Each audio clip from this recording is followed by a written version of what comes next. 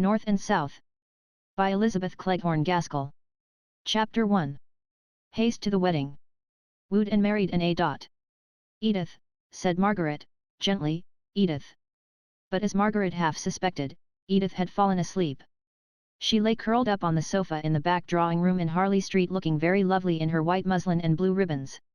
If Titania had ever been dressed in white muslin and blue ribbons, and had fallen asleep on a crimson damask sofa in a back drawing-room, Edith might have been taken for her. Margaret was struck afresh by her cousin's beauty. They had grown up together from childhood, and all along Edith had been remarked upon by everyone, except Margaret, for her prettiness, but Margaret had never thought about it until the last few days, when the prospect of soon losing her companion seemed to give force to every sweet quality and charm which Edith possessed. They had been talking about wedding dresses and wedding ceremonies, and Captain Lennox, and what he had told Edith about her future life at Corfu, where his regiment was stationed, and the difficulty of keeping a piano in good tune, a difficulty which Edith seemed to consider as one of the most formidable that could befall her in her married life, and what gowns she should want in the visits to Scotland, which would immediately succeed her marriage, but the whispered tone had latterly become more drowsy, and Margaret, after a pause of a few minutes, found, as she fancied, that in spite of the buzz in the next room, Edith had rolled herself up into a soft ball of muslin and ribbon, and silken curls, and gone off into a peaceful little after-dinner nap. Margaret had been on the point of telling her cousin of some of the plans and visions which she entertained as to her future life in the country parsonage, where her father and mother lived, and where her bright holidays had always been passed, though for the last 10 years her Aunt Shaw's house had been considered as her home. But in default of a listener, she had to brood over the change in her life silently as heretofore. It was a happy brooding, although tinged with regret at being separated for an indefinite time from her gentle aunt and dear cousin. As she thought of the delight of filling the important post of only daughter in Hellstone Parsonage, pieces of the conversation out of the next room came upon her ears. Her Aunt Shaw was talking to the 5 or 6 ladies who had been dining there, and whose husbands were still in the dining room. They were the familiar acquaintances of the house, neighbours whom Mrs. Shaw called friends, because she happened to dine with them more frequently than with any other people, and because if she or Edith wanted anything from them, or they from her, they did not scruple to make a call at each other's houses before luncheon. These ladies and their husbands were invited in their capacity of friends, to eat a farewell dinner in honour of Edith's approaching marriage. Edith had rather objected to this arrangement, for Captain Lennox was expected to arrive by a late train this very evening, but, although she was a spoiled child, she was too careless and idle to have a very strong will of her own, and gave way when she found that her mother had absolutely ordered those extra delicacies of the season which are always supposed to be efficacious against immoderate grief at farewell dinners.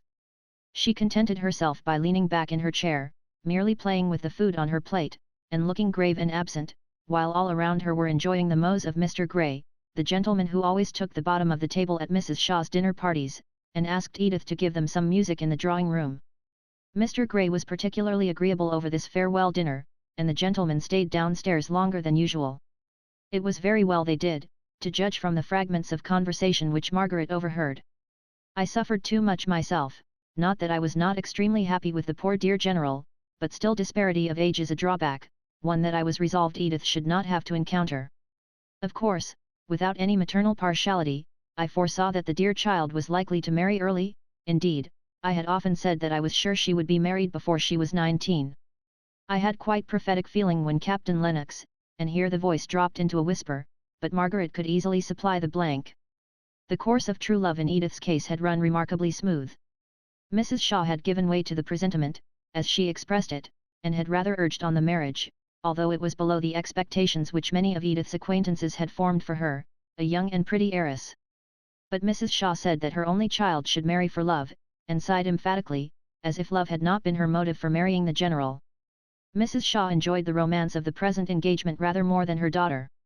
Not but that Edith was very thoroughly and properly in love, still she would certainly have preferred a good house in Belgravia, to all the picturesqueness of the life which Captain Lennox described at Corfu. The very parts which made Margaret glow as she listened, Edith pretended to shiver and shudder at, partly for the pleasure she had in being coaxed out of her dislike by her fond lover, and partly because anything of a gypsy or makeshift life was really distasteful to her. Yet had any one come with a fine house, and a fine estate, and a fine title to boot, Edith would still have clung to Captain Lennox while the temptation lasted. When it was over, it is possible she might have had little qualms of ill-concealed regret that Captain Lennox could not have united in his person everything that was desirable. In this she was but her mother's child, who, after deliberately marrying General Shaw with no warmer feeling than respect for his character and establishment, was constantly, though quietly, bemoaning her hard lot in being united to one whom she could not love. "I have spared no expense in her trousseau," were the next words Margaret heard. "She has all the beautiful Indian shawls and scarfs the General gave to me, but which I shall never wear again." "She is a lucky girl," replied another voice, which Margaret knew to be that of Mrs. Gibson, a lady who was taking a double interest in the conversation, from the fact of one of her daughters having been married within the last few weeks. Helen had set her heart upon an Indian shawl, but really when I found what an extravagant price was asked, I was obliged to refuse her.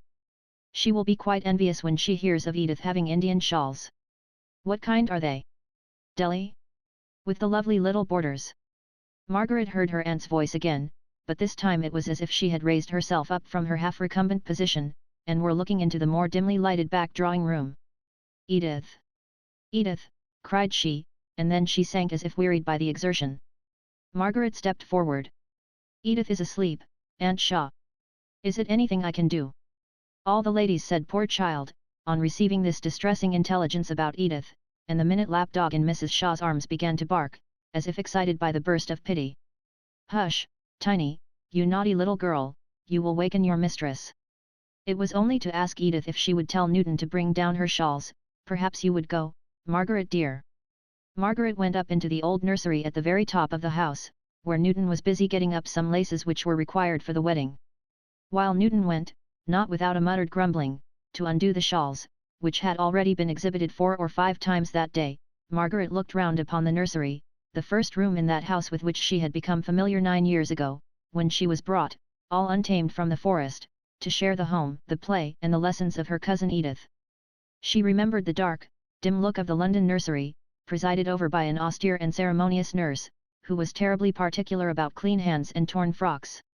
She recollected the first tea up there, separate from her father and aunt, who were dining somewhere down below, an infinite depth of stairs, for unless she were up in the sky, the child thought, they must be deep down in the bowels of the earth. At home, before she came to live in Harley Street, her mother's dressing-room had been her nursery, and as they kept early hours in the country parsonage, Margaret had always had her meals with her father and mother. Oh! Well did the tall stately girl of 18 remember the tears shed with such wild passion of grief by the little girl of 9, as she hid her face under the bedclothes in that first night, and how she was bidden not to cry by the nurse, because it would disturb Miss Edith, and how she had cried as bitterly, but more quietly, till her newly seen, grand, pretty aunt had come softly upstairs with Mr. Hale to show him his little sleeping daughter. Then the little Margaret had hushed her sobs, and tried to lie quiet as if asleep, for fear of making her father unhappy by her grief, which she dared not express before her aunt, and which she rather thought it was wrong to feel at all after the long hoping, and planning, and contriving they had gone through at home, before her wardrobe could be arranged to suit her grander circumstances, and before Papa could leave his parish to come up to London, even for a few days. Now she had got to love the old nursery, though it was but a dismantled place, and she looked all round with a kind of cat-like regret, at the idea of leaving it forever in 3 days. "Ah, Newton," said she, "I think we shall all be sorry to leave this dear old room." "Indeed, miss, I shan't for one. My eyes are not so good as they were, and the light here is so bad that I can't see to mend laces except just at the window, where there's always a shocking draught, enough to give one one's death of cold." "Well, I dare say you will have both good light and plenty of warmth at Naples. You must keep as much of your darning as you can till then." "Thank you, Newton, I can take them down, you're busy." So Margaret went down laden with shawls, and snuffing up their spicy eastern smell. Her aunt asked her to stand as a sort of lay figure on which to display them, as Edith was still asleep. No one thought about it, but Margaret's tall, finely made figure, in the black silk dress which she was wearing as mourning for some distant relative of her father's, set off the long beautiful folds of the gorgeous shawls that would have half smothered Edith. Margaret stood right under the chandelier, quite silent and passive, while her aunt adjusted the draperies. Occasionally, as she was turned round, she caught a glimpse of herself in the mirror over the chimney-piece, and smiled at her own appearance there, the familiar features in the usual garb of a princess.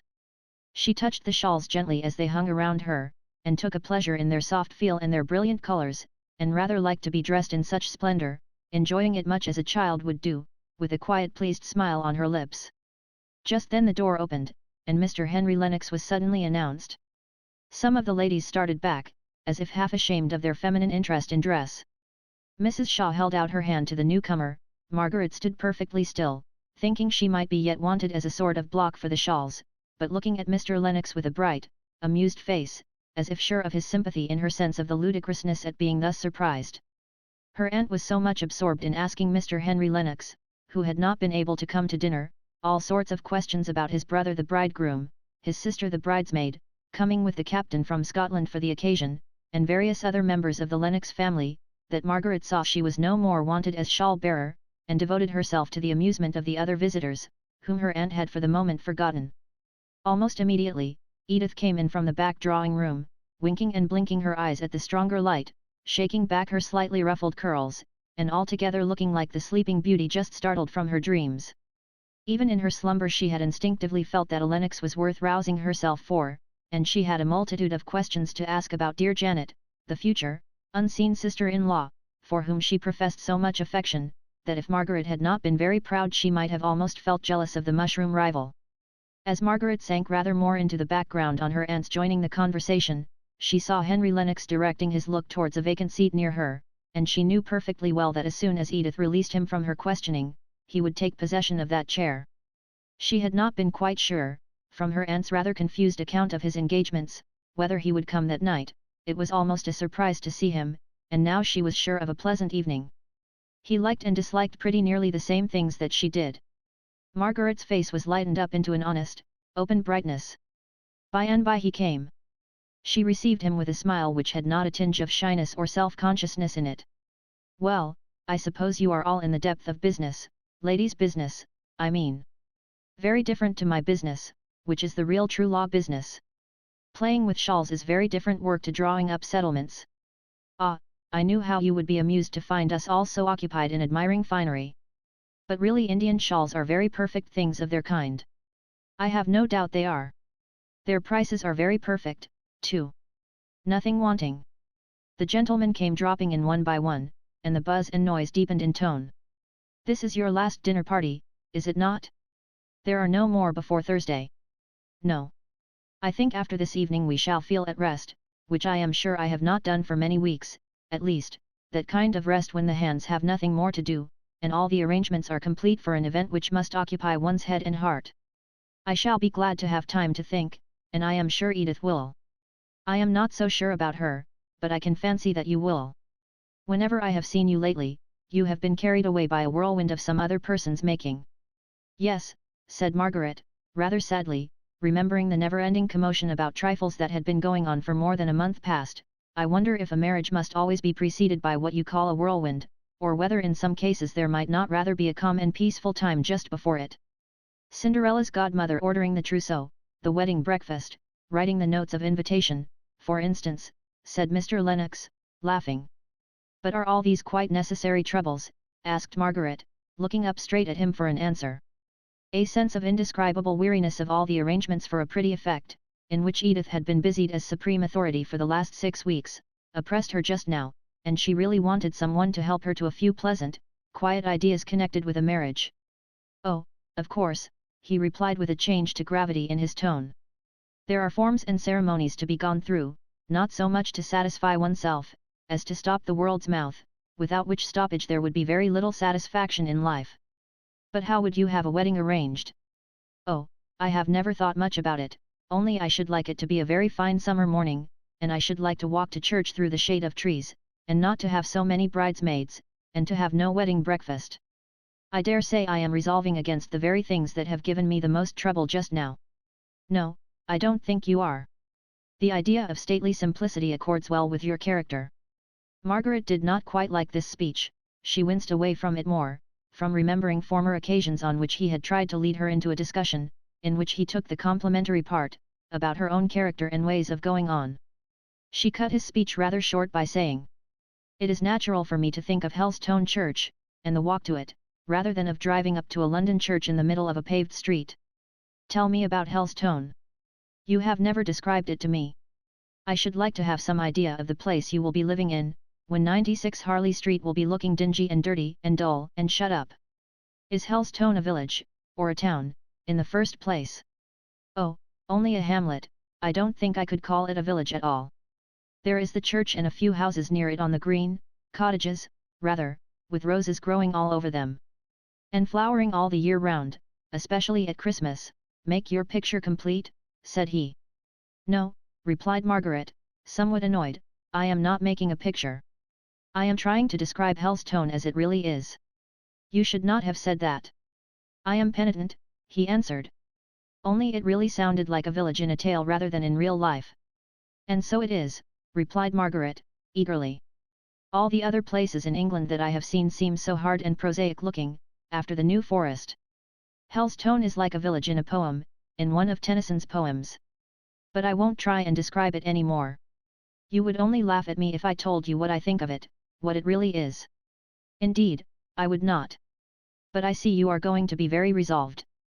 Well, then, tell me that which I should like still better to know, what the parsonage is like. Oh, I can't describe my home. It is home, and I can't put its charm into words. I submit. You are rather severe tonight, Margaret. How, said she, turning her large soft eyes round full upon him. I did not know I was. Why, because I made an unlucky remark, you will neither tell me what Helstone is like, nor will you say anything about your home, though I have told you how much I want to hear about both, the latter especially. But indeed I cannot tell you about my own home.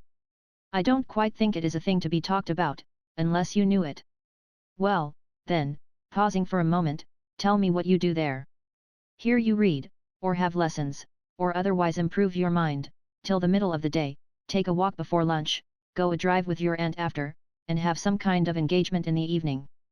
There, now fill up your day at Helstone. Shall you ride, drive, or walk? Walk, decidedly. We have no horse, not even for Papa. He walks to the very extremity of his parish. The walks are so beautiful, it would be a shame to drive, almost a shame to ride. Shall you garden much? That, I believe, is a proper employment for young ladies in the country. I don't know. I am afraid I shan't like such hard work. Archery parties, picnics, race balls, hunt balls. Oh no, said she, laughing. Papa's living is very small, and even if we were near such things, I doubt if I should go to them. I see, you won't tell me anything. You will only tell me that you are not going to do this and that. Before the vacation ends, I think I shall pay you a call, and see what you really do employ yourself in. I hope you will. Then you will see for yourself how beautiful Helstone is. Now I must go. Edith is sitting down to play, and I just know enough of music to turn over the leaves for her, and, besides, Aunt Shaw won't like us to talk. Edith played brilliantly. In the middle of the piece the door half opened, and Edith saw Captain Lennox hesitating whether to come in. She threw down her music, and rushed out of the room, leaving Margaret standing confused and blushing to explain to the astonished guests what vision had shown itself to cause Edith's sudden flight. Captain Lennox had come earlier than was expected, or was it really so late? They looked at their watches, were duly shocked, and took their leave. Then Edith came back, glowing with pleasure, half shyly, half proudly leading in her tall handsome captain. His brother shook hands with him, and Mrs. Shaw welcomed him in her gentle kindly way, which had always something plaintive in it, arising from the long habit of considering herself a victim to an uncongenial marriage. Now that, the general being gone, she had every good of life, with as few drawbacks as possible, she had been rather perplexed to find an anxiety, if not a sorrow. She had, however, of late settled upon her own health as a source of apprehension. She had a nervous little cough whenever she thought about it, and some complaisant doctor ordered her just what she desired, a winter in Italy. Mrs. Shaw had as strong wishes as most people, but she never liked to do anything from the open and acknowledged motive of her own goodwill and pleasure. She preferred being compelled to gratify herself by some other person's command or desire. She really did persuade herself that she was submitting to some hard external necessity, and thus she was able to moan and complain in her soft manner, all the time she was in reality doing just what she liked. It was in this way she began to speak of her own journey to Captain Lennox, who assented, as in duty bound, to all his future mother-in-law said, while his eyes sought Edith, who was busying herself in rearranging the tea-table, and ordering up all sorts of good things in spite of his assurances that he had dined within the last 2 hours. Mr. Henry Lennox stood leaning against the chimney-piece, amused with the family scene. He was close by his handsome brother, he was the plain one in a singularly good-looking family, but his face was intelligent, keen, and mobile, and now and then Margaret wondered what it was that he could be thinking about, while he kept silence, but was evidently observing, with an interest that was slightly sarcastic, all that Edith and she were doing. The sarcastic feeling was called out by Mrs. Shaw's conversation with his brother. It was separate from the interest which was excited by what he saw. He thought it a pretty sight to see the two cousins so busy in their little arrangements about the table. Edith chose to do most herself. She was in a humor to enjoy showing her lover how well she could behave as a soldier's wife. She found out that the water in the urn was cold, and ordered up the great kitchen tea kettle, the only consequence of which was that when she met it at the door, and tried to carry it in, it was too heavy for her, and she came in pouting, with a black mark on her muslin gown, and a little round white hand indented by the handle, which she took to show to Captain Lennox, just like a hurt child, and, of course, the remedy was the same in both cases. Margaret's quickly adjusted spirit lamp was the most efficacious contrivance, though not so like the gypsy encampment which Edith, in some of her moods, chose to consider the nearest resemblance to a barrack life. After this evening all was bustle till the wedding was over. Chapter 2. Roses and Thorns. By the soft green light in the woody glade. On the banks of moss where thy childhood played. By the household tree, through which thine eye first looked in love to the summer sky. Mrs. Hemans. Margaret was once more in her morning dress, travelling quietly home with her father, who had come up to assist at the wedding. Her mother had been detained at home by a multitude of half-reasons, none of which anybody fully understood, except Mr. Hale, who was perfectly aware that all his arguments in favour of a grey satin gown, which was midway between oldness and newness, had proved unavailing, and that, as he had not the money to equip his wife afresh, from top to toe, she would not show herself at her only sister's only child's wedding. If Mrs. Shaw had guessed at the real reason why Mrs. Hale did not accompany her husband, she would have showered down gowns upon her, but it was nearly 20 years since Mrs. Shaw had been the poor pretty Miss Beresford, and she had really forgotten all grievances except that of the unhappiness arising from disparity of age in married life, on which she could descant by the half-hour. Dearest Maria had married the man of her heart, only 8 years older than herself, with the sweetest temper, and that blue-black hair one so seldom sees. Mr. Hale was one of the most delightful preachers she had ever heard, and a perfect model of a parish priest. Perhaps it was not quite a logical deduction from all these premises, but it was still Mrs. Shaw's characteristic conclusion, as she thought over her sister's lot. Married for love, what can dearest Maria have to wish for in this world? Mrs. Hale, if she spoke truth, might have answered with a ready-made list: a silver grey glacé silk, a white chip bonnet, oh, dozens of things for the wedding, and hundreds of things for the house. Margaret only knew that her mother had not found it convenient to come, and she was not sorry to think that their meeting and greeting would take place at Helstone Parsonage, rather than, during the confusion of the last 2 or 3 days, in the house in Harley Street, where she herself had had to play the part of Figaro, and was wanted everywhere at one and the same time. Her mind and body ached now with the recollection of all she had done and said within the last 48 hours. The farewells so hurriedly taken, amongst all the other goodbyes, of those she had lived with so long, oppressed her now with a sad regret for the times that were no more. It did not signify what those times had been, they were gone never to return. Margaret's heart felt more heavy than she could ever have thought it possible in going to her own dear home, the place and the life she had longed for years, at that time of all times for yearning and longing, just before the sharp senses lose their outlines in sleep. She took her mind away with a wrench from the recollection of the past to the bright serene contemplation of the hopeful future. Her eyes began to see, not visions of what had been, but the sight actually before her, her dear father leaning back asleep in the railway carriage. His blue-black hair was grey now, and lay thinly over his brows. The bones of his face were plainly to be seen, too plainly for beauty. If his features had been less finely cut, as it was, they had a grace if not a comeliness of their own. The face was in repose, but it was rather rest after weariness than the serene calm of the countenance of one who led a placid, contented life. Margaret was painfully struck by the worn, anxious expression, and she went back over the open and avowed circumstances of her father's life, to find the cause for the lines that spoke so plainly of habitual distress and depression. Poor Frederick, thought she, sighing. Oh, if Frederick had but been a clergyman, instead of going into the navy, and being lost to us all. I wish I knew all about it. I never understood it from Aunt Shaw, I only knew he could not come back to England because of that terrible affair. Poor dear papa! How sad he looks! I am so glad I am going home, to be at hand to comfort him and mamma. She was ready with a bright smile, in which there was not a trace of fatigue, to greet her father when he awakened. He smiled back again, but faintly, as if it were an unusual exertion. His face returned into its lines of habitual anxiety. He had a trick of half opening his mouth as if to speak, which constantly unsettled the form of the lips, and gave the face an undecided expression. But he had the same large, soft eyes as his daughter, eyes which moved slowly and almost grandly round in their orbits, and were well veiled by their transparent white eyelids.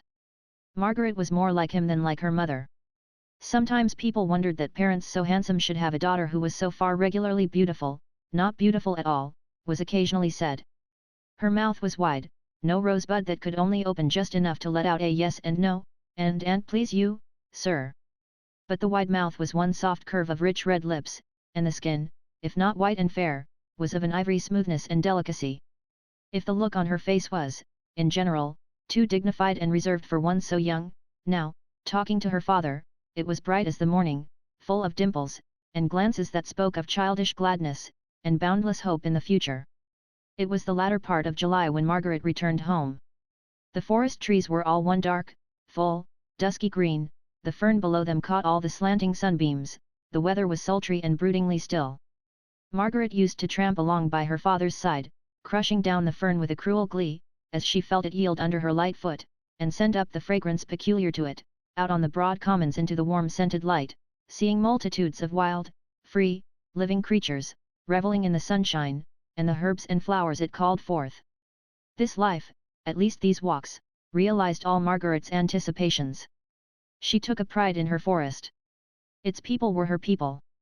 She made hearty friends with them, learned and delighted in using their peculiar words, took up her freedom amongst them, nursed their babies, talked or read with slow distinctness to their old people, carried dainty messes to their sick, resolved before long to teach at the school where her father went regularly every day as to an appointed task, but she was continually tempted off to go and see some individual friend, man, woman, or child, in some cottage in the green shade of the forest.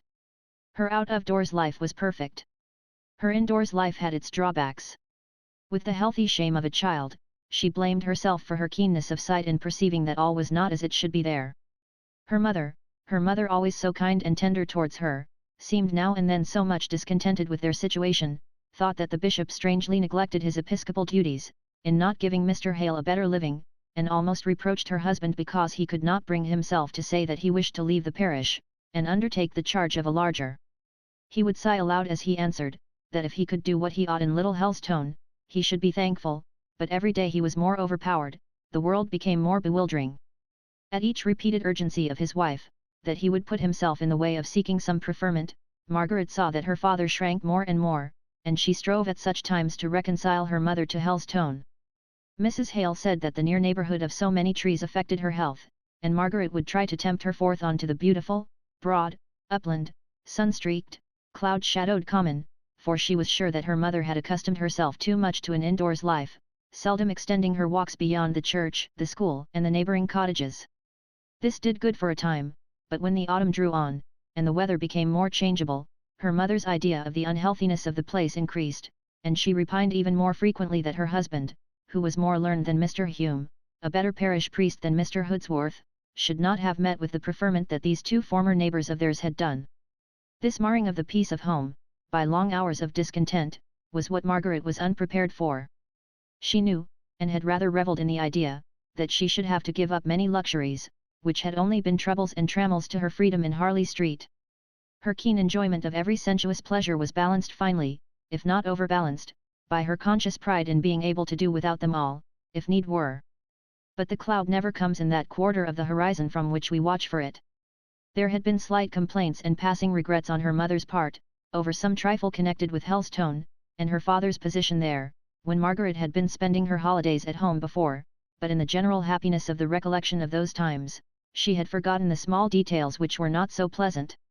In the latter half of September, the autumnal rains and storms came on, and Margaret was obliged to remain more in the house than she had hitherto done. Hellstone was at some distance from any neighbours of their own standard of cultivation. "It is undoubtedly one of the most out-of-the-way places in England," said Mrs. Hale, in one of her plaintive moods. "I can't help regretting constantly that Papa has really no one to associate with here, he is so thrown away, seeing no one but farmers and labourers from week's end to week's end. If we only lived at the other side of the parish, it would be something, There we should be almost within walking distance of the Stansfields, certainly the Gormans would be within a walk. Gormans, said Margaret, are those the Gormans who made their fortunes in trade at Southampton? Oh! I'm glad we don't visit them. I don't like shoppy people. I think we are far better off, knowing only cottagers and labourers, and people without pretence. You must not be so fastidious, Margaret, dear, said her mother, secretly thinking of a young and handsome Mr. Gorman whom she had once met at Mr. Hume's. No. I call mine a very comprehensive taste. I like all people whose occupations have to do with land. I like soldiers and sailors, and the three learned professions, as they call them. I'm sure you don't want me to admire butchers and bakers, and candlestick makers, do you, Mamma? But the Gormans were neither butchers nor bakers, but very respectable coach builders. Very well. Coach building is a trade all the same, and I think a much more useless one than that of butchers or bakers. Oh! How tired I used to be of the drives every day in Aunt Shaw's carriage, and how I longed to walk. And walk Margaret did, in spite of the weather. She was so happy out of doors, at her father's side, that she almost danced, and with the soft violence of the west wind behind her, as she crossed some heath, she seemed to be borne onwards as lightly and easily as the fallen leaf that was wafted along by the autumnal breeze. But the evenings were rather difficult to fill up agreeably. Immediately after tea her father withdrew into his small library, and she and her mother were left alone. Mrs. Hale had never cared much for books, and had discouraged her husband, very early in their married life, in his desire of reading aloud to her, while she worked. At one time they had tried backgammon as a resource, but as Mr. Hale grew to take an increasing interest in his school and his parishioners, he found that the interruptions which arose out of these duties were regarded as hardships by his wife, not to be accepted as the natural conditions of his profession, but to be regretted and struggled against by her as they severally arose. So he withdrew, while the children were yet young, into his library, to spend his evenings, if he were at home, in reading the speculative and metaphysical books which were his delight. When Margaret had been here before, she had brought down with her a great box of books, recommended by masters or governess, and had found the summer's day all too short to get through the reading she had to do before her return to town. Now there were only the well-bound, little-read English classics, which were weeded out of her father's library to fill up the small bookshelves in the drawing-room. Thomson's Seasons, Haley's Cooper, Middleton's Cicero, were by far the lightest, newest, and most amusing. The bookshelves did not afford much resource. Margaret told her mother every particular of her London life, to all of which Mrs. Hale listened with interest, sometimes amused and questioning, at others a little inclined to compare her sister's circumstances of ease and comfort with the narrower means at Helstone Vicarage. On such evenings Margaret was apt to stop talking rather abruptly, and listen to the drip-drip of the rain upon the leads of the little bow window. Once or twice Margaret found herself mechanically counting the repetition of the monotonous sound, while she wondered if she might venture to put a question on a subject very near to her heart, and ask where Frederick was now, what he was doing, how long it was since they had heard from him. But a consciousness that her mother's delicate health and positive dislike to Helstone, all dated from the time of the mutiny in which Frederick had been engaged, the full account of which Margaret had never heard, and which now seemed doomed to be buried in sad oblivion, made her pause and turn away from the subject each time she approached it. When she was with her mother, her father seemed the best person to apply to for information, and when with him, she thought that she could speak more easily to her mother. Probably there was nothing much to be heard that was new. In one of the letters she had received before leaving Harley Street, her father had told her that they had heard from Frederick, he was still at Rio, and very well in health, and sent his best love to her, which was dry bones, but not the living intelligence she longed for. Frederick was always spoken of, in the rare times when his name was mentioned, as poor Frederick. His room was kept exactly as he had left it, and was regularly dusted, and put into order by Dixon, Mrs. Hale's maid, who touched no other part of the household work, but always remembered the day when she had been engaged by Lady Beresford as lady's maid to Sir John's wards, the pretty Miss Beresfords, the belles of Rutlandshire. Dixon had always considered Mr. Hale as the blight which had fallen upon her young lady's prospects in life. If Miss Beresford had not been in such a hurry to marry a poor country clergyman, there was no knowing what she might have become. But Dixon was too loyal to desert her in her affliction and downfall, alas, her married life. She remained with her, and was devoted to her interests, always considering herself as the good and protecting fairy, whose duty it was to baffle the malignant giant, Mr. Hale. Master Frederick had been her favourite and pride, and it was with a little softening of her dignified look and manner, that she went in weekly to arrange the chamber as carefully as if he might be coming home that very evening. Margaret could not help believing that there had been some late intelligence of Frederick, unknown to her mother, which was making her father anxious and uneasy. Mrs. Hale did not seem to perceive any alteration in her husband's looks or ways. His spirits were tender and gentle, readily affected by any small piece of intelligence concerning the welfare of others. He would be depressed for many days after witnessing a deathbed, or hearing of any crime. But now Margaret noticed an absence of mind, as if his thoughts were preoccupied by some subject, the oppression of which could not be relieved by any daily action, such as comforting the survivors, or teaching at the school in hope of lessening the evils in the generation to come. Mr. Hale did not go out among his parishioners as much as usual, he was more shut up in his study, was anxious for the village postman, whose summons to the household was a rap on the back kitchen window shutter, a signal which at one time had often to be repeated before anyone was sufficiently alive to the hour of the day to understand what it was, and attend to him.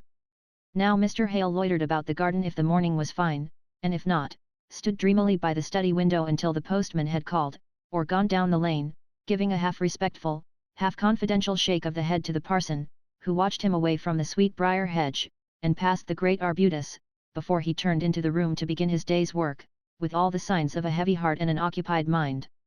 But Margaret was at an age when any apprehension, not absolutely based on a knowledge of facts, is easily banished for a time by a bright sunny day, or some happy outward circumstance. And when the brilliant 14 fine days of October came on, her cares were all blown away as lightly as thistledown, and she thought of nothing but the glories of the forest. The fern harvest was over, and now that the rain was gone, many a deep glade was accessible, into which Margaret had only peeped in July and August weather. She had learnt drawing with Edith, and she had sufficiently regretted, during the gloom of the bad weather, her idle revelling in the beauty of the woodlands, while it had yet been fine, to make her determined to sketch what she could before winter fairly set in. Accordingly, she was busy preparing her board one morning, when Sarah, the housemaid, threw wide open the drawing-room door, and announced, "Mr. Henry Lennox." Chapter 3. The more haste the worse speed. Learn to win a lady's faith. Nobly, as the thing is high. Bravely, as for life and death. With a loyal gravity. Lead her from the festive boards. Point her to the starry skies. Guard her, by your truthful words. Pure from courtship's flatteries. Mrs. Browning. Mr. Henry Lennox. Margaret had been thinking of him only a moment before, and remembering his inquiry into her probable occupations at home. It was Parlor du Soleil etl on Envoy les rayons, and the brightness of the sun came over Margaret's face as she put down her board, and went forward to shake hands with him. "Tell Mama, Sarah," said she. "Mama and I want to ask you so many questions about Edith. I am so much obliged to you for coming." "Did not I say that I should?" asked he, in a lower tone than that in which he had spoken. "But I heard of you so far away in the Highlands that I never thought Hampshire could come in." "Oh," said he, more lightly, "our young couple were playing such foolish pranks, running all sorts of risks, climbing this mountain, sailing on that lake, that I really thought they needed a mentor to take care of them. And indeed they did, they were quite beyond my uncle's management, and kept the old gentleman in a panic for 16 hours out of the 24. Indeed, when I once saw how unfit they were to be trusted alone, I thought it my duty not to leave them till I had seen them safely embarked at Plymouth." "Have you been at Plymouth?" "Oh! Edith never named that. To be sure, she has written in such a hurry lately. Did they really sail on Tuesday?" "Really sailed, and relieved me from many responsibilities. Edith gave me all sorts of messages for you. I believe I have a little diminutive note somewhere. Yes, here it is." "Oh, thank you," exclaimed Margaret, and then, half wishing to read it alone and unwatched, she made the excuse of going to tell her mother again. Sarah surely had made some mistake, that Mr. Lennox was there. When she had left the room, he began in his scrutinizing way to look about him. The little drawing-room was looking its best in the streaming light of the morning sun. The middle window in the bow was opened, and clustering roses and the scarlet honeysuckle came peeping round the corner. The small lawn was gorgeous with verbenas and geraniums of all bright colours. But the very brightness outside made the colours within seem poor and faded. The carpet was far from new, the chintz had been often washed, the whole apartment was smaller and shabbier than he had expected, as background and framework for Margaret, herself so queenly. He took up one of the books lying on the table. It was the Paradise of Dante, in the proper old Italian binding of white vellum and gold. By it lay a dictionary, and some words copied out in Margaret's handwriting. They were a dull list of words, but somehow he liked looking at them. He put them down with a sigh. The living is evidently as small as she said.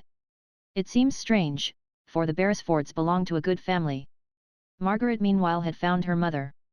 It was one of Mrs. Hale's fitful days, when everything was a difficulty and a hardship, and Mr. Lennox's appearance took this shape, although secretly she felt complimented by his thinking it worthwhile to call. It is most unfortunate. We are dining early today, and having nothing but cold meat, in order that the servants may get on with their ironing, and yet, of course, we must ask him to dinner, Edith's brother-in-law and all. And your papa is in such low spirits this morning about something, I don't know what. I went into the study just now, and he had his face on the table, covering it with his hands. I told him I was sure Helstone air did not agree with him any more than with me, and he suddenly lifted up his head, and begged me not to speak a word more against Helstone. He could not bear it. If there was one place he loved on earth it was Helstone. But I am sure, for all that, it is the damp and relaxing air. Margaret felt as if a thin cold cloud had come between her and the sun. She had listened patiently, in hopes that it might be some relief to her mother to unburden herself, but now it was time to draw her back to Mr. Lennox. Papa likes Mr. Lennox, they got on together famously at the wedding breakfast. I dare say his coming will do Papa good. And never mind the dinner, dear Mamma. Cold meat will do capitally for a lunch, which is the light in which Mr. Lennox will most likely look upon a 2 o'clock dinner. But what are we to do with him till then? It is only 10:30 now. I'll ask him to go out sketching with me. I know he draws, and that will take him out of your way, Mamma. Only do come in now, he will think it so strange if you don't. Mrs. Hale took off her black silk apron, and smoothed her face.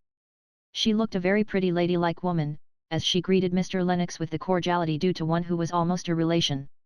He evidently expected to be asked to spend the day, and accepted the invitation with a glad readiness that made Mrs. Hale wish she could add something to the cold beef. He was pleased with everything, delighted with Margaret's idea of going out sketching together, would not have Mr. Hale disturbed for the world, with the prospect of so soon meeting him at dinner. Margaret brought out her drawing materials for him to choose from, and after the paper and brushes had been duly selected, the two set out in the merriest spirits in the world. Now, please, just stop here for a minute or two, said Margaret. These are the cottages that haunted me so during the rainy fortnight, reproaching me for not having sketched them before they tumbled down and were no more seen. Truly, if they are to be sketched, and they are very picturesque, we had better not put it off till next year. But where shall we sit? Oh! You might have come straight from chambers in the Temple, instead of having been 2 months in the Highlands. Look at this beautiful trunk of a tree, which the woodcutters have left just in the right place for the light. I will put my plaid over it, and it will be a regular forest throne. With your feet in that puddle for a regal footstool. Stay, I will move, and then you can come near this way.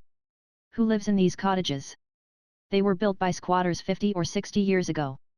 One is uninhabited, the foresters are going to take it down, as soon as the other is dead, poor old fellow. Look, there he is, I must go and speak to him. He is so deaf you will hear all our secrets. The old man stood bareheaded in the sun, leaning on his stick at the front of his cottage. His stiff features relaxed into a slow smile as Margaret went up and spoke to him. Mr. Lennox hastily introduced the two figures into his sketch, and finished up the landscape with a subordinate reference to them, as Margaret perceived, when the time came for getting up, putting away water, and scraps of paper, and exhibiting to each other their sketches. She laughed and blushed. Mr. Lennox watched her countenance. Now, I call that treacherous, said she. I little thought that you were making old Isaac and me into subjects, when you told me to ask him the history of these cottages. It was irresistible. You can't know how strong a temptation it was. I hardly dare tell you how much I shall like this sketch. He was not quite sure whether she heard this latter sentence before she went to the brook to wash her palette. She came back rather flushed, but looking perfectly innocent and unconscious. He was glad of it, for the speech had slipped from him unawares, a rare thing in the case of a man who premeditated his actions so much as Henry Lennox. The aspect of home was all right and bright when they reached it. The clouds on her mother's brow had cleared off under the propitious influence of a brace of carp, most opportunely presented by a neighbour. Mr. Hale had returned from his morning's round, and was awaiting his visitor just outside the wicket gate that led into the garden. He looked a complete gentleman in his rather threadbare coat and well-worn hat. Margaret was proud of her father, She had always a fresh and tender pride in seeing how favorably he impressed every stranger, still her quick eye sought over his face and found there traces of some unusual disturbance, which was only put aside, not cleared away. Mr. Hale asked to look at their sketches. "I think you have made the tints on the thatch too dark, have you not?" as he returned Margaret's to her, and held out his hand for Mr. Lennox's, which was withheld from him one moment, no more. "No, Papa. I don't think I have. The house leek and stone crop have grown so much darker in the rain." "Is it not like, Papa?" said she, peeping over his shoulder, as he looked at the figures in Mr. Lennox's drawing. "Yes, very like. Your figure and way of holding yourself is capital.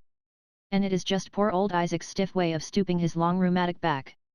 What is this hanging from the branch of the tree? Not a bird's nest, surely? Oh no, that is my bonnet. I never can draw with my bonnet on, it makes my head so hot. I wonder if I could manage figures. There are so many people about here whom I should like to sketch.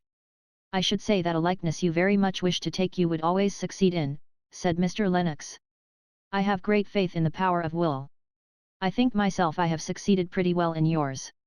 Mr. Hale had preceded them into the house, while Margaret was lingering to pluck some roses, with which to adorn her morning gown for dinner. A regular London girl would understand the implied meaning of that speech, thought Mr. Lennox.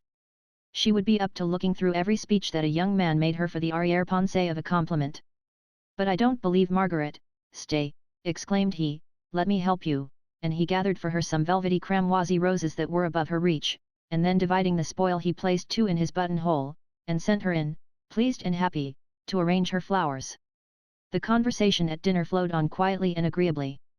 There were plenty of questions to be asked on both sides, the latest intelligence which each could give of Mrs. Shaw's movements in Italy to be exchanged, and in the interest of what was said, the unpretending simplicity of the parsonage ways, above all in the neighbourhood of Margaret, Mr. Lennox forgot the little feeling of disappointment with which he had at first perceived that she had spoken but the simple truth when she had described her father's living as very small.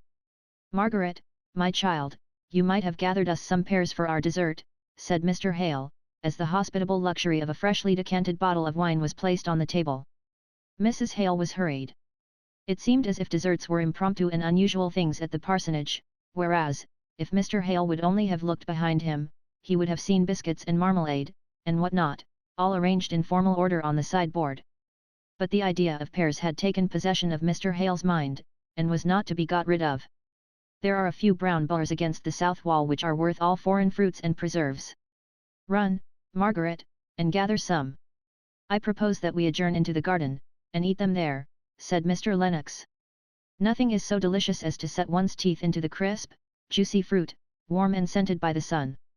The worst is, the wasps are impudent enough to dispute it with one, even at the very crisis and summit of enjoyment." He rose, as if to follow Margaret, who had disappeared through the window. He only awaited Mrs. Hale's permission. She would rather have wound up the dinner in the proper way, and with all the ceremonies which had gone on so smoothly hitherto, especially as she and Dixon had got out the finger glasses from the storeroom on purpose to be as correct as became General Shaw's widow's sister, but as Mr. Hale got up directly, and prepared to accompany his guest, she could only submit. "I shall arm myself with a knife," said Mr. Hale, "the days of eating fruit so primitively as you describe are over with me. I must pare it and quarter it before I can enjoy it." Margaret made a plate for the pears out of a beetroot leaf, which threw up their brown gold colour admirably. Mr. Lennox looked more at her than at the pears, but her father, inclined to cull fastidiously the very zest and perfection of the hour he had stolen from his anxiety, chose daintily the ripest fruit, and sat down on the garden bench to enjoy it at his leisure. Margaret and Mr. Lennox strolled along the little terrace walk under the south wall, where the bees still hummed and worked busily in their hives. "What a perfect life you seem to live here. I have always felt rather contemptuously towards the poets before, with their wishes, mine be a cot beside a hill, and that sort of thing, but now I am afraid that the truth is, I have been nothing better than a cockney. Just now I feel as if 20 years' hard study of law would be amply rewarded by 1 year of such an exquisite serene life as this, such skies, looking up, such crimson and amber foliage, so perfectly motionless as that, pointing to some of the great forest trees which shut in the garden as if it were a nest. You must please to remember that our skies are not always as deep a blue as they are now. We have rain, and our leaves do fall, and get sodden, though I think Hellstone is about as perfect a place as any in the world. Recollect how you rather scorned my description of it one evening in Harley Street, a village in a tale. Scorned, Margaret? That is rather a hard word. Perhaps it is. Only I know I should have liked to have talked to you of what I was very full at the time, and you, what must I call it then, spoke disrespectfully of Hellstone as a mere village in a tale. I will never do so again, said he, warmly. They turned the corner of the walk. I could almost wish, Margaret, he stopped and hesitated. It was so unusual for the fluent lawyer to hesitate that Margaret looked up at him, in a little state of questioning wonder, but in an instant, from what about him she could not tell, she wished herself back with her mother, her father, anywhere away from him, for she was sure he was going to say something to which she should not know what to reply. In another moment the strong pride that was in her came to conquer her sudden agitation, which she hoped he had not perceived. Of course she could answer, and answer the right thing, and it was poor and despicable of her to shrink from hearing any speech, as if she had not power to put an end to it with her high maidenly dignity. Margaret, said he, taking her by surprise, and getting sudden possession of her hand, so that she was forced to stand still and listen, despising herself for the fluttering at her heart all the time. Margaret, I wish you did not like Hellstone so much, did not seem so perfectly calm and happy here. I have been hoping for these 3 months past to find you regretting London, and London friends, a little, enough to make you listen more kindly, for she was quietly, but firmly, striving to extricate her hand from his grasp, to one who has not much to offer, it is true, nothing but prospects in the future, but who does love you, Margaret, almost in spite of himself. Margaret, have I startled you too much? Speak. For he saw her lips quivering almost as if she were going to cry. She made a strong effort to be calm, she would not speak till she had succeeded in mastering her voice, and then she said. I was startled. I did not know that you cared for me in that way. I have always thought of you as a friend, and, please, I would rather go on thinking of you so. I don't like to be spoken to as you have been doing. I cannot answer you as you want me to do, and yet I should feel so sorry if I vexed you. Margaret, said he, looking into her eyes, which met his with their open, straight look, expressive of the utmost good faith and reluctance to give pain, do you, he was going to say, love anyone else? But it seemed as if this question would be an insult to the pure serenity of those eyes. Forgive me. I have been too abrupt. I am punished. Only let me hope. Give me the poor comfort of telling me you have never seen anyone whom you could, again a pause. He could not end his sentence. Margaret reproached herself acutely as the cause of his distress. Ah, if you had but never got this fancy into your head. It was such a pleasure to think of you as a friend. But I may hope, may I not, Margaret, that some time you will think of me as a lover? Not yet, I see, there is no hurry, but some time. She was silent for a minute or two, trying to discover the truth as it was in her own heart, before replying, then she said. I have never thought of you, but as a friend. I like to think of you so, but I am sure I could never think of you as anything else. Pray let us both forget that all this, disagreeable, she was going to say, but stopped short, conversation has taken place. He paused before he replied. Then, in his habitual coldness of tone, he answered. Of course, as your feelings are so decided, and as this conversation has been so evidently unpleasant to you, it had better not be remembered. That is all very fine in theory, that plan of forgetting whatever is painful, but it will be somewhat difficult for me, at least, to carry it into execution. You are vexed, said she, sadly, yet how can I help it? She looked so truly grieved as she said this, that he struggled for a moment with his real disappointment, and then answered more cheerfully, but still with a little hardness in his tone. You should make allowances for the mortification, not only of a lover, Margaret, but of a man not given to romance in general, prudent, worldly, as some people call me, who has been carried out of his usual habits by the force of a passion. Well, we will say no more of that, but in the one outlet which he has formed for the deeper and better feelings of his nature, he meets with rejection and repulse. I shall have to console myself with scorning my own folly. A struggling barrister to think of matrimony. Margaret could not answer this. The whole tone of it annoyed her. It seemed to touch on and call out all the points of difference which had often repelled her in him, while yet he was the pleasantest man, the most sympathizing friend, the person of all others who understood her best in Harley Street. She felt a tinge of contempt mingle itself with her pain at having refused him. Her beautiful lip curled in a slight disdain. It was well that, having made the round of the garden, they came suddenly upon Mr. Hale, whose whereabouts had been quite forgotten by them. He had not yet finished the pear, which he had delicately peeled in one long strip of silver paper thinness, and which he was enjoying in a deliberate manner. It was like the story of the Eastern king, who dipped his head into a basin of water, at the magician's command, and ere he instantly took it out went through the experience of a lifetime. Margaret felt stunned, and unable to recover her self-possession enough to join in the trivial conversation that ensued between her father and Mr. Lennox. She was grave, and little disposed to speak, full of wonder when Mr. Lennox would go, and allow her to relax into thought on the events of the last quarter of an hour. He was almost as anxious to take his departure as she was for him to leave, but a few minutes' light and careless talking, carried on at whatever effort, was a sacrifice which he owed to his mortified vanity, or his self-respect. He glanced from time to time at her sad and pensive face. "I am not so indifferent to her as she believes," thought he to himself. "I do not give up hope." Before a quarter of an hour was over, he had fallen into a way of conversing with quiet sarcasm, speaking of life in London and life in the country, as if he were conscious of his second mocking self, and afraid of his own satire. Mr. Hale was puzzled. His visitor was a different man to what he had seen him before at the wedding breakfast, and at dinner today, a lighter, cleverer, more worldly man, and, as such, dissonant to Mr. Hale. It was a relief to all three when Mr. Lennox said that he must go directly if he meant to catch the 5 o'clock train. They proceeded to the house to find Mrs. Hale, and wish her good-bye. At the last moment, Henry Lennox's real self broke through the crust. "Margaret, don't despise me, I have a heart, notwithstanding all this good-for-nothing way of talking. As a proof of it, I believe I love you more than ever, if I do not hate you, for the disdain with which you have listened to me during this last half-hour. Goodbye, Margaret, Margaret." Chapter 4. Doubts and Difficulties.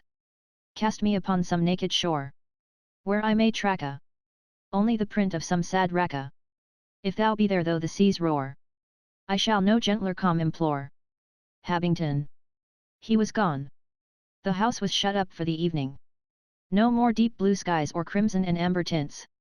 Margaret went up to dress for the early tea, finding Dixon in a pretty temper from the interruption which a visitor had naturally occasioned on a busy day. She showed it by brushing away viciously at Margaret's hair, under pretence of being in a great hurry to go to Mrs. Hale. Yet, after all, Margaret had to wait a long time in the drawing-room before her mother came down. She sat by herself at the fire, with unlighted candles on the table behind her, thinking over the day, the happy walk, happy sketching, cheerful pleasant dinner, and the uncomfortable, miserable walk in the garden. How different men were to women! Here was she disturbed and unhappy, because her instinct had made anything but a refusal impossible, while he, not many minutes after he had met with a rejection of what ought to have been the deepest, holiest proposal of his life, could speak as if briefs, success and all its superficial consequences of a good house, clever and agreeable society, were the sole avowed objects of his desires. Oh dear! How she could have loved him if he had but been different, with the difference which she felt, on reflection, to be one that went low, deep down. Then she took it into her head that, after all, his lightness might be but assumed, to cover a bitterness of disappointment which would have been stamped on her own heart if she had loved and been rejected. Her mother came into the room before this whirl of thoughts was adjusted into anything like order. Margaret had to shake off the recollections of what had been done and said through the day, and turn a sympathizing listener to the account of how Dixon had complained that the ironing blanket had been burnt again, and how Susan Lightfoot had been seen with artificial flowers in her bonnet, thereby giving evidence of a vain and giddy character. Mr. Hale sipped his tea in abstracted silence. Margaret had the responses all to herself. She wondered how her father and mother could be so forgetful, so regardless of their companion through the day, as never to mention his name. She forgot that he had not made them an offer. After tea Mr. Hale got up, and stood with his elbow on the chimney-piece, leaning his head on his hand, musing over something, and from time to time sighing deeply. Mrs. Hale went out to consult with Dixon about some winter clothing for the poor. Margaret was preparing her mother's worsted work, and rather shrinking from the thought of the long evening, and wishing bedtime were come that she might go over the events of the day again. "Margaret," said Mr. Hale, at last, in a sort of sudden desperate way, that made her start. "Is that tapestry thing of immediate consequence? I mean, can you leave it and come into my study?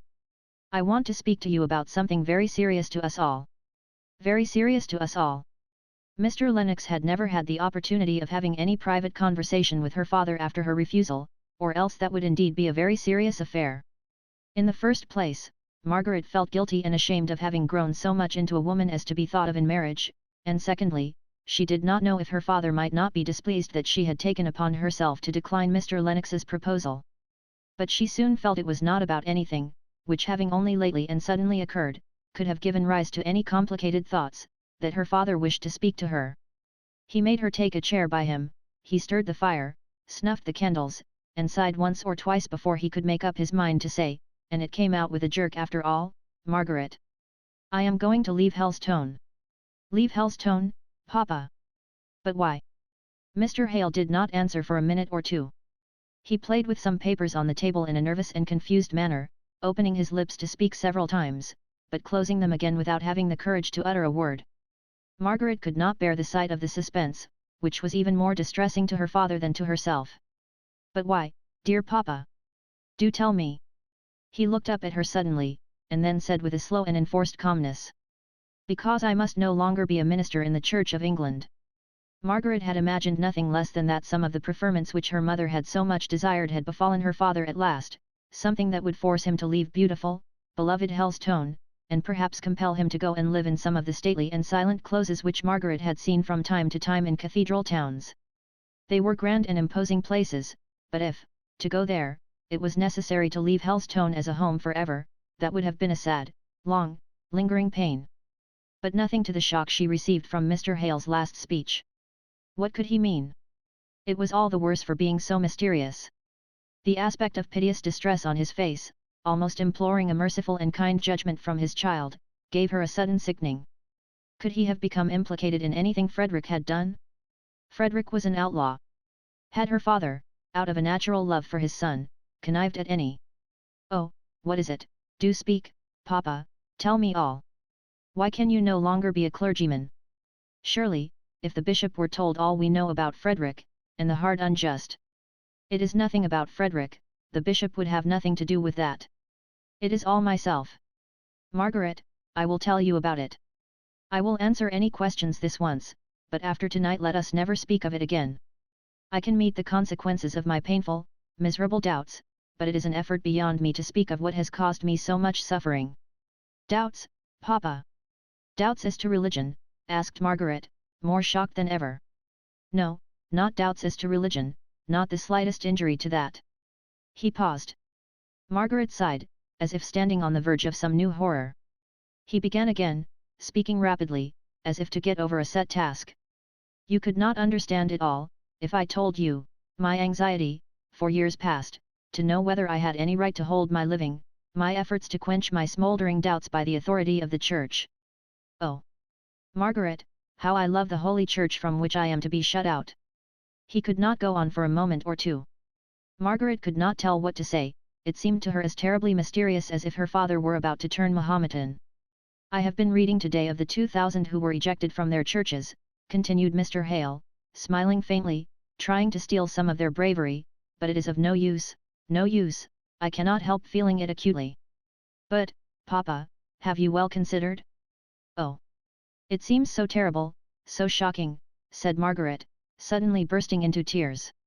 The one staid foundation of her home, of her idea of her beloved father, seemed reeling and rocking. What could she say? What was to be done? The sight of her distress made Mr. Hale nerve himself, in order to try and comfort her. He swallowed down the dry choking sobs which had been heaving up from his heart hitherto, and going to his bookcase he took down a volume, which he had often been reading lately, and from which he thought he had derived strength to enter upon the course in which he was now embarked.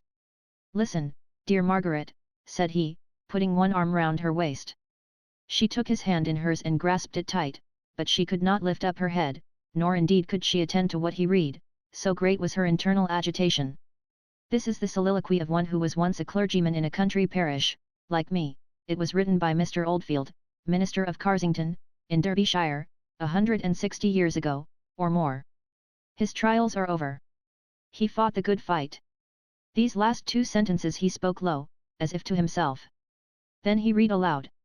"When thou canst no longer continue in thy work without dishonour to God, discredit to religion, foregoing thy integrity, wounding conscience, spoiling thy peace, and hazarding the loss of thy salvation, in a word, when the conditions upon which thou must continue, if thou wilt continue, in thy employments are sinful, and unwarranted by the word of God, thou mayest, yet, thou must believe that God will turn thy very silence, suspension, deprivation, and laying aside, to his glory, and the advancement of the gospel's interest.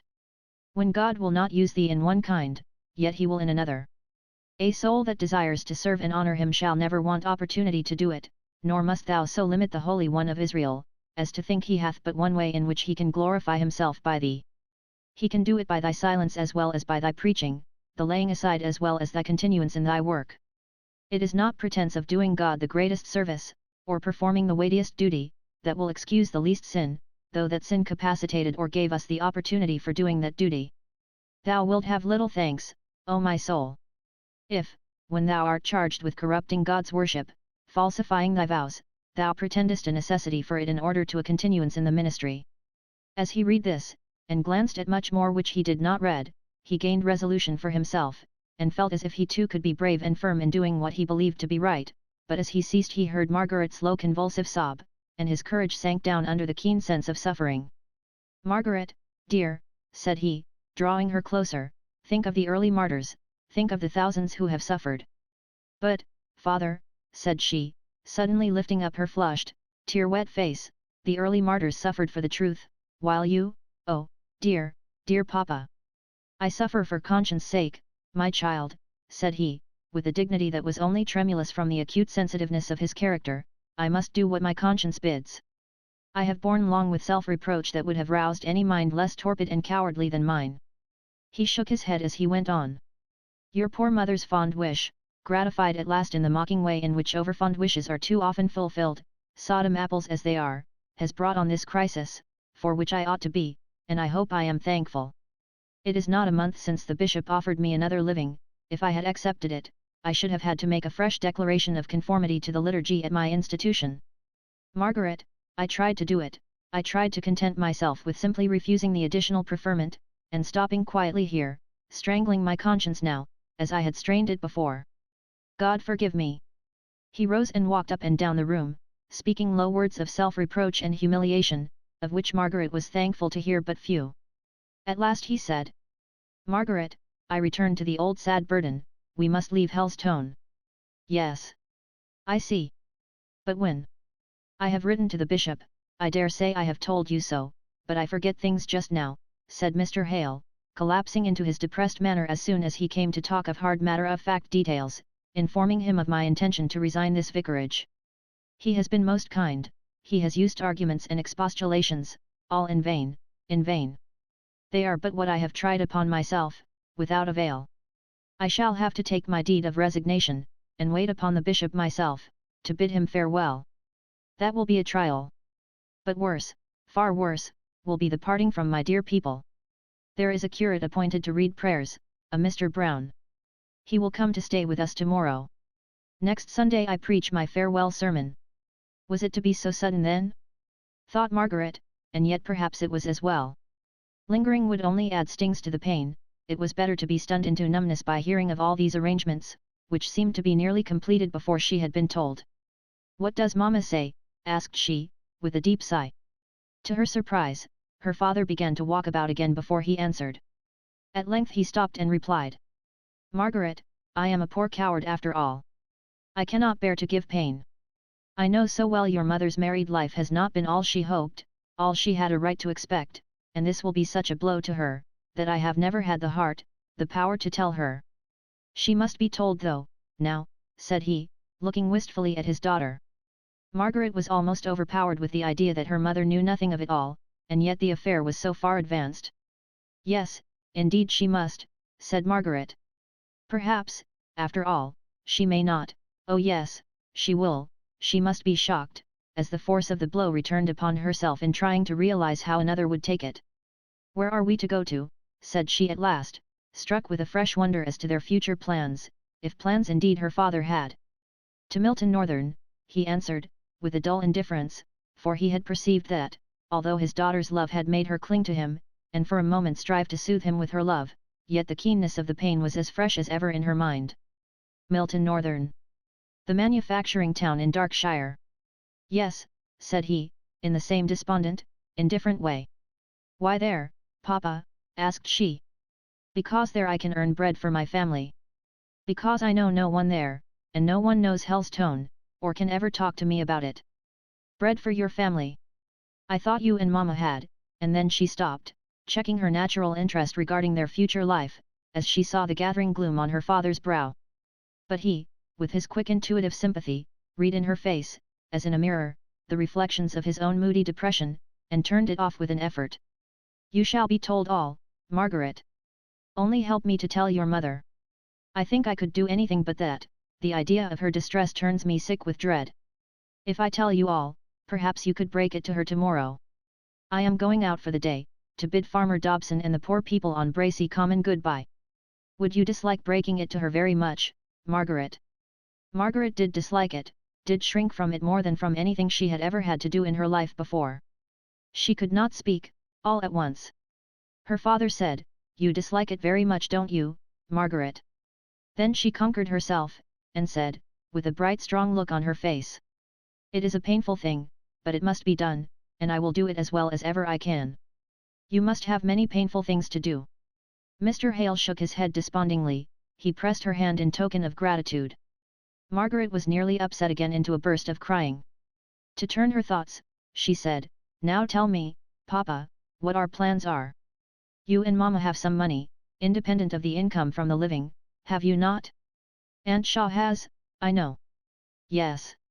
I suppose we have about £120 a year of our own. 70 of that has always gone to Frederick, since he has been abroad. I don't know if he wants it all, he continued in a hesitating manner. He must have some pay for serving with the Spanish army. Frederick must not suffer, said Margaret, decidedly, in a foreign country, so unjustly treated by his own. 100 is left.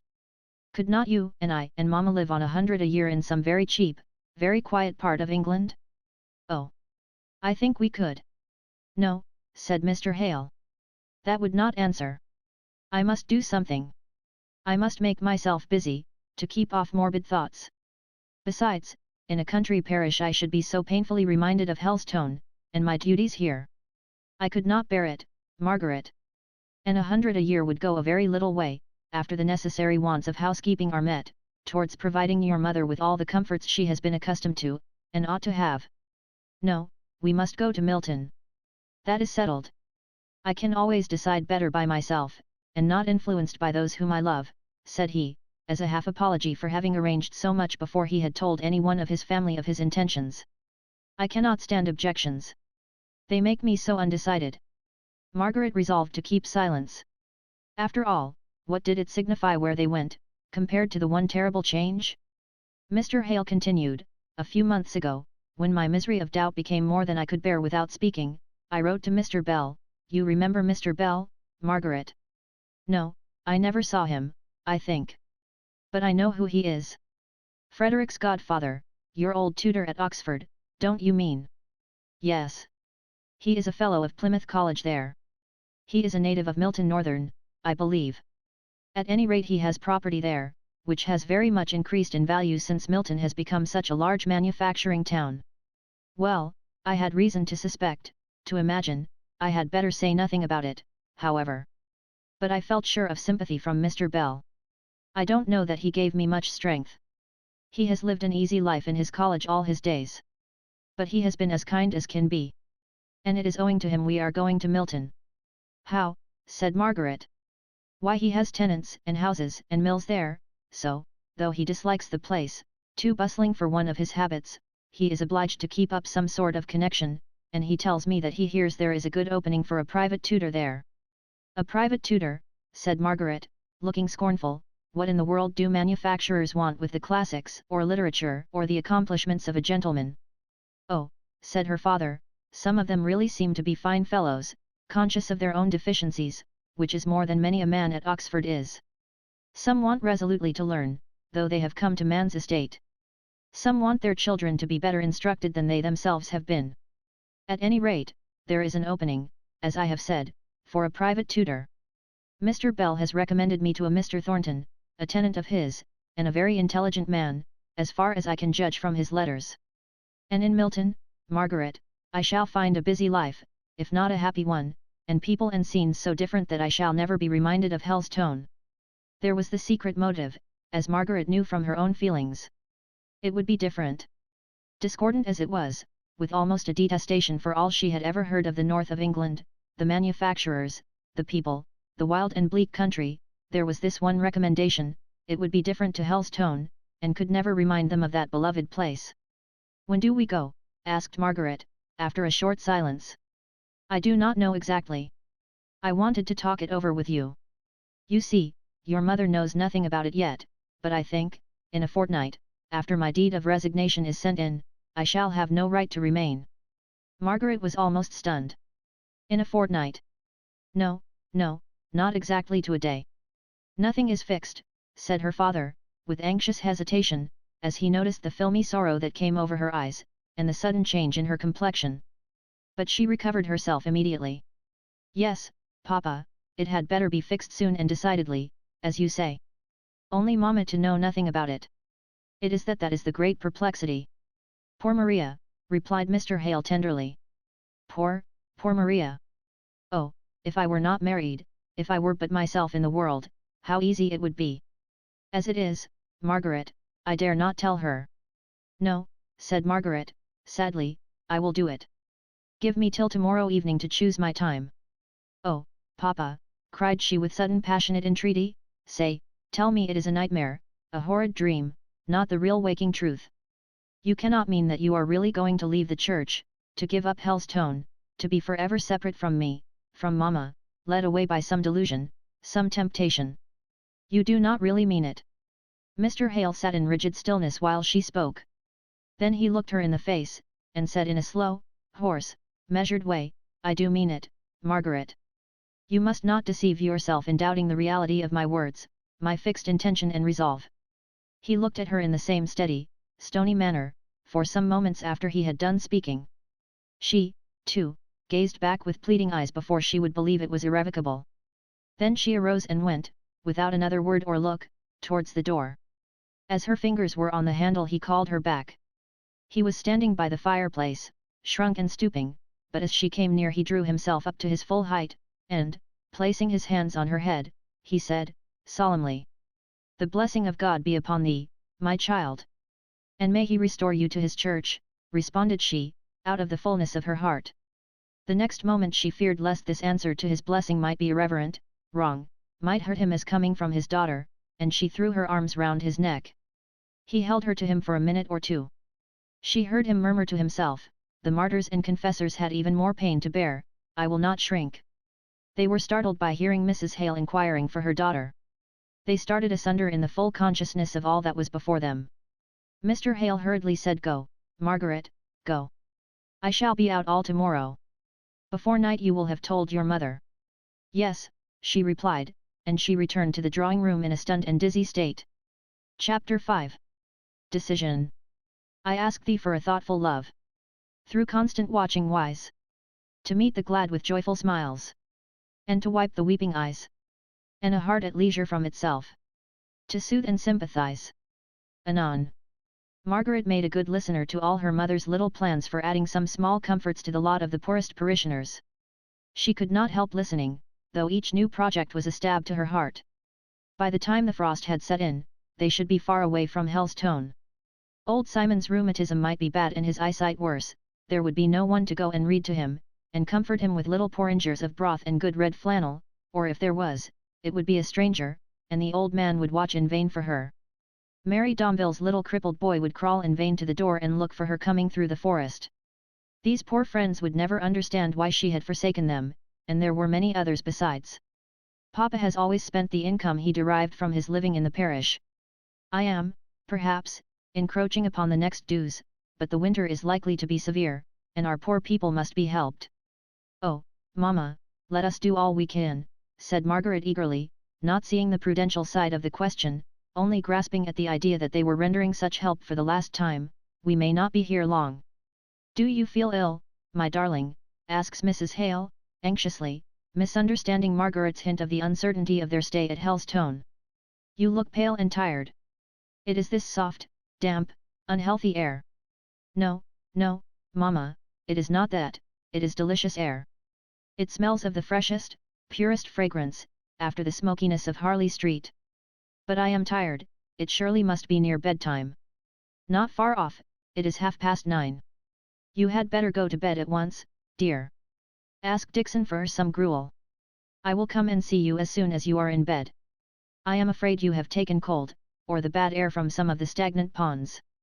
Oh, Mamma, said Margaret, faintly smiling as she kissed her mother, I am quite well, don't alarm yourself about me, I am only tired. Margaret went upstairs. To soothe her mother's anxiety she submitted to a basin of gruel. She was lying languidly in bed when Mrs. Hale came up to make some last inquiries and kiss her before going to her own room for the night. But the instant she heard her mother's door locked, she sprang out of bed, and throwing her dressing gown on, she began to pace up and down the room, until the creaking of one of the boards reminded her that she must make no noise. She went and curled herself upon the window seat in the small, deeply recessed window. That morning when she had looked out, her heart had danced at seeing the bright clear lights on the church tower, which foretold a fine and sunny day.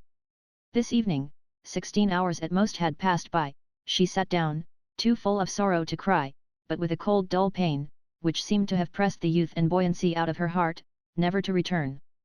Mr. Henry Lennox's visit, his offer, was like a dream, a thing beside her actual life. The hard reality was, that her father had so admitted tempting doubts into his mind as to become a schismatic, an outcast, all the changes consequent upon this grouped themselves around that one great blighting fact.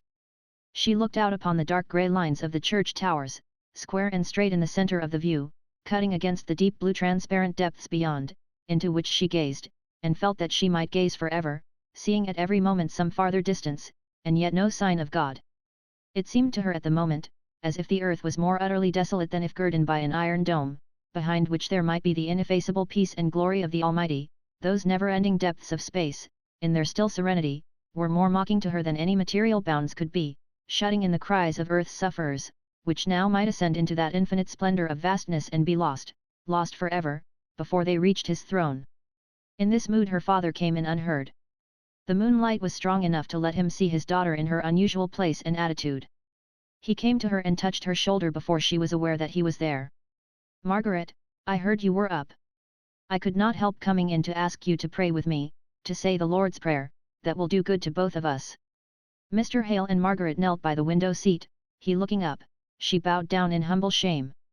God was there, close around them, hearing her father's whispered words. Her father might be a heretic, but had not she, in her despairing doubts not 5 minutes before, shown herself a far more utter skeptic?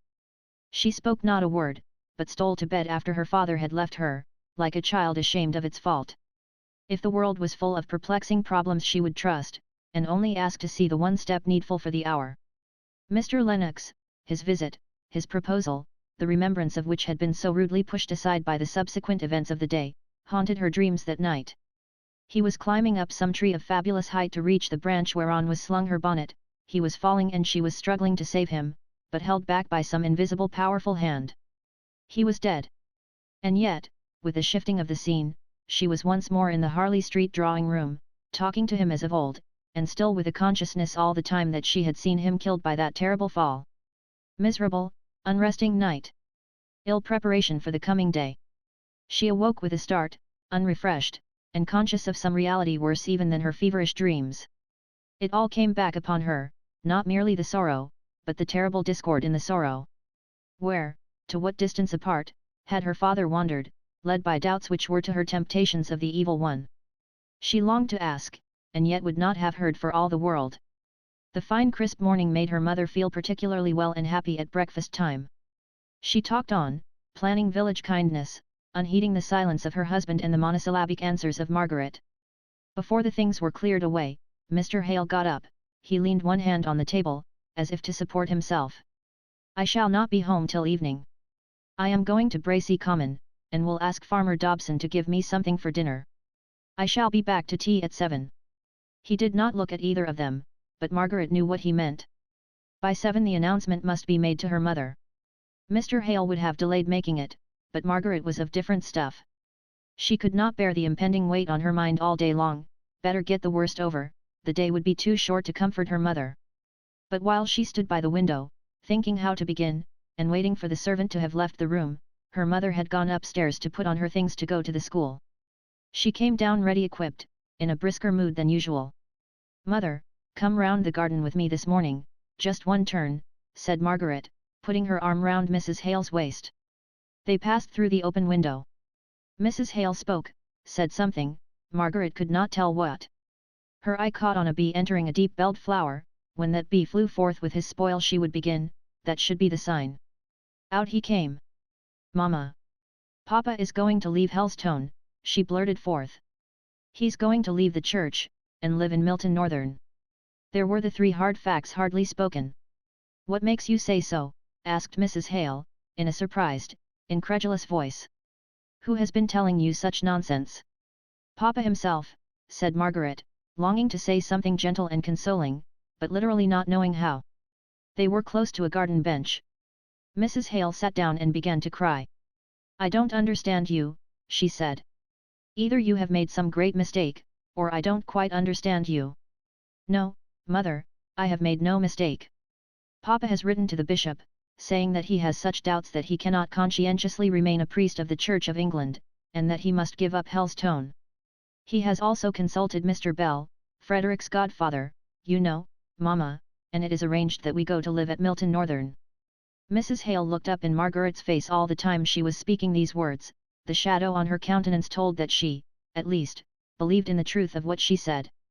"I don't think it can be true," said Mrs. Hale, at length. "He would surely have told me before it came to this." It came strongly upon Margaret's mind that her mother ought to have been told, that whatever her faults of discontent and repining might have been, it was an error in her father to have left her to learn his change of opinion, and his approaching change of life, from her better informed child. Margaret sat down by her mother, and took her unresisting head on her breast, bending her own soft cheeks down caressingly to touch her face. "Dear, darling Mama, we were so afraid of giving you pain. Papa felt so acutely, you know you are not strong, and there must have been such terrible suspense to go through." "When did he tell you, Margaret?" "Yesterday, only yesterday," replied Margaret, detecting the jealousy which prompted the inquiry. Poor Papa, trying to divert her mother's thoughts into compassionate sympathy for all her father had gone through. Mrs. Hale raised her head. "What does he mean by having doubts?" she asked.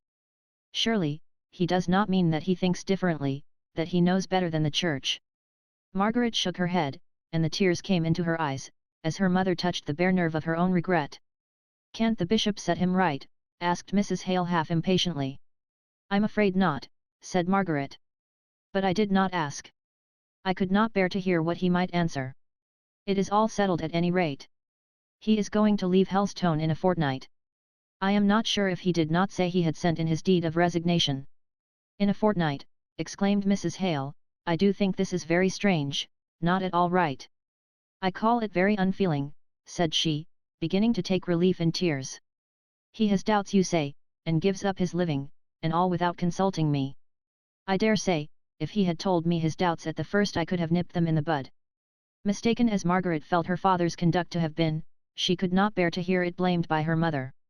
She knew that his very reserve had originated in a tenderness for her, which might be cowardly, but was not unfeeling. "I almost hoped you might be glad to leave Hellstone, Mama," said she, after a pause. "You have never been well in this air, you know.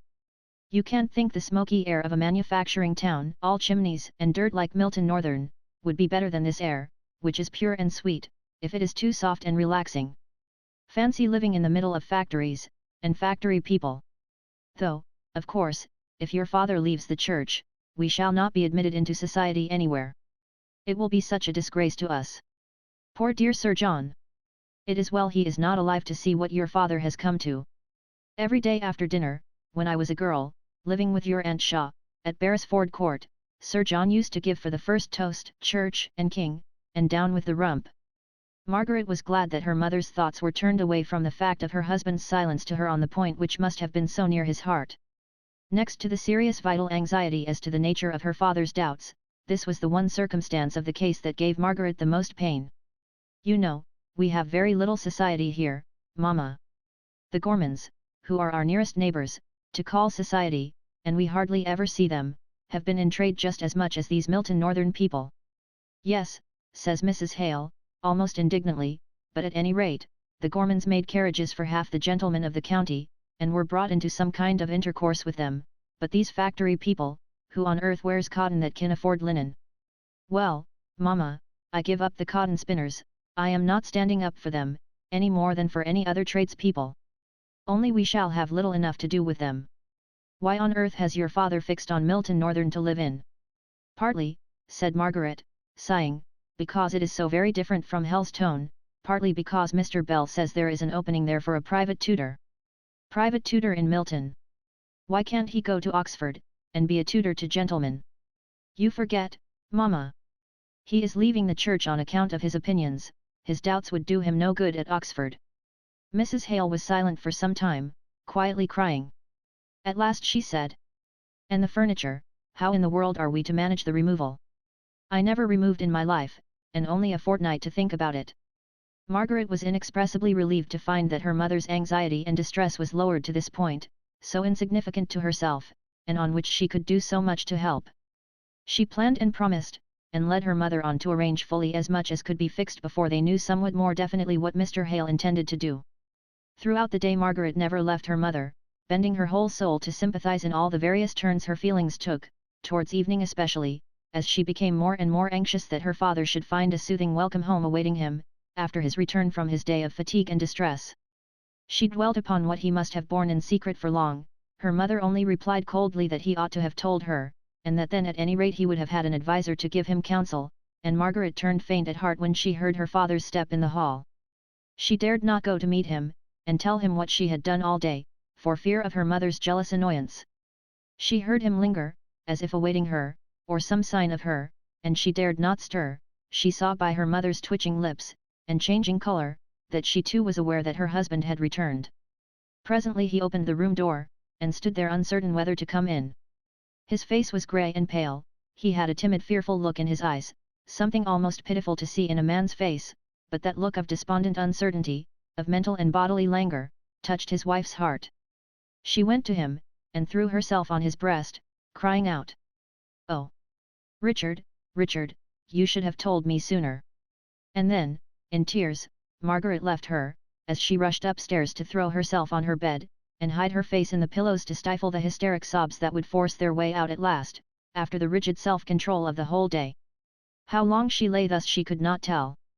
She heard no noise, though the housemaid came in to arrange the room.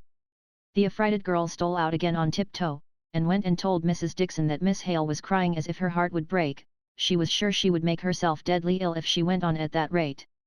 In consequence of this, Margaret felt herself touched, and started up into a sitting posture. She saw the accustomed room, the figure of Dixon in shadow, as the latter stood holding a candle a little behind her, for fear of the effect on Miss Hale's startled eyes, swollen and blinded as they were. "Oh, Dixon! I did not hear you come into the room," said Margaret, resuming her trembling self-restraint. "Is it very late?" continued she, lifting herself languidly off the bed, yet letting her feet touch the ground without fairly standing down, as she shaded her wet ruffled hair off her face, and tried to look as though nothing were the matter, as if she had been asleep. "I can hardly tell what time it is," replied Dixon in an aggrieved tone of voice. "Since your mamma told me this terrible news, when I dressed her for tea, I've lost all count of time. I'm sure I don't know what is to become of us all. When Charlotte told me just now you were sobbing, Miss Hale, I thought, no wonder, poor thing. And master thinking of turning dissenter at his time of life, when, if it is not to be said he's done well in the church, he's not done badly after all. I had a cousin, miss, who turned Methodist preacher after he was 50 years of age, and a tailor all his life, but then he had never been able to make a pair of trousers to fit, for as long as he had been in the trade, so it was no wonder, but for master. As I said to Mrs., what would poor Sir John have said? He never liked your marrying Mr. Hale, but if he could have known it would have come to this, he would have sworn worse oaths than ever, if that was possible." Dixon had been so much accustomed to comment upon Mr. Hale's proceedings to her mistress, who listened to her, or not, as she was in the humour, that she never noticed Margaret's flashing eye and dilating nostril. To hear her father talked of in this way by a servant to her face. "Dixon," she said, in the low tone she always used when much excited, which had a sound in it as of some distant turmoil, or threatening storm breaking far away. "Dixon, you forget to whom you are speaking." She stood upright and firm on her feet now, confronting the waiting maid, and fixing her with her steady discerning eye. "I am Mr. Hale's daughter. Go.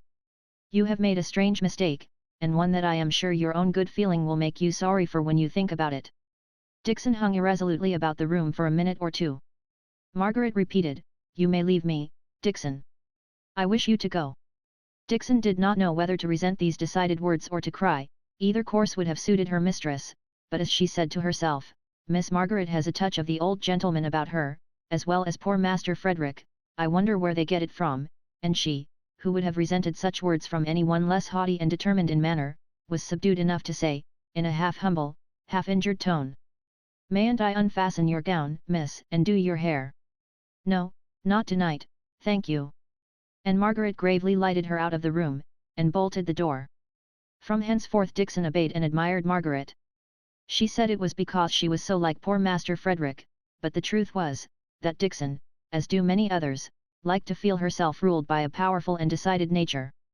Margaret needed all Dixon's help in action, and silence in words, for some time, the latter thought it her duty to show her sense of affront by saying as little as possible to her young lady, so the energy came out in doing rather than in speaking. A fortnight was a very short time to make arrangements for so serious a removal, as Dixon said. Anyone but a gentleman, indeed almost any other gentleman, but catching a look at Margaret's straight, stern brow just here, she coughed the remainder of the sentence away, and meekly took the horehound drop that Margaret offered her, to stop the little tickling at my chest, miss. But almost anyone but Mr. Hale would have had practical knowledge enough to see, that in so short a time it would be difficult to fix on any house in Milton Northern, or indeed elsewhere, to which they could remove the furniture that had of necessity been taken out of Helstone Vicarage. Mrs. Hale, overpowered by all the troubles and necessities for immediate household decisions that seemed to come upon her at once, became really ill, and Margaret almost felt it as a relief when her mother fairly took to her bed, and left the management of affairs to her. Dixon, true to her post of bodyguard, attended most faithfully to her mistress, and only emerged from Mrs. Hale's bedroom to shake her head, and murmur to herself in a manner which Margaret did not choose to hear. For, the one thing clear and straight before her, was the necessity for leaving Helstone. Mr. Hale's successor in the living was appointed, and, at any rate, after her father's decision, there must be no lingering now, for his sake, as well as from every other consideration. For he came home every evening more and more depressed, after the necessary leave-taking which he had resolved to have with every individual parishioner. Margaret, inexperienced as she was in all the necessary matter-of-fact business to be got through, did not know to whom to apply for advice. The cook and Charlotte worked away with willing arms and stout hearts at all the moving and packing, and as far as that went, Margaret's admirable sense enabled her to see what was best, and to direct how it should be done. But where were they to go to? In a week they must be gone. Straight to Milton, or where? So many arrangements depended on this precision that Margaret resolved to ask her father one evening, in spite of his evident fatigue and low spirits. He answered, "My dear, I have really had too much to think about to settle this. What does your mother say? What does she wish? Poor Maria!" He met with an echo even louder than his sigh. Dixon had just come into the room for another cup of tea for Mrs. Hale, and catching Mr. Hale's last words, and protected by his presence from Margaret's upbraiding eyes, made bold to say, "My poor mistress." "You don't think her worse today," said Mr. Hale, turning hastily. "I am sure I can't say, sir. It's not for me to judge. The illness seems so much more on the mind than on the body." Mr. Hale looked infinitely distressed. "You had better take Mamma her tea while it is hot, Dixon," said Margaret, in a tone of quiet authority. "Oh! I beg your pardon, miss. My thoughts was otherwise occupied in thinking of my poor, of Mrs. Hale." "Papa," said Margaret, "it is this suspense that is bad for you both. Of course, Mamma must feel your change of opinions, we can't help that," she continued softly, "but now the course is clear, at least to a certain point. And I think, Papa, that I could get Mamma to help me in planning, if you could tell me what to plan for. She has never expressed any wish in any way, and only thinks of what can't be helped. Are we to go straight to Milton? Have you taken a house there?" "No," he replied, "I suppose we must go into lodgings, and look about for a house. And pack up the furniture so that it can be left at the railway station, till we have met with one." "I suppose so. Do what you think best. Only remember, we shall have much less money to spend." They had never had much superfluity, as Margaret knew. She felt that it was a great weight suddenly thrown upon her shoulders. 4 months ago, all the decisions she needed to make were what dress she would wear for dinner, and to help Edith to draw out the lists of who should take down whom in the dinner parties at home. Nor was the household in which she lived one that called for much decision. Except in the one grand case of Captain Lennox's offer, everything went on with the regularity of clockwork. Once a year, there was a long discussion between her aunt and Edith as to whether they should go to the Isle of Wight, abroad, or to Scotland, but at such times Margaret herself was secure of drifting, without any exertion of her own, into the quiet harbour of home. Now, since that day when Mr. Lennox came, and startled her into a decision, every day brought some question, momentous to her, and to those whom she loved, to be settled. Her father went up after tea to sit with his wife. Margaret remained alone in the drawing-room. Suddenly she took a candle and went into her father's study for a great atlas, and lugging it back into the drawing-room, she began to pore over the map of England.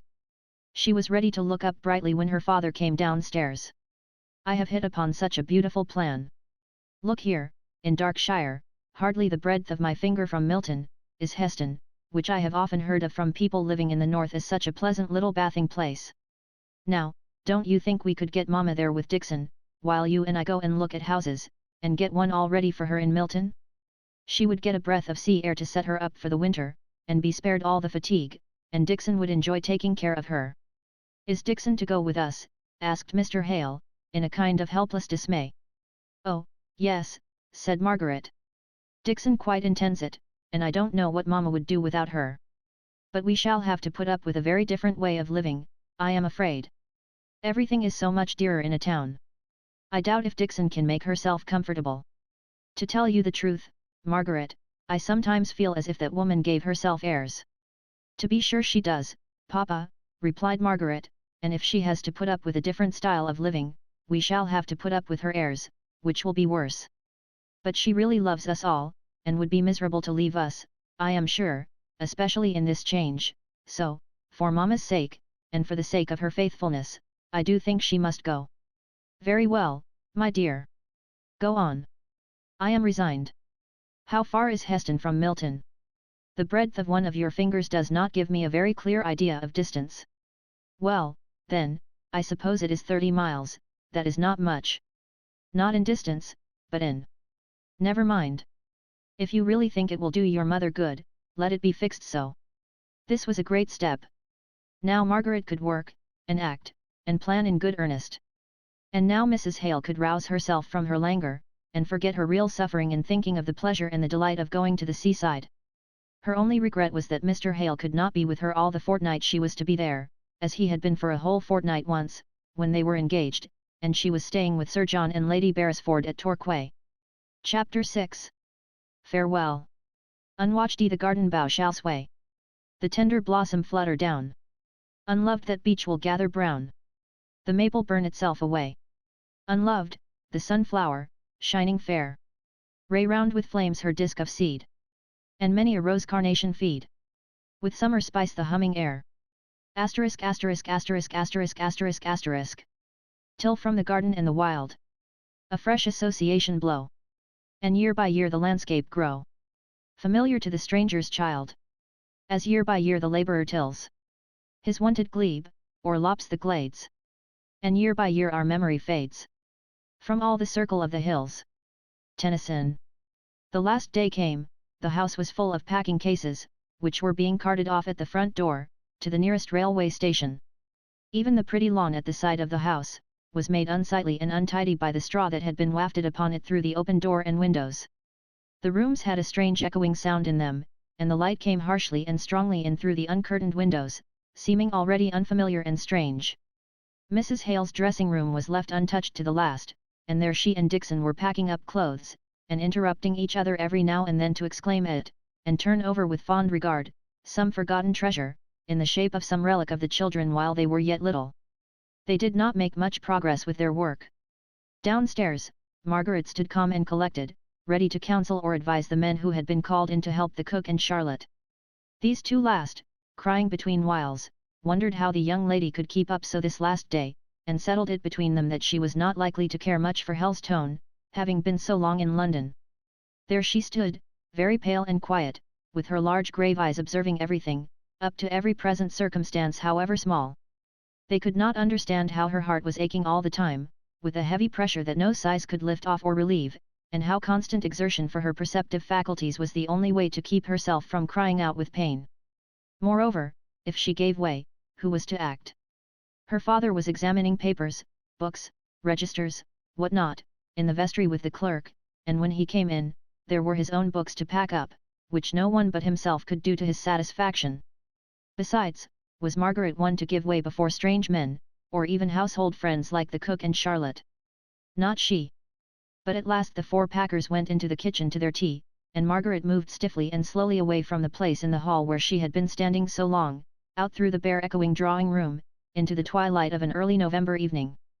There was a filmy veil of soft dull mist obscuring, but not hiding, all objects, giving them a lilac hue, for the sun had not yet fully set. A robin was singing, perhaps, Margaret thought, the very robin that her father had so often talked of as his winter pet, and for which he had made, with his own hands, a kind of robin house by his study window. The leaves were more gorgeous than ever, the first touch of frost would lay them all low on the ground.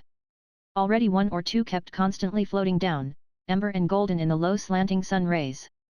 Margaret went along the walk under the pear tree wall. She had never been along it since she paced it at Henry Lennox's side. Here, at this bed of time, he began to speak of what she must not think of now. Her eyes were on that late blowing rose as she was trying to answer, and she had caught the idea of the vivid beauty of the feathery leaves of the carrots in the very middle of his last sentence.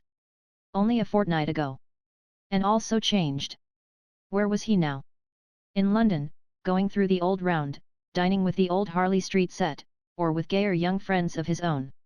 Even now, while she walked sadly through that damp and drear garden in the dusk, with everything falling and fading, and turning to decay around her, he might be gladly putting away his law books after a day of satisfactory toil, and freshening himself up, as he had told her he often did, by a run in the Temple Gardens, taking in the while the grand inarticulate mighty roar of tens of thousands of busy men, nigh at hand, but not seen, and catching ever, at his quick turns, glimpses of the lights of the city coming up out of the depths of the river.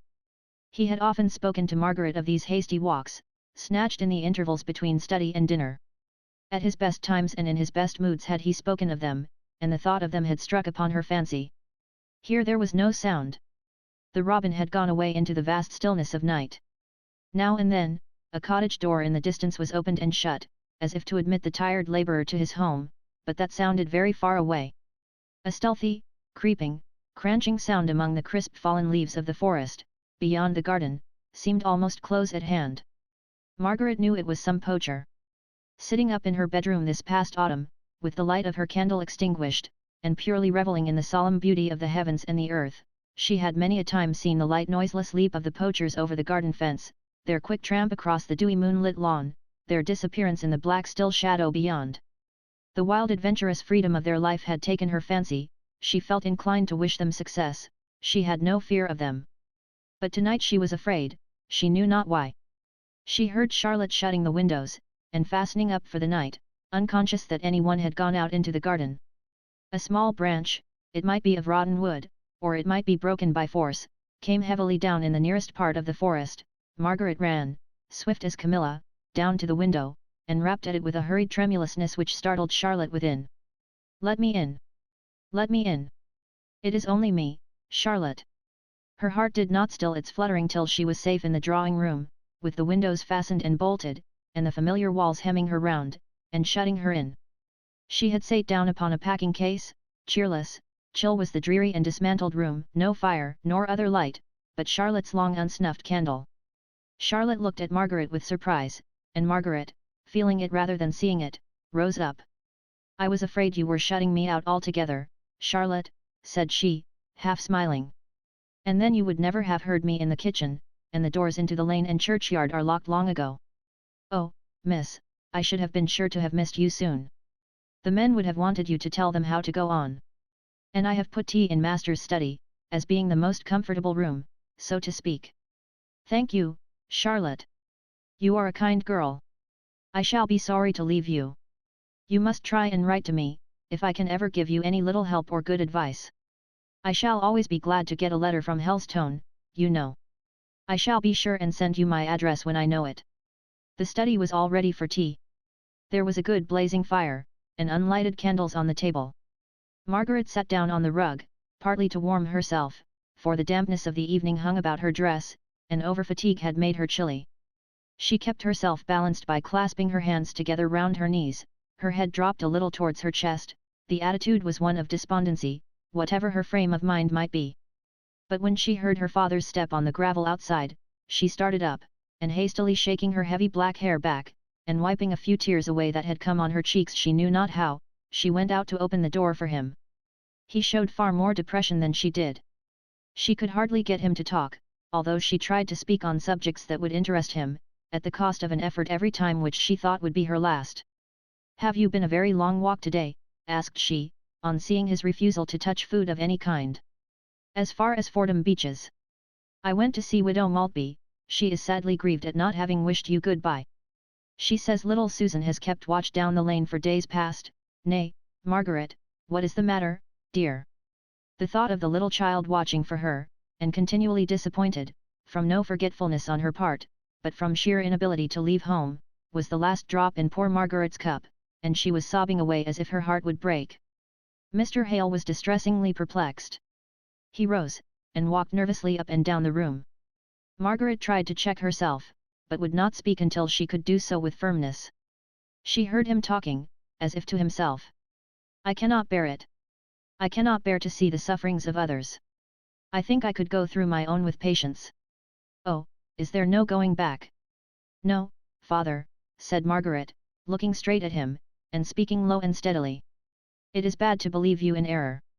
It would be infinitely worse to have known you a hypocrite." She dropped her voice at the last few words, as if entertaining the idea of hypocrisy for a moment in connection with her father savoured of irreverence. "Besides," she went on, "it is only that I am tired tonight. Don't think that I am suffering from what you have done, dear papa.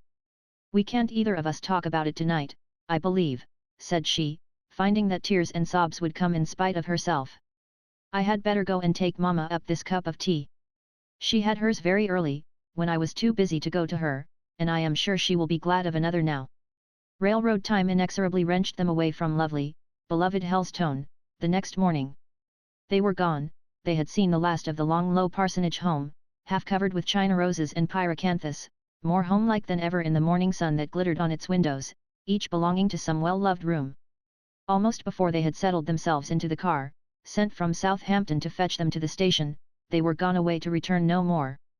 A sting at Margaret's heart made her strive to look out to catch the last glimpse of the old church tower at the turn where she knew it might be seen above a wave of the forest trees, but her father remembered this too, and she silently acknowledged his greater right to the one window from which it could be seen.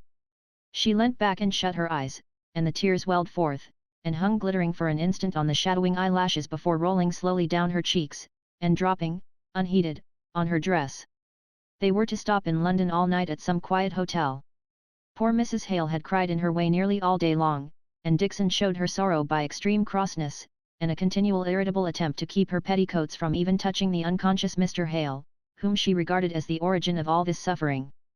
They went through the well-known streets, past houses which they had often visited, past shops in which she had lounged, impatient, by her aunt's side, while that lady was making some important and interminable decision, nay, absolutely past acquaintances in the streets, for though the morning had been of an incalculable length to them, and they felt as if it ought long ago to have closed in for the repose of darkness, it was the very busiest time of a London afternoon in November when they arrived there.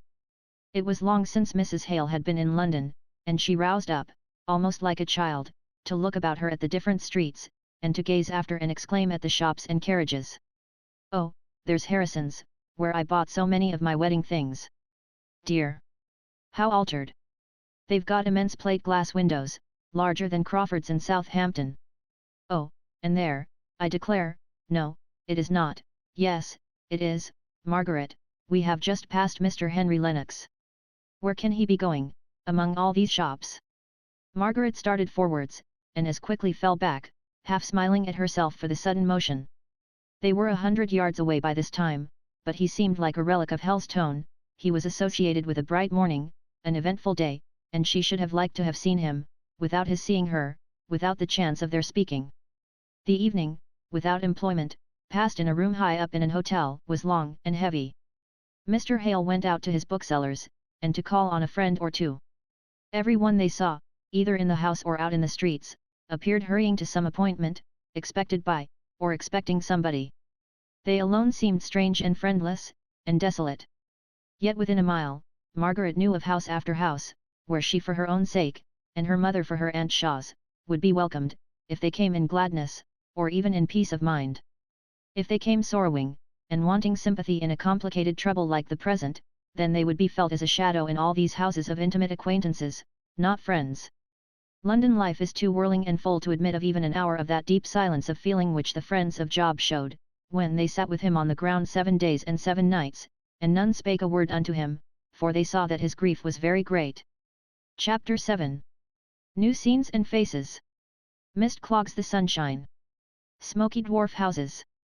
Have we round on every side? Matthew Arnold. The next afternoon, about 20 miles from Milton Northern, they entered on the little branch railway that led to Heston. Heston itself was one long straggling street, running parallel to the seashore. It had a character of its own, as different from the little bathing places in the south of England as they again from those of the continent. To use a Scotch word, everything looked more purpose-like. The country carts had more iron, and less wood and leather about the horse gear. The people in the streets, although on pleasure bent, had yet a busy mind. The colours looked grayer, more enduring, not so gay and pretty. There were no smock frocks, even among the country folk. They retarded motion, and were apt to catch on machinery, and so the habit of wearing them had died out. In such towns in the south of England, Margaret had seen the shopmen, when not employed in their business, lounging a little at their doors, enjoying the fresh air, and the look up and down the street. Here, if they had any leisure from customers, they made themselves business in the shop, even, Margaret fancied, to the unnecessary unrolling and re-rolling of ribbons. All these differences struck upon her mind, as she and her mother went out next morning to look for lodgings. Their 2 nights at hotels had cost more than Mr. Hale had anticipated, and they were glad to take the first clean, cheerful rooms they met with that were at liberty to receive them. There, for the first time for many days, did Margaret feel at rest. There was a dreaminess in the rest, too, which made it still more perfect and luxurious to repose in. The distant sea, lapped the sandy shore with measured sound, the nearer cries of the donkey boys, the unusual scenes moving before her like pictures, which she cared not in her laziness to have fully explained before they passed away, the stroll down to the beach to breathe the sea air, soft and warm on that sandy shore even to the end of November, the great long misty sea line touching the tender-coloured sky, the white sail of a distant boat turning silver in some pale sunbeam. It seemed as if she could dream her life away in such luxury of pensiveness, in which she made her present all in all, from not daring to think of the past, or wishing to contemplate the future. But the future must be met, however stern and iron it be. One evening it was arranged that Margaret and her father should go the next day to Milton Northern, and look out for a house. Mr. Hale had received several letters from Mr. Bell, and 1 or 2 from Mr. Thornton, and he was anxious to ascertain at once a good many particulars respecting his position and chances of success there, which he could only do by an interview with the latter gentleman. Margaret knew that they ought to be removing, but she had a repugnance to the idea of a manufacturing town, and believed that her mother was receiving benefit from Heston air, so she would willingly have deferred the expedition to Milton. For several miles before they reached Milton, they saw a deep lead-coloured cloud hanging over the horizon in the direction in which it lay. It was all the darker from contrast with the pale grey blue of the wintry sky, for in Heston there had been the earliest signs of frost. Nearer to the town, the air had a faint taste and smell of smoke, perhaps, after all, more a loss of the fragrance of grass and herbage than any positive taste or smell. Quick they were whirled over long, straight, hopeless streets of regularly built houses, all small and of brick. Here and there a great oblong many-windowed factory stood up, like a hen among her chickens, puffing out black unparliamentary smoke, and sufficiently accounting for the cloud which Margaret had taken to foretell rain. As they drove through the larger and wider streets, from the station to the hotel, they had to stop constantly. Great loaded lorries blocked up the not over-wide thoroughfares. Margaret had now and then been into the city in her drives with her aunt. But there the heavy lumbering vehicles seemed various in their purposes and intent. Here every van, every wagon and truck, bore cotton, either in the raw shape in bags, or the woven shape in bales of calico. People thronged the footpaths, most of them well dressed as regarded the material, but with a slovenly looseness which struck Margaret as different from the shabby, threadbare smartness of a similar class in London. New Street, said Mr. Hale. This, I believe, is the principal street in Milton. Bell has often spoken to me about it. It was the opening of this street from a lane into a great thoroughfare, 30 years ago, which has caused his property to rise so much in value. Mr. Thornton's mill must be somewhere not very far off, for he is Mr. Bell's tenant. But I fancy he dates from his warehouse. Where is our hotel, Papa? Close to the end of this street, I believe. Shall we have lunch before or after we have looked at the houses we marked in the Milton Times? Oh, let us get our work done first. Very well. Then I will only see if there is any note or letter for me from Mr. Thornton, who said he would let me know anything he might hear about these houses, and then we will set off. We will keep the cab, it will be safer than losing ourselves, and being too late for the train this afternoon. There were no letters awaiting him. They set out on their house hunting. £30 a year was all they could afford to give, but in Hampshire they could have met with a roomy house and pleasant garden for the money. Here, even the necessary accommodation of 2 sitting rooms and 4 bedrooms seemed unattainable. They went through their list, rejecting each as they visited it. They then looked at each other in dismay. We must go back to the second, I think. That one, in Crampton, don't they call the suburb? There were 3 sitting rooms, don't you remember how we laughed at the number compared with the 3 bedrooms? But I have planned it all. The front room downstairs is to be your study and our dining room, poor Papa, for you know, we settled Mama is to have as cheerful a sitting room as we can get, and that front room upstairs, with the atrocious blue and pink paper and heavy cornice, had really a pretty view over the plain, with a great bend of river or canal or whatever it is, down below. Then I could have the little bedroom behind, in that projection at the head of the first flight of stairs over the kitchen, you know, and you and Mama the room behind the drawing room, and that closet in the roof will make you a splendid dressing room. But Dixon, and the girl we are to have to help. Oh, wait a minute. I am overpowered by the discovery of my own genius for management.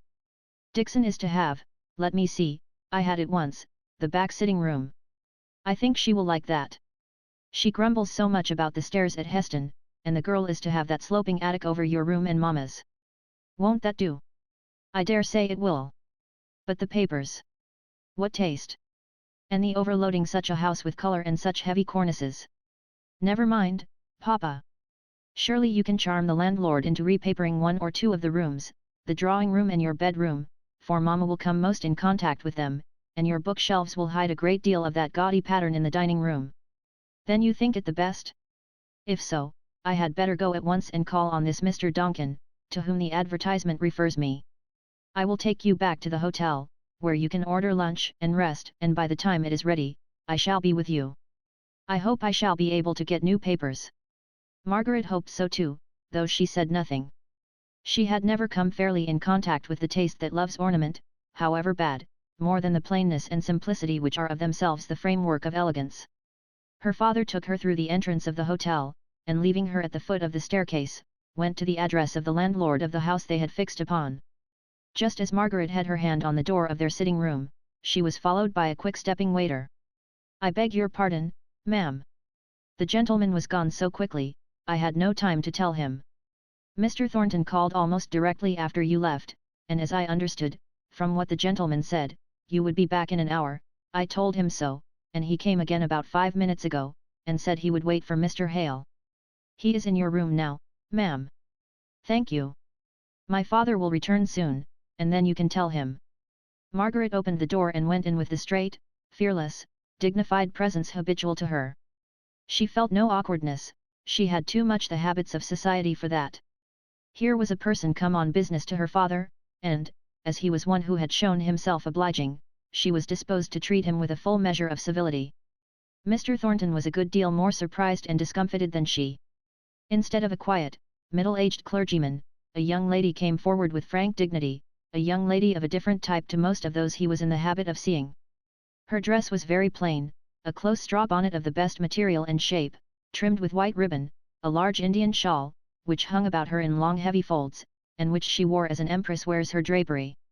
He did not understand who she was, as he caught the simple, straight, unabashed look, which showed that his being there was of no concern to the beautiful countenance, and called up no flush of surprise to the pale ivory of the complexion. He had heard that Mr. Hale had a daughter, but he had imagined that she was a little girl. Mr. Thornton, I believe, said Margaret, after a half-instant's pause, during which his unready words would not come. Will you sit down? My father brought me to the door not a minute ago, but unfortunately he was not told that you were here, and he has gone away on some business. but he will come back almost directly. I am sorry you have had the trouble of calling twice. Mr. Thornton was in habits of authority himself, but she seemed to assume some kind of rule over him at once. He had been getting impatient at the loss of his time on a market day, the moment before she appeared, yet now he calmly took a seat at her bidding. Do you know where it is that Mr. Hale has gone to? Perhaps I might be able to find him. He has gone to a Mr. Donkin in Canute Street. He is the landlord of the house my father wishes to take in Crampton. Mr. Thornton knew the house. He had seen the advertisement, and been to look at it, in compliance with a request of Mr. Bell's that he would assist Mr. Hale to the best of his power, and also instigated by his own interest in the case of a clergyman who had given up his living under circumstances such as those of Mr. Hale. Mr. Thornton had thought that the house in Crampton was really just the thing, but now that he saw Margaret, with her superb ways of moving and looking, he began to feel ashamed of having imagined that it would do very well for the Hales, in spite of a certain vulgarity in it which had struck him at the time of his looking it over. Margaret could not help her looks, but the short curled upper lip, the round, massive upturned chin, the manner of carrying her head, her movements, full of a soft feminine defiance, always gave strangers the impression of haughtiness. She was tired now, and would much rather have remained silent, and taken the rest her father had planned for her, but, of course, she owed to herself to be a gentlewoman, and to speak courteously from time to time to this stranger, not overbrushed, nor overpolished, it must be confessed, after his rough encounter with Milton streets and crowds. She wished that he would go, as he had once spoken of doing, instead of sitting there, answering with curt sentences all the remarks she made. She had taken off her shawl, and hung it over the back of her chair. She sat facing him and facing the light, her full beauty met his eye, her round white flexile throat rising out of the full, yet lithe figure, her lips moving so slightly as she spoke, not breaking the cold serene look of her face with any variation from the one lovely haughty curve, her eyes, with their soft gloom, meeting his with quiet maiden freedom. He almost said to himself that he did not like her. Before their conversation ended, he tried so to compensate himself for the mortified feeling, that while he looked upon her with an admiration he could not repress, she looked at him with proud indifference, taking him, he thought, for what, in his irritation, he told himself he was, a great rough fellow, with not a grace or a refinement about him. Her quiet coldness of demeanour he interpreted into contemptuousness, and resented it in his heart to the pitch of almost inclining him to get up and go away, and have nothing more to do with these Hales, and their superciliousness. Just as Margaret had exhausted her last subject of conversation, and yet conversation that could hardly be called which consisted of so few and such short speeches, her father came in, and with his pleasant gentlemanly courteousness of apology, reinstated his name and family in Mr. Thornton's good opinion. Mr. Hale and his visitor had a good deal to say respecting their mutual friend, Mr. Bell, and Margaret, glad that her part of entertaining the visitor was over, went to the window to try and make herself more familiar with the strange aspect of the street. She got so much absorbed in watching what was going on outside that she hardly heard her father when he spoke to her, and he had to repeat what he said. Margaret, the landlord will persist in admiring that hideous paper, and I am afraid we must let it remain. Oh dear! I am sorry, she replied, and began to turn over in her mind the possibility of hiding part of it, at least, by some of her sketches, but gave up the idea at last, as likely only to make bad worse. Her father, meanwhile, with his kindly country hospitality, was pressing Mr. Thornton to stay to luncheon with them. It would have been very inconvenient to him to do so, yet he felt that he should have yielded, if Margaret by word or look had seconded her father's invitation. He was glad she did not, and yet he was irritated at her for not doing so. She gave him a low, grave bow when he left, and he felt more awkward and self-conscious in every limb than he had ever done in his life before. Well, Margaret, now to luncheon as fast as we can. Have you ordered it? No, Papa, that man was here when I came home, and I have never had an opportunity. Then we must take anything we can get. He must have been waiting a long time, I'm afraid. It seemed exceedingly long to me. I was just at the last gasp when you came in. He never went on with any subject, but gave little, short, abrupt answers. Very much to the point though, I should think. He is a clear-headed fellow. He said, did you hear, that Crampton is on gravelly soil, and by far the most healthy suburb in the neighbourhood of Milton. When they returned to Heston, there was the day's account to be given to Mrs. Hale, who was full of questions, which they answered in the intervals of tea drinking. And what is your correspondent, Mr. Thornton, like? Ask Margaret, said her husband. She and he had a long attempt at conversation, while I was away speaking to the landlord. Oh! I hardly know what he is like, said Margaret, lazily, too tired to tax her powers of description much. And then rousing herself, she said, he is a tall, broad-shouldered man, about, how old, Papa? I should guess about 30. About 30, with a face that is neither exactly plain, nor yet handsome, nothing remarkable, not quite a gentleman, but that was hardly to be expected. Not vulgar or common though, put in her father, rather jealous of any disparagement of the sole friend he had in Milton.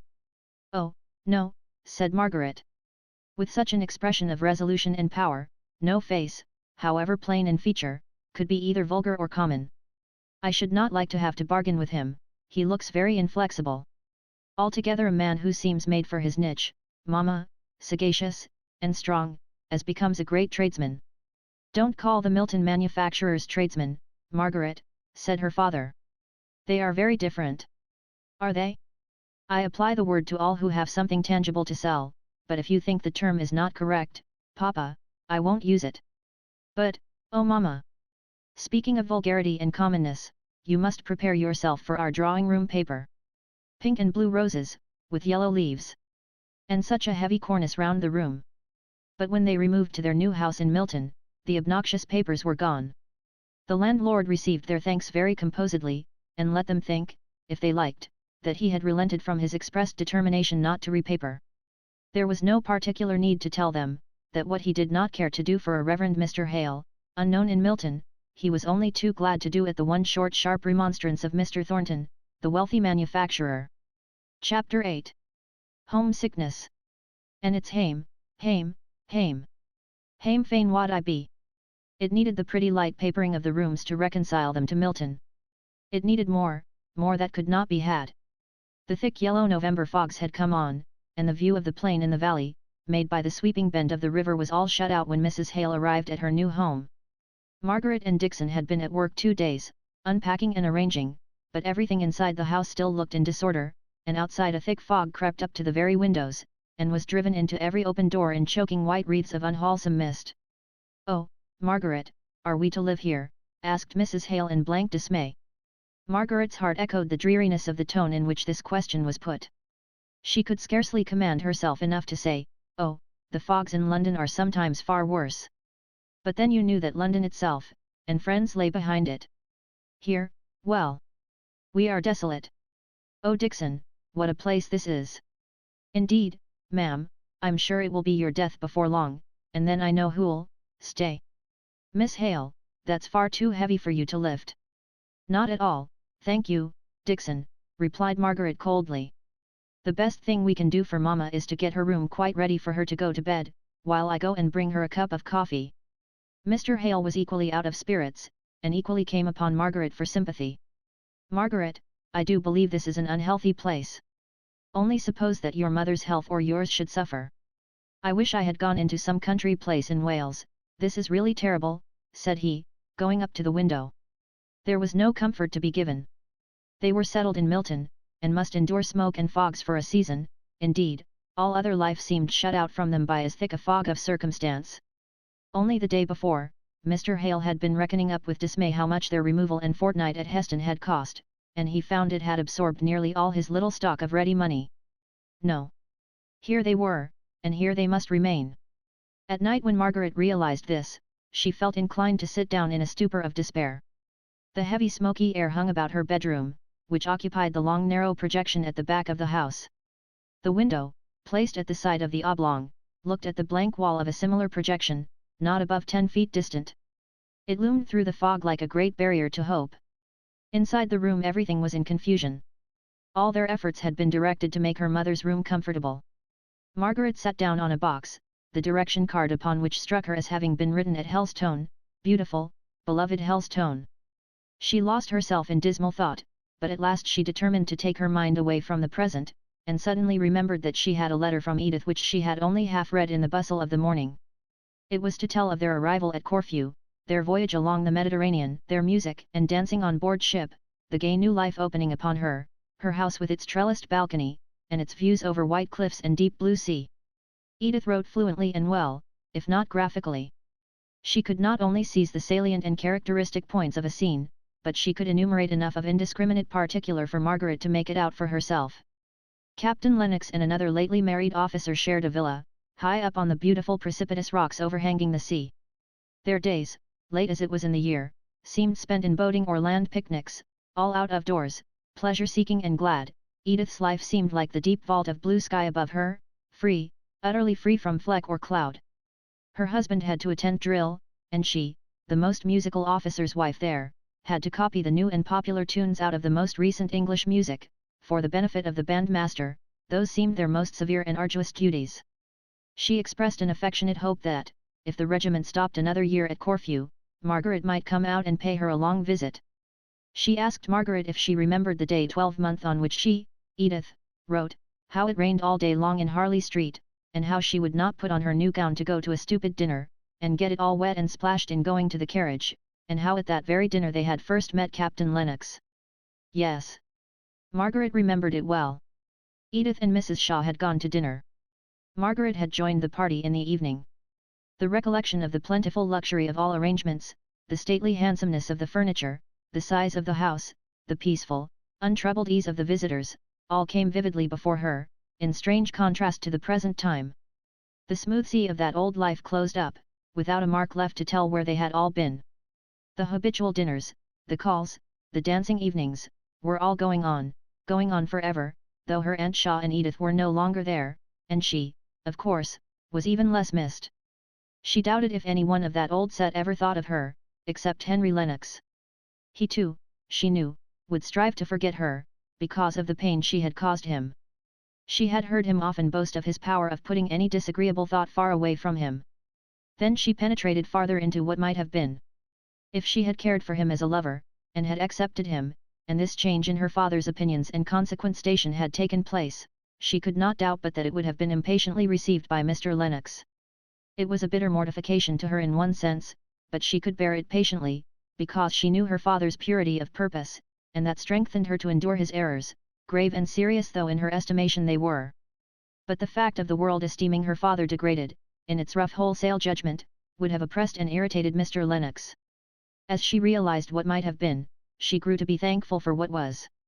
They were at the lowest now, they could not be worse. Edith's astonishment and her Aunt Shaw's dismay would have to be met bravely, when their letters came. So Margaret rose up and began slowly to undress herself, feeling the full luxury of acting leisurely, late as it was, after all the past hurry of the day. She fell asleep, hoping for some brightness, either internal or external. But if she had known how long it would be before the brightness came, her heart would have sunk low down. The time of the year was most unpropitious to health as well as to spirits. Her mother caught a severe cold, and Dixon herself was evidently not well, although Margaret could not insult her more than by trying to save her, or by taking any care of her. They could hear of no girl to assist her, all were at work in the factories, at least, those who applied were well scolded by Dixon, for thinking that such as they could ever be trusted to work in a gentleman's house. So they had to keep a charwoman in almost constant employ. Margaret longed to send for Charlotte, but besides the objection of her being a better servant than they now could afford to keep, the distance was too great. Mr. Hale met with several pupils, recommended to him by Mr. Bell, or by the more immediate influence of Mr. Thornton. They were mostly of the age when many boys would be still at school, but, according to the prevalent, and, apparently well-founded notions of Milton, to make a lad into a good tradesman he must be caught young, and acclimated to the life of the mill or office or warehouse. If he were sent to even the Scotch universities, he came back unsettled for commercial pursuits, how much more so if he went to Oxford or Cambridge, where he could not be entered till he was 18. So most of the manufacturers placed their sons in situations at from 14 or 15 years of age, unsparingly cutting away all offshoots in the direction of literature or high mental cultivation, in hopes of throwing the whole strength and vigor of the plant into commerce. Still there were some wiser parents, and some who had sense enough to perceive their own deficiencies, and strive to remedy them.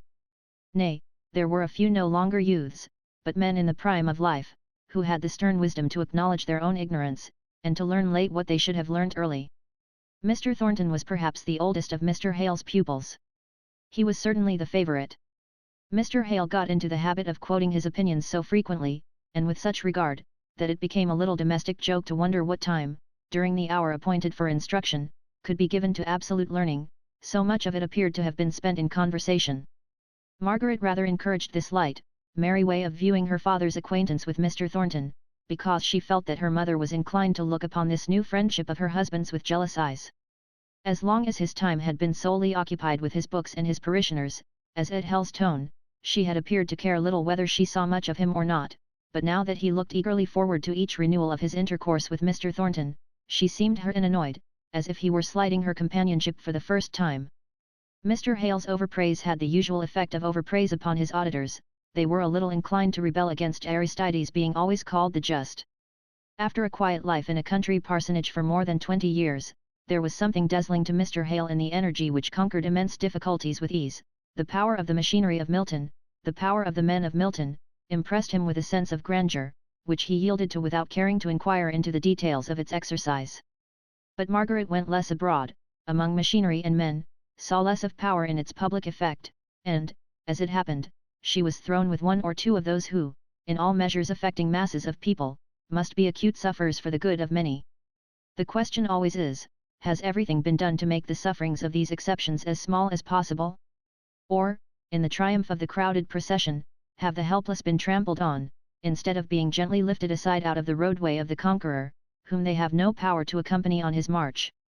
It fell to Margaret's share to have to look out for a servant to assist Dixon, who had at first undertaken to find just the person she wanted to do all the rough work of the house.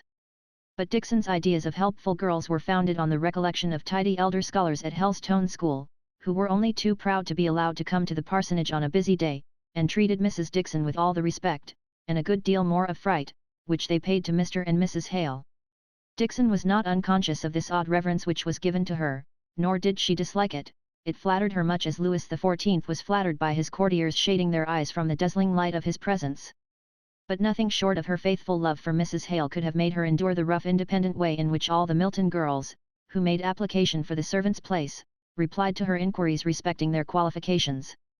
They even went the length of questioning her back again, having doubts and fears of their own, as to the solvency of a family who lived in a house of £30 a year, and yet gave themselves airs, and kept 2 servants, one of them so very high and mighty. Mr. Hale was no longer looked upon as vicar of Helstone, but as a man who only spent at a certain rate.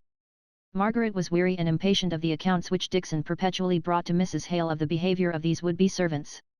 Not but what Margaret was repelled by the rough uncourteous manners of these people, not but what she shrunk with fastidious pride from their hail fellow accost, and severely resented their unconcealed curiosity as to the means and position of any family who lived in Milton, and yet were not engaged in trade of some kind. But the more Margaret felt impertinence, the more likely she was to be silent on the subject, and, at any rate, if she took upon herself to make inquiry for a servant, she could spare her mother the recital of all her disappointments and fancied or real insults. Margaret accordingly went up and down to butchers and grocers, seeking for a nonpareil of a girl, and lowering her hopes and expectations every week, as she found the difficulty of meeting with anyone in a manufacturing town who did not prefer the better wages and greater independence of working in a mill. It was something of a trial to Margaret to go out by herself in this busy bustling place. Mrs. Shaw's ideas of propriety and her own helpless dependence on others, had always made her insist that a footman should accompany Edith and Margaret, if they went beyond Harley Street or the immediate neighbourhood. The limits by which this rule of her aunt's had circumscribed Margaret's independence had been silently rebelled against at the time, and she had doubly enjoyed the free walks and rambles of her forest life from the contrast which they presented. She went along there with a boundless fearless step, that occasionally broke out into a run, if she were in a hurry, and occasionally was stilled into perfect repose, as she stood listening to, or watching any of the wild creatures who sang in the leafy courts, or glanced out with their keen bright eyes from the low brushwood or tangled firs. It was a trial to come down from such motion or such stillness, only guided by her own sweet will, to the even and decorous pace necessary in streets. But she could have laughed at herself for minding this change, if it had not been accompanied by what was a more serious annoyance. The side of the town on which Crampton lay was especially a thoroughfare for the factory people. In the back streets around them there were many mills, out of which poured streams of men and women 2 or 3 times a day. Until Margaret had learnt the times of their ingress and egress, she was very unfortunate in constantly falling in with them. They came rushing along, with bold, fearless faces, and loud laughs and jests, particularly aimed at all those who appeared to be above them in rank or station. The tones of their unrestrained voices, and their carelessness of all common rules of street politeness, frightened Margaret a little at first. The girls, with their rough, but not unfriendly freedom, would comment on her dress, even touch her shawl or gown to ascertain the exact material, nay, once or twice she was asked questions relative to some article which they particularly admired. There was such a simple reliance on her womanly sympathy with their love of dress, and on her kindliness, that she gladly replied to these inquiries, as soon as she understood them, and half smiled back at their remarks. She did not mind meeting any number of girls, loud-spoken and boisterous though they might be. But she alternately dreaded and fired up against the workmen, who commented not on her dress, but on her looks, in the same open, fearless manner. She, who had hitherto felt that even the most refined remark on her personal appearance was an impertinence, had to endure undisguised admiration from these outspoken men. But the very outspokenness marked their innocence of any intention to hurt her delicacy, as she would have perceived if she had been less frightened by the disorderly tumult. Out of her fright came a flash of indignation which made her face scarlet, and her dark eyes gather flame, as she heard some of their speeches. Yet there were other sayings of theirs, which, when she reached the quiet safety of home, amused her even while they irritated her. For instance, one day, after she had passed a number of men, several of whom had paid her the not unusual compliment of wishing she was their sweetheart, one of the lingerers added, "Your bonny face, my lass, makes the day look brighter." And another day, as she was unconsciously smiling at some passing thought, she was addressed by a poorly dressed, middle-aged workman, with, "You may well smile, my lass, many a one would smile to have such a bonny face." This man looked so careworn that Margaret could not help giving him an answering smile, glad to think that her looks, such as they were, should have had the power to call up a pleasant thought. He seemed to understand her acknowledging glance, and a silent recognition was established between them whenever the chances of the day brought them across each other's paths. They had never exchanged a word, nothing had been said but that first compliment, yet somehow Margaret looked upon this man with more interest than upon anyone else in Milton.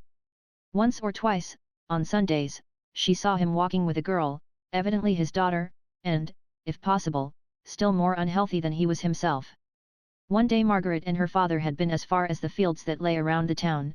It was early spring, and she had gathered some of the hedge and ditch flowers, dog violets, lesser celandines, and the like, with an unspoken lament in her heart for the sweet profusion of the south. Her father had left her to go into Milton upon some business, and on the road home she met her humble friends. The girl looked wistfully at the flowers, and, acting on a sudden impulse, Margaret offered them to her. Her pale blue eyes lightened up as she took them, and her father spoke for her. "Thank yo, miss. Bessie'll think a deal o' them flowers, that who will, and I shall think a deal o' your kindness. You're not of this country, I reckon." "No," said Margaret, half sighing. "I come from the south, from Hampshire," she continued, a little afraid of wounding his consciousness of ignorance, if she used a name which he did not understand. "That's beyond London, I reckon? And I come fro Burnley ways, and 40 miles to th north. And yet, yo see, north and south has both met and made kind o' friends in this big smoky place." Margaret had slackened her pace to a walk alongside of the man and his daughter, whose steps were regulated by the feebleness of the latter. She now spoke to the girl, and there was a sound of tender pity in the tone of her voice as she did so that went right to the heart of the father. "I'm afraid you are not very strong." "No," said the girl, "nor never will be." "Spring is coming," said Margaret, as if to suggest pleasant, hopeful thoughts. "Spring nor summer will do me good," said the girl quietly. Margaret looked up at the man, almost expecting some contradiction from him, or at least some remark that would modify his daughter's utter hopelessness. But instead, he added, "I'm afeard who speaks the truth. I'm afeard who's too far gone in a waste. I shall have a spring where I am bound to, and flowers, and amaranths, and shining robes besides." Poor lass," said her father in a low tone. "I'm none so sure o' that, but it's a comfort to thee, poor lass, poor lass." "Poor father! It'll be soon." Margaret was shocked by his words, shocked but not repelled, rather attracted and interested. "Where do you live? I think we must be neighbours, we meet so often on this road." "We put up at 9 Francis Street, second turn to th left at after Yove past th Golden Dragon." "And your name?" "I must not forget that. I'm none ashamed o' my name. It's Nicholas Higgins." "Who's called Bessie Higgins? What'n yo asking for?" Margaret was surprised at this last question, for at Hellstone it would have been an understood thing, after the inquiries she had made, that she intended to come and call upon any poor neighbour whose name and habitation she had asked for. I thought, I meant to come and see you. She suddenly felt rather shy of offering the visit, without having any reason to give for her wish to make it, beyond a kindly interest in a stranger. It seemed all at once to take the shape of an impertinence on her part. She read this meaning too in the man's eyes. I'm none so fond of having strange folk in my house. But then relenting, as he saw her heightened color, he added, you're a foreigner, as one may say, and maybe don't know many folk here, and yo ve given my wench here flowers out of yo our own hand, yo may come if yo like. Margaret was half amused, half nettled at this answer. She was not sure if she would go where permission was given so like a favour conferred. But when they came to the turn into Francis Street, the girl stopped a minute, and said, you'll not forget Yori to come and see us. I, said the father, impatiently, who'll come? Who's a bit set up now, because who thinks I might ha spoken more civilly, but who'll think better on it, and come? I can read her proud bonny face like a book. Come along, Bess, there's the mill bell ringing. Margaret went home, wondering at her new friends, and smiling at the man's insight into what had been passing in her mind. From that day Milton became a brighter place to her. It was not the long, bleak sunny days of spring, nor yet was it that time was reconciling her to the town of her habitation. It was that in it she had found a human interest. Chapter 9. Dressing for tea. Let China's earth, enriched with colored stains, penciled with gold, and streaked with azure veins, the grateful flavor of the Indian leaf, or mocha's sunburnt berry glad receive. Mrs. Barbauld. The day after this meeting with Higgins and his daughter Mr. Hale came upstairs into the little drawing room at an unusual hour. He went up to different objects in the room, as if examining them, but Margaret saw that it was merely a nervous trick, a way of putting off something he wished, yet feared to say. Out it came at last. My dear, I've asked Mr. Thornton to come to tea tonight. Mrs. Hale was leaning back in her easy chair, with her eyes shut, and an expression of pain on her face which had become habitual to her of late. But she roused up into querulousness at this speech of her husband's. Mr. Thornton, and tonight? What in the world does the man want to come here for? And Dixon is washing my muslins and laces, and there is no soft water with these horrid east winds, which I suppose we shall have all the year round in Milton. The wind is veering round, my dear, said Mr. Hale, looking out at the smoke, which drifted right from the east, only he did not yet understand the points of the compass, and rather arranged them ad libitum according to circumstances. Don't tell me, said Mrs. Hale, shuddering up, and wrapping her shawl about her still more closely. But, east or west wind, I suppose this man comes. Oh mamma, that shows you never saw Mr. Thornton. He looks like a person who would enjoy battling with every adverse thing he could meet with, enemies, winds, or circumstances. The more it rains and blows, the more certain we are to have him. But I'll go and help Dixon. I'm getting to be a famous clear starcher. And he won't want any amusement beyond talking to Papa. Papa, I am really longing to see the Pythias to your Damon. You know I never saw him but once, and then we were so puzzled to know what to say to each other that we did not get on particularly well. I don't know that you would ever like him, or think him agreeable, Margaret. He is not a ladies' man. Margaret wreathed her throat in a scornful curve. I don't particularly admire ladies' men, Papa. But Mr. Thornton comes here as your friend, as one who has appreciated you. The only person in Milton, said Mrs. Hale. So we will give him a welcome, and some cocoanut cakes. Dixon will be flattered if we ask her to make some, and I will undertake to iron your caps, Mamma. Many a time that morning did Margaret wish Mr. Thornton far enough away. She had planned other employments for herself, a letter to Edith, a good piece of Dante, a visit to the Higginses. But, instead, she ironed away, listening to Dixon's complaints, and only hoping that by an excess of sympathy she might prevent her from carrying the recital of her sorrows to Mrs. Hale. Every now and then, Margaret had to remind herself of her father's regard for Mr. Thornton, to subdue the irritation of weariness that was stealing over her, and bringing on one of the bad headaches to which she had lately become liable. She could hardly speak when she sat down at last, and told her mother that she was no longer Peggy the laundry maid, but Margaret Hale the lady. She meant this speech for a little joke, and was vexed enough with her busy tongue when she found her mother taking it seriously. Yes, if anyone had told me, when I was Miss Beresford, and one of the belles of the country, that a child of mine would have to stand half a day, in a little poky kitchen, working away like any servant, that we might prepare properly for the reception of a tradesman, and that this tradesman should be the only. Oh, Mamma, said Margaret, lifting herself up, don't punish me for so careless a speech. I don't mind ironing, or any kind of work for you and Papa. I am myself a born and bred lady through it all, even though it comes to scouring a floor, or washing dishes. I am tired now, just for a little while, but in half an hour I shall be ready to do the same over again. And as to Mr. Thornton's being in trade, why he can't help that now, poor fellow. I don't suppose his education would fit him for much else. Margaret lifted herself slowly up, and went to her own room, for just now she could not bear much more. In Mr. Thornton's house, at this very same time, a similar, yet different scene was going on. A large-boned lady, long past middle age, sat at work in a grim handsomely furnished dining room. Her features, like her frame, were strong and massive, rather than heavy. Her face moved slowly from one decided expression to another equally decided. There was no great variety in her countenance, but those who looked at it once, generally looked at it again, even the passers-by in the street, half turned their heads to gaze an instant longer at the firm, severe, dignified woman, who never gave way in street courtesy, or paused in her straight onward course to the clearly defined end which she proposed to herself. She was handsomely dressed in stout black silk, of which not a thread was worn or discolored. She was mending a large, long tablecloth of the finest texture, holding it up against the light occasionally to discover thin places, which required her delicate care. There was not a book about in the room, with the exception of Matthew Henry's Bible commentaries, 6 volumes of which lay in the center of the massive sideboard, flanked by a tea urn on one side, and a lamp on the other. In some remote apartment, there was exercise upon the piano going on.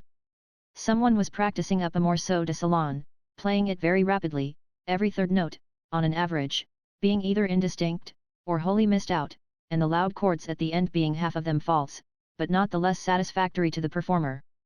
Mrs. Thornton heard a step, like her own in its decisive character, pass the dining room door. "John! Is that you?" Her son opened the door, and showed himself. "What has brought you home so early? I thought you were going to tea with that friend of Mr. Bell's, that Mr. Hale." "So I am, mother. I am come home to dress." "Dress, humph! When I was a girl, young men were satisfied with dressing once in a day. Why should you dress to go and take a cup of tea with an old parson? Mr. Hale is a gentleman, and his wife and daughter are ladies." "Wife and daughter? Do they teach too? What do they do? You have never mentioned them." "No, mother, because I have never seen Mrs. Hale, I have only seen Miss Hale for half an hour." "Take care you don't get caught by a penniless girl, John." "I am not easily caught, mother, as I think you know. But I must not have Miss Hale spoken of in that way, which, you know, is offensive to me. I never was aware of any young lady trying to catch me yet, nor do I believe that anyone has ever given themselves that useless trouble."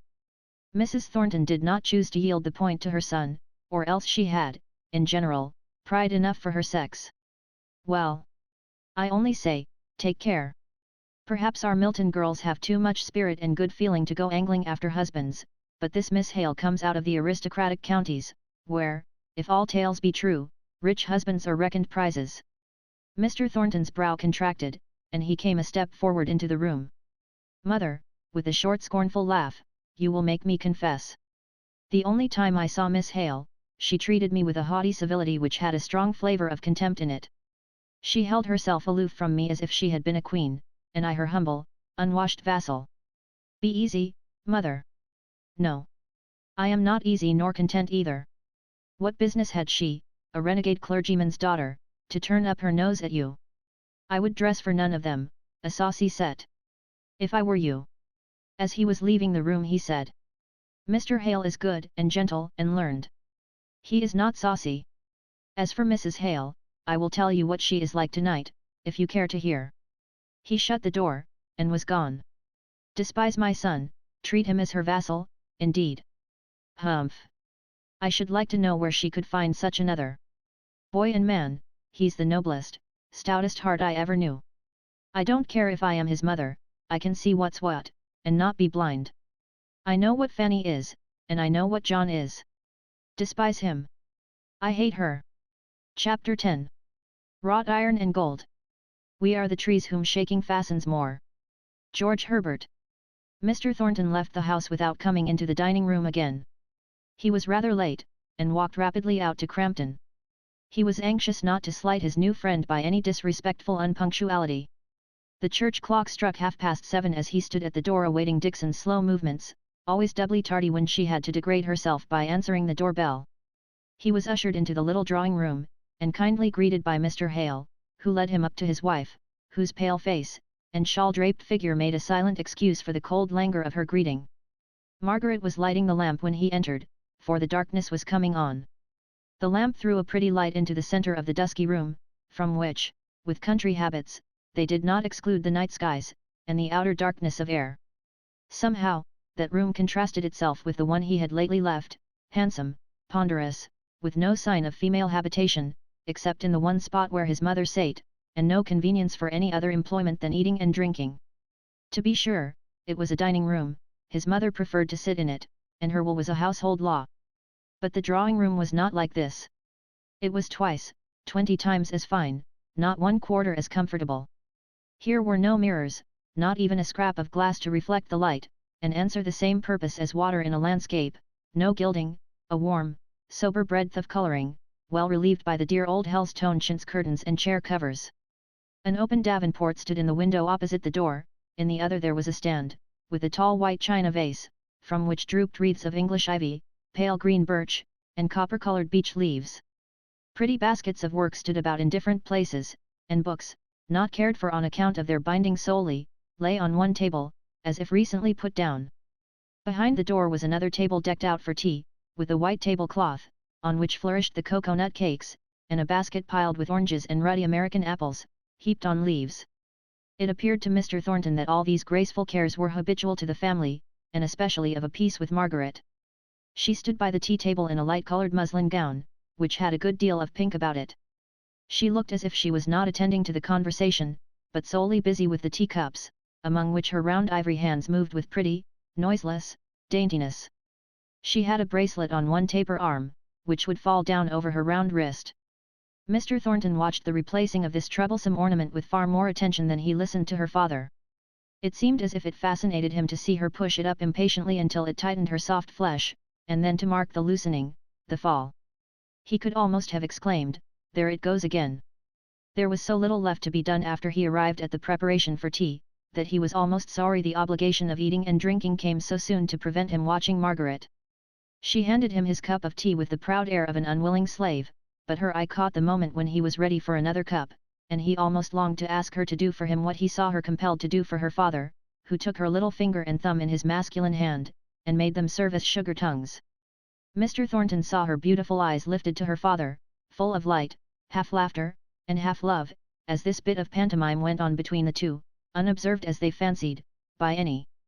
Margaret's head still ached, as the paleness of her complexion, and her silence might have testified, but she was resolved to throw herself into the breach, if there was any long untoward pause, rather than that her father's friend, pupil, and guest should have cause to think himself in any way neglected.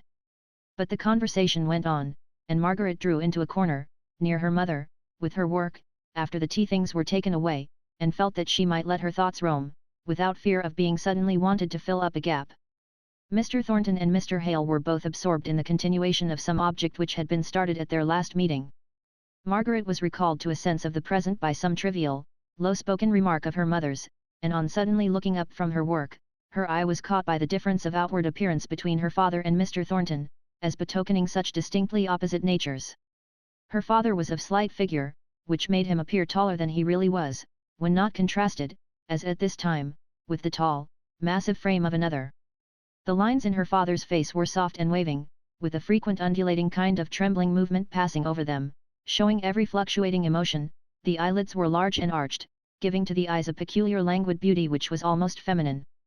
The brows were finely arched, but were by the very size of the dreamy lids, raised to a considerable distance from the eyes. Now, in Mr. Thornton's face the straight brows fell low over the clear, deep-set, earnest eyes, which without being unpleasantly sharp, seemed intent enough to penetrate into the very heart and core of what he was looking at.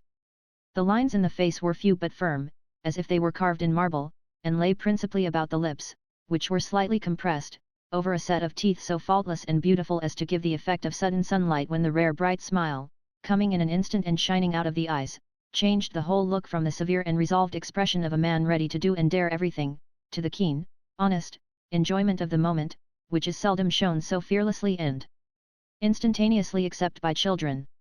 Margaret liked this smile, it was the first thing she had admired in this new friend of her father's, and the opposition of character, shown in all these details of appearance she had just been noticing, seemed to explain the attraction they evidently felt towards each other. She rearranged her mother's worsted work, and fell back into her own thoughts, as completely forgotten by Mr. Thornton as if she had not been in the room, so thoroughly was he occupied in explaining to Mr. Hale the magnificent power, yet delicate adjustment of the might of the steam hammer, which was recalling to Mr. Hale some of the wonderful stories of subservient genii in the Arabian Nights, one moment stretching from earth to sky and filling all the width of the horizon, at the next obediently compressed into a vase small enough to be borne in the hand of a child. And this imagination of power, this practical realization of a gigantic thought, came out of one man's brain in our good town. That very man has it within him to mount, step by step, on each wonder he achieves to higher marvels still. And I'll be bound to say, we have many among us who, if he were gone, could spring into the breach and carry on the war which compels, and shall compel, all material power to yield to science. Your boast reminds me of the old lines. I've 100 captains in England, he said. As good as ever was he. At her father's quotation Margaret looked suddenly up, with inquiring wonder in her eyes. How in the world had they got from the cogwheels to Chevy Chase? It is no boast of mine, replied Mr. Thornton, it is plain matter of fact. I won't deny that I am proud of belonging to a town, or perhaps I should rather say a district, the necessities of which give birth to such grandeur of conception. I would rather be a man toiling, suffering, nay, failing and successless, here, than lead a dull prosperous life in the old worn grooves of what you call more aristocratic society down in the south, with their slow days of careless ease. One may be clogged with honey and unable to rise and fly. You are mistaken, said Margaret, roused by the aspersion on her beloved south to a fond vehemence of defence, that brought the colour into her cheeks and the angry tears into her eyes. You do not know anything about the south. If there is less adventure or less progress, I suppose I must not say less excitement, from the gambling spirit of trade, which seems requisite to force out these wonderful inventions, there is less suffering also. I see men here going about in the streets who look ground down by some pinching sorrow or care, who are not only sufferers but haters. Now, in the south we have our poor, but there is not that terrible expression in their countenances of a sullen sense of injustice which I see here. You do not know the south, Mr. Thornton, she concluded, collapsing into a determined silence, and angry with herself for having said so much. And may I say you do not know the north, asked he, with an inexpressible gentleness in his tone, as he saw that he had really hurt her. She continued resolutely silent, yearning after the lovely haunts she had left far away in Hampshire, with a passionate longing that made her feel her voice would be unsteady and trembling if she spoke. At any rate, Mr. Thornton, said Mrs. Hale, you will allow that Milton is a much more smoky, dirty town than you will ever meet with in the south. I'm afraid I must give up its cleanliness, said Mr. Thornton, with the quick gleaming smile. But we are bidden by Parliament to burn our own smoke, so I suppose, like good little children, we shall do as we are bid, some time. But I think you told me you had altered your chimneys so as to consume the smoke, did you not? Asked Mr. Hale. Mine were altered by my own will, before Parliament meddled with the affair. It was an immediate outlay, but it repays me in the saving of coal. I'm not sure whether I should have done it, if I had waited until the act was passed. At any rate, I should have waited to be informed against and fined, and given all the trouble and yielding that I legally could. But all laws which depend for their enforcement upon informers and fines, become inert from the odiousness of the machinery. I doubt if there has been a chimney in Milton informed against for 5 years past, although some are constantly sending out 1/3 of their coal in what is called here unparliamentary smoke. I only know it is impossible to keep the muslin blinds clean here above a week together, and at Hellstone we have had them up for a month or more, and they have not looked dirty at the end of that time. And as for hands, Margaret, how many times did you say you had washed your hands this morning before 12 o'clock? 3 times, was it not? Yes, Mamma. You seem to have a strong objection to Acts of Parliament and all legislation affecting your mode of management down here at Milton, said Mr. Hale. Yes, I have, and many others have as well. And with justice, I think. The whole machinery, I don't mean the wood and iron machinery now, of the cotton trade is so new that it is no wonder if it does not work well in every part all at once. 70 years ago what was it? And now what it is not?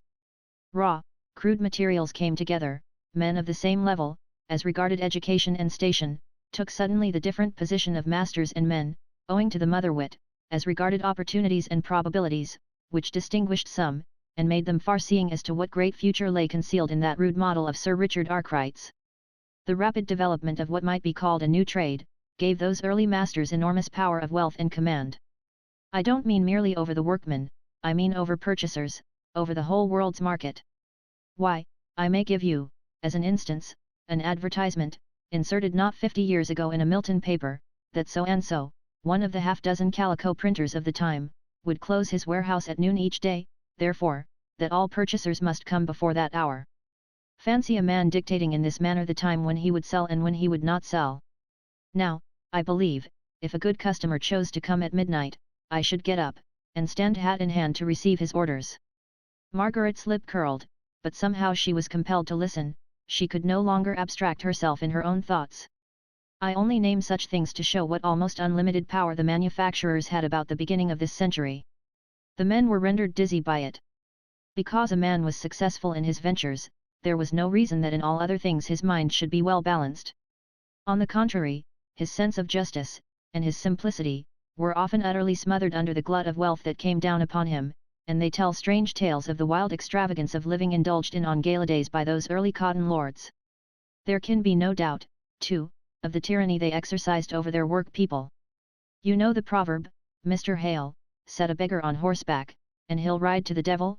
Well, some of these early manufacturers did ride to the devil in a magnificent style, crushing human bone and flesh under their horses' hoofs without remorse.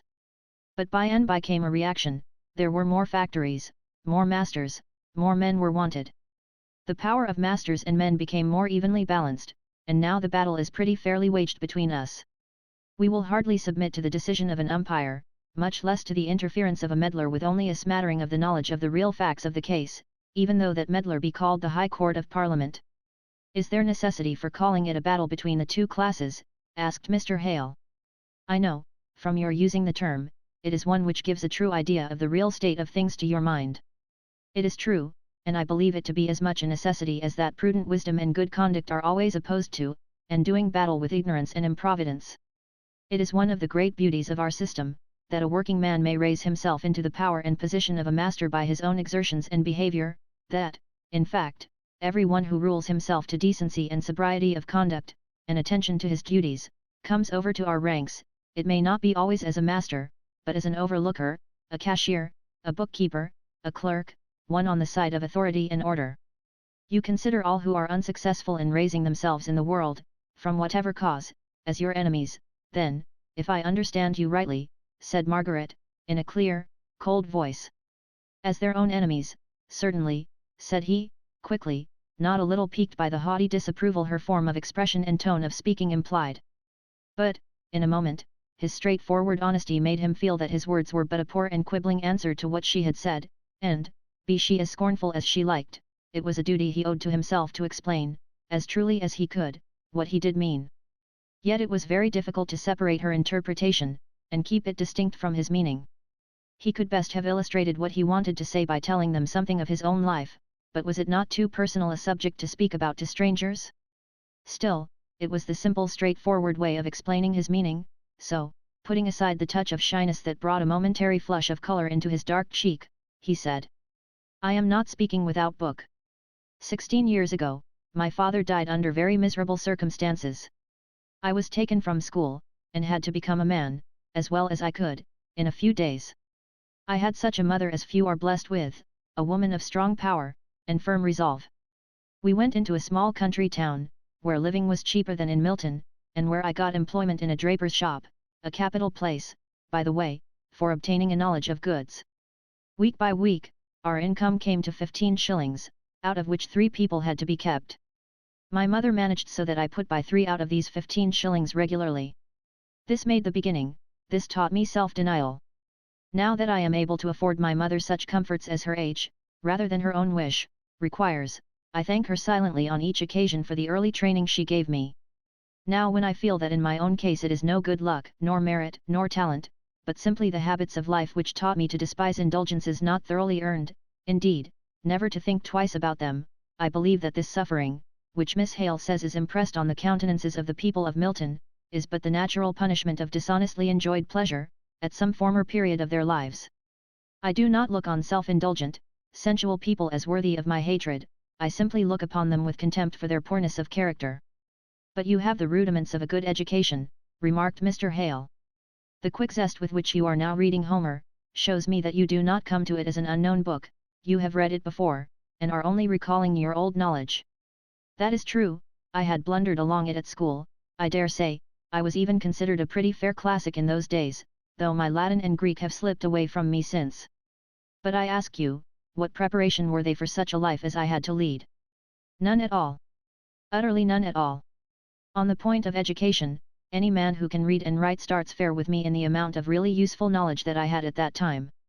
Well, I don't agree with you. But there I am perhaps somewhat of a pedant. Did not the recollection of the heroic simplicity of the Homeric life nerve you up? Not one bit, exclaimed Mr. Thornton, laughing. I was too busy to think about any dead people, with the living pressing alongside of me, neck to neck, in the struggle for bread. Now that I have my mother safe in the quiet peace that becomes her age, and duly rewards her former exertions, I can turn to all that old narration and thoroughly enjoy it. I dare say, my remark came from the professional feeling of there being nothing like leather, replied Mr. Hale. When Mr. Thornton rose up to go away, after shaking hands with Mr. and Mrs. Hale, he made an advance to Margaret to wish her good-bye in a similar manner. It was the frank familiar custom of the place, but Margaret was not prepared for it. She simply bowed her farewell, although the instant she saw the hand, half put out, quickly drawn back, she was sorry she had not been aware of the intention.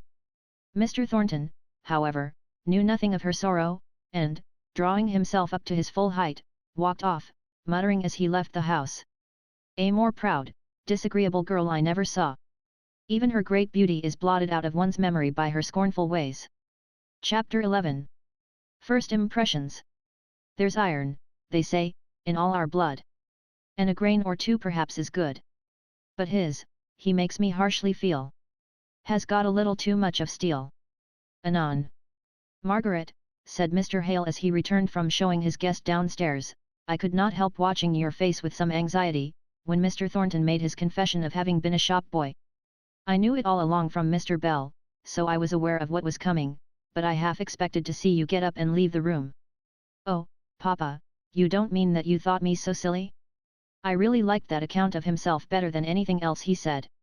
Everything else revolted me, from its hardness, but he spoke about himself so simply, with so little of the pretense that makes the vulgarity of shop people, and with such tender respect for his mother, that I was less likely to leave the room then than when he was boasting about Milton, as if there was not such another place in the world, or quietly professing to despise people for careless, wasteful improvidence, without ever seeming to think it his duty to try to make them different, to give them anything of the training which his mother gave him, and to which he evidently owes his position, whatever that may be. No. His statement of having been a shop boy was the thing I liked best of all. I am surprised at you, Margaret, said her mother. You who were always accusing people of being shoppy at Hellstone. I don't think, Mr. Hale, you have done quite right in introducing such a person to us without telling us what he had been. I really was very much afraid of showing him how much shocked I was at some parts of what he said. His father dying in miserable circumstances. Why, it might have been in the workhouse. I am not sure it was not worse than being in the workhouse, replied her husband. I heard a good deal of his previous life from Mr. Bell before we came here, and as he has told you apart, I will fill up what he left out. His father speculated wildly, failed, and then killed himself, because he could not bear the disgrace. All his former friends shrunk from the disclosures that had to be made of his dishonest gambling, wild, hopeless struggles, made with other people's money, to regain his own moderate portion of wealth. No one came forward to help the mother and this boy. There was another child, I believe, a girl, too young to earn money, but of course she had to be kept. At least, no friend came forward immediately, and Mrs. Thornton is not one, I fancy, to wait till tardy kindness comes to find her out. So they left Milton. I knew he had gone into a shop, and that his earnings, with some fragment of property secured to his mother, had been made to keep them for a long time. Mr. Bell said they absolutely lived upon water porridge for years, how, he did not know, but long after the creditors had given up hope of any payment of old Mr. Thornton's debts, if, indeed, they ever had hoped at all about it. After his suicide, this young man returned to Milton, and went quietly round to each creditor, paying him the first installment of the money owing to him. No noise, no gathering together of creditors, it was done very silently and quietly, but all was paid at last, helped on materially by the circumstance of one of the creditors, a crabbed old fellow, Mr. Bell says, taking in Mr. Thornton as a kind of partner. "That really is fine," said Margaret. "What a pity such a nature should be tainted by his position as a Milton manufacturer." "How tainted?" asked her father. "Oh, papa, by that testing everything by the standard of wealth." When he spoke of the mechanical powers, he evidently looked upon them only as new ways of extending trade and making money. And the poor men around him, they were poor because they were vicious, out of the pale of his sympathies because they had not his iron nature, and the capabilities that it gives him for being rich. Not vicious, he never said that. Improvident and self-indulgent were his words. Margaret was collecting her mother's working materials, and preparing to go to bed. Just as she was leaving the room, she hesitated. She was inclined to make an acknowledgement which she thought would please her father, but which to be full and true must include a little annoyance. However, out it came. "Papa, I do think Mr. Thornton a very remarkable man, but personally I don't like him at all." "And I do," said her father laughing. "Personally, as you call it, and all. I don't set him up for a hero, or anything of that kind. But good night, child. Your mother looks sadly tired tonight, Margaret." Margaret had noticed her mother's jaded appearance with anxiety for some time past, and this remark of her father's sent her up to bed with a dim fear lying like a weight on her heart. The life in Milton was so different from what Mrs. Hale had been accustomed to live in Hellstone, in and out perpetually into the fresh and open air. The air itself was so different, deprived of all revivifying principle as it seemed to be here, the domestic worries pressed so very closely, and in so new and sordid a form, upon all the women in the family, that there was good reason to fear that her mother's health might be becoming seriously affected. There were several other signs of something wrong about Mrs. Hale.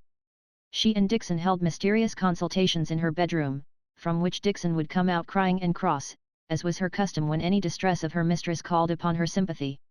Once Margaret had gone into the chamber soon after Dixon left it, and found her mother on her knees, and as Margaret stole out she caught a few words which were evidently a prayer for strength and patience to endure severe bodily suffering. Margaret yearned to reunite the bond of intimate confidence which had been broken by her long residence at her Aunt Shaw's, and strove by gentle caresses and softened words to creep into the warmest place in her mother's heart. But though she received caresses and fond words back again, in such profusion as would have gladdened her formerly, yet she felt that there was a secret withheld from her, and she believed it bore serious reference to her mother's health. She lay awake very long this night, planning how to lessen the evil influence of their Milton life on her mother. A servant to give Dixon permanent assistance should be got, if she gave up her whole time to the search, and then, at any rate, her mother might have all the personal attention she required, and had been accustomed to her whole life. Visiting register offices, seeing all manner of unlikely people, and very few in the least likely, absorbed Margaret's time and thoughts for several days. One afternoon she met Bessie Higgins in the street, and stopped to speak to her. "Well, Bessie, how are you?" "Better, I hope, now the wind has changed." "Better and not better, if you know what that means." "Not exactly," replied Margaret, smiling. "I'm better in not being torn to pieces by coughing o' nights, but I'm weary and tired o' Milton, and longing to get away to the land o' Beulah, and when I think I'm farther and farther off, my heart sinks, and I'm no better, I'm worse." Margaret turned round to walk alongside of the girl in her feeble progress homeward. But for a minute or two she did not speak. At last she said in a low voice, "Bessie, do you wish to die?" For she shrank from death herself, with all the clinging to life so natural to the young and healthy. Bessie was silent in her turn for a minute or two. Then she replied, "If Yodi led the life I have, and getten as weary of it as I have, and thought at times, maybe it'll last for 50 or 60 years, it does wi some, and got dizzy and dazed, and sick, as each of them 60 years seemed to spin about me, and mock me with its length of hours and minutes, and endless bits o' time, oh, wench! I tell thee thou dee been glad enough when th doctor said he feared thou dee never see another winter." "Why, Bessie, what kind of a life has yours been?" "Not worse than many others, I reckon. Only I fretted against it, and they didn't." "But what was it?" "You know, I'm a stranger here, so perhaps I'm not so quick at understanding what you mean as if I'd lived all my life at Milton. If yo dee ha come to our house when yo said yo would, I could maybe ha told you. But father says you'll just like rest on it's out o sight out o mind wiu. I don't know who the rest are, and I've been very busy, and, to tell the truth, I had forgotten my promise. Yo offered it, we asked none of it. I had forgotten what I said for the time, continued Margaret quietly. I should have thought of it again when I was less busy. May I go with you now? Bessie gave a quick glance at Margaret's face, to see if the wish expressed was really felt. The sharpness in her eye turned to a wistful longing as she met Margaret's soft and friendly gaze. I ha none so many to care for me, if yo care yo may come. So they walked on together in silence. As they turned up into a small court, out of a squalid street, Bessie said, "You'll not be daunted if father's at home, and speaks a bit gruffish at first. He took a mind to yet, yo see, and he thought a deal o' your coming to see us, and just because he liked yo he was vexed and put about. Don't fear, Bessie." But Nicholas was not at home when they entered. A great slatternly girl, not so old as Bessie, but taller and stronger, was busy at the wash-tub, knocking about the furniture in a rough capable way, but altogether making so much noise that Margaret shrunk, out of sympathy with poor Bessie, who had sat down on the first chair, as if completely tired out with her walk. Margaret asked the sister for a cup of water, and while she ran to fetch it, knocking down the fire irons, and tumbling over a chair in her way, she unloosed Bessie's bonnet strings, to relieve her catching breath. "Do you think such life as this is worth caring for?" gasped Bessie, at last. Margaret did not speak, but held the water to her lips. Bessie took a long and feverish draught, and then fell back and shut her eyes. Margaret heard her murmur to herself, "They shall hunger no more, neither thirst any more, neither shall the sun light on them, nor any heat." Margaret bent over and said, "Bessie, don't be impatient with your life, whatever it is, or may have been. Remember who gave it you, and made it what it is." She was startled by hearing Nicholas speak behind her. He had come in without her noticing him. "Now, I'll not have my wench preached to. She's bad enough, as it is, with her dreams and her method fancies, and her visions of cities with golden gates and precious stones. But if it amuses her I let it abe, but I'm none going to have more stuff poured into her." "But surely," said Margaret, facing round, "you believe in what I said, that God gave her life, and ordered what kind of life it was to be." "I believe what I see, and no more." "That's what I believe, young woman. I don't believe all I hear, no. Not by a big deal. I did hear a young lass make an ado about knowing where we lived, and coming to see us. And my wench here thought a deal about it, and flushed up many a time, when who little knew as I was looking at her, at the sound of a strange step. But who's come at last, and who's welcome, as long as who'll keep from preaching on what who knows not about." Bessie had been watching Margaret's face. She half sate up to speak now, laying her hand on Margaret's arm with a gesture of entreaty. "Don't be vexed wi him, there's many a one thinks like him, many and many a one here. If yo could hear them speak, yo d not be shocked at him, he's a rare good man, is father, but oh," said she, falling back in despair, "what he says at times makes me long to die more than ever, for I want to know so many things, and am so tossed about wi wonder.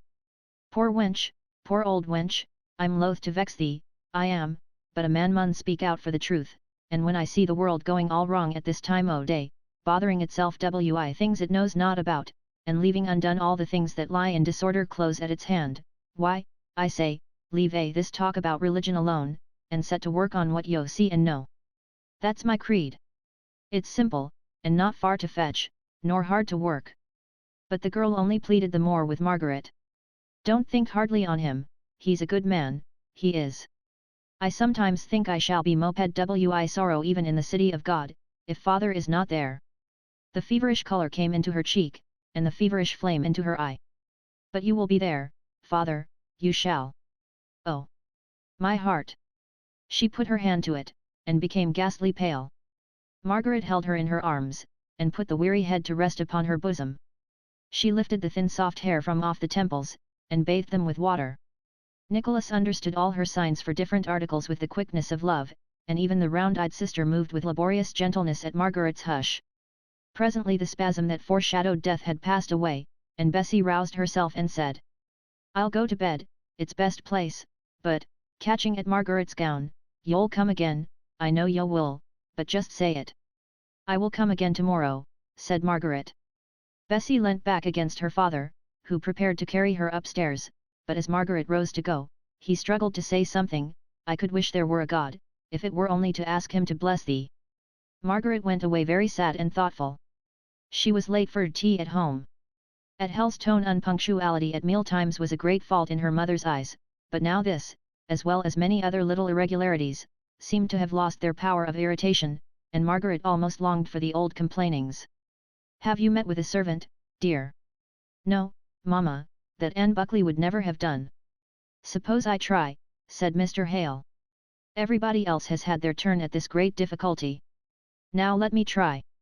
I may be the Cinderella to put on the slipper after all." Margaret could hardly smile at this little joke, so oppressed was she by her visit to the Higginses. "What would you do, Papa? How would you set about it?" "Why, I should apply to some good house mother to recommend me one known to herself or her servants." "Very good. But we must first catch our house mother." "You have caught her. Or rather she is coming into the snare, and you will catch her tomorrow, if you're skillful." "What do you mean, Mr. Hale?" asked his wife, her curiosity aroused. "Why, my paragon pupil, as Margaret calls him, has told me that his mother intends to call on Mrs. and Miss Hale tomorrow." "Mrs. Thornton," exclaimed Mrs. Hale. "The mother of whom he spoke to us," said Margaret. "Mrs. Thornton, the only mother he has, I believe," said Mr. Hale, quietly. "I shall like to see her. She must be an uncommon person," her mother added. "Perhaps she may have a relation who might suit us, and be glad of our place. She sounded to be such a careful economical person, that I should like anyone out of the same family." "My dear," said Mr. Hale alarmed. "Pray don't go off on that idea. I fancy Mrs. Thornton is as haughty and proud in her way as our little Margaret here is in hers, and that she completely ignores that old time of trial and poverty and economy, of which he speaks so openly. I am sure, at any rate, she would not like strangers to know anything about it. Take notice that is not my kind of haughtiness, Papa, if I have any at all, which I don't agree to, though you're always accusing me of it. I don't know positively that it is hers either, but from little things I have gathered from him, I fancy so." They cared too little to ask in what manner her son had spoken about her. Margaret only wanted to know if she must stay in to receive this call, as it would prevent her going to see how Bessie was, until late in the day, since the early morning was always occupied in household affairs, and then she recollected that her mother must not be left to have the whole weight of entertaining her visitor. Chapter 12. Morning Calls. "Well, I suppose we must." Friends in council. Mr. Thornton had had some difficulty in working up his mother to the desired point of civility. She did not often make calls, and when she did, it was in heavy state that she went through her duties. Her son had given her a carriage, but she refused to let him keep horses for it. They were hired for the solemn occasions, when she paid morning or evening visits. She had had horses for 3 days, not a fortnight before, and had comfortably killed off all her acquaintances, who might now put themselves to trouble and expense in their turn. Yet Crampton was too far off for her to walk, and she had repeatedly questioned her son as to whether his wish that she should call on the Hales was strong enough to bear the expense of cab hire. She would have been thankful if it had not, for, as she said, she saw no use in making up friendships and intimacies with all the teachers and masters in Milton. Why, he would be wanting her to call on Fanny's dancing master's wife, the next thing. "And so I would, mother, if Mr. Mason and his wife were friendless in a strange place, like the Hales." "Oh, you need not speak so hastily. I am going tomorrow. I only wanted you exactly to understand about it. If you are going tomorrow, I shall order horses." "Nonsense, John. One would think you were made of money." "Not quite, yet. But about the horses I'm determined. The last time you were out in a cab, you came home with a headache from the jolting. I never complained of it, I'm sure." "No, my mother is not given to complaints," said he, a little proudly. "But so much the more I have to watch over you. Now, as for Fanny there, a little hardship would do her good. She is not made of the same stuff as you are, John. She could not bear it." Mrs. Thornton was silent after this, for her last words bore relation to a subject which mortified her. She had an unconscious contempt for a weak character, and Fanny was weak in the very points in which her mother and brother were strong. Mrs. Thornton was not a woman much given to reasoning. Her quick judgment and firm resolution served her in good stead of any long arguments and discussions with herself. She felt instinctively that nothing could strengthen Fanny to endure hardships patiently, or face difficulties bravely, and though she winced as she made this acknowledgement to herself about her daughter, it only gave her a kind of pitying tenderness of manner towards her, much of the same description of demeanour with which mothers are wont to treat their weak and sickly children. A stranger, a careless observer might have considered that Mrs. Thornton's manner to her children betokened far more love to Fanny than to John. But such a one would have been deeply mistaken. The very daringness with which mother and son spoke out unpalatable truths, the one to the other, showed a reliance on the firm centre of each other's souls, which the uneasy tenderness of Mrs. Thornton's manner to her daughter, the shame with which she thought to hide the poverty of her child in all the grand qualities which she herself possessed unconsciously, and which she set so high a value upon in others, this shame, I say, betrayed the want of a secure resting place for her affection. She never called her son by any name but John, love, and dear, and such like terms, were reserved for Fanny. But her heart gave thanks for him day and night, and she walked proudly among women for his sake. Fanny dear! I shall have horses to the carriage today, to go and call on these Hales. Should not you go and see nurse? It's in the same direction, and she's always so glad to see you. You could go on there while I am at Mrs. Hale's. Oh, Mamma, it's such a long way, and I am so tired.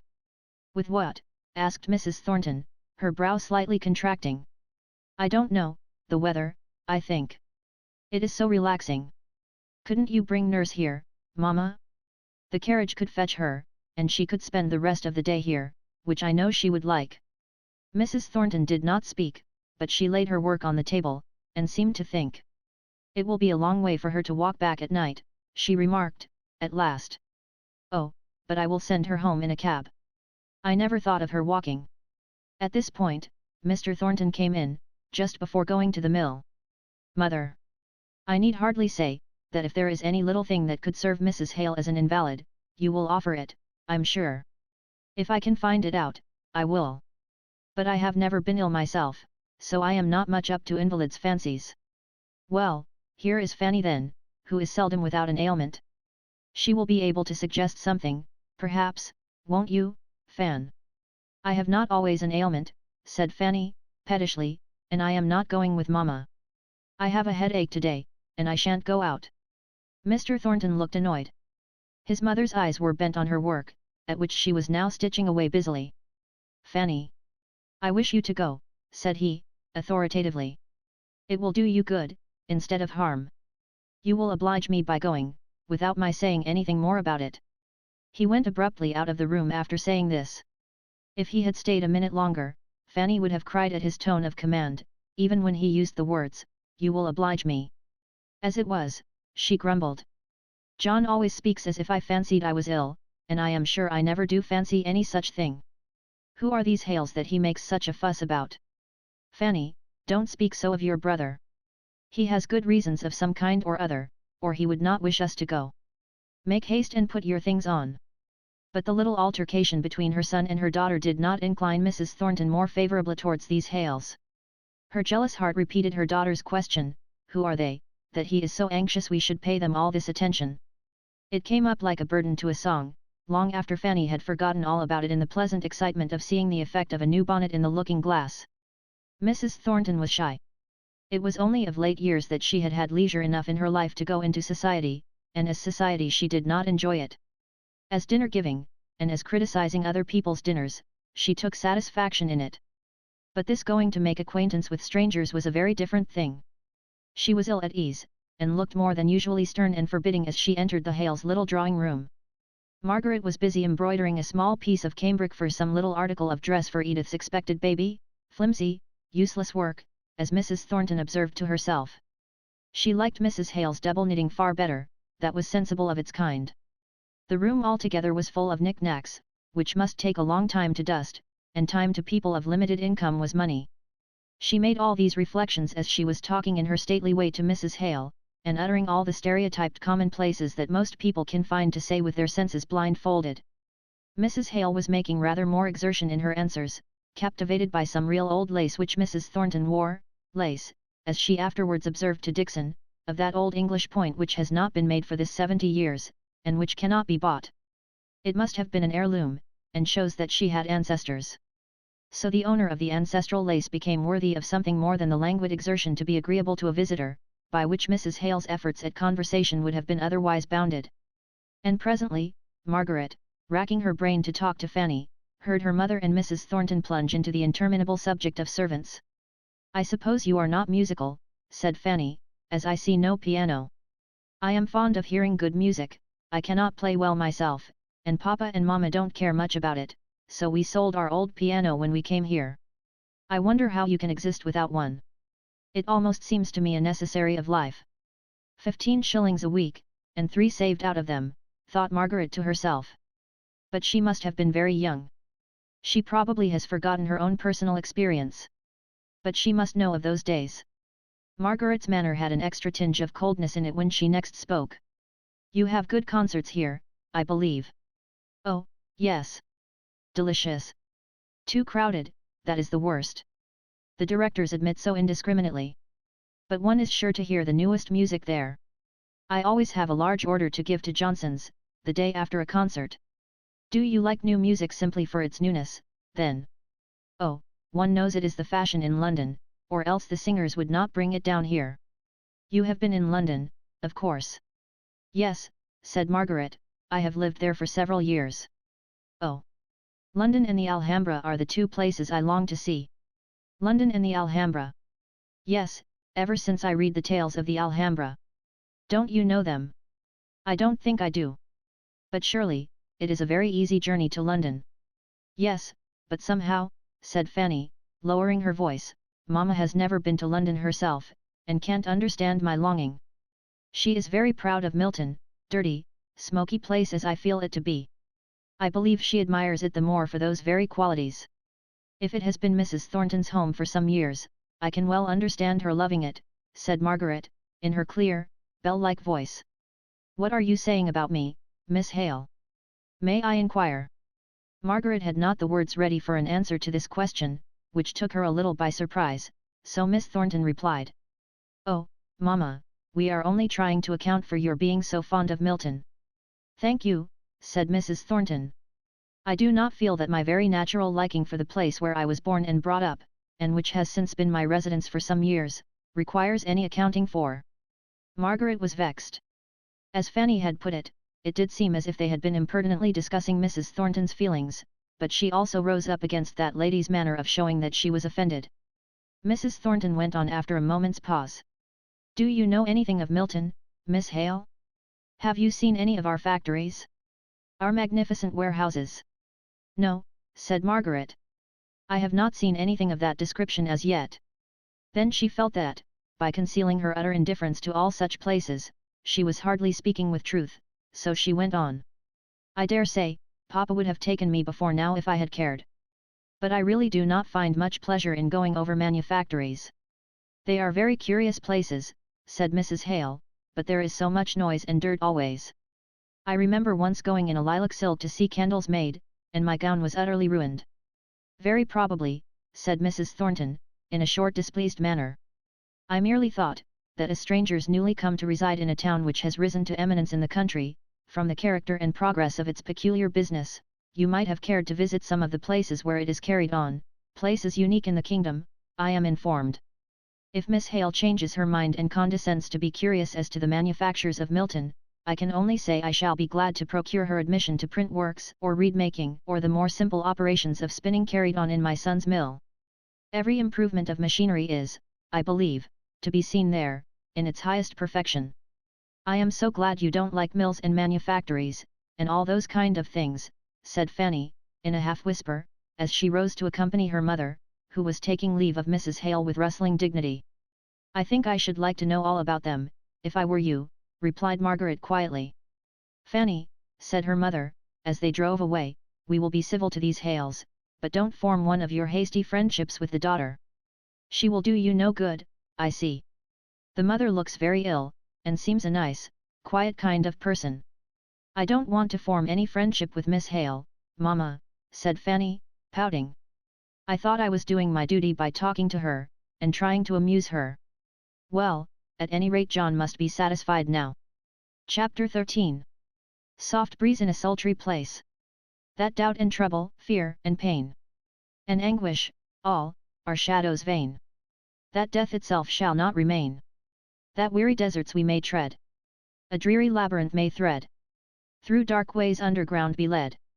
Yet, if we will one guide obey, the dreariest path, the darkest way, shall issue out in heavenly day. And we, on divers shores now cast, shall meet, our perilous voyage past, all in our Father's house at last. R.C. Trench. Margaret flew upstairs as soon as their visitors were gone, and put on her bonnet and shawl, to run and inquire how Betsy Higgins was, and sit with her as long as she could before dinner. As she went along the crowded narrow streets, she felt how much of interest they had gained by the simple fact of her having learned to care for a dweller in them. Mary Higgins, the slatternly younger sister, had endeavoured as well as she could to tidy up the house for the expected visit. There had been rough stoning done in the middle of the floor, while the flags under the chairs and table and round the walls retained their dark unwashed appearance. Although the day was hot, there burnt a large fire in the grate, making the whole place feel like an oven. Margaret did not understand that the lavishness of coals was a sign of hospitable welcome to her on Mary's part, and thought that perhaps the oppressive heat was necessary for Bessie. Bessie herself lay on a squab, or short sofa, placed under the window. She was very much more feeble than on the previous day, and tired with raising herself at every step to look out and see if it was Margaret coming. And now that Margaret was there, and had taken a chair by her, Bessie lay back silent, and content to look at Margaret's face, and touch her articles of dress, with a childish admiration of their fineness of texture. I never knew why folk in the Bible cared for soft raiment afore. But it must be nice to go dressed as yo do. It's different fro common. Most fine folk tire my eyes out wi their colours, but somehow yours rest me. Where did ye get this frock? In London, said Margaret, much amused. London? Have yo been in London? Yes. I lived there for some years. But my home was in a forest, in the country. Tell me about it, said Bessie. I like to hear speak of the country and trees and such like things. She leant back, and shut her eyes, and crossed her hands over her breast, lying at perfect rest, as if to receive all the ideas Margaret could suggest. Margaret had never spoken of Helstone since she left it, except just naming the place incidentally. She saw it in dreams more vivid than life, and as she fell away to slumber at nights her memory wandered in all its pleasant places. But her heart was open to this girl. Oh, Bessie, I loved the home we have left so dearly. I wish you could see it. I cannot tell you half its beauty. There are great trees standing all about it, with their branches stretching long and level, and making a deep shade of rest even at noonday. And yet, though every leaf may seem still, there is a continual rushing sound of movement all around, not close at hand. Then sometimes the turf is as soft and fine as velvet, and sometimes quite lush with the perpetual moisture of a little, hidden, tinkling brook near at hand. And then in other parts there are billowy ferns, whole stretches of fern, some in the green shadow, some with long streaks of golden sunlight lying on them, just like the sea. I have never seen the sea, murmured Bessie. But go on. Then here and there are wide commons, high up as if above the very tops of the trees. I am glad of that. I felt smothered like down below. When I have gone for an out, I've always wanted to get high up and see far away, and take a deep breath o' fullness in that air. I get smothered enough in Milton, and I think the sound yo speak of among the trees, going on for ever and ever, would send me dazed. It's that made my head ache so in the mill. Now on these commons, I reckon, there is but little noise. No, said Margaret, nothing but here and there a lark high in the air. Sometimes I used to hear a farmer speaking sharp and loud to his servants, but it was so far away that it only reminded me pleasantly that other people were hard at work in some distant place, while I just sat on the heather and did nothing.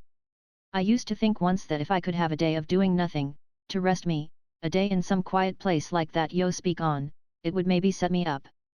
But now I've had many days o' idleness, and I'm just as weary o' them as I was o' my work. Sometimes I'm so tired out I think I cannot enjoy heaven without a piece of rest first. I'm rather afeard o' going straight there without getting a good sleep in the grave to set me up. Don't be afraid, Bessie, said Margaret, laying her hand on the girl's hand. God can give you more perfect rest than even idleness on earth, or the dead sleep of the grave can do. Bessie moved uneasily, then she said. I wish father would not speak to me as he does. He means well, as I tellied yo yesterday, and tell yo again and again. But yo see, though I don't believe him a bit by day, yet by night, when I'm in a fever, half asleep and half awake, it comes back upon me, oh! So bad! And I think, if this should be the end of all, and if all I've been born for is just to work my heart and my life away, and to sicken I this dree place, them mill noises in my ears forever, until I could scream out for them to stop, and let me have a little peace so quiet, and the fluff filling my lungs, until I thirst to death for one long deep breath the clear air yo speak on, and my mother gone, and I never able to tell her again how I loved her, and all my troubles, I think. If this life is end, and there's no God to wipe away all tears from all eyes, yo wench, yo, said she, sitting up, and clutching violently, almost fiercely, at Margaret's hand, I could go mad, and kill yo, I could. She fell back completely worn out with her passion. Margaret knelt down by her. Bessie, we have a Father in heaven. I know it. I know it, moaned she, turning her head uneasily from side to side. I'm very wicked. I've spoken very wickedly. Oh! Don't be frightened by me and never come again. I would not harm a hair of your head. And, opening her eyes, and looking earnestly at Margaret, I believe, perhaps, more than yo do what's to come. I read the book o' Revelations until I know it off by heart, and I never doubt when I'm waking, and in my senses, of all the glory I'm to come to. Don't let us talk of what fancies come into your head when you are feverish. I would rather hear something about what you used to do when you were well. I think I was well when mother died, but I have never been rightly strong since somewhere about that time. I began to work in a carding room soon after, and the fluff got into my lungs, and poisoned me. Fluff, said Margaret, inquiringly. Fluff, repeated Bessie. Little bits, as fly off fro the cotton, when they're carding it, and fill the air till it looks all fine white dust. They say it winds rounds the lungs, and tightens them up. Anyhow, there's many a one as works in a carding room, that falls into a waste, coughing and spitting blood, because they're just poisoned by the fluff. But can't it be helped? Asked Margaret. I dunno.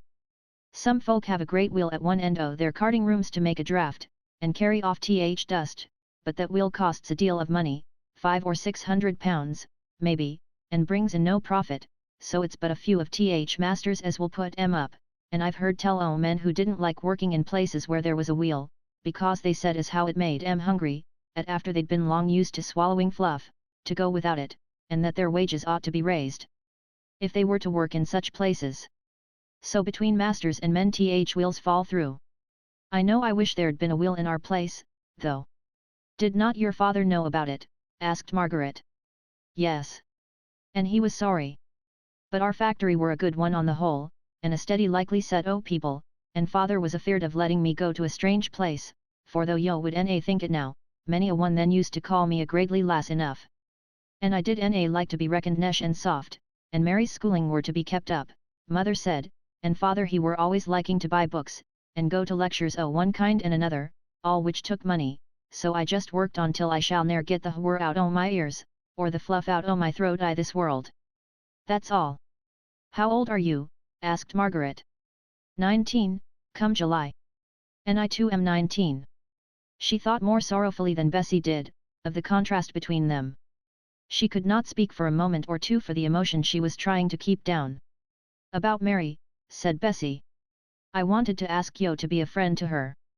She's 17, but she's last on us. And I don't want her to go to mill, and yet I dunno what she's fit for. She could not do. Margaret glanced unconsciously at the uncleaned corners of the room. She could hardly undertake a servant's place, could she? We have an old faithful servant, almost a friend, who wants help, but who is very particular, and it would not be right to plague her with giving her any assistance that would really be an annoyance and an irritation. No, I see. I reckon you're right. Our Mary's a good wench, but who has she had to teach her what to do about a house? No mother, and me at the mill till I was good for nothing but scolding her for doing badly what I didn't know how to do a bit. But I wish she could ha lived yo, for all that. But even though she may not be exactly fitted to come and live with us as a servant, and I don't know about that, I will always try to be a friend to her for your sake, Bessie. And now I must go. I will come again as soon as I can, but if it should not be tomorrow, or the next day, or even a week or a fortnight hence, don't think I've forgotten you. I may be busy. I'll know yo won't forget me again. I'll not mistrust yo no more. But remember, in a week or a fortnight I may be dead and buried. I'll come again as soon as I can, Bessie, said Margaret, squeezing her hand tight. But you'll let me know if you get worse. That will I, said Bessie, returning the pressure. From that day forwards Mrs. Hale became more and more of a suffering invalid. It was now drawing near to the anniversary of Edith's marriage, and looking back upon the year's accumulated heap of troubles, Margaret wondered how they had been borne. If she could have anticipated them, how she would have shrunk away and hid herself from the coming time. And yet day by day had, of itself, and by itself, been very endurable, small, keen, bright little spots of positive enjoyment having come sparkling into the very middle of sorrows. A year ago, or when she first went to Hellstone, and first became silently conscious of the querulousness in her mother's temper, she would have groaned bitterly over the idea of a long illness to be borne in a strange, desolate, noisy, busy place, with diminished comforts on every side of the home life. But with the increase of serious and just ground of complaint, a new kind of patience had sprung up in her mother's mind. She was gentle and quiet in intense bodily suffering, almost in proportion as she had been restless and depressed when there had been no real cause for grief. Mr. Hale was in exactly that stage of apprehension which, in men of his stamp, takes the shape of wilful blindness. He was more irritated than Margaret had ever known him at his daughter's expressed anxiety. "Indeed, Margaret, you are growing fanciful. God knows I should be the first to take the alarm if your mother were really ill. We always saw when she had her headaches at Hellstone, even without her telling us. She looks quite pale and white when she is ill, and now she has a bright healthy color in her cheeks, just as she used to have when I first knew her." "But papa," said Margaret, with hesitation, "do you know I think that is the flush of pain." "Nonsense, Margaret. I tell you, you are too fanciful. You are the person not well, I think. Send for the doctor tomorrow for yourself, and then, if it will make your mind easier, he can see your mother." "Thank you, dear papa. It will make me happier, indeed." And she went up to him to kiss him. But he pushed her away, gently enough, but still as if she had suggested unpleasant ideas, which he should be glad to get rid of as readily as he could of her presence. He walked uneasily up and down the room. "Poor Maria," said he, half soliloquizing, "I wish one could do right without sacrificing others. I shall hate this town, and myself too, if she—" "Pray, Margaret, does your mother often talk to you of the old places, of Hellstone, I mean?" "No, papa," said Margaret, sadly. "Then, you see, she can't be fretting after them, eh? It has always been a comfort to me to think that your mother was so simple and open that I knew every little grievance she had. She never would conceal anything seriously affecting her health from me, would she, Margaret? I am quite sure she would not. So don't let me hear of these foolish morbid ideas. Come, give me a kiss, and run off to bed." But she heard him pacing about, raccooning, as she and Edith used to call it, long after her slow and languid undressing was finished, long after as she began to listen as she lay in bed. Chapter 14. The Meeting. "I was used to sleep at nights as sweetly as a child. Now if the wind blew rough, it made me start. And think of my poor boy tossing about upon the roaring seas. And then I seemed to feel that it was hard to take him from me. For such a little fault. Southey." It was a comfort to Margaret about this time, to find that her mother drew more tenderly and intimately towards her than she had ever done since the days of her childhood. She took her to her heart as a confidential friend, the post Margaret had always longed to fill, and had envied Dixon for being preferred to. Margaret took pains to respond to every call made upon her for sympathy, and they were many, even when they bore relation to trifles which she would no more have noticed or regarded herself than the elephant would perceive the little pin at his feet, which yet he lifts carefully up at the bidding of his keeper. All unconsciously Margaret drew near to a reward. One evening, Mr. Hale being absent, her mother began to talk to her about her brother Frederick, the very subject on which Margaret had longed to ask questions, and almost the only one on which her timidity overcame her natural openness. The more she wanted to hear about him, the less likely she was to speak. "Oh, Margaret, it was so windy last night. It came howling down the chimney in our room. I could not sleep. I never can when there is such a terrible wind.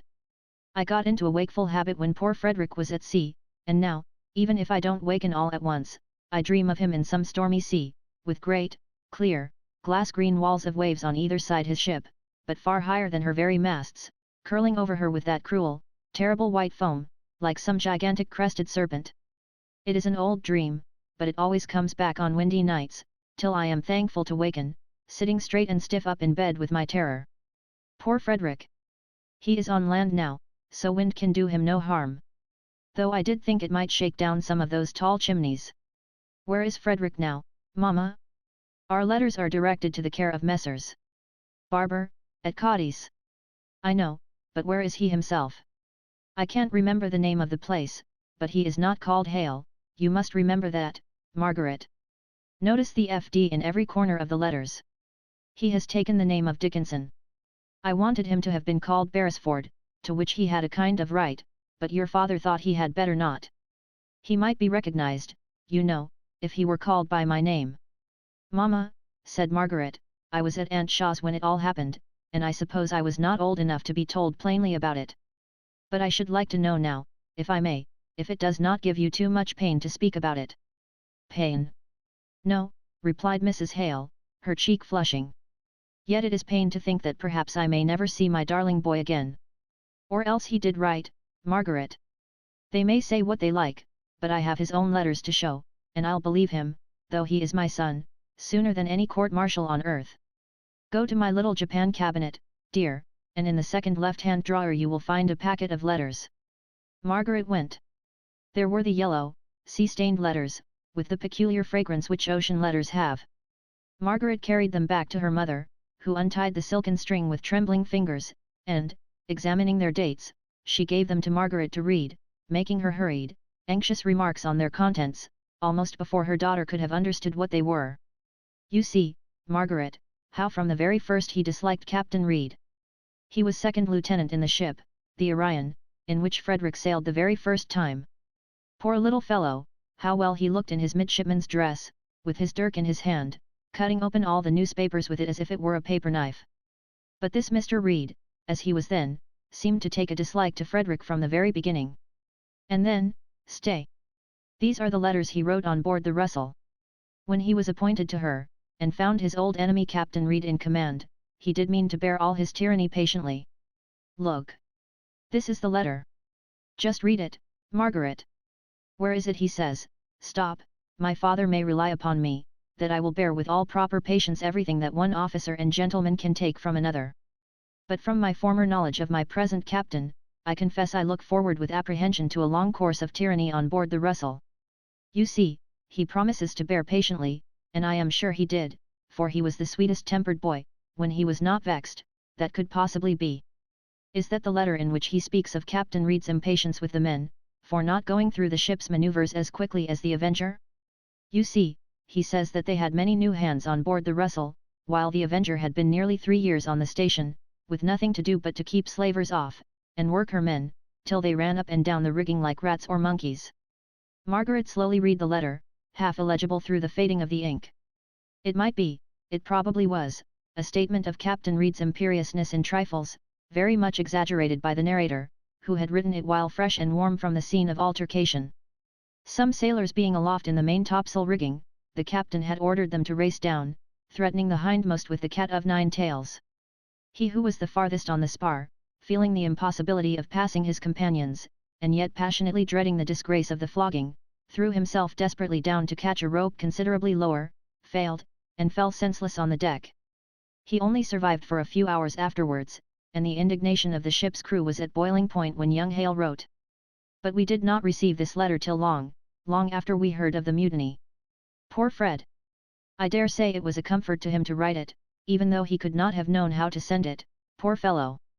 And then we saw a report in the papers, that's to say, long before Fred's letter reached us, of an atrocious mutiny having broken out on board the Russell, and that the mutineers had remained in possession of the ship, which had gone off, it was supposed, to be a pirate, and that Captain Reed was sent adrift in a boat with some men, officers, or something, whose names were all given, for they were picked up by a West Indian steamer.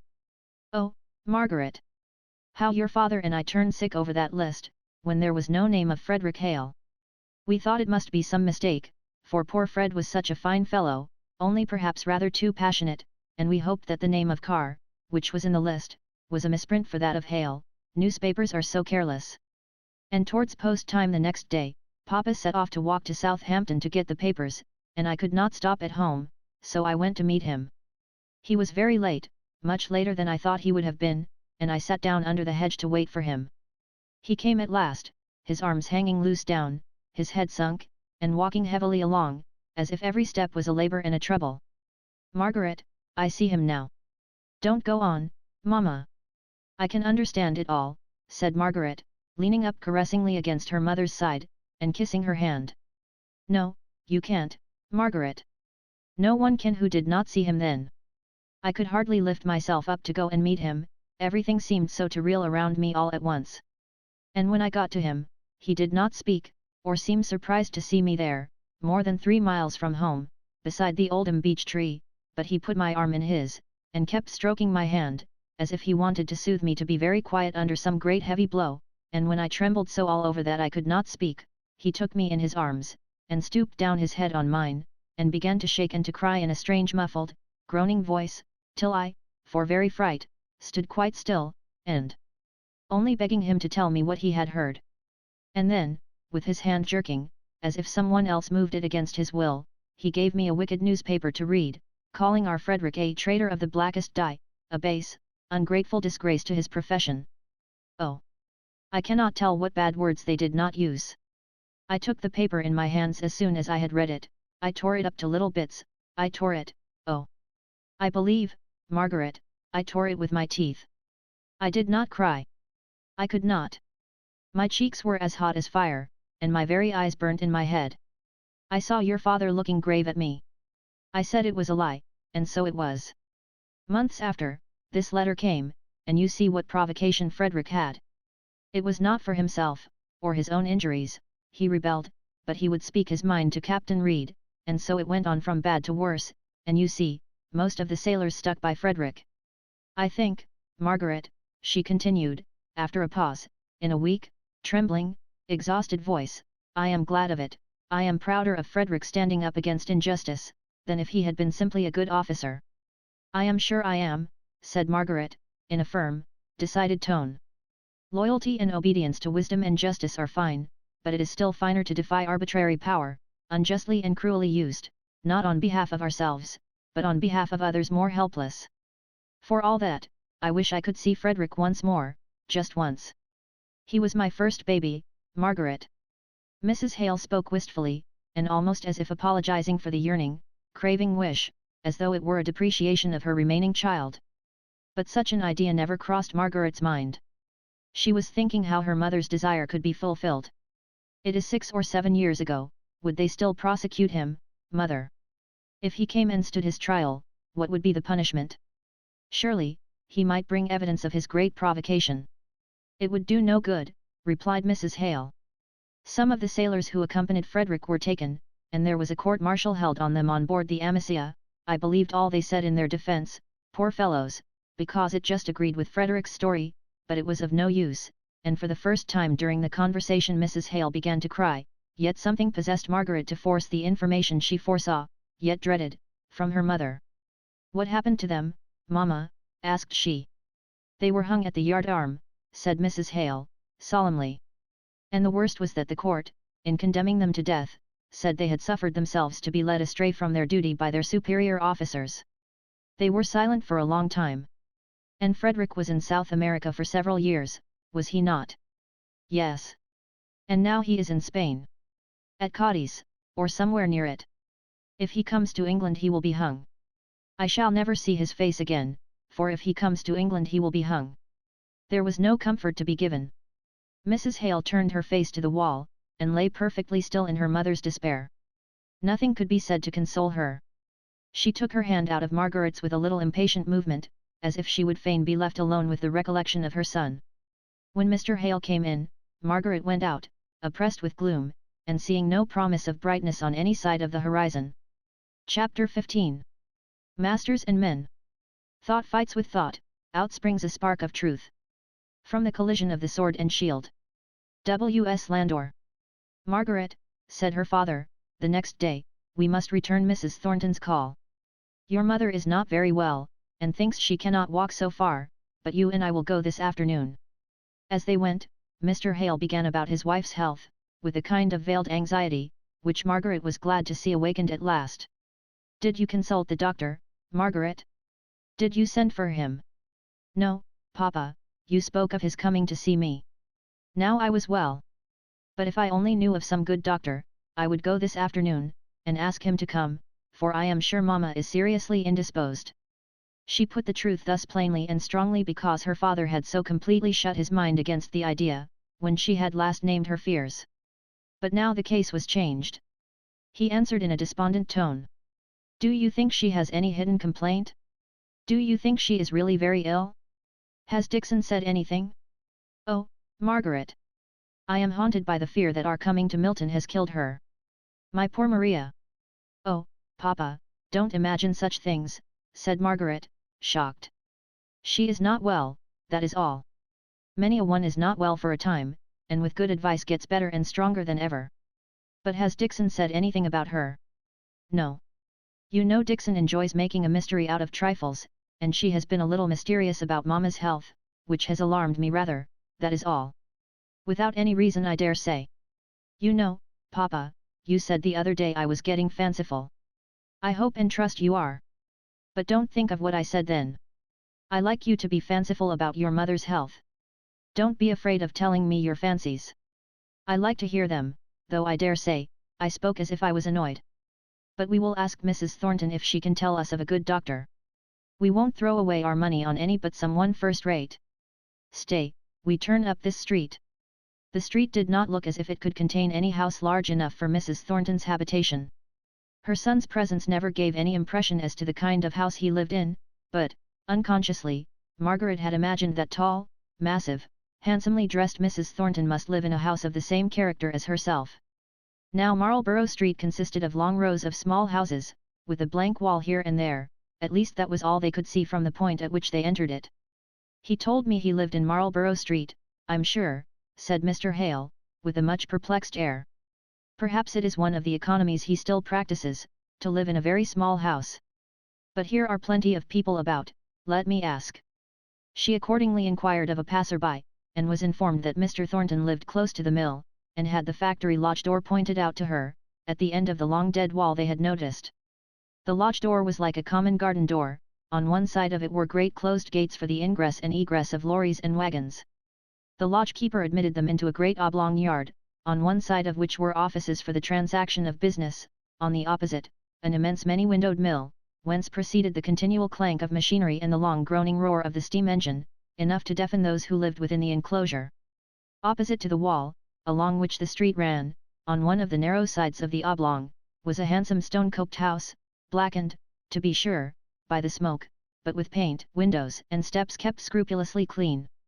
It was evidently a house which had been built some 50 or 60 years.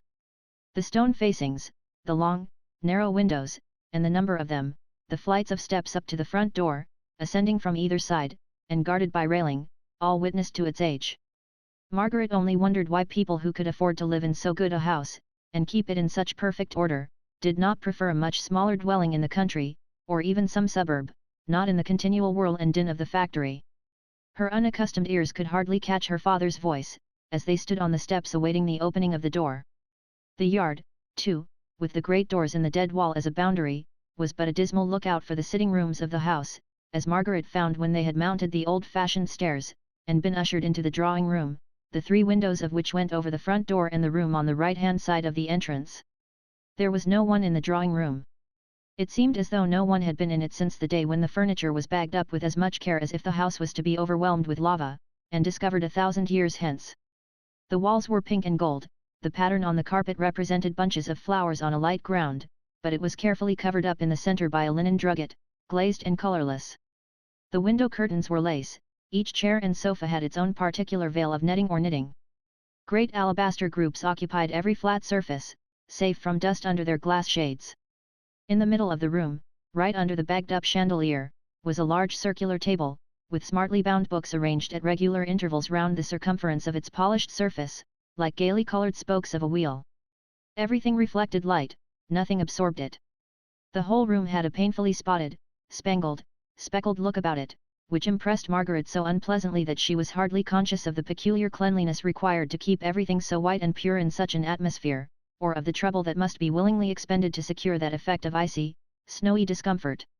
Wherever she looked there was evidence of care and labor, but not care and labor to procure ease, to help on habits of tranquil home employment, solely to ornament and then to preserve ornament from dirt or destruction.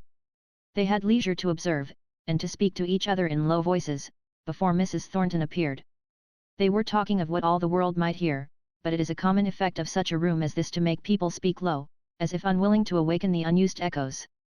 At last Mrs. Thornton came in, rustling in handsome black silk, as was her wont, her muslins and laces rivaling, not excelling, the pure whiteness of the muslins and netting of the room.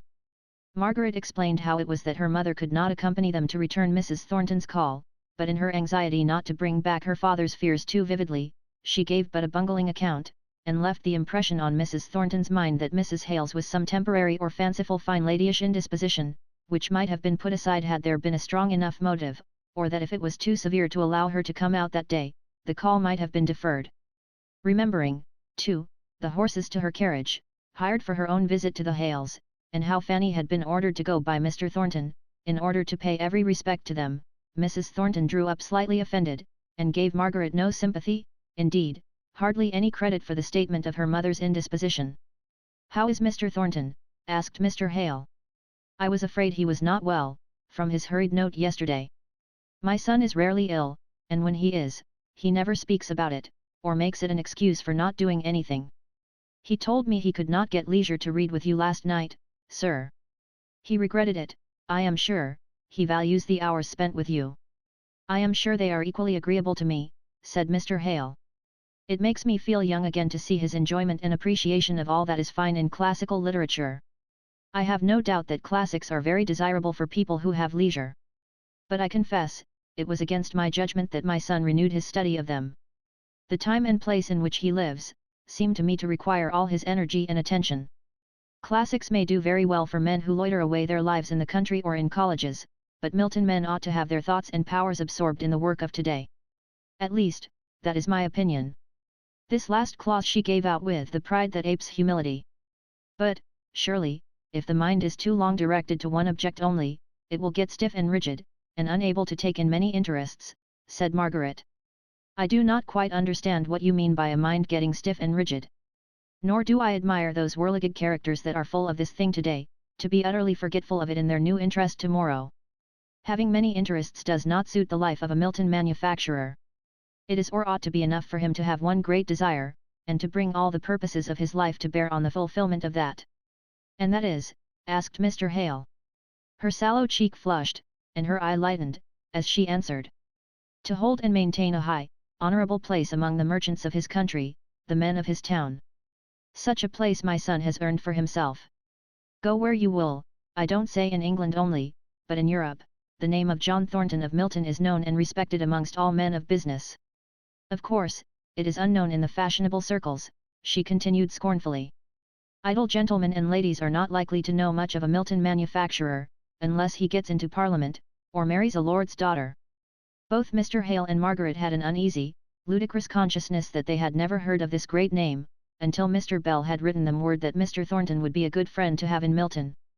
The proud mother's world was not their world of Harley Street gentilities on the one hand, or country clergymen and Hampshire squires on the other.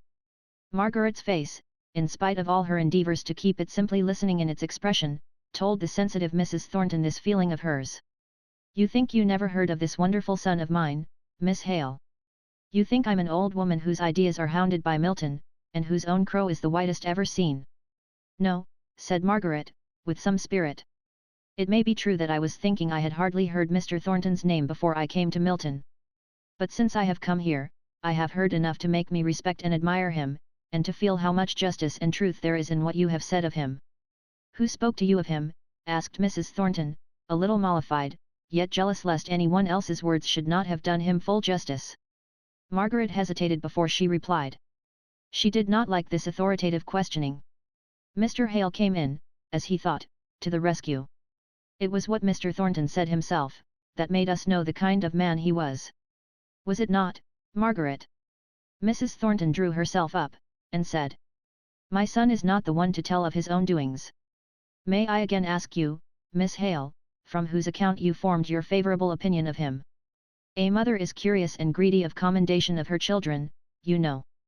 Margaret replied, "It was as much from what Mr. Thornton withheld of that which we had been told of his previous life by Mr. Bell, it was more that than what he said, that made us all feel what reason you have to be proud of him.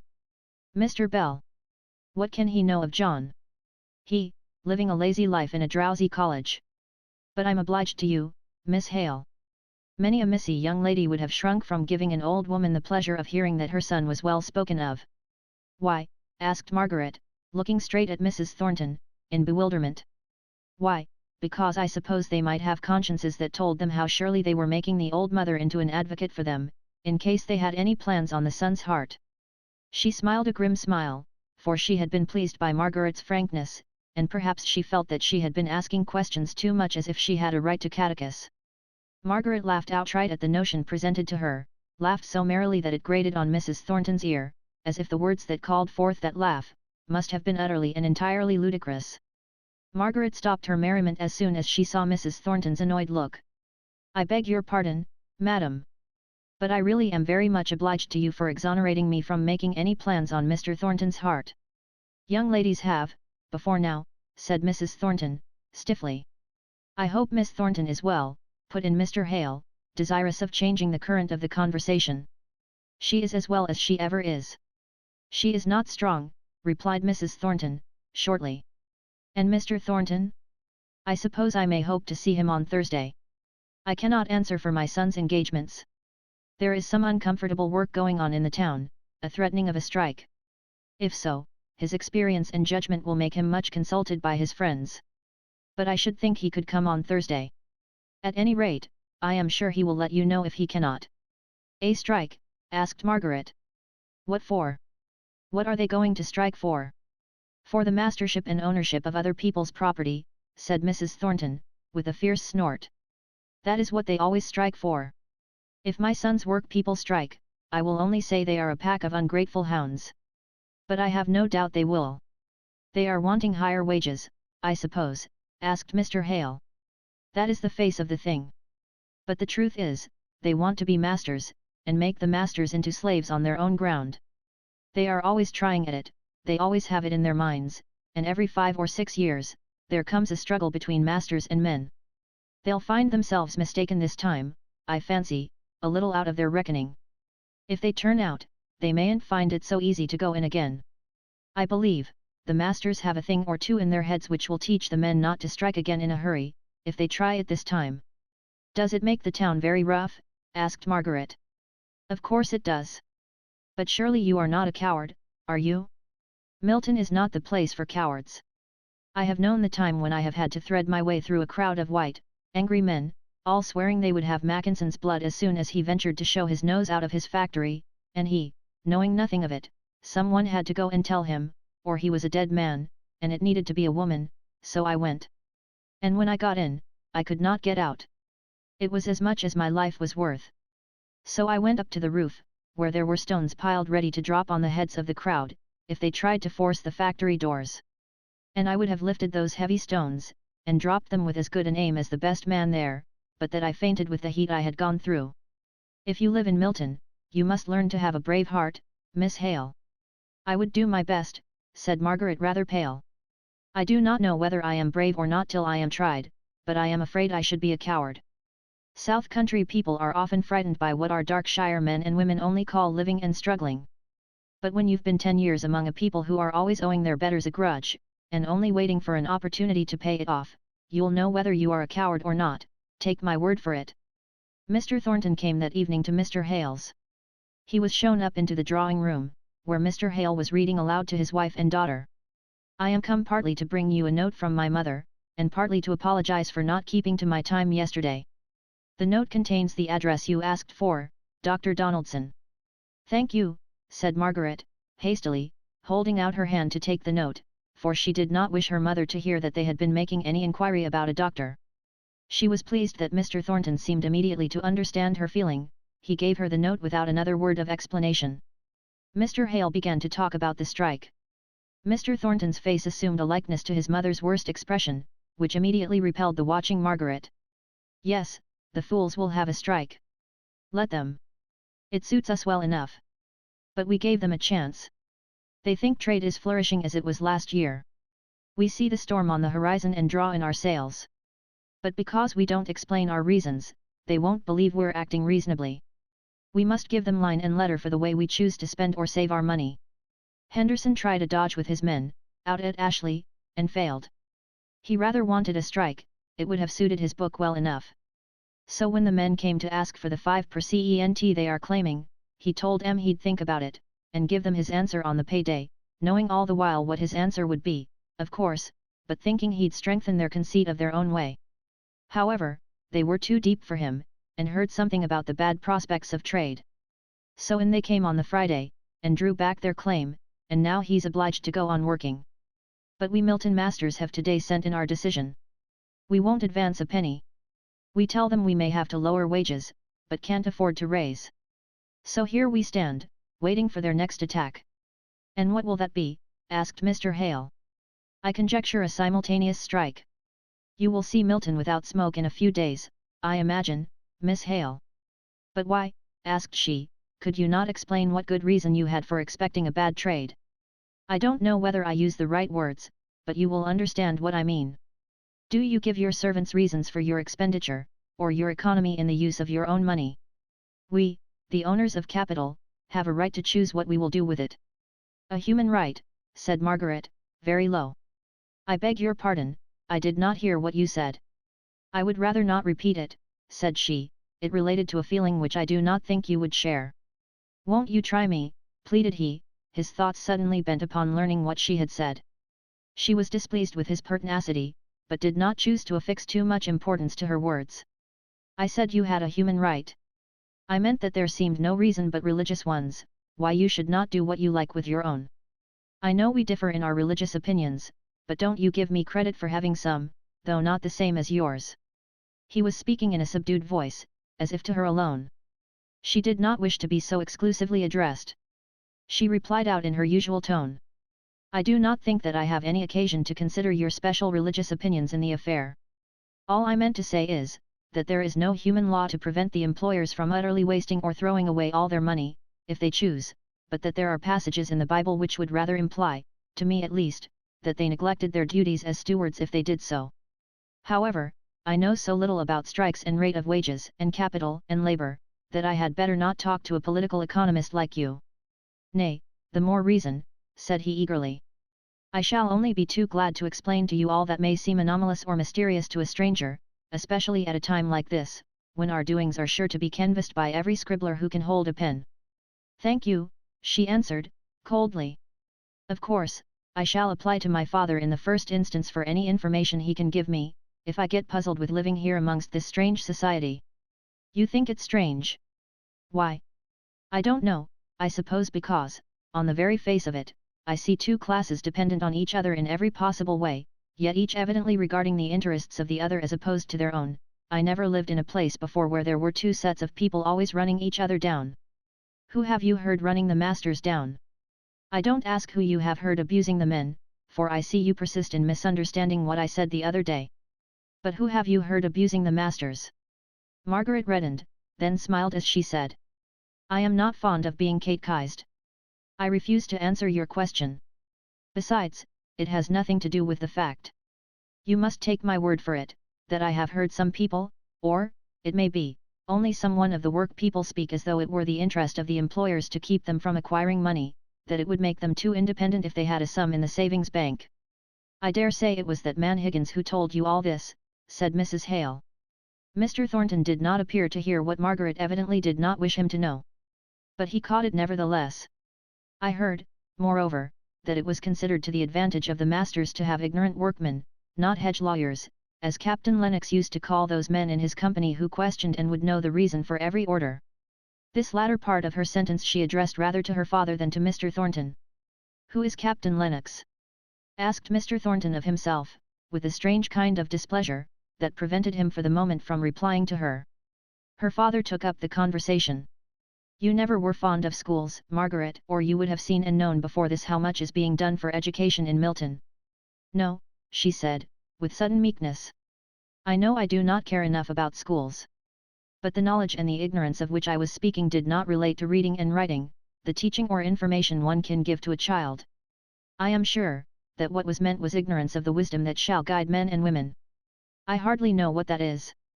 But he, that is my informant, spoke as if the masters would like their hands to be merely tall, large children, living in the present moment, with a blind unreasoning kind of obedience.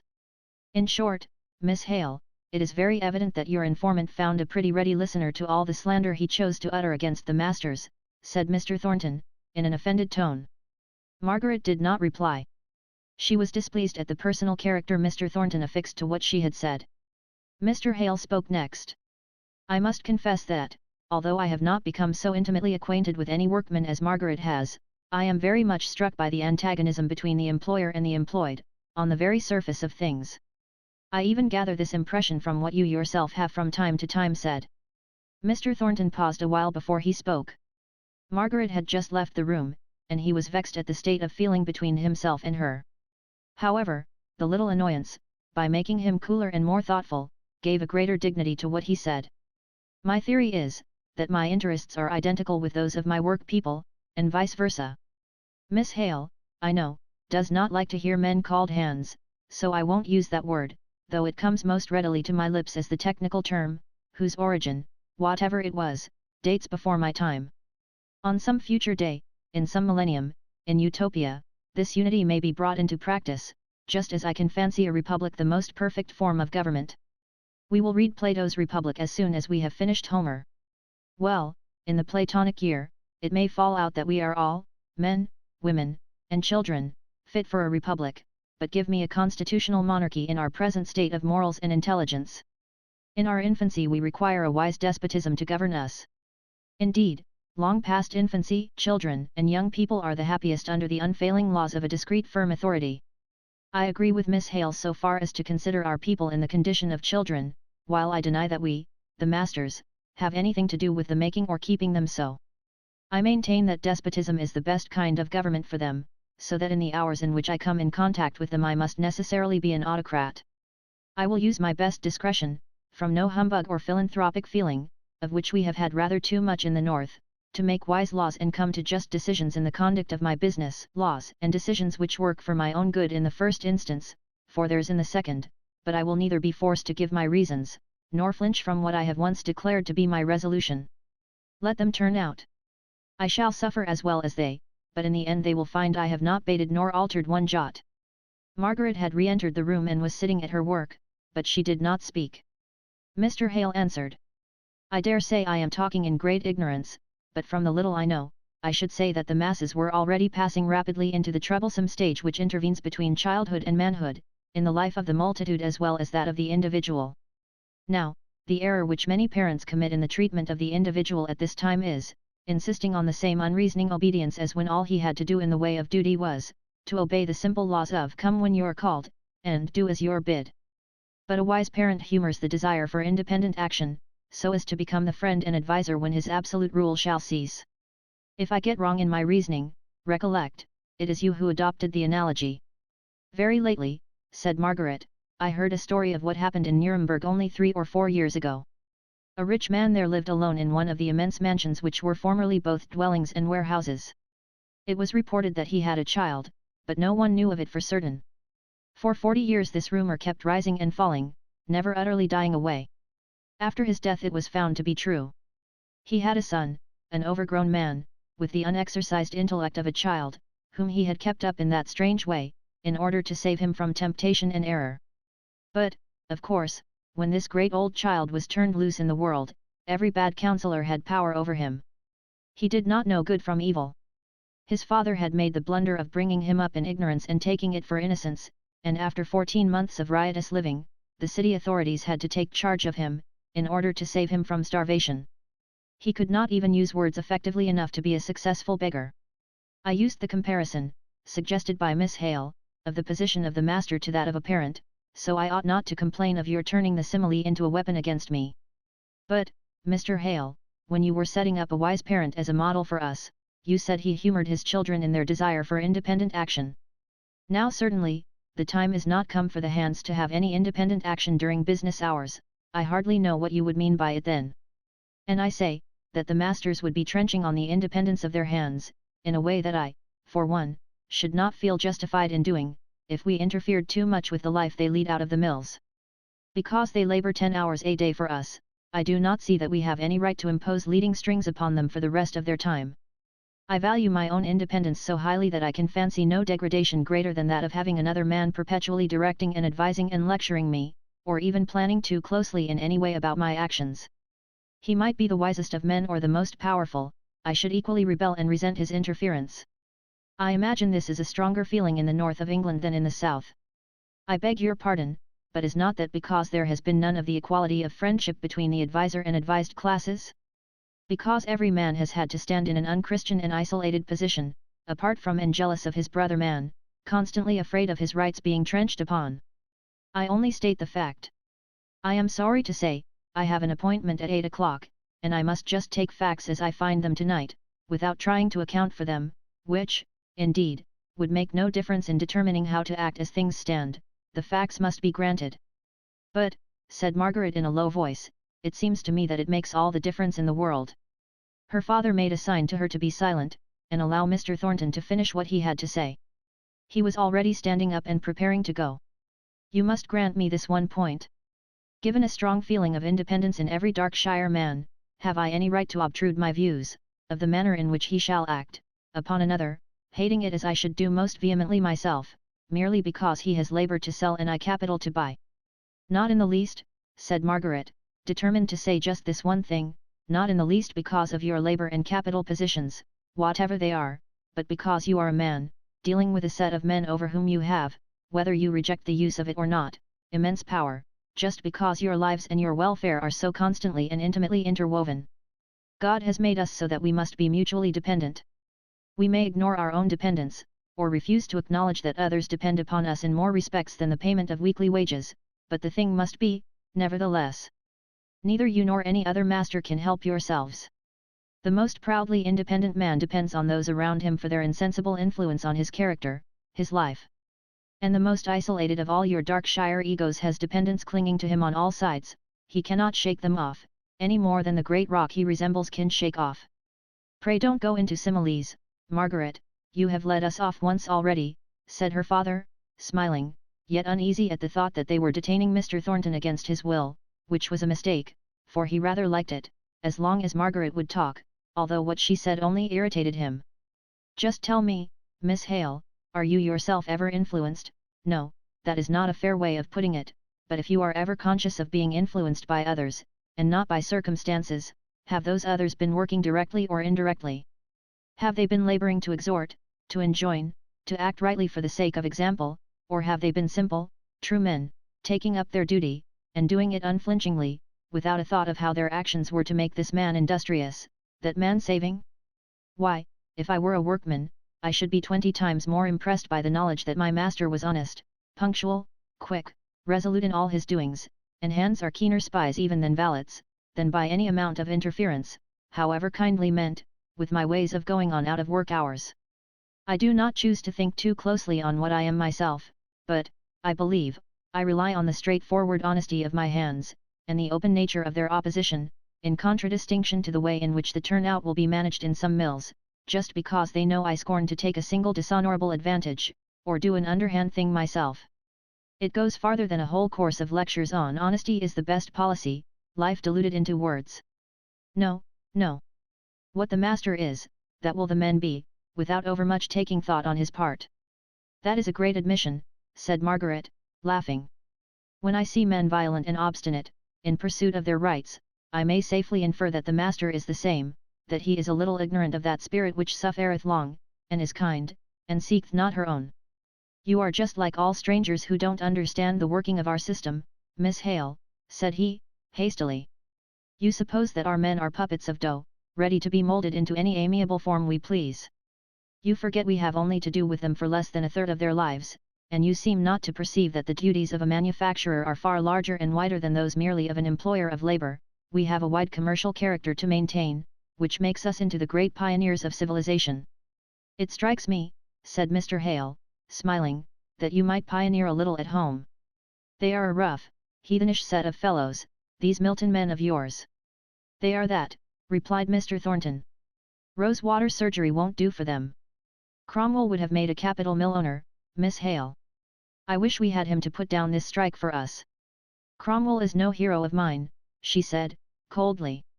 But I am trying to reconcile your admiration of despotism with your respect for other men's independence of character. He reddened at her tone. I choose to be the unquestioned and irresponsible master of my hands, during the hours they labor for me. But those hours past, our relation ceases, and then comes in the same respect for their independence that I myself exact. He did not speak again for a minute, he was too much vexed. But he shook it off, and bade Mr. and Mrs. Hale good night.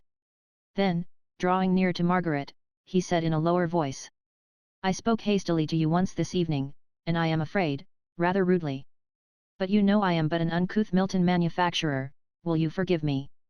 Certainly, said she, smiling up in his face, the expression of which was somewhat anxious and oppressed, and hardly cleared away as he met her sweet sunny countenance, out of which all the north wind effect of their discussion had entirely vanished. But she did not put out her hand to him, and again he felt the omission, and set it down to pride.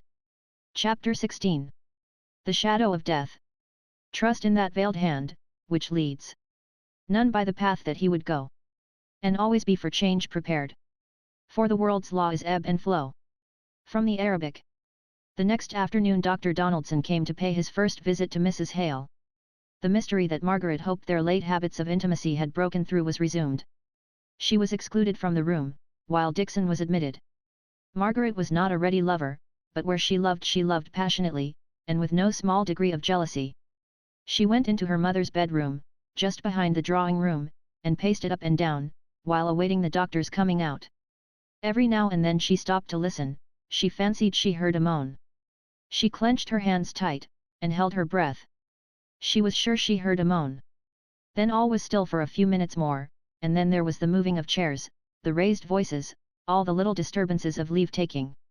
When she heard the door open, she went quickly out of the bedroom. My father is from home, Dr. Donaldson, he has to attend a pupil at this hour. May I trouble you to come into his room downstairs? She saw, and triumphed over all the obstacles which Dixon threw in her way, assuming her rightful position as daughter of the house in something of the spirit of the elder brother, which quelled the old servant's officiousness very effectually. Margaret's conscious assumption of this unusual dignity of demeanour towards Dixon, gave her an instant's amusement in the midst of her anxiety. She knew, from the surprised expression on Dixon's face, how ridiculously grand she herself must be looking, and the idea carried her downstairs into the room. It gave her that length of oblivion from the keen sharpness of the recollection of the actual business in hand. Now, that came back, and seemed to take away her breath. It was a moment or two before she could utter a word. But she spoke with an air of command, as she asked. What is the matter with Mamma? You will oblige me by telling the simple truth. Then, seeing a slight hesitation on the doctor's part, she added. I am the only child she has, here, I mean. My father is not sufficiently alarmed, I fear, and, therefore, if there is any serious apprehension, it must be broken to him gently. I can do this. I can nurse my mother. Pray, speak, sir, to see your face, and not be able to read it, gives me a worse dread than I trust any words of yours will justify. My dear young lady, your mother seems to have a most attentive and efficient servant, who is more like her friend. I am her daughter, sir. But when I tell you she expressly desired that you might not be told. I am not good or patient enough to submit to the prohibition. Besides, I am sure, you are too wise, too experienced to have promised to keep the secret. Well, said he, half smiling, though sadly enough, there you are right. I did not promise. In fact, I fear, the secret will be known soon enough without my revealing it. He paused. Margaret then went very white, and compressed her lips a little more. Otherwise not a feature moved. With the quick insight into character, without which no medical man can rise to the eminence of Dr. Donaldson, he saw that she would exact the full truth, that she would know if one iota was withheld, and that the withholding would be torture more acute than the knowledge of it. He spoke two short sentences in a low voice, watching her all the time, for the pupils of her eyes dilated into a black horror, and the whiteness of her complexion became livid. He ceased speaking. He waited for that look to go off, for her gasping breath to come. Then she said, I thank you most truly, sir, for your confidence. That dread has haunted me for many weeks. It is a true, real agony. My poor, poor mother. Her lips now began to quiver, and he let her have the relief of tears, sure of her power of self-control to check them. A few tears, those were all she shed, before she recollected the many questions she longed to ask. Will there be much suffering? He shook his head. That we cannot tell. It depends on constitution, on 1,000 things. But the late discoveries of medical science have given us large power of alleviation. My father, said Margaret, trembling all over. I do not know Mr. Hale. I mean, it is difficult to give advice. But I should say, bear on, with the knowledge you have forced me to give you so abruptly, till the fact which I could not withhold has become in some degree familiar to you, so that you may without too great an effort, be able to give what comfort you can to your father. Before then, my visits, which of course, I shall repeat from time to time, although I fear I can do nothing but alleviate, 1,000 little circumstances will have occurred to awaken his alarm, to deepen it, so that he will be all the better prepared. Nay, my dear young lady, nay, my dear, I saw Mr. Thornton, and I honour your father for the sacrifice he has made, however mistaken I may believe him to be. Well, this once, if it will please you, my dear. Only remember, when I come again, I come as a friend. And you must learn to look upon me as such, because seeing each other, getting to know each other at such times as these, is worth years of morning calls. Margaret could not speak for crying, but she wrung his hand at parting. That's what I call a fine girl, thought Dr. Donaldson, when he was seated in his carriage, and had time to examine his ringed hand, which had slightly suffered from her pressure. Who would have thought that little hand could have given such a squeeze? But the bones were well put together, and that gives immense power. What a queen she is! With her head thrown back at first, to force me into speaking the truth, and then bent so eagerly forward to listen. Poor thing! I must see she does not overstrain herself. Though it's astonishing how much these thoroughbred creatures can do and suffer. That girl's game to the backbone. Another, who had gone that deadly colour, could never have come round without either fainting or hysterics. But she wouldn't do either, not she. And the very force of her will brought her round. Such a girl as that would win my heart, if I were 30 years younger. It's too late now. Ah, here we are at the Archers. So out he jumped, with thought, wisdom, experience, sympathy, and ready to attend to any of the calls made upon them by this family, just as if there were none other in the world. Meanwhile, Margaret had returned into her father's study for a moment, to recover strength before going upstairs into her mother's presence. Oh, my God, but this is terrible. How shall I bear it? Such a deadly disease. No hope. Oh, Mamma, I wish I had never gone to Aunt Shaw's, and been all those precious years away from you. Poor Mamma! How much she must have borne. Oh, pray thee, my God, that her sufferings may not be too acute, too dreadful. How shall I bear to see them? How can I bear Papa's agony? He must not be told yet, not all at once. It would kill him. But I won't lose another moment of my own dear, precious mother. She ran upstairs. Dixon was not in the room. Mrs. Hale lay back in an easy chair, with a soft white shawl wrapped around her, and a becoming cap put on, in expectation of the doctor's visit. Her face had a little faint colour in it, and the very exhaustion after the examination gave it a peaceful look. Margaret was surprised to see her look so calm. Why, Margaret, how strange you look! What is the matter? And then, as the idea stole into her mind of what was indeed the real state of the case, she added, as if a little displeased, you have not been seeing Dr. Donaldson, and asking him any questions, have you, child? Margaret did not reply, only looked wistfully towards her. Mrs. Hale became more displeased. He would not surely break his word to me, and... Oh yes, Mamma, he did. I made him. It was I, blame me. She knelt down by her mother's side, and caught her hand. She would not let it go, though Mrs. Hale tried to pull it away. She kept kissing it, and the hot tears she shed bathed it. Margaret, it was very wrong of you. You knew I did not wish you to know.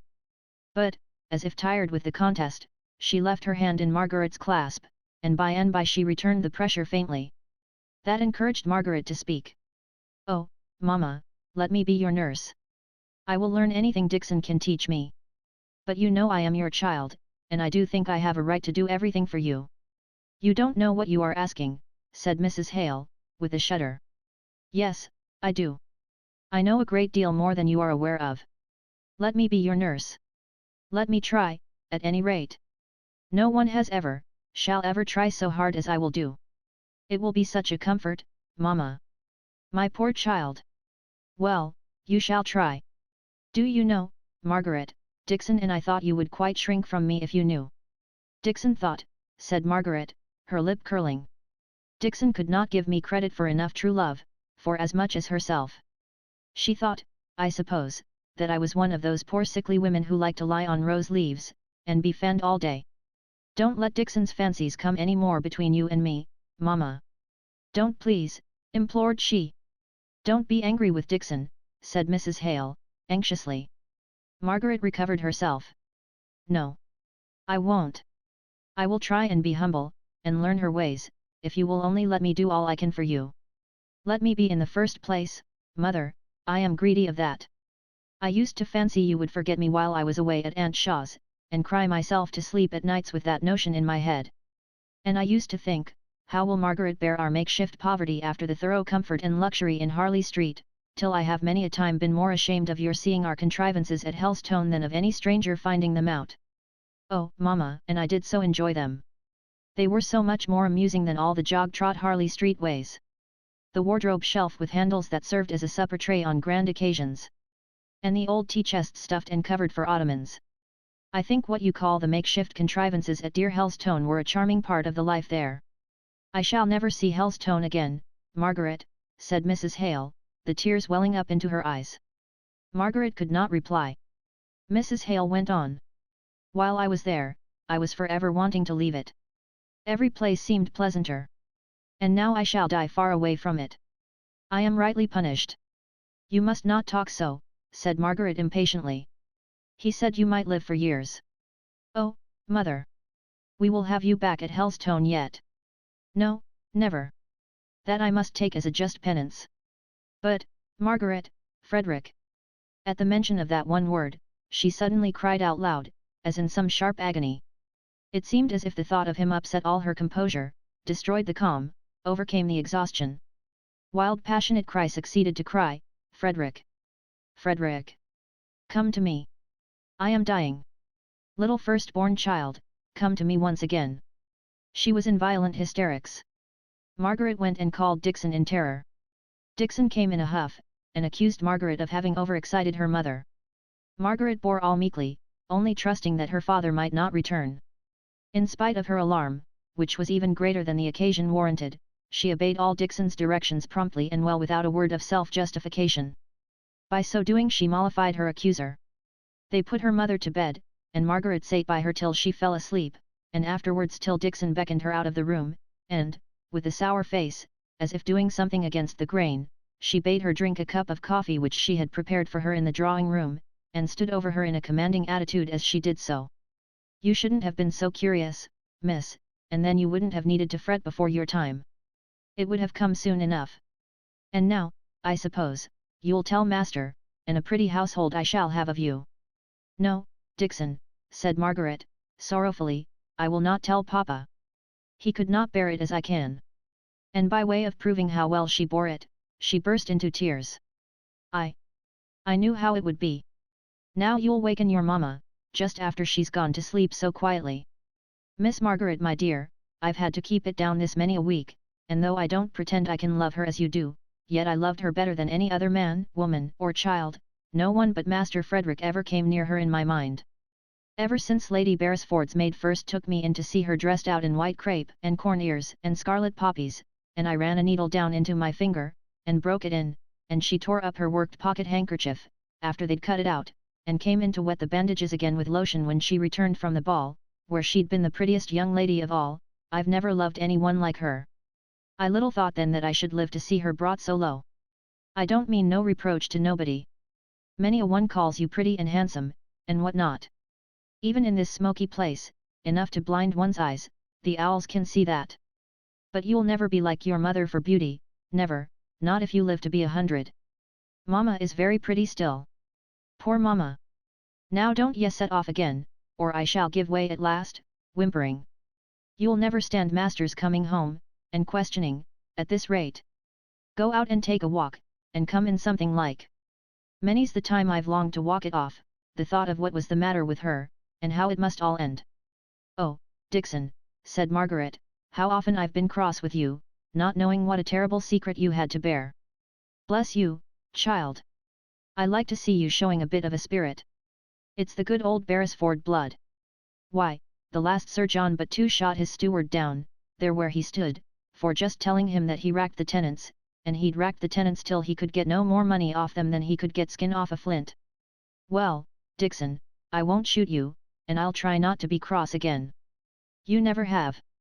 If I've said it at times, it has always been to myself, just in private, by way of making a little agreeable conversation, for there's no one here fit to talk to. And when you fire up you're the very image of Master Frederick. I could find in my heart to put you in a passion any day just to see his stormy look coming like a great cloud over your face. But now you go out, miss. I'll watch over missus, and as for master, his books are company enough for him, if he should come in. I will go, said Margaret. She hung about Dixon for a minute or so, as if afraid and irresolute, then, suddenly kissing her, she went quickly out of the room. Bless her, said Dixon. She's as sweet as a nut. There are 3 people I love, it's Mrs., Master Frederick, and her. Just them 3. That's all. The rest be hanged, for I don't know what they're in the world for. Master was born, I suppose, for to marry Mrs. If I thought he loved her properly, I might get to love him in time. But he should ha' made a deal more on her, and not been always reading, thinking. See what it has brought him to. Many a one who never reads or thinks either, gets to be rector and dean and what not, and I dare say master might, if he'd just minded missus, and let the weary reading and thinking alone. There she goes, looking out of the window as she heard the front door shut. Poor young lady, her clothes look shabby to what they did when she came to Helstone a year ago. Then she hadn't so much as a darned stocking or a cleaned pair of gloves in all her wardrobe. And now. Chapter 17. What is a strike? There are briars besetting every path, which call for patient care. There is a cross in every lot, and an earnest need for prayer. Anon. Margaret went out heavily and unwillingly enough. But the length of a street, yes, the air of a Milton street, cheered her young blood before she reached her first turning.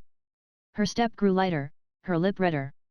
She began to take notice, instead of having her thoughts turned so exclusively inward. She saw unusual loiterers in the streets, men with their hands in their pockets sauntering along, loud laughing and loud-spoken girls clustered together, apparently excited to high spirits, and a boisterous independence of temper and behavior. The more ill-looking of the men, the discreditable minority, hung about on the steps of the beer-houses and gin shops, smoking, and commenting pretty freely on every passer-by. Margaret disliked the prospect of the long walk through these streets, before she came to the fields which she had planned to reach. Instead, she would go and see Bessie Higgins. It would not be so refreshing as a quiet country walk, but still it would perhaps be doing the kinder thing. Nicholas Higgins was sitting by the fire smoking, as she went in. Bessie was rocking herself on the other side. Nicholas took the pipe out of his mouth, and standing up, pushed his chair towards Margaret. He leant against the chimney-piece in a lounging attitude, while she asked Bessie how she was. Who's rather down ith mouth in regard to spirits, but who's better in health? Who doesn't like this strike?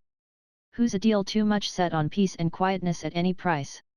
This is third strike I've seen, said she, sighing, as if that was answer and explanation enough.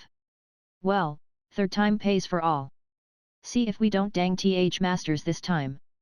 See if they don't come and beg us to come back at our own price. That's all. We've missed it afore time, I grant yo, but this time we laid our plans desperate deep. Why do you strike? Asked Margaret. Striking is leaving off work till you get your own rate of wages, is it not? You must not wonder at my ignorance. Where I come from I never heard of a strike. I wish I were there, said Bessie, wearily. But it's not for me to get sick and tired o' strikes. This is the last I'll see. Before it's ended I shall be in the great city, the holy Jerusalem. Who's so full of life to come, who cannot think of present? Now I, yo see, am bound to do the best I can here. I think a bird hand is worth 2 bush. So them's the different views we take on strike question. But, said Margaret, if the people struck, as you call it, where I come from, as they are mostly all field labourers, the seed would not be sown, the hay got in, the corn reaped. Well, said he. He had resumed his pipe, and put his well in the form of an interrogation. Why, she went on, what would become of the farmers? He puffed away. I reckon, they'd have either to give up their farms, or to give fair rate of wage. Suppose they could not, or would not do the last, they could not give up their farms all in a minute, however much they might wish to do so, but they would have no hay, nor corn to sell that year, and where would the money come from to pay the labourers' wages the next? Still puffing away. At last he said, I know not of your ways down south. I have heard there a pack of spiritless, downtrodden men, welly clemmed to death, too dazed wi clemming to know when they're put upon. Now, it's not so here. We known when we're put upon, and we end too much blood in us to stand it. We just take our hands fro our looms, and say, you'll may clem us, but you'll not put upon us, my masters. And be danged to 'em, they shan't this time. I wished I lived down south, said Bessie. There's a deal to bear there, said Margaret. There are sorrows to bear everywhere. There is very hard bodily labour to be gone through, with very little food to give strength. But it's out of doors, said Bessie. And away from the endless noise, and sickening heat. It's sometimes in heavy rain, and sometimes in bitter cold. A young person can stand it, but an old man gets racked with rheumatism, and bent and withered before his time, yet he must just work on the same, or else go to the workhouse. I thought you were so taken wi the ways of the south country. So I am, said Margaret, smiling a little, as she found herself thus caught. I only mean, Bessie, there's good and bad in everything in this world, and as you felt the bad up here, I thought it was but fair you should know the bad down there. And you say they never strike down there? Asked Nicholas abruptly. No, said Margaret, I think they have too much sense. And I think, replied he, dashing the ashes out of his pipe with so much vehemence that it broke, it's not that they've too much sense, but that they've too little spirit. Oh, father, said Bessie, what have ye gained by striking? Just think of that first strike when mother died, how we all had to clem, you the worst of all, and yet many a one went in every week at the same wage, till all were gone in that there was work for, and some went beggars all their lives at after. I, said he. That there strike was badly managed. Folk got into management of it, as were either fools or not true men. You'll see, it'll be different this time. But all this time you've not told me what you're striking for, said Margaret, again. Why, you see, there's 5 or 6 masters who have set themselves again paying the wages they've been paying these 2 years past, and flourishing upon, and getting richer upon.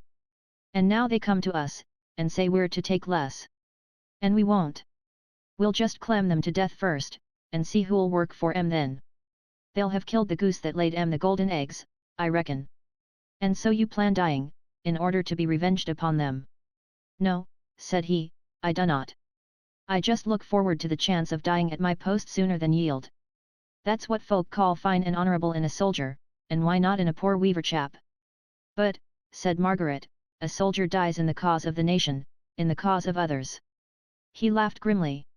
My lass, said he, you're but a young wench, but don't yo think I can keep 3 people, that's Bessie, and Mary, and me, on 16 shillings a week? Dun yo think it's for Mijel I'm striking work at this time?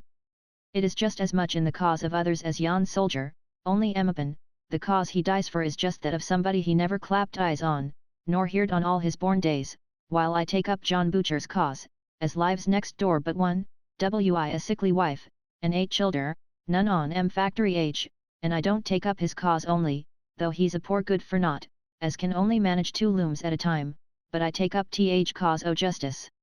Why are we to have less wage now, I ask, than 2 year ago? Don't ask me, said Margaret, I am very ignorant. Ask some of your masters. Surely they will give you a reason for it. It is not merely an arbitrary decision of theirs, come to without reason. You're just a foreigner, and nothing more, said he, contemptuously. Much you know about it. Ask masters. They'd tell us to mind our own business, and they'd mind theirs. Our business being, you understand, to take the baited wage, and be thankful, and their business to bait us down to clemming point, to swell their profits. That's what it is. But, said Margaret, determined not to give way, although she saw she was irritating him, the state of trade may be such as not to enable them to give you the same remuneration. State o' trade. That's just a piece o' master's humbug. It's rate o' wages I was talking of. Masters keep state o trade in their own hands, and just walk it forward like a black bug abu, to frighten naughty children with into being good. I'll tell you it's their part, their cue, as some folks call it, to beat us down, to swell their fortunes, and it's ours to stand up and fight hard, not for ourselves alone, but for them round about us, for justice and fair play. We help to make their profits, and we ought to help spend 'em. It's not that we want their brass so much this time, as we've done many a time afore. We ain't gettin' money laid by, and we're resolved to stand and fall together, not a man on us will go in for less wage than Union says is our due. So I say, hooray for the strike, and let Thornton and Slick Son and Hamper, and their set look to it. Thornton, said Margaret. Mr. Thornton of Marlborough Street. Aye. Thornton o' Marlborough Mill, as we call him. He is one of the masters you are striving with, is he not? What sort of a master is he? Did yo ever see a bulldog? Set a bulldog on hind legs, and dress him up in coat and breeches, and yo'n just gettin' John Thornton. Nay, said Margaret, laughing, I deny that. Mr. Thornton is plain enough, but he's not like a bulldog, with its short broad nose, and snarling upper lip. No, not in look, I grant yo. But let John Thornton get hold on a notion, and he'll stick to it like a bulldog, yo might pull him away wi a pitchfork ere he'd leave go. He's worth fighting wi, is John Thornton. As for Slick Son, I take it, some o' these days he'll wheedle his men back wi fair promises, that they'll just get cheated out of as soon as they're in his power again. He'll work his fines well out on 'em, I'll warrant. He's as slippery as an eel, he is. He's like a cat, as sleek, and cunning, and fierce. It'll never be an honest up and down fight wi him, as it will be wi Thornton. Thornton's as dour as a doornail, an obstinate chap, every inch on him, thud bulldog. Poor Bessie, said Margaret, turning round to her. You sigh over it all. You don't like struggling and fighting as your father does, do you? No, said she, heavily. I'm sick on it. I could have wished to have had other talk about me in my latter days, than just the clashing and clanging and clattering that has ever wearied my life long, about work and wages and masters and hands, and knobsticks. Poor wench, latter days be farred. Thou art looking a sight better already for a little stir and change. Beside, I shall be a deal here to make it more lively for thee. Tobacco smoke chokes me, said she, querulously. Then I'll never smoke no more I the house, he replied, tenderly. But why didst thou not tell me afore, thou foolish wench? She did not speak for a while, and then so low that only Margaret heard her. I reckon, he'll want the comfort he can get out o' either pipe or drink afore he's done. Her father went out of doors, evidently to finish his pipe. Bessie said passionately. Now am not I a fool, am I not, miss, there, I knew I ought for to keep father at home, and away fro the folk that are always ready for to tempt a man, in time o' strike, to go drink, and there my tongue must needs quarrel with this pipe o' his'n, and he'll go off, I know he will, as often as he wants to smoke, and nobody knows where it'll end. I wish I'd letten myself be choked first. But does your father drink? Said Margaret. No, not to say drink, replied she, still in the same wild excited tone. But what when ye have? There are days you as wi other folk, I suppose, when yo get up and go through hours, just longing for a bit of a change, a bit of a fill-up, as it were. I know I ha gone and bought a 4-pounder out o' another baker's shop to common on such days, just because I sickened at the thought of going on forever wi the same sight in my eyes, and the same sound in my ears, and the same taste in my mouth, and the same thought, or no thought, for that matter, in my head, day after day, forever. I've longed for to be a man to go spreeing, even if it were only a tramp to some new place in search o' work. And father, all men, have it stronger in 'em than me to get tired o' sameness and work forever. And what is 'em to do? It's little blame to them if they do go into gin shop for to make their blood flow quicker, and more lively, and see things they never see at no other time, pictures and looking glass, and such like. But father never was a drunkard, though maybe, he's got worse for drink, now and then. Only yo see, and now her voice took a mournful, pleading tone, at times strike there's much to knock a man down, for all they start so hopefully, and where's the comfort to come fro? He'll get angry and mad, they all do, and then they get tired out wi being angry and mad, and maybe ha done things in their passion they'd be glad to forget. Bless your sweet pitiful face. But you do not know what a strike is yet. Come, Bessie, said Margaret, I won't say you're exaggerating, because I don't know enough about it, but, perhaps, as you're not well, you're only looking on one side, and there is another and a brighter to be looked to. It's all well enough for you to say so, who have lived in pleasant green places all your life long, and never known want or care, or wickedness either, for that matter. Take care, said Margaret, her cheek flushing, and her eye lightening, how you judge, Bessie. I shall go home to my mother, who is so ill, Bessie, that there's no outlet but death for her out of prison of her great suffering, and yet I must speak cheerfully to my father, who has no notion of her real state, and to whom the knowledge must come gradually. The only person, the only one who could sympathize with me and help me, whose presence could comfort my mother more than any other earthly thing, is falsely accused, would run the risk of death if he came to see his dying mother. This I tell you, only you, Bessie. You must not mention it. No other person in Milton, hardly any other person in England knows. Have I not care?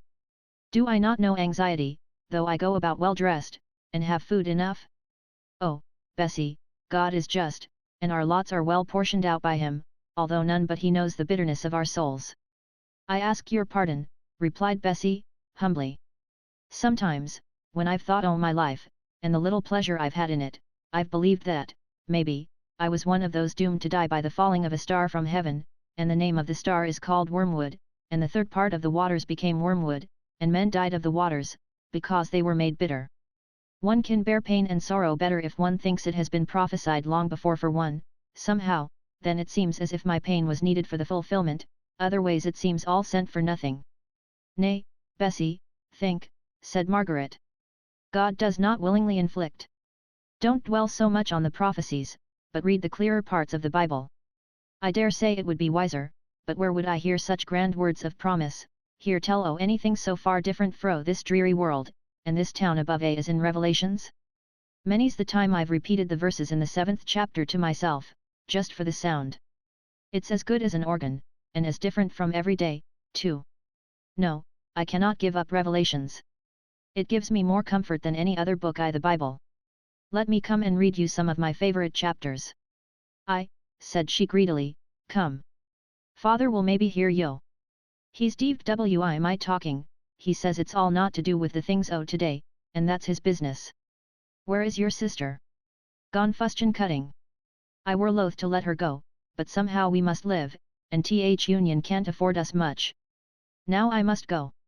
You have done me good, Bessie. I done you good. Yes, I came here very sad, and rather too apt to think my own cause for grief was the only one in the world. And now I hear how you have had to bear for years, and that makes me stronger. Bless yo. I thought the good doing was on the side of gentlefolk. I shall get proud if I think I can do good to yo. You won't do it if you think about it. But you'll only puzzle yourself if you do, that's one comfort. You're not like no one I ever seed. I dunno what to make of yo. Nor I of myself. Goodbye. Bessie stilled her rocking to gaze after her. I wonder if there are many folk like her down south. She's like a breath of country air, somehow. She freshens me up above a bit. Who'da thought that face, as bright and as strong as the angel I dream of, could have known the sorrow she speaks on. I wonder how she'll sin. All on us must sin. I think a deal on her, for sure. But father does the like, I see. And Mary even. It's not often who's stirred up to notice much.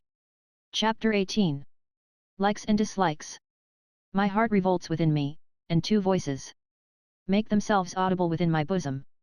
Wallenstein. On Margaret's return home she found two letters on the table, one was a note for her mother, the other, which had come by the post, was evidently from her Aunt Shaw, covered with foreign postmarks, thin, silvery, and rustling. She took up the other, and was examining it, when her father came in suddenly. So your mother is tired, and gone to bed early. I'm afraid, such a thundery day was not the best in the world for the doctor to see her. What did he say? Dixon tells me he spoke to you about her. Margaret hesitated. Her father's looks became more grave and anxious. He does not think her seriously ill. Not at present, she needs care, he says. He was very kind, and he said he would call again, and see how his medicines worked. Only care, he did not recommend change of air, he did not say this smoky town was doing her any harm, did he, Margaret? No, not a word, she replied, gravely. He was anxious, I think. Doctors have that anxious manner, it's professional, said he. Margaret saw, in her father's nervous ways, that the first impression of possible danger was made upon his mind, in spite of all his making light of what she told him. He could not forget the subject, could not pass from it to other things, he kept recurring to it through the evening, with an unwillingness to receive even the slightest unfavourable idea, which made Margaret inexpressibly sad. This letter is from Aunt Shaw, Papa. She has got to Naples, and finds it too hot, so she has taken apartments at Sorrento. But I don't think she likes Italy. He did not say anything about diet, did he? It was to be nourishing, and digestible. Mama's appetite is pretty good, I think. Yes, and that makes it all the more strange he should have thought of speaking about diet. I asked him, Papa. Another pause. Then Margaret went on, Aunt Shaw says she has sent me some coral ornaments, Papa, but, added Margaret, half smiling, she's afraid the Milton dissenters won't appreciate them. She has got all her ideas of dissenters from the Quakers, has she not? If ever you hear or notice that your mother wishes for anything, be sure you let me know.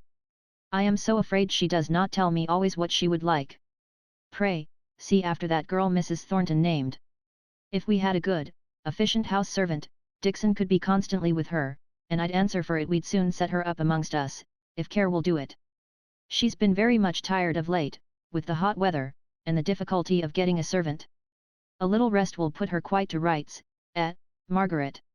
I hope so, said Margaret, but so sadly, that her father took notice of it. He pinched her cheek. Come, if you look so pale as this, I must rouge you up a little. Take care of yourself, child, or you'll be wanting the doctor next. But he could not settle to anything that evening.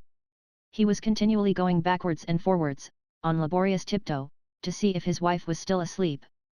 Margaret's heart ached at his restlessness, his trying to stifle and strangle the hideous fear that was looming out of the dark places of his heart. He came back at last, somewhat comforted. She's awake now, Margaret. She quite smiled as she saw me standing by her. Just her old smile. And she says she feels refreshed, and ready for tea. Where's the note for her? She wants to see it. I'll read it to her while you make tea. The note proved to be a formal invitation from Mrs. Thornton to Mr., Mrs. and Miss Hale to dinner, on the 21st instant. Margaret was surprised to find an acceptance contemplated, after all she had learnt of sad probabilities during the day. But so it was. The idea of her husband's and daughter's going to this dinner had quite captivated Mrs. Hale's fancy, even before Margaret had heard the contents of the note. It was an event to diversify the monotony of the invalid's life, and she clung to the idea of their going, with even fretful pertinacity, when Margaret objected. Nay, Margaret, if she wishes it, I'm sure we'll both go willingly. She never would wish it unless she felt herself really stronger, really better than we thought she was, Margaret, said Mr. Hale, anxiously, as she prepared to write the note of acceptance, the next day. Margaret, questioned he, with a nervous motion of his hands. It seemed cruel to refuse him the comfort he craved for. And besides, his passionate refusal to admit the existence of fear, almost inspired Margaret herself with hope. I do think she is better since last night, said she. Her eyes look brighter, and her complexion clearer. God bless you, said her father earnestly. But is it true? Yesterday was so sultry everyone felt ill. It was a most unlucky day for Mr. Donaldson to see her on. So he went away to his day's duties, now increased by the preparation of some lectures he had promised to deliver to the working people at a neighbouring lyceum. He had chosen ecclesiastical architecture as his subject, rather more in accordance with his own taste and knowledge than as falling in with the character of the place or the desire for particular kinds of information among those to whom he was to lecture. And the institution itself, being in debt, was only too glad to get a gratis course from an educated and accomplished man like Mr. Hale, let the subject be what it might. Well, mother, asked Mr. Thornton that night, who have accepted your invitations for the 21st? Fanny, where are the notes? The Slicksons accept, Collingbrooks accept, Stevens's accept, Brown's decline.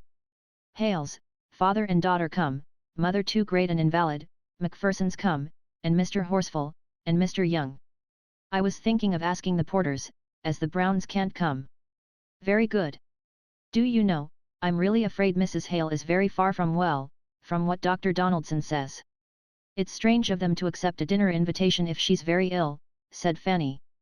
I didn't say very ill, said her brother, rather sharply. I only said far from well. They may not know it either. And then he suddenly remembered that, from what Dr. Donaldson had told him, Margaret, at any rate, must be aware of the exact state of the case. Very probably they are quite aware of what you said yesterday, John, of the great advantage it would be to them, to Mr. Hale, I mean, to be introduced to such people as the Stevenses and the Collingbrooks. I'm sure that motive would not influence them. No. I think I understand how it is. John, said Fanny, laughing in her little, weak, nervous way. How you profess to understand these Hales, and how you never will allow that we can know anything about them. Are they really so very different to most people one meets with? She did not mean to vex him, but if she had intended it, she could not have done it more thoroughly. He chafed in silence, however, not deigning to reply to her question. They do not seem to me out of the common way, said Mrs. Thornton. He appears a worthy kind of man enough, rather too simple for trade, so it's perhaps as well he should have been a clergyman first, and now a teacher. She's a bit of a fine lady, with her invalidism, and as for the girl, she's the only one who puzzles me when I think about her, which I don't often do. She seems to have a great notion of giving herself airs, and I can't make out why. I could almost fancy she thinks herself too good for her company at times. And yet they're not rich, from all I can hear they never have been. And she's not accomplished, Mama. She can't play. Go on, Fanny. What else, does she want to bring her up to your standard? Nay. John, said his mother, that speech of Fanny's did no harm. I myself heard Miss Hale say she could not play. If you would let us alone, we could perhaps like her, and see her merits. I'm sure I never could, murmured Fanny, protected by her mother. Mr. Thornton heard, but did not care to reply. He was walking up and down the dining room, wishing that his mother would order candles, and allow him to set to work at either reading or writing, and so put a stop to the conversation. But he never thought of interfering in any of the small domestic regulations that Mrs. Thornton observed, in habitual remembrance of her old economies. Mother, said he, stopping, and bravely speaking out the truth, I wish you would like Miss Hale. Why? Asked she, startled by his earnest, yet tender manner. You're never thinking of marrying her, a girl without a penny. She would never have me, said he, with a short laugh. No, I don't think she would, answered his mother. She laughed in my face, when I praised her for speaking out something Mr. Bell had said in your favor. I liked the girl for doing so frankly, for it made me sure she had no thought of you, and the next minute she vexed me so by seeming to think, well, never mind. Only you're right in saying she's too good an opinion of herself to think of you. The saucy jade. I should like to know where she'd find a better. Well, as I'm just as much convinced of the truth of what you have been saying as you can be, and as I have no thought or expectation of ever asking her to be my wife, you'll believe me for the future that I'm quite disinterested in speaking about her. I foresee trouble for that girl, perhaps, want of motherly care, and I only wish you to be ready to be a friend to her, in case she needs one. Now, Fanny, said he, I trust you have delicacy enough to understand, that it is as great an injury to Miss Hale as to me, in fact, she would think it a greater, to suppose that I have any reason, more than I now give, for begging you and my mother to show her every kindly attention. I cannot forgive her pride, said his mother, I will befriend her, if there is need, for your asking, John. I would befriend Jezebel herself if you asked me. But this girl, who turns up her nose at us all, who turns up her nose at you. Nay, mother, I have never yet put myself, and I mean never to put myself, within reach of her contempt. Contempt, indeed, one of Mrs. Thornton's expressive snorts. Don't go on speaking of Miss Hale, John, if I've to be kind to her. When I'm with her, I don't know if I like or dislike her most, but when I think of her, and hear you talk of her, I hate her. I can see she's given herself airs to you as well as if you'd told me out. And if she has, said he, and then he paused for a moment, then went on, I'm not a lad, to be cowed by a proud look from a woman, or to care for her misunderstanding me and my position. I can laugh at it. To be sure, and at her too, with her fine notions, and haughty tosses. I only wonder why you talk so much about her, then, said Fanny. I'm sure, I'm tired enough of the subject. Well, said her brother, with a shade of bitterness. Suppose we find some more agreeable subject. What do you say to a strike, by way of something pleasant to talk about? Have the hands actually turned out? Asked Mrs. Thornton, with vivid interest. Hamper's men are actually out. Mine are working out their week, through fear of being prosecuted for breach of contract. I'd have had every one of them up and punished for it, that left his work before his time was out. The law expenses would have been more than the hands themselves were worth, a set of ungrateful knots, said his mother. To be sure. But I'd have shown them how to keep my word, and how I mean them to keep theirs. They know me by this time. Slickson's men are off, pretty certain he won't spend money in getting them punished. We're in for a turnout, mother. I hope there are not many orders in hand. Of course there are. They know that well enough. But they don't quite understand all, though they think they do. What do you mean, John? Candles had been brought, and Fanny had taken up her interminable piece of worsted work, over which she was yawning, throwing herself back in her chair, from time to time to gaze at vacancy, and think of nothing at her ease. Why, said he, the Americans are getting their yarns so into the general market, that our only chance is producing them at a lower rate. If we can't, we may shut up shop at once, and hands and masters alike go on tramp. Yet these fools go back to the prices paid 3 years ago, nay, some of their leaders quote Dickinson's price now, though they know as well as we do that, what with fines pressed out of their wages, as no honourable man would extort them, the real rate of wage paid at Dickinson's is less than at ours. Upon my word, mother, I wish the old combination laws were in force. It is too bad to find out that fools, ignorant, wayward men like these, just by uniting their silly heads, are to rule over the fortunes of those who bring all the wisdom that knowledge and experience, and often painful thought and anxiety, can give. The next thing will be, indeed, we've all but come to it now, that we shall have to go and stand hat in hand, and humbly ask the Secretary of the Spinners' Union to be so kind as to furnish us with labour at their own price. That's what they want, they, who haven't the sense to see that, if we don't get a fair share of the profits to compensate us for our wear and tear here in England, we can move off to some other country, and that, what with home and foreign competition, we are none of us likely to make above a fair share, and may be thankful enough if we can get that, in an average number of years. Can't you get hands from Ireland? I wouldn't keep these fellows a day. I'd teach them that I was master, and could employ what servants I liked.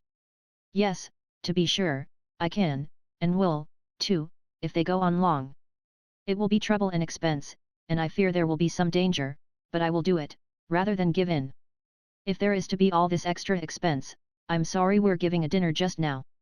So am I, not because of the expense, but because I shall have much to think about, and many unexpected calls on my time. But we must have had Mr. Horsfall, and he does not stay in Milton long. And as for the others, we owe them dinners, and it's all one trouble. He kept on with his restless walk, not speaking any more, but drawing a deep breath from time to time, as if endeavouring to throw off some annoying thought. Fanny asked her mother numerous small questions, all having nothing to do with the subject, which a wiser person would have perceived was occupying her attention. Consequently, she received many short answers. She was not sorry when, at 10 o'clock, the servants filed into prayers. These her mother always read, first reading a chapter. They were now working steadily through the Old Testament. When prayers were ended, and his mother had wished him good night, with that long steady look of hers which conveyed no expression of the tenderness that was in her heart, but yet had the intensity of a blessing, Mr. Thornton continued his walk. All his business plans had received a check, a sudden pull-up, from this approaching turnout. The forethought of many anxious hours was thrown away, utterly wasted by their insane folly, which would injure themselves even more than him, though no one could set any limit to the mischief they were doing. And these were the men who thought themselves fitted to direct the masters in the disposal of their capital. Hamper had said, only this very day, that if he were ruined by the strike, he would start life again, comforted by the conviction that those who had brought it on were in a worse predicament than he himself, for he had head as well as hands, while they had only hands, and if they drove away their market, they could not follow it, nor turn to anything else. But this thought was no consolation to Mr. Thornton. It might be that revenge gave him no pleasure, it might be that he valued the position he had earned with the sweat of his brow, so much that he keenly felt its being endangered by the ignorance or folly of others, so keenly that he had no thoughts to spare for what would be the consequences of their conduct to themselves. He paced up and down, setting his teeth now and then. At last it struck 2. The candles were flickering in their sockets. He lighted his own, muttering to himself. Once for all they shall know whom they have got to deal with. I can give them a fortnight, no more. If they don't see their madness before the end of that time, I must have hands from Ireland. I believe it's Slickson's doing, confound him and his dodges. He thought he was overstocked, so he seemed to yield at first, when the deputation came to him, and of course, he only confirmed them in their folly, as he meant to do. That's where it spread from. Chapter 19. Angel Visits. As angels in some brighter dreams call to the soul when man doth sleep, so some strange thoughts transcend our wonted themes, and into glory peep. Henry Vaughan. Mrs. Hale was curiously amused and interested by the idea of the Thornton dinner party. She kept wondering about the details, with something of the simplicity of a little child, who wants to have all its anticipated pleasure described beforehand. But the monotonous life led by invalids often makes them like children, inasmuch as they have neither of them any sense of proportion in events, and seem each to believe that the walls and curtains which shut in their world, and shut out everything else, must of necessity be larger than anything hidden beyond. Besides, Mrs. Hale had had her vanities as a girl, had perhaps unduly felt their mortification when she became a poor clergyman's wife. They had been smothered and kept down, but they were not extinct, and she liked to think of seeing Margaret dressed for a party, and discussed what she should wear, with an unsettled anxiety that amused Margaret, who had been more accustomed to society in her 1 year in Harley Street than her mother in 25 years of Hellstone. Then you think you shall wear your white silk? Are you sure it will fit? It's nearly a year since Edith was married. Oh, yes, Mamma. Mrs. Murray made it, and it's sure to be right. It may be a straw's breadth shorter or longer waisted, according to my having grown fat or thin. But I don't think I've altered in the least. Hadn't you better let Dixon see it? It may have gone yellow with lying by. If you like, Mamma. But if the worst comes to the worst, I've a very nice pink gauze which Aunt Shaw gave me, only 2 or 3 months before Edith was married. That can't have gone yellow. No, but it may have faded. Well, then I've a green silk. I feel more as if it was the embarrassment of riches. I wish I knew what you ought to wear, said Mrs. Hale, nervously. Margaret's manner changed instantly. Shall I go and put them on one after another, Mamma, and then you could see which you liked best? But, yes, perhaps that will be best. So off Margaret went. She was very much inclined to play some pranks when she was dressed up at such an unusual hour, to make her rich white silk balloon out into a cheese, to retreat backwards from her mother as if she were the queen, but when she found that these freaks of hers were regarded as interruptions to the serious business, and as such annoyed her mother, she became grave and sedate. What had possessed the world, her world, to fidget so about her dress, she could not understand, but that very afternoon, on naming her engagement to Bessie Higgins, apropos of the servant that Mrs. Thornton had promised to inquire about, Bessie quite roused up at the intelligence. Dear, and are you going to dine at Thornton's at Marlborough Mills? Yes, Bessie. Why are you so surprised? Oh, I dunno. But they visit WIATH first folk in Milton. And you don't think we're quite the first folk in Milton, Bessie? Bessie's cheeks flushed a little at her thought being thus easily read. Well, said she, yo see, they thinkin' a deal o' money here, and I reckon yo ve not gettin' much. No, said Margaret, that's very true. But we are educated people, and have lived amongst educated people. Is there anything so wonderful, in our being asked out to dinner by a man who owns himself inferior to my father by coming to him to be instructed? I don't mean to blame Mr. Thornton. Few drapers' assistants, as he was once, could have made themselves what he is. But can yo give dinners back, in your small house? Thornton's house is 3 times as big. Well, I think we could manage to give Mr. Thornton a dinner back, as you call it. Perhaps not in such a large room, nor with so many people. But I don't think we've thought about it at all in that way. I never thought yo'd be dining with Thorntons, repeated Bessie. Why, the Mayor hissel dines there, and the members of Parliament and all. I think, I could support the honour of meeting the Mayor of Milton. But them ladies dress so grand, said Bessie, with an anxious look at Margaret's print gown, which her Milton eyes appraised at 7d a yard. Margaret's face dimpled up into a merry laugh. Thank you, Bessie, for thinking so kindly about my looking nice among all the smart people. But I've plenty of grand gowns. A week ago, I should have said they were far too grand for anything I should ever want here. But as I'm to dine at Mr. Thornton's, and perhaps to meet the mayor, I shall put on my very best gown, you may be sure. What will you wear? Asked Bessie, somewhat relieved. White silk, said Margaret. A gown I had for a cousin's wedding, a year ago. That'll do, said Bessie, falling back in her chair. I should be loath to have you looked down upon. Oh. I'll be fine enough, if that will save me from being looked down upon in Milton. I wish I could see you dressed up, said Bessie. I reckon, you're not what folk would see a pretty, you've not red and white enough for that. But done yo know, I ha dreamt of yo, long afore ever I seed yo. Nonsense, Bessie. But I did. Yo are very face, looking yo are clear steadfast eyes out oth darkness, yo are hair blown off from yo are brow, and going out like rays round yo are forehead, which was just as smooth and straight as it is now, and yo always came to give me strength, which I seemed to gather out yo are deep comforting eyes, and yo was dressed in shining raiment, just as yo are going to be dressed. So, yo see, it was yo. Nay, Bessie, said Margaret, gently, it was but a dream. And why might I dream a dream in my affliction as well as others? Did not many a one the Bible? Aye, and see visions too. Why, even my father thinks a deal o' dreams. I tell yo again, I saw yo as plainly, coming swiftly towards me, yo our hair blown back the very swiftness o' the motion, just like the way it grows, a little standing off like, and the white shining dress on yo gettin' to wear. Let me come and see yo in it. I want to see yo and touch yo as in very deed yo were in my dream. My dear Bessie, it is quite a fancy of yours. Fancy or no fancy, yo come, as I knew yo would, when I saw yo our movement in my dream, and when yo hear about me, I reckon I feel easier in my mind, and comforted, just as a fire comforts one on a dree day. Yo said it were on th 21st, please God, I'll come and see yo. Oh Bessie, you may come and welcome, but don't talk so, it really makes me sorry. It does indeed. Then I'll keep it to Mijel, if I bite my tongue out.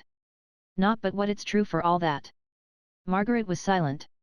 At last she said, let us talk about it sometimes, if you think it true. But not now. Tell me, has your father turned out? Said Bessie heavily, in a manner very different from that she had spoken in but a minute or two before. He and many another, all hampers men, and many a one besides. Women are as bad as men, in their savageness, this time. Food is high, and they mun have food for their childer, I reckon. Suppose Thorntons sent their dinner out, same money, spent on potatoes and meal, would keep many a crying baby quiet, and hush up its mother's heart for a bit. Don't speak so, said Margaret. You'll make me feel wicked and guilty in going to this dinner. No, said Bessie. Some's pre-elected to sumptuous feasts, and purple and fine linen, maybe you're one on 'em. Others toil and moil all their lives long, and the very dogs are not pitiful in our days, as they were in the days of Lazarus. But if yo ask me to cool your tongue with tip of my finger, I'll come across the great gulf to yo just for thought o what yo been to me here. Bessie, you're very feverish. I can tell it in the touch of your hand, as well as in what you're saying. It won't be division enough, in that awful day, that some of us have been beggars here, and some of us have been rich, we shall not be judged by that poor accident, but by our faithful following of Christ. Margaret got up, and found some water, and soaking her pocket handkerchief in it, she laid the cool wetness on Bessie's forehead, and began to chafe the stone-cold feet. Bessie shut her eyes, and allowed herself to be soothed. At last she said, Yo ha been deeved out yo are 5 wits, as well as me, if yo had one body after another coming in to ask for father, and staying to tell me each one their tale.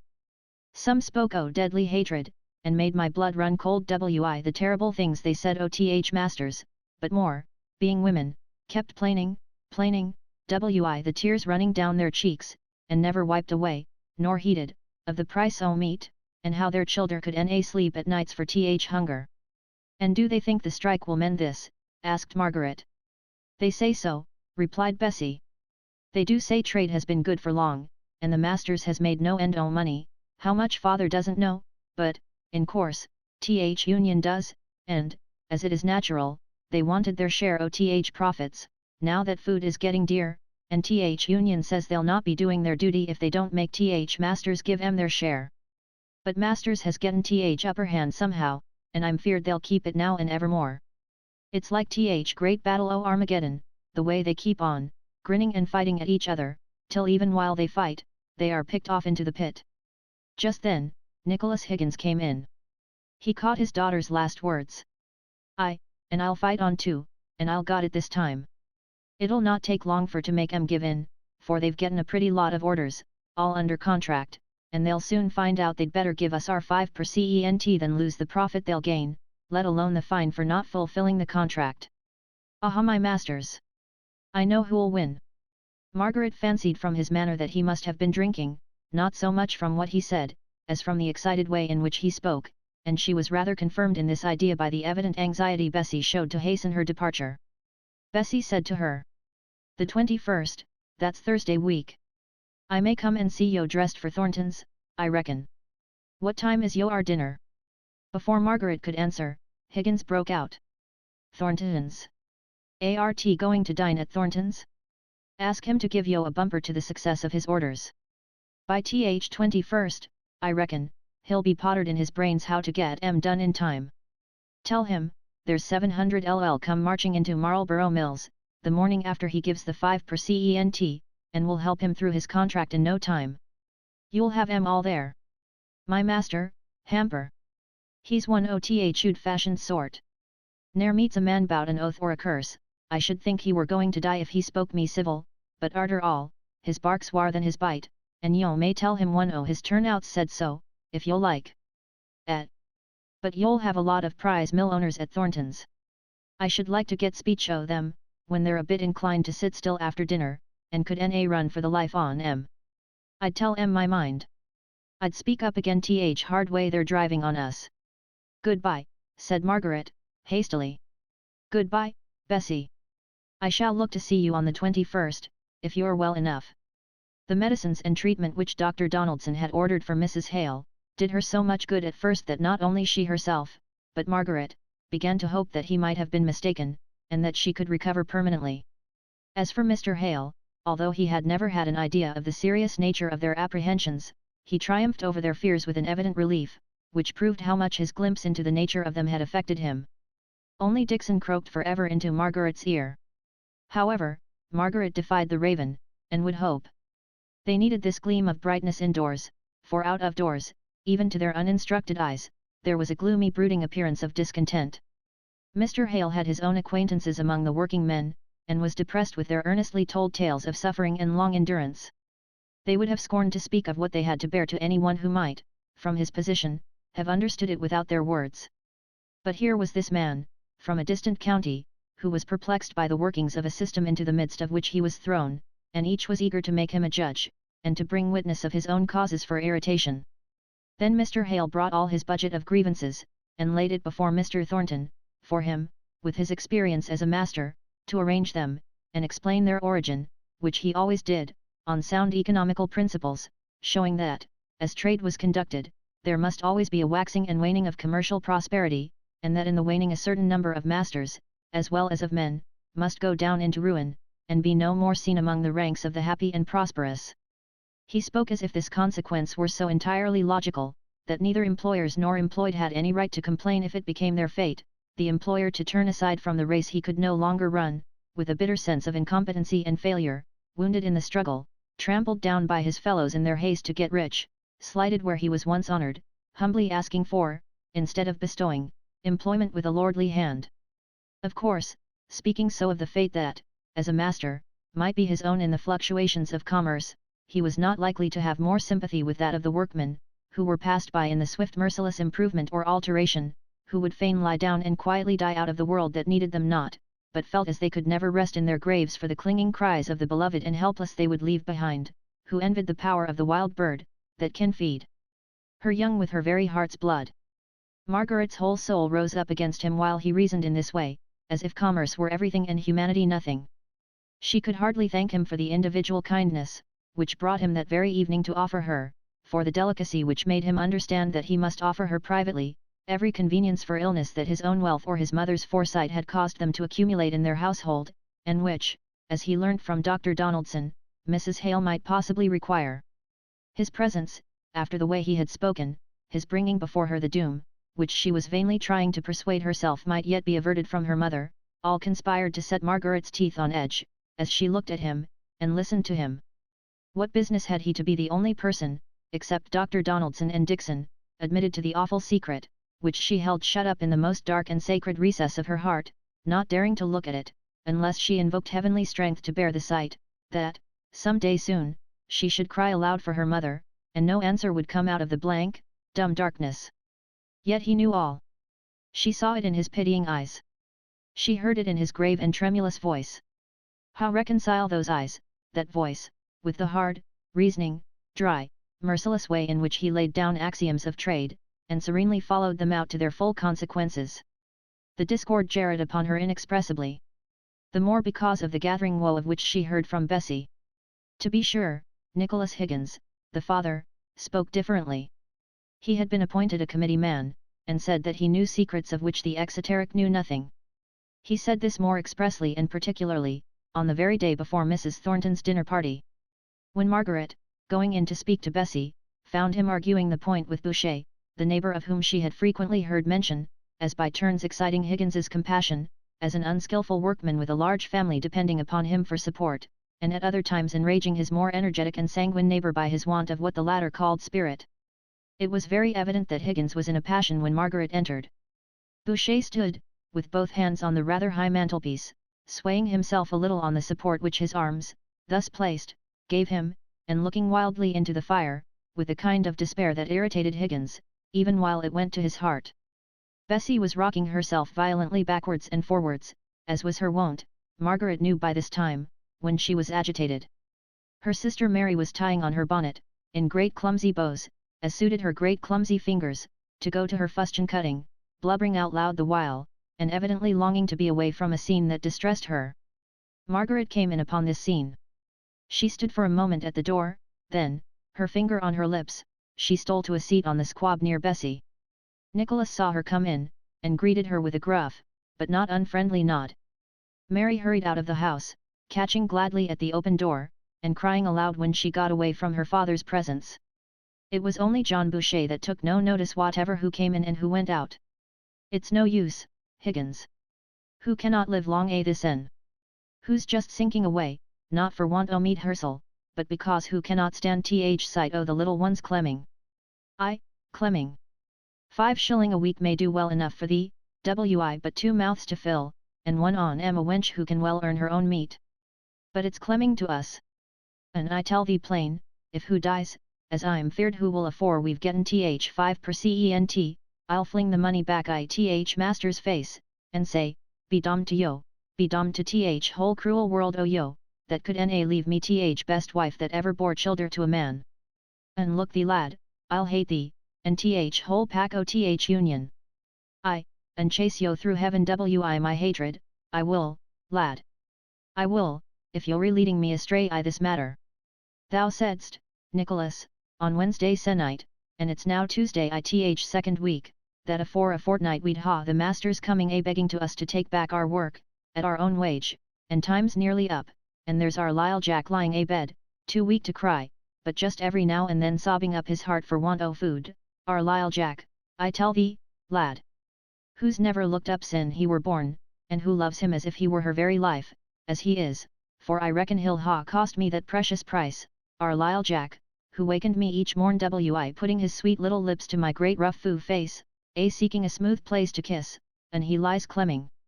Here the deep sobs choked the poor man and Nicholas looked up, with eyes brimful of tears, to Margaret, before he could gain courage to speak.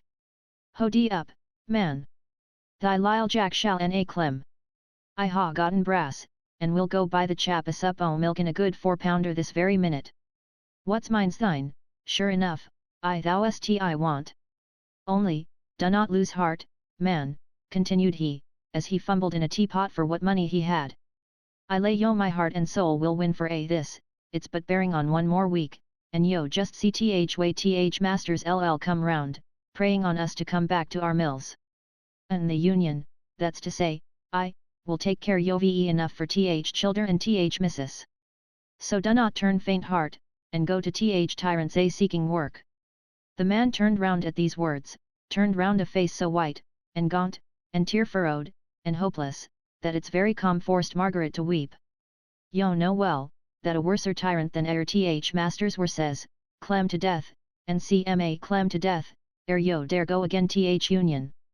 Yo know it well, Nicholas, for a yori one on em. Yo may be kind hearts, each separate, but once banded together, yo ve no more pity for a man than a wild hunger-maddened wolf. Nicholas had his hand on the lock of the door, he stopped and turned round on Boucher, close following. So help me God, man alive, if I think not I'm doing best for thee, and for all on us. If I'm going wrong when I think I'm going right, it's their sin, who ha left me where I am, in my ignorance. I ha thought till my brains ached, belly me, John, I have. And I say again, there's no help for us but having faith ith union. They'll win the day, see if they do not. Not one word had Margaret or Bessie spoken. They had hardly uttered the sighing, that the eyes of each called to the other to bring up from the depths of her heart. At last Bessie said, I never thought to hear father call on God again. But yo heard him say, so help me God. Yes, said Margaret. Let me bring you what money I can spare, let me bring you a little food for that poor man's children. Don't let them know it comes from anyone but your father. It will be but little. Bessie lay back without taking any notice of what Margaret said. She did not cry, she only quivered up her breath. My heart's drained dry o' tears, she said. Butcher's been in these days past, a-telling me of his fears and his troubles. He's but a weak kind of chap, I know, but he's a man for that, and though I've been angry, many a time afore now, wi him and his wife, as knew no more nor him how to manage, yet yo see, all folks isn't wise, yet God lets em live, and gives em someone to love, and be loved by, just as good as Solomon. And if sorrow comes to them they love, it hurts em as sore as e'er it did Solomon. I can't make it out. Perhaps it's as well such a one as Boucher has th union to see after him. But I'd just like for to see th men as make th union, and put em one by one face to face wi Boucher. I reckon, if they heard him, the d tell him, if I cotched em one by one, he might go back and get what he could for his work, even if it weren't so much as they ordered. Margaret sat utterly silent. How was she ever to go away into comfort and forget that man's voice, with the tone of unutterable agony, telling more by far than his words of what he had to suffer? She took out her purse, she had not much in it of what she could call her own, but what she had she put into Bessie's hands without speaking. Thank yo. There's many on em gets no more, and is not so bad off, leastways does not show it as he does. But father won't let em want, now he knows. Yo see, Butcher's been pulled down wi his childer, and her being so cranky, and they could pawn has gone this last 12-month. Yori not to think we'd ha letten em clem, for all we're a bit pressed oursel, if neighbours doesn't see after neighbours, I dunno who will. Bessie seemed almost afraid lest Margaret should think they had not the will, and, to a certain degree, the power of helping one whom she evidently regarded as having a claim upon them. Besides, she went on, father is sure and positive the masters must give in within these next few days, that they canna hold on much longer. But I thank yo all the same, I thank yo for Mijel, as much as for Boucher, for it use makes my heart warm to yo more and more. Bessie seemed much quieter today, but fearfully languid and exhausted. As she finished speaking, she looked so faint and weary that Margaret became alarmed. It's nout, said Bessie. It's not death yet. I had a fearful night wi dreams, or somewhat like dreams, for I were wide awake, and I'm all in a swounding daze today, only yon poor chap made me alive again. No. It's not death yet, but death is not far off. Cover me up, and I'll maybe sleep, if cough will let me. Good night, good afternoon, Emmapen I should say, but light is dim and misty today. Chapter 20. Men and gentlemen. Old and young, boy, let em all eat, I have it. Let em have 10 tire of teeth apiece, I care not. Rollo, Duke of Normandy. Margaret went home so painfully occupied with what she had heard and seen that she hardly knew how to rouse herself up to the duties which awaited her, the necessity for keeping up a constant flow of cheerful conversation for her mother, who, now that she was unable to go out, always looked to Margaret's return from the shortest walk as bringing in some news. And can your factory friend come on Thursday to see you dressed? She was so ill I never thought of asking her, said Margaret, dolefully. Dear! Everybody is ill now, I think, said Mrs. Hale, with a little of the jealousy which one invalid is apt to feel of another. But it must be very sad to be ill in one of those little back streets. Her kindly nature prevailing, and the old Helstone habits of thought returning. It's bad enough here. What could you do for her, Margaret? Mr. Thornton has sent me some of his old port wine since you went out. Would a bottle of that do her good, think you? No, Mamma. I don't believe they are very poor, at least, they don't speak as if they were, and, at any rate, Bessie's illness is consumption, she won't want wine. Perhaps, I might take her a little preserve, made of our dear Helstone fruit. No. There's another family to whom I should like to give. Oh Mamma, Mamma! How am I to dress up in my finery, and go off and away to smart parties, after the sorrow I've seen today, exclaimed Margaret, bursting the bounds she had preordained for herself before she came in, and telling her mother what she had seen and heard at Higgins's cottage. It distressed Mrs. Hale excessively. It made her restlessly irritated till she could do something. She directed Margaret to pack up a basket in the very drawing-room, to be sent there and then to the family, and was almost angry with her for saying, that it would not signify if it did not go till morning, as she knew Higgins had provided for their immediate wants, and she herself had left money with Bessie. Mrs. Hale called her unfeeling for saying this, and never gave herself breathing time till the basket was sent out of the house. Then she said, "After all, we may have been doing wrong. It was only the last time Mr. Thornton was here that he said, those were no true friends who helped to prolong the struggle by assisting the turnouts. And this Boucher man was a turnout, was he not?" The question was referred to Mr. Hale by his wife, when he came upstairs, fresh from giving a lesson to Mr. Thornton, which had ended in conversation, as was their wont. Margaret did not care if their gifts had prolonged the strife, she did not think far enough for that, in her present excited state. Mr. Hale listened, and tried to be as calm as a judge. He recalled all that had seemed so clear not half an hour before, as it came out of Mr. Thornton's lips, and then he made an unsatisfactory compromise. His wife and daughter had not only done quite right in this instance, but he did not see for a moment how they could have done otherwise. Nevertheless, as a general rule, it was very true what Mr. Thornton said, that as the strike, if prolonged, must end in the masters bringing hands from a distance, if, indeed, the final result were not, as it had often been before, the invention of some machine which would diminish the need of hands at all, why, it was clear enough that the kindest thing was to refuse all help which might bolster them up in their folly. But as to this Boucher, he would go and see him the first thing in the morning, and try and find out what could be done for him. Mr. Hale went the next morning, as he proposed. He did not find Boucher at home, but he had a long talk with his wife, promised to ask for an infirmary order for, and, seeing the plenty provided by Mrs. Hale, and somewhat lavishly used by the children, who were masters downstairs in their father's absence, he came back with a more consoling and cheerful account than Margaret had dared to hope for.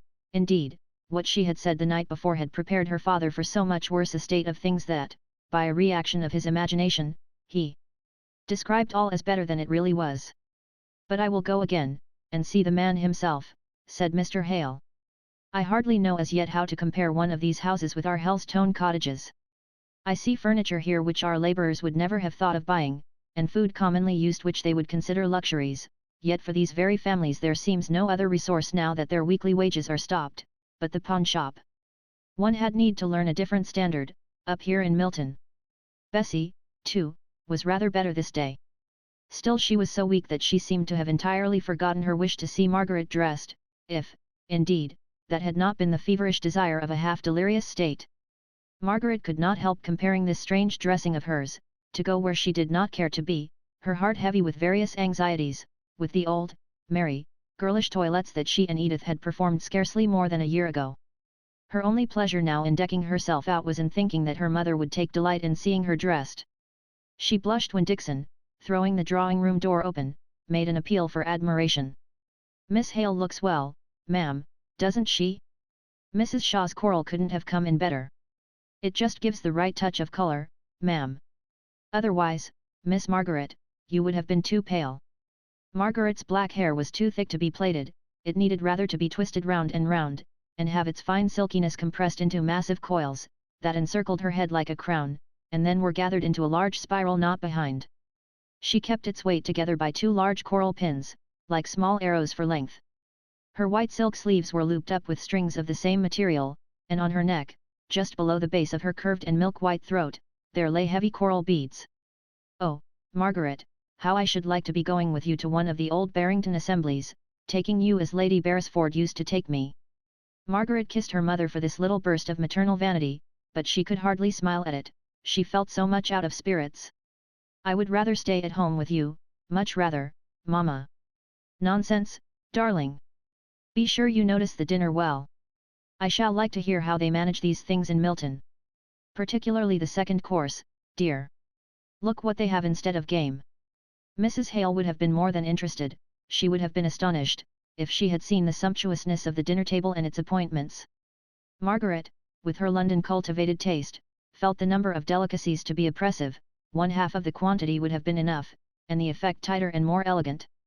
But it was one of Mrs. Thornton's rigorous laws of hospitality, that of each separate dainty enough should be provided for all the guests to partake, if they felt inclined. Careless to abstemiousness in her daily habits, it was part of her pride to set a feast before such of her guests as cared for it. Her son shared this feeling.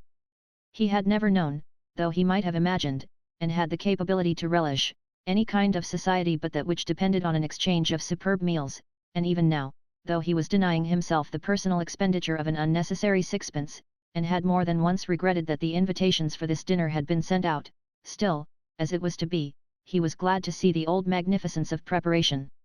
Margaret and her father were the first to arrive. Mr. Hale was anxiously punctual to the time specified. There was no one upstairs in the drawing-room but Mrs. Thornton and Fanny. Every cover was taken off, and the apartment blazed forth in yellow silk damask and a brilliantly flowered carpet. Every corner seemed filled up with ornament, until it became a weariness to the eye, and presented a strange contrast to the bald ugliness of the lookout into the great mill yard, where wide folding gates were thrown open for the admission of carriages. The mill loomed high on the left-hand side of the windows, casting a shadow down from its many stories, which darkened the summer evening before its time. "My son was engaged up to the last moment on business. He will be here directly, Mr. Hale. May I beg you to take a seat?" Mr. Hale was standing at one of the windows as Mrs. Thornton spoke. He turned away, saying, "Don't you find such close neighbourhood to the mill rather unpleasant at times?" She drew herself up. "Never. I am not become so fine as to desire to forget the source of my son's wealth and power. Besides, there is not such another factory in Milton. One room alone is 220 square yards. I meant that the smoke and the noise, the constant going out and coming in of the work people, might be annoying." "I agree with you, Mr. Hale," said Fanny. "There is a continual smell of steam and oily machinery, and the noise is perfectly deafening. I have heard noise that was called music far more deafening. The engine room is at the street end of the factory, we hardly hear it, except in summer weather, when all the windows are open, and as for the continual murmur of the work people, it disturbs me no more than the humming of a hive of bees. If I think of it at all, I connect it with my son, and feel how all belongs to him, and that his is the head that directs it. Just now, there are no sounds to come from the mill, the hands have been ungrateful enough to turn out, as perhaps you have heard. But the very business, of which I spoke when you entered, had reference to the steps he is going to take to make them learn their place." The expression on her face, always stern, deepened into dark anger, as she said this. Nor did it clear away when Mr. Thornton entered the room, for she saw in an instant, the weight of care and anxiety which he could not shake off, although his guests received from him a greeting that appeared both cheerful and cordial. He shook hands with Margaret. He knew it was the first time their hands had met, though she was perfectly unconscious of the fact. He inquired after Mrs. Hale, and heard Mr. Hale's sanguine, hopeful account, and, glancing to Margaret, to understand how far she agreed with her father, he saw that no dissenting shadow crossed her face. And as he looked with this intention, he was struck anew with her great beauty. He had never seen her in such dress before, and yet now it appeared that such elegance of attire was so befitting her noble figure and lofty serenity of countenance that she ought to go always thus apparelled. She was talking to Fanny, about what he could not hear, but he saw his sister's restless way of continually arranging some part of her gown, her wandering eyes, now glancing here, now there, but without any purpose in her observation, and he contrasted them uneasily with the large soft eyes that looked forth steadily at one object, as if from out their light beamed some gentle influence of repose, the curving lines of the red lips, just parted in the interest of listening to what her companion said, the head a little bent forwards, so as to make a long sweeping line from the summit, where the light caught on the glossy raven hair, to the smooth ivory tip of the shoulder, the round white arms, and taper hands, laid lightly across each other, but perfectly motionless in their pretty attitude. Mr. Thornton sighed as he took in all this with one of his sudden comprehensive glances. And then he turned his back to the young ladies, and threw himself, with an effort, but with all his heart and soul, into a conversation with Mr. Hale. More people came, more and more. Fanny left Margaret's side and helped her mother to receive her guests. Mr. Thornton felt that in this influx no one was speaking to Margaret, and was restless under this apparent neglect. But he never went near her himself, he did not look at her. Only, he knew what she was doing, or not doing, better than he knew the movements of anyone else in the room. Margaret was so unconscious of herself, and so much amused by watching other people, that she never thought whether she was left unnoticed or not. Somebody took her down to dinner, she did not catch the name, nor did he seem much inclined to talk to her. There was a very animated conversation going on among the gentlemen. The ladies, for the most part, were silent, employing themselves in taking notes of the dinner and criticizing each other's dresses. Margaret caught the clue to the general conversation, grew interested and listened attentively. Mr. Horsfall, the stranger, whose visit to the town was the original germ of the party, was asking questions relative to the trade and manufactures of the place, and the rest of the gentlemen, all Milton men, were giving him answers and explanations. Some dispute arose, which was warmly contested. It was referred to Mr. Thornton, who had hardly spoken before, but who now gave an opinion, the grounds of which were so clearly stated that even the opponents yielded. Margaret's attention was thus called to her host. His whole manner, as master of the house, and entertainer of his friends, was so straightforward, yet simple and modest, as to be thoroughly dignified. Margaret thought she had never seen him to so much advantage. When he had come to their house, there had been always something, either of over-eagerness or of that kind of vexed annoyance which seemed ready to presuppose that he was unjustly judged, and yet felt too proud to try and make himself better understood. But now, among his fellows, there was no uncertainty as to his position. He was regarded by them as a man of great force of character, of power in many ways. There was no need to struggle for their respect. He had it, and he knew it, and the security of this gave a fine grand quietness to his voice and ways, which Margaret had missed before. He was not in the habit of talking to ladies, and what he did say was a little formal. To Margaret herself he hardly spoke at all. She was surprised to think how much she enjoyed this dinner. She knew enough now to understand many local interests, nay, even some of the technical words employed by the eager mill owners. She silently took a very decided part in the question they were discussing. At any rate, they talked in desperate earnest, not in the used-up style that wearied her so in the old London parties. She wondered that, with all this dwelling on the manufacturers and trade of the place, no allusion was made to the strike then pending. She did not yet know how coolly such things were taken by the masters, as having only one possible end. To be sure, the men were cutting their own throats, as they had done many a time before, but if they would be fools, and put themselves into the hands of a rascally set of paid delegates, they must take the consequence. One or two thought Thornton looked out of spirits, and, of course, he must lose by this turnout. But it was an accident that might happen to themselves any day, and Thornton was as good to manage a strike as anyone, for he was as iron a chap as any in Milton. The hands had mistaken their man in trying that dodge on him. And they chuckled inwardly at the idea of the workmen's discomfiture and defeat, in their attempt to alter one iota of what Thornton had decreed. It was rather dull for Margaret after dinner. She was glad when the gentlemen came, not merely because she caught her father's eye to brighten her sleepiness up, but because she could listen to something larger and grander than the petty interests which the ladies had been talking about. She liked the exultation in the sense of power which these Milton men had. It might be rather rampant in its display, and savour of boasting, but still they seemed to defy the old limits of possibility, in a kind of fine intoxication, caused by the recollection of what had been achieved, and what yet should be. If in her cooler moments she might not approve of the spirit in all things, still there was much to admire in their forgetfulness of themselves and the present, in their anticipated triumphs over all inanimate matter at some future time which none of them would live to see. She was rather startled when Mr. Thornton spoke to her close at her elbow. "I could see you were on our side in our discussion at dinner, were you not, Miss Hale?" "Certainly. But then I know so little about it."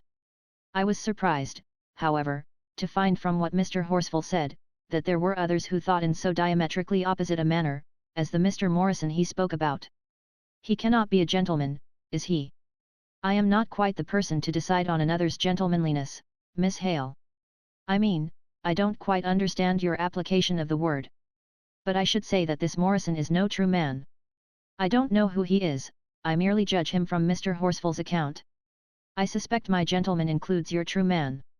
And a great deal more, you would imply. I differ from you. A man is to me a higher and a completer being than a gentleman. What do you mean? Asked Margaret. We must understand the words differently. I take it that gentleman is a term that only describes a person in his relation to others, but when we speak of him as a man, we consider him not merely with regard to his fellow men, but in relation to himself, to life, to time, to eternity. A castaway lonely as Robinson Crusoe, a prisoner immured in a dungeon for life, nay, even a saint in Patmos, has his endurance, his strength, his faith, best described by being spoken of as a man. I am rather weary of this word gentlemanly, which seems to me to be often inappropriately used, and often, too, with such exaggerated distortion of meaning, while the full simplicity of the noun man, and the adjective manly are acknowledged, that I am induced to class it with the cant of the day. Margaret thought a moment, but before she could speak her slow conviction, he was called away by some of the eager manufacturers, whose speeches she could not hear, though she could guess at their import by the short clear answers Mr. Thornton gave, which came steady and firm as the boom of a distant minute gun. They were evidently talking of the turnout, and suggesting what course had best be pursued. She heard Mr. Thornton say, "That has been done." Then came a hurried murmur, in which 2 or 3 joined. "All those arrangements have been made." Some doubts were implied, some difficulties named by Mr. Slickson, who took hold of Mr. Thornton's arm, the better to impress his words. Mr. Thornton moved slightly away, lifted his eyebrows a very little, and then replied, "I take the risk. You need not join in it unless you choose." Still some more fears were urged. "I'm not afraid of anything so dastardly as incendiarism. We are open enemies, and I can protect myself from any violence that I apprehend. And I will assuredly protect all others who come to me for work. They know my determination by this time, as well and as fully as you do." Mr. Horsfall took him a little on one side, as Margaret conjectured, to ask him some other question about the strike, but, in truth, it was to inquire who she herself was, so quiet, so stately, and so beautiful. "A Milton lady?" asked he, as the name was given. "No, from the south of England, Hampshire, I believe," was the cold, indifferent answer. Mrs. Slickson was catechizing Fanny on the same subject. "Who is that fine distinguished-looking girl, a sister of Mr. Horsfall's?" "Oh dear, no. That is Mr. Hale, her father, talking now to Mr. Stevens. He gives lessons, that is to say, he reads with young men. My brother John goes to him twice a week, and so he begged Mamma to ask them here, in hopes of getting him known. I believe we have some of their prospectuses, if you would like to have one." "Mr. Thornton? Does he really find time to read with a tutor, in the midst of all his business, and this abominable strike in hand as well?" Fanny was not sure, from Mrs. Slickson's manner, whether she ought to be proud or ashamed of her brother's conduct, and, like all people who try and take other people's ought for the rule of their feelings, she was inclined to blush for any singularity of action. Her shame was interrupted by the dispersion of the guests. Chapter 21. The Dark Night. On earth is known to none the smile that is not sister to a tear. Eliot. Margaret and her father walked home. The night was fine, the streets clean, and with her pretty white silk, like Lizzie Lindsay's gown o' green satin, in the ballad, kilted up to her knee, she was off with her father, ready to dance along with the excitement of the cool, fresh night air. I rather think Thornton is not quite easy in his mind about this strike. He seemed very anxious tonight. I should wonder if he were not. But he spoke with his usual coolness to the others, when they suggested different things, just before we came away. So he did after dinner as well. It would take a good deal to stir him from his cool manner of speaking, but his face strikes me as anxious. I should be, if I were he.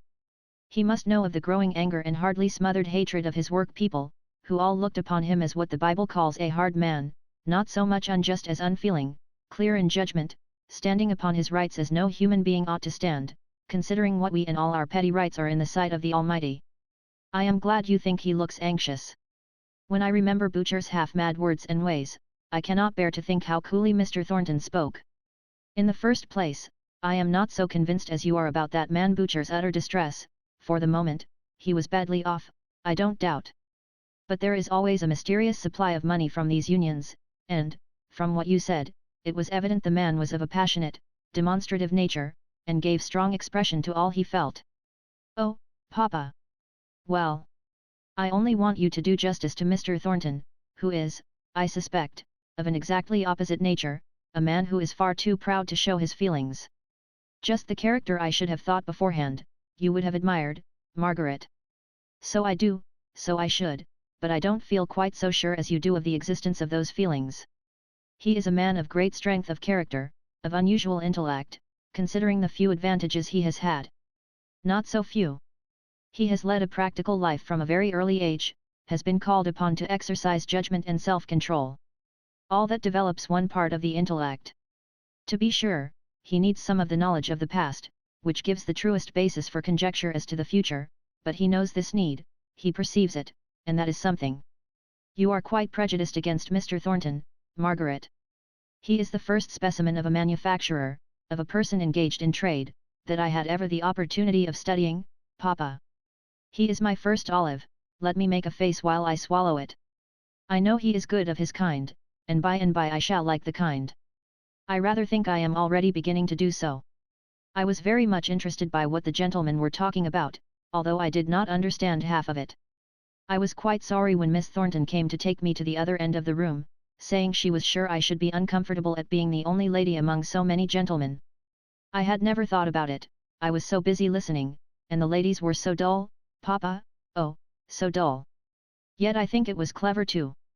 It reminded me of our old game of having each so many nouns to introduce into a sentence. What do you mean, child? Asked Mr. Hale. Why, they took nouns that were signs of things which gave evidence of wealth, housekeepers, under-gardeners, extent of glass, valuable lace, diamonds, and all such things, and each one formed her speech so as to bring them all in the prettiest accidental manner possible. You will be as proud of your one servant when you get her, if all is true about her that Mrs. Thornton says. To be sure, I shall. I felt like a great hypocrite tonight, sitting there in my white silk gown, with my idle hands before me, when I remembered all the good, thorough, housework they had done today. They took me for a fine lady, I'm sure. Even I was mistaken enough to think you looked like a lady, my dear, said Mr. Hale, quietly smiling. But smiles were changed to white and trembling looks when they saw Dixon's face, as she opened the door. Oh, master, oh, Miss Margaret. Thank God you are come. Dr. Donaldson is here. The servant next door went for him, for the charwoman is gone home. She's better now, but, oh sir. I thought she'd have died an hour ago. Mr. Hale caught Margaret's arm to steady himself from falling. He looked at her face, and saw an expression upon it of surprise and extremest sorrow, but not the agony of terror that contracted his own unprepared heart. She knew more than he did, and yet she listened with that hopeless expression of odd apprehension. Oh! I should not have left her, wicked daughter that I am, moaned forth Margaret, as she supported her trembling father's hasty steps upstairs. Dr. Donaldson met them on the landing. She is better now, he whispered. The opiate has taken effect. The spasms were very bad, no wonder they frightened your maid, but she'll rally this time. This time. Let me go to her. Half an hour ago Mr. Hale was a middle-aged man, now his sight was dim, his senses wavering, his walk tottering, as if he were 70 years of age. Dr. Donaldson took his arm, and led him into the bedroom. Margaret followed close. There lay her mother, with an unmistakable look on her face. She might be better now, she was sleeping, but death had signed her for his own, and it was clear that ere long he would return to take possession. Mr. Hale looked at her for some time without a word. Then he began to shake all over, and, turning away from Dr. Donaldson's anxious care, he groped to find the door. He could not see it, although several candles, brought in the sudden affright, were burning and flaring there. He staggered into the drawing-room, and felt about for a chair. Dr. Donaldson wheeled one to him, and placed him in it. He felt his pulse. Speak to him, Miss Hale. We must rouse him.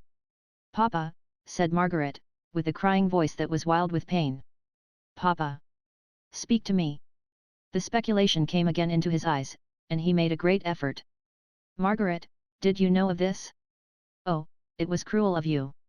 No, sir, it was not cruel, replied Dr. Donaldson, with quick decision.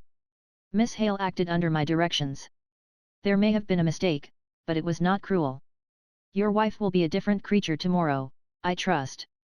She has had spasms, as I anticipated, though I did not tell Miss Hale of my apprehensions. She has taken the opiate I brought with me, she will have a good long sleep, and tomorrow that look which has alarmed you so much will have passed away. But not the disease. Dr. Donaldson glanced at Margaret. Her bent head, her face raised with no appeal for a temporary reprieve, showed that quick observer of human nature that she thought it better that the whole truth should be told. Not the disease. We cannot touch the disease, with all our poor vaunted skill. We can only delay its progress, alleviate the pain it causes. Be a man, sir, a Christian. Have faith in the immortality of the soul, which no pain, no mortal disease, can assail or touch. But all the reply he got was in the choked words, "You have never been married, Dr. Donaldson, you don't know what it is," and in the deep, manly sobs, which went through the stillness of the night like heavy pulses of agony. Margaret knelt by him, caressing him with tearful caresses. No one, not even Dr. Donaldson, knew how the time went by. Mr. Hale was the first to dare to speak of the necessities of the present moment. "What must we do?" asked he. "Tell us both." "Margaret is my staff, my right hand." Dr. Donaldson gave his clear, sensible directions. "No fear for tonight, nay, even peace for tomorrow, and for many days yet. But no enduring hope of recovery." He advised Mr. Hale to go to bed, and leave only one to watch the slumber, which he hoped would be undisturbed. He promised to come again early in the morning. And, with a warm and kindly shake of the hand, he left them. They spoke but few words, they were too much exhausted by their terror to do more than decide upon the immediate course of action. Mr. Hale was resolved to sit up through the night, and all that Margaret could do was to prevail upon him to rest on the drawing-room sofa. Dixon stoutly and bluntly refused to go to bed, and, as for Margaret, it was simply impossible that she should leave her mother, let all the doctors in the world speak of husbanding resources, and one watcher only being required. So, Dixon sat, and stared, and winked, and drooped, and picked herself up again with a jerk, and finally gave up the battle, and fairly snored. Margaret had taken off her gown and tossed it aside with a sort of impatient disgust, and put on her dressing gown. She felt as if she never could sleep again, as if her whole senses were acutely vital, and all endued with double keenness, for the purpose of watching. Every sight and sound, nay, even every thought, touched some nerve to the very quick. For more than 2 hours, she heard her father's restless movements in the next room. He came perpetually to the door of her mother's chamber, pausing there to listen, till she, not hearing his close unseen presence, went and opened it to tell him how all went on, in reply to the questions his baked lips could hardly form. At last he, too, fell asleep, and all the house was still. Margaret sat behind the curtain thinking. Far away in time, far away in space, seemed all the interests of past days. Not more than 36 hours ago, she cared for Bessie Higgins and her father, and her heart was wrung for Boucher. Now, that was all like a dreaming memory of some former life, everything that had passed out of doors seemed dissevered from her mother, and therefore unreal. Even Harley Street appeared more distinct, there she remembered, as if it were yesterday, how she had pleased herself with tracing out her mother's features in her Aunt Shaw's face, and how letters had come, making her dwell on the those of home with all the longing of love. Hellstone, itself, was in the dim past. The dull grey days of the preceding winter and spring, so unevenless and monotonous, seemed more associated with what she cared for now above all price. She would fain have caught at the skirts of that departing time, and prayed it to return, and give her back what she had too little valued while it was yet in her possession. What a vain show life seemed! How unsubstantial, and flickering, and flitting! It was as if from some aerial belfry, high up above the stir and jar of the earth, there was a bell continually tolling, "All are shadows, all are passing, all is past." And when the morning dawned, cool and grey, like many a happier morning before, when Margaret looked one by one at the sleepers, it seemed as if the terrible night were unreal as a dream. It, too, was a shadow. It, too, was past. Mrs. Hale herself was not aware when she awoke, how ill she had been the night before. She was rather surprised at Dr. Donaldson's early visit, and perplexed by the anxious faces of husband and child. She consented to remain in bed that day, saying she certainly was tired, but, the next, she insisted on getting up, and Dr. Donaldson gave his consent to her returning into the drawing-room. She was restless and uncomfortable in every position, and before night she became very feverish. Mr. Hale was utterly listless, and incapable of deciding on anything. "What can we do to spare Mama such another night?" asked Margaret on the third day.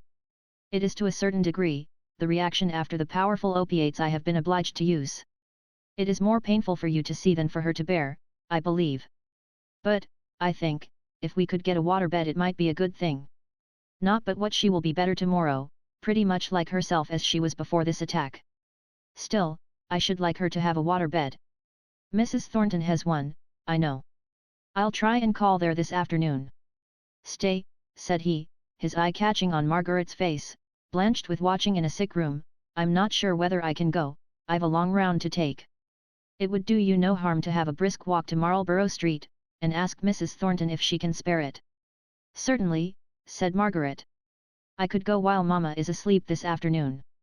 I'm sure Mrs. Thornton would lend it to us." Dr. Donaldson's experience told him rightly.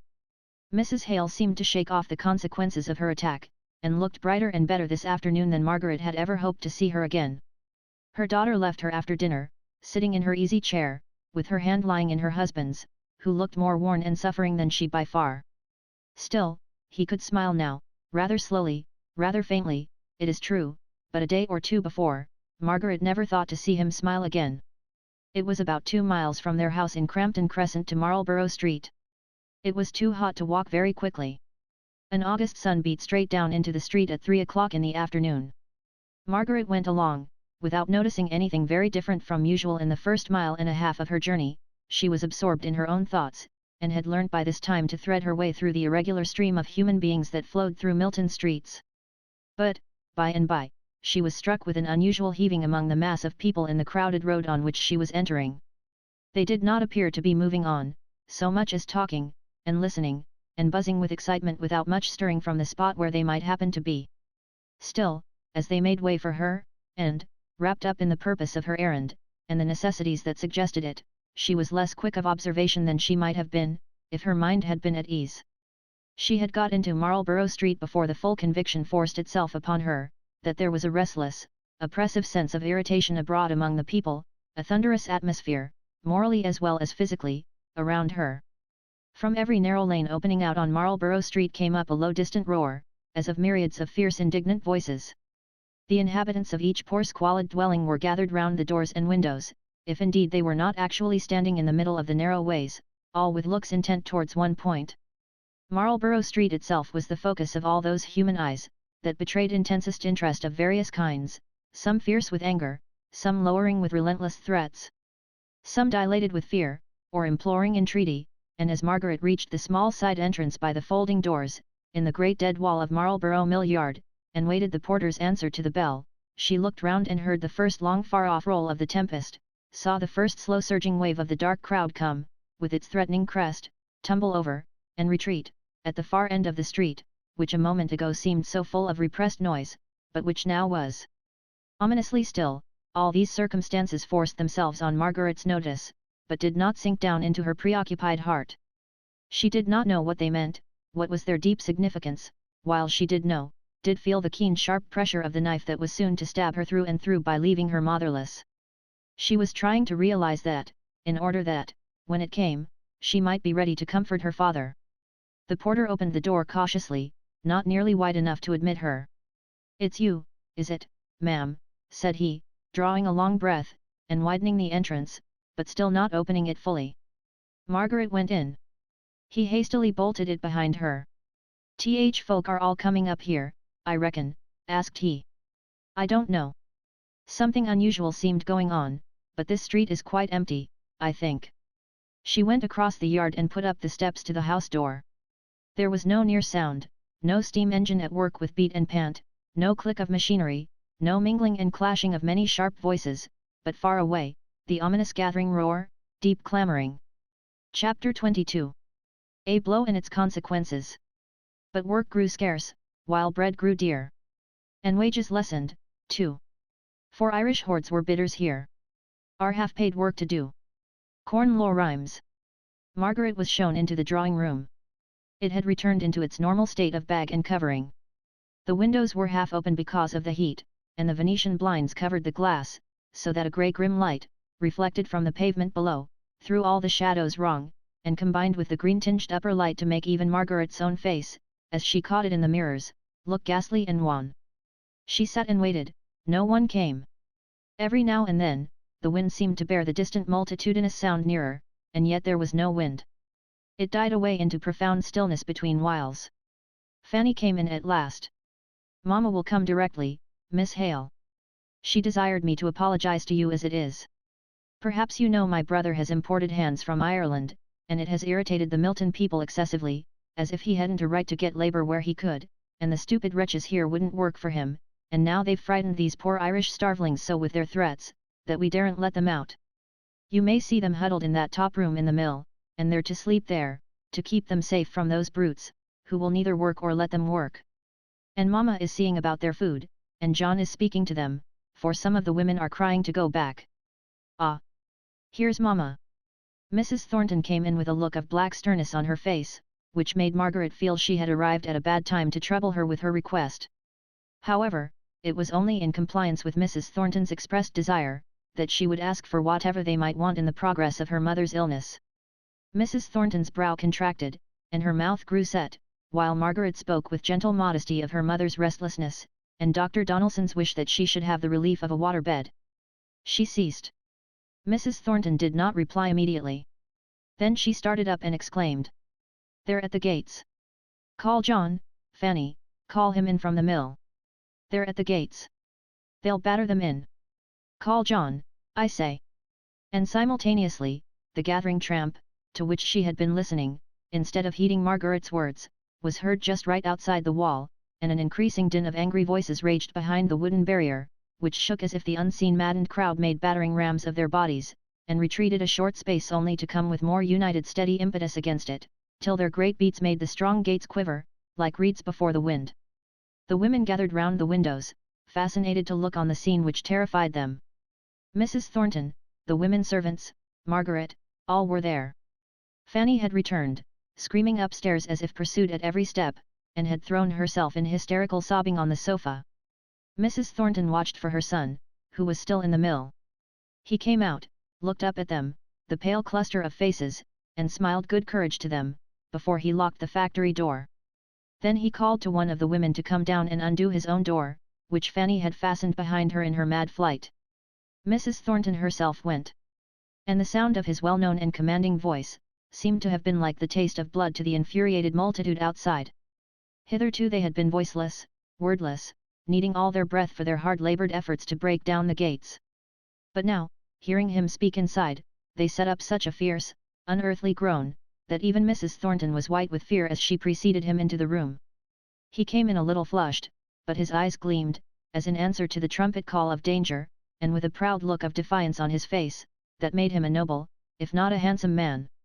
Margaret had always dreaded lest her courage should fail her in any emergency, and she should be proved to be, what she dreaded lest she was, a coward. But now, in this real great time of reasonable fear and nearness of terror, she forgot herself, and felt only an intense sympathy, intense to painfulness, in the interests of the moment. Mr. Thornton came frankly forwards. "I'm sorry, Miss Hale, you have visited us at this unfortunate moment, when, I fear, you may be involved in whatever risk we have to bear. Mother! Hadn't you better go into the back rooms? I'm not sure whether they may not have made their way from Pinner's Lane into the stable yard, but if not, you will be safer there than here. Go, Jane," continued he, addressing the upper servant. And she went, followed by the others. "I stop here," said his mother. "Where you are, there I stay." And indeed, retreat into the back rooms was of no avail.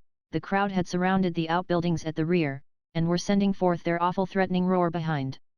The servants retreated into the garrets, with many a cry and shriek. Mr. Thornton smiled scornfully as he heard them. He glanced at Margaret, standing all by herself at the window nearest the factory. Her eyes glittered, her colour was deepened on cheek and lip. As if she felt his look, she turned to him and asked a question that had been for some time in her mind. "Where are the poor imported work people?" "In the factory there." "Yes. I left them cowed up in a small room, at the head of a back flight of stairs, bidding them run all risks, and escape down there, if they heard any attack made on the mill doors. But it is not them, it is me they want."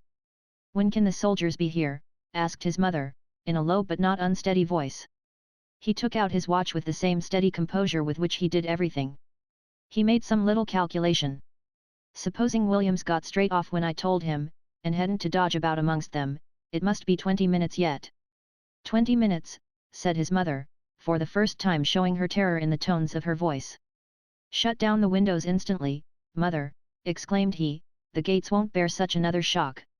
Shut down that window, Miss Hale. Margaret shut down her window, and then went to assist Mrs. Thornton's trembling fingers. From some cause or other, there was a pause of several minutes in the unseen street. Mrs. Thornton looked with wild anxiety at her son's countenance, as if to gain the interpretation of the sudden stillness from him. His face was set into rigid lines of contemptuous defiance, neither hope nor fear could be read there. Fanny raised herself up. "Are they gone?" asked she, in a whisper. "Gone," replied he. "Listen." She did listen. They all could hear the one great straining breath, the creak of wood slowly yielding, the wrench of iron, the mighty fall of the ponderous gates. Fanny stood up tottering, made a step or two towards her mother, and fell forwards into her arms in a fainting fit. Mrs. Thornton lifted her up with a strength that was as much that of the will as of the body, and carried her away. "Thank God," said Mr. Thornton, as he watched her out. "Had you not better go upstairs, Miss Hale?" Margaret's lips formed a no, but he could not hear her speak, for the tramp of innumerable steps right under the very wall of the house, and the fierce growl of low deep angry voices that had a ferocious murmur of satisfaction in them, more dreadful than their baffled cries not many minutes before. "Never mind," said he, thinking to encourage her. "I am very sorry that you should have been entrapped into all this alarm, but it cannot last long now, a few minutes more, and the soldiers will be here." "Oh, God!" cried Margaret, suddenly, "there is Boucher. I know his face, though he is livid with rage, he is fighting to get to the front, look! Look!" "Who is Boucher?" asked Mr. Thornton coolly, and coming close to the window to discover the man in whom Margaret took such an interest. As soon as they saw Mr. Thornton, they set up a yell. To call it not human is nothing, it was as the demoniac desire of some terrible wild beast for the food that is withheld from his ravening. Even he drew back for a moment, dismayed at the intensity of hatred he had provoked. "Let them yell," said he. "In 5 minutes more. I only hope my poor Irishmen are not terrified out of their wits by such a fiend-like noise. Keep up your courage for 5 minutes, Miss Hale. Don't be afraid for me," she said hastily. "But what in 5 minutes? Can you do nothing to soothe these poor creatures? It is awful to see them. The soldiers will be here directly, and that will bring them to reason." "To reason," said Margaret, quickly. "What kind of reason?" "The only reason that does with men that make themselves into wild beasts. By heaven!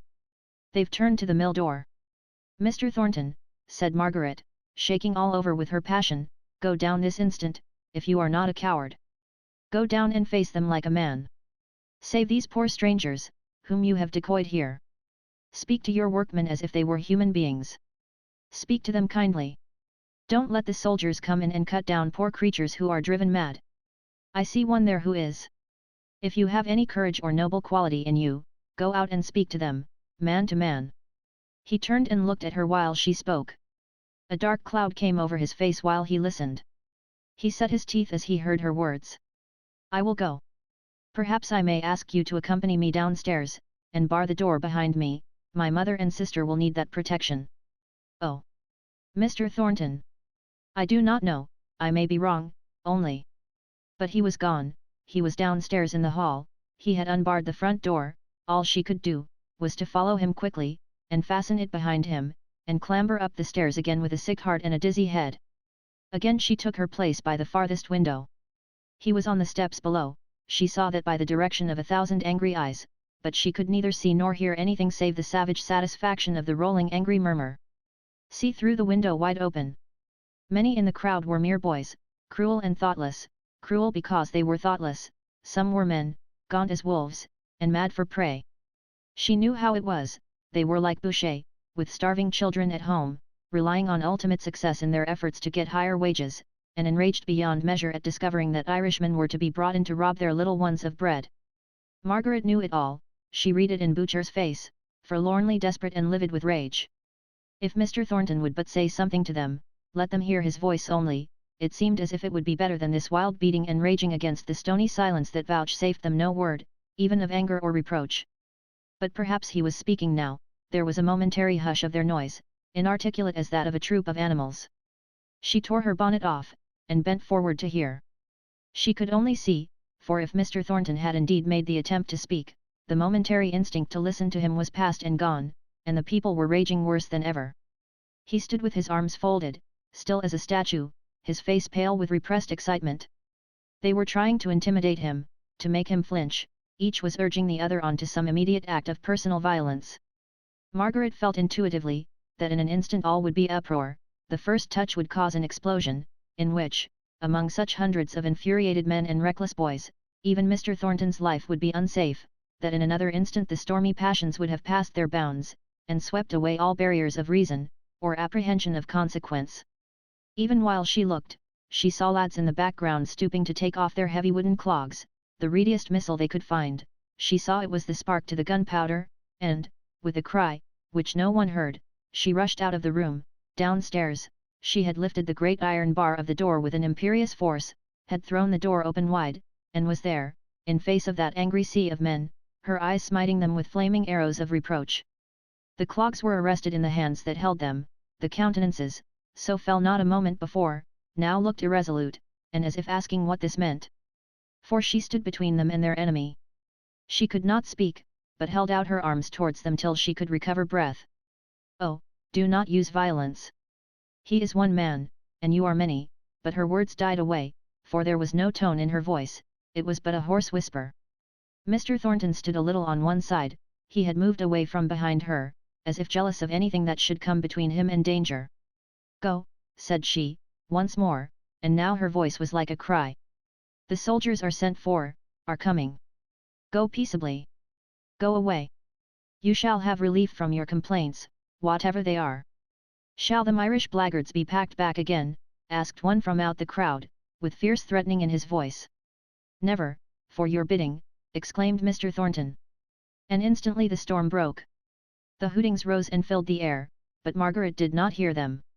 Her eye was on the group of lads who had armed themselves with their clogs some time before. She saw their gesture, she knew its meaning, she read their aim. Another moment, and Mr. Thornton might be smitten down, he whom she had urged and goaded to come to this perilous place. She only thought how she could save him. She threw her arms around him, she made her body into a shield from the fierce people beyond. Still, with his arms folded, he shook her off. "Go away," said he, in his deep voice. "This is no place for you." "It is," said she. "You did not see what I saw." If she thought her sex would be a protection, if, with shrinking eyes she had turned away from the terrible anger of these men, in any hope that ere she looked again they would have paused and reflected, and slunk away, and vanished, she was wrong. Their reckless passion had carried them too far to stop, at least had carried some of them too far, for it is always the savage lads, with their love of cruel excitement, who head the riot, reckless to what bloodshed it may lead. A clog whizzed through the air. Margaret's fascinated eyes watched its progress, it missed its aim, and she turned sick with affright, but changed not her position, only hid her face on Mr. Thornton's arm. Then she turned and spoke again. "For God's sake, do not damage your cause by this violence. You do not know what you are doing." She strove to make her words distinct. A sharp pebble flew by her, grazing forehead and cheek, and drawing a blinding sheet of light before her eyes. She lay like one dead on Mr. Thornton's shoulder. Then he unfolded his arms, and held her encircled in one for an instant. "You do well," said he. "You come to oust the innocent stranger. You fall, you hundreds, on one man, and when a woman comes before you, to ask you for your own sakes to be reasonable creatures, your cowardly wrath falls upon her. You do well." They were silent while he spoke.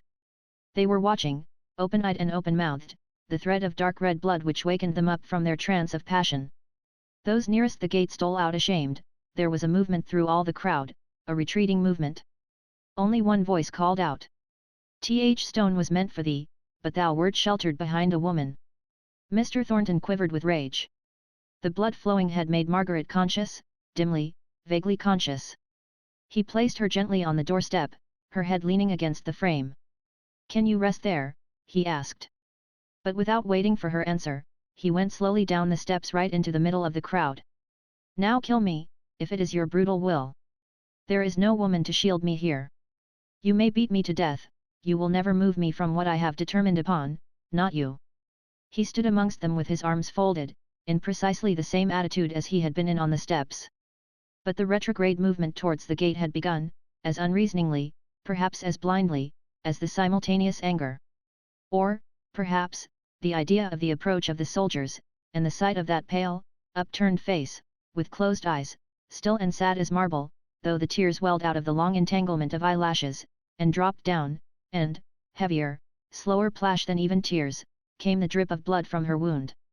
Even the most desperate, Boucher himself, drew back, faltered away, scowled, and finally went off, muttering curses on the master, who stood in his unchanging attitude, looking after their retreat with defiant eyes. The moment that retreat had changed into a flight, as it was sure from its very character to do, he darted up the steps to Margaret. She tried to rise without his help. "It is nothing," she said, with a sickly smile. "The skin is grazed, and I was stunned at the moment. Oh, I am so thankful they are gone." And she cried without restraint. He could not sympathize with her. His anger had not abated, it was rising the more as his sense of immediate danger was passing away. The distant clank of the soldiers was heard, just 5 minutes too late to make this vanished mob feel the power of authority and order. He hoped they would see the troops, and be quelled by the thought of their narrow escape. While these thoughts crossed his mind, Margaret clung to the doorpost to steady herself, but a film came over her eyes. He was only just in time to catch her. "Mother, mother," cried he, "come down, they are gone, and Miss Hale is hurt." He bore her into the dining room, and laid her on the sofa there, laid her down softly, and looking on her pure white face, the sense of what she was to him came upon him so keenly that he spoke it out in his pain. "Oh, my Margaret, no one can tell what you are to me. Dead, cold as you lie there, you are the only woman I ever loved. Oh, Margaret, Margaret!" Inarticulately as he spoke, kneeling by her, and rather moaning than saying the words, he started up, ashamed of himself, as his mother came in. She saw nothing, but her son a little paler, a little sterner than usual. "Miss Hale is hurt, mother. A stone has grazed her temple. She has lost a good deal of blood, I'm afraid. She looks very seriously hurt, I could almost fancy her dead," said Mrs. Thornton, a good deal alarmed. "It is only a fainting fit. She has spoken to me since."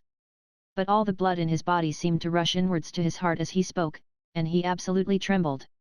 "Go and call Jane, she can find me the things I want, and do you go to your Irish people, who are crying and shouting as if they were mad with fright." He went. He went away as if weights were tied to every limb that bore him from her. He called Jane, he called his sister. She should have all womanly care, all gentle tendance. But every pulse beat in him as he remembered how she had come down and placed herself in foremost danger. Could it be to save him? At the time, he had pushed her aside, and spoken gruffly. He had seen nothing but the unnecessary danger she had placed herself in. He went to his Irish people, with every nerve in his body thrilling at the thought of her, and found it difficult to understand enough of what they were saying to soothe and comfort away their fears. There, they declared, they would not stop, they claimed to be sent back. And so he had to think, and talk, and reason. Mrs. Thornton bathed Margaret's temples with eau de cologne. As the spirit touched the wound, which till then neither Mrs. Thornton nor Jane had perceived, Margaret opened her eyes, but it was evident she did not know where she was, nor who they were. The dark circles deepened, the lips quivered and contracted, and she became insensible once more. "She has had a terrible blow," said Mrs. Thornton. "Is there anyone who will go for a doctor?" "Not me, ma'am, if you please," said Jane, shrinking back. "Them rabble may be all about, I don't think the cut is so deep, ma'am, as it looks. I will not run the chance. She was hurt in our house. If you are a coward, Jane, I am not. I will go. Pray, ma'am, let me send one of the police. There's ever so many come up, and soldiers too. And yet you're afraid to go. I will not have their time taken up with our errands. They'll have enough to do to catch some of the mob. You will not be afraid to stop in this house," she asked contemptuously, "and go on bathing Miss Hale's forehead, shall you? I shall not be 10 minutes away." "Couldn't Hannah go, ma'am?" "Why Hannah? Why any but you?" "No, Jane, if you don't go, I do." Mrs. Thornton went first to the room in which she had left Fanny stretched on the bed. She started up as her mother entered. "Oh, Mamma, How you terrified me! I thought you were a man that had got into the house. Nonsense! The men are all gone away. There are soldiers all round the place, seeking for their work now. It is too late. Miss Hale is lying on the dining room sofa badly hurt. I am going for the doctor. Oh, don't, Mama, they'll murder you. She clung to her mother's gown. Mrs. Thornton wrenched it away with no gentle hand. Find me someone else to go, but that girl must not bleed to death. Bleed? Oh, how horrid! How has she got hurt? I don't know, I have no time to ask. Go down to her, Fanny, and do try to make yourself of use. Jane is with her, and I trust it looks worse than it is. Jane has refused to leave the house, cowardly woman. And I won't put myself in the way of any more refusals from my servants, so I am going myself. Oh, dear, dear, said Fanny, crying, and preparing to go down rather than be left alone, with the thought of wounds and bloodshed in the very house. Oh, Jane, said she, creeping into the dining room, what is the matter? How white she looks! How did she get hurt? Did they throw stones into the drawing room? Margaret did indeed look white and wan, although her senses were beginning to return to her. But the sickly days of the swoon made her still miserably faint. She was conscious of movement around her, and of refreshment from the eau de cologne, and a craving for the bathing to go on without intermission, but when they stopped to talk, she could no more have opened her eyes, or spoken to ask for more bathing, than the people who lie in death-like trance can move, or utter sound, to arrest the awful preparations for their burial, while they are yet fully aware, not merely of the actions of those around them, but of the idea that is the motive for such actions. Jane paused in her bathing, to reply to Miss Thornton's question. She'd have been safe enough, miss, if she'd stayed in the drawing room, or come up to us. We were in the front garret, and could see it all, out of harm's way. Where was she then? Said Fanny, drawing nearer by slow degrees, as she became accustomed to the sight of Margaret's pale face. Just before the front door, with master, said Jane, significantly. With John, with my brother. How did she get there? Nay, miss, that's not for me to say, answered Jane, with a slight toss of her head. Sarah did. Sarah what? Said Fanny, with impatient curiosity. Jane resumed her bathing, as if what Sarah did or said was not exactly the thing she liked to repeat. Sarah what? Asked Fanny, sharply. Don't speak in these half-sentences, or I can't understand you. Well, miss, since you will have it, Sarah, you see, was in the best place for seeing, being at the right-hand window, and she says, and said at the very time too, that she saw Miss Hale with her arms about Master's neck, hugging him before all the people. I don't believe it, said Fanny. I know she cares for my brother, anyone can see that, and I dare say, she'd give her eyes if he'd marry her, which he never will, I can tell her. But I don't believe she'd be so bold and forward as to put her arms round his neck. Poor young lady, she's paid for it dearly if she did. It's my belief, that the blow has given her such an ascendancy of blood to the head as she'll never get the better from. She looks like a corpse now. Oh, I wish Mamma would come, said Fanny, wringing her hands. I never was in the room with a dead person before. Stay, miss. She's not dead, her eyelids are quivering, and here's wet tears coming down her cheeks. Speak to her, Miss Fanny. Are you better now? Asked Fanny, in a quavering voice. No answer, no sign of recognition, but a faint pink color returned to her lips, although the rest of her face was ashen pale. Mrs. Thornton came hurriedly in, with the nearest surgeon she could find. How is she? Are you better, my dear? As Margaret opened her filmy eyes, and gazed dreamily at her. Here is Mr. Lowe come to see you. Mrs. Thornton spoke loudly and distinctly, as to a deaf person. Margaret tried to rise, and drew her ruffled, luxuriant hair instinctively over the cut. I am better now, said she, in a very low, faint voice. I was a little sick. She let him take her hand and feel her pulse. The bright color came for a moment into her face, when he asked to examine the wound in her forehead, and she glanced up at Jane, as if shrinking from her inspection more than from the doctor's. It is not much, I think. I am better now. I must go home. Not until I have applied some strips of plaster, and you have rested a little. She sat down hastily, without another word, and allowed it to be bound up. Now, if you please, said she, I must go. Mamma will not see it, I think. It is under the hair, is it not? Quite, no one could tell. But you must not go, said Mrs. Thornton, impatiently. You are not fit to go. I must, said Margaret, decidedly. Think of Mamma. If they should hear, besides, I must go, said she, vehemently. I cannot stay here. May I ask for a cab? You are quite flushed and feverish, observed Mr. Lowe. It is only with being here, when I do so want to go. The air, getting away, would do me more good than anything, pleaded she. I really believe it is as she says, Mr. Lowe replied.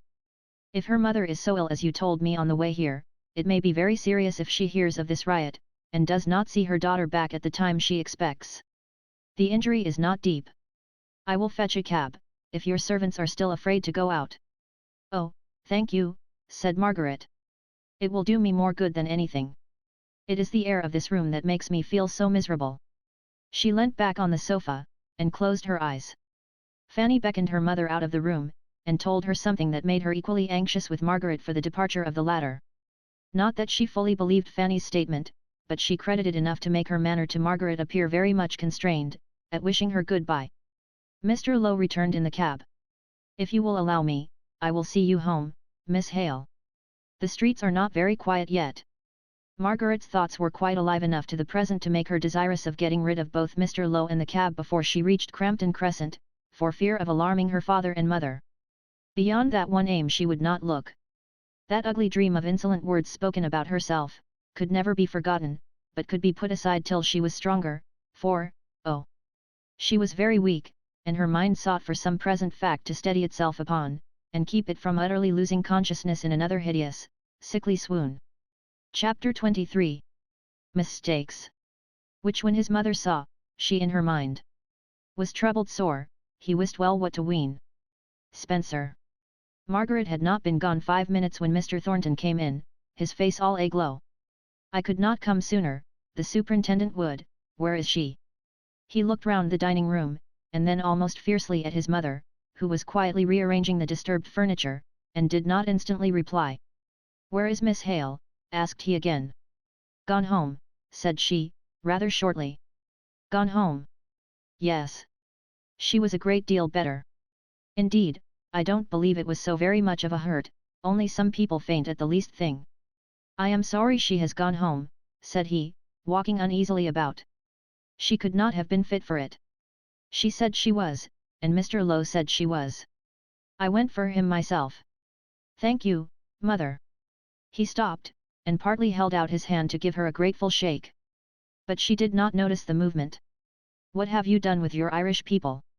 Sent to the Dragon, for a good meal for them, poor wretches. And then, luckily, I caught Father Grady, and I've asked him in to speak to them, and dissuade them from going off in a body. How did Miss Hale go home? I'm sure she could not walk. She had a cab. Everything was done properly, even to the paying. Let us talk of something else. She has caused disturbance enough. I don't know where I should have been but for her. Are you become so helpless as to have to be defended by a girl? Asked Mrs. Thornton scornfully. He reddened. Not many girls would have taken the blows on herself which were meant for me, meant with right down goodwill, too. A girl in love will do a good deal, replied Mrs. Thornton, shortly. Mother. He made a step forwards, stood still, heaved with passion. She was a little startled at the evident force he used to keep himself calm. She was not sure of the nature of the emotions she had provoked. It was only their violence that was clear. Was it anger? His eyes glowed, his figure was dilated, his breath came thick and fast.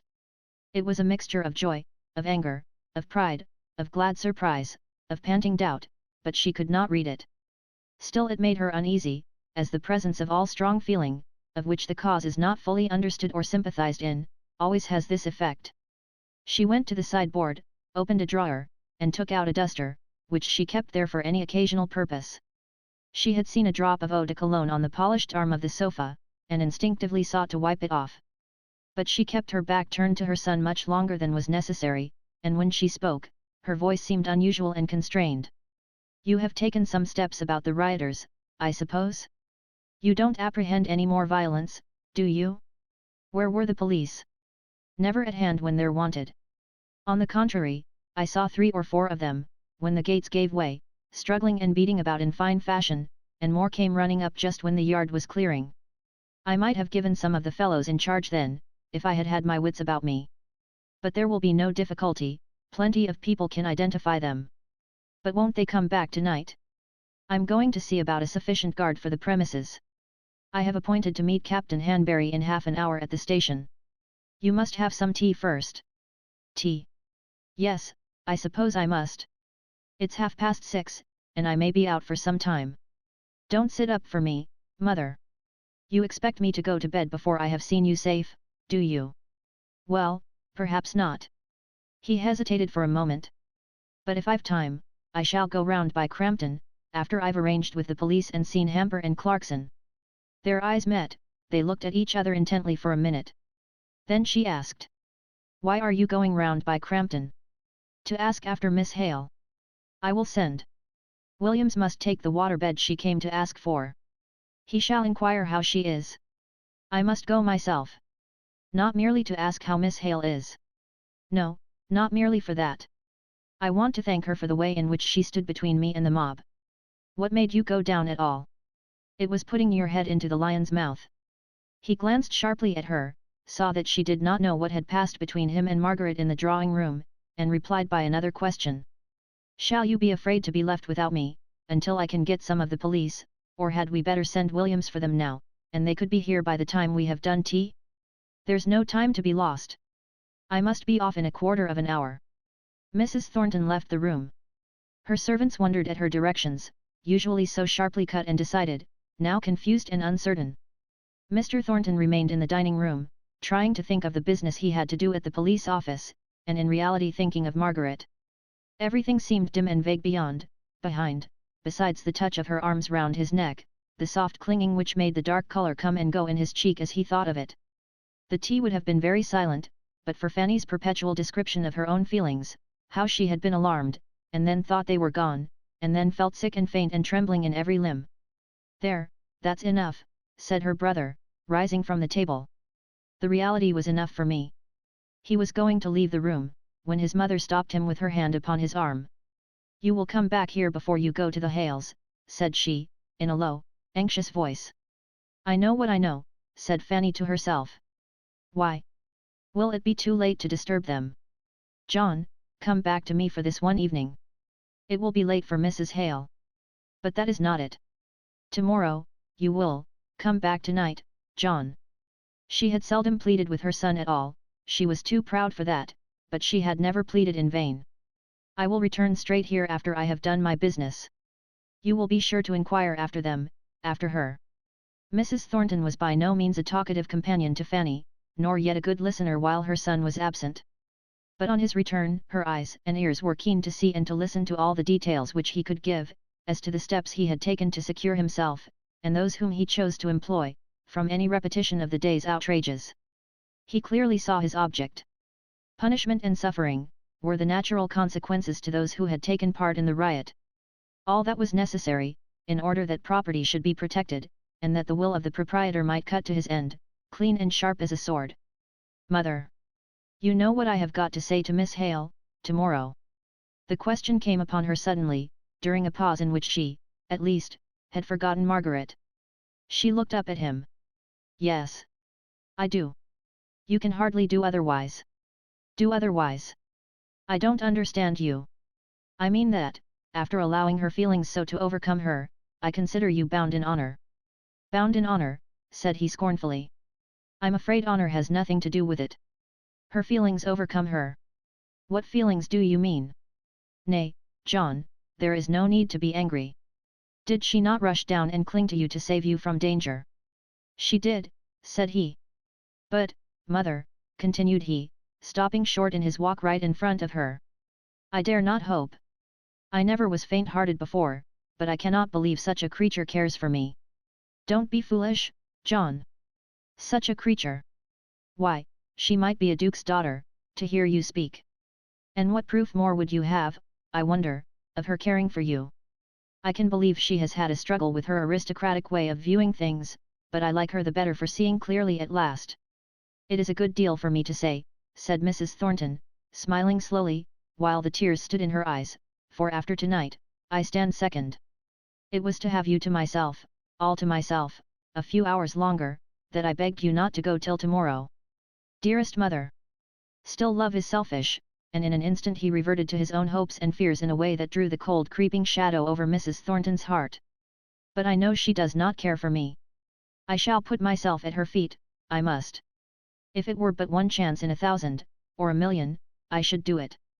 Don't fear, said his mother, crushing down her own personal mortification at the little notice he had taken of the rare ebullition of her maternal feelings, of the pang of jealousy that betrayed the intensity of her disregarded love. Don't be afraid, she said, coldly. As far as love may go, she may be worthy of you. It must have taken a good deal to overcome her pride. Don't be afraid, John, said she, kissing him, as she wished him good night. And she went slowly and majestically out of the room.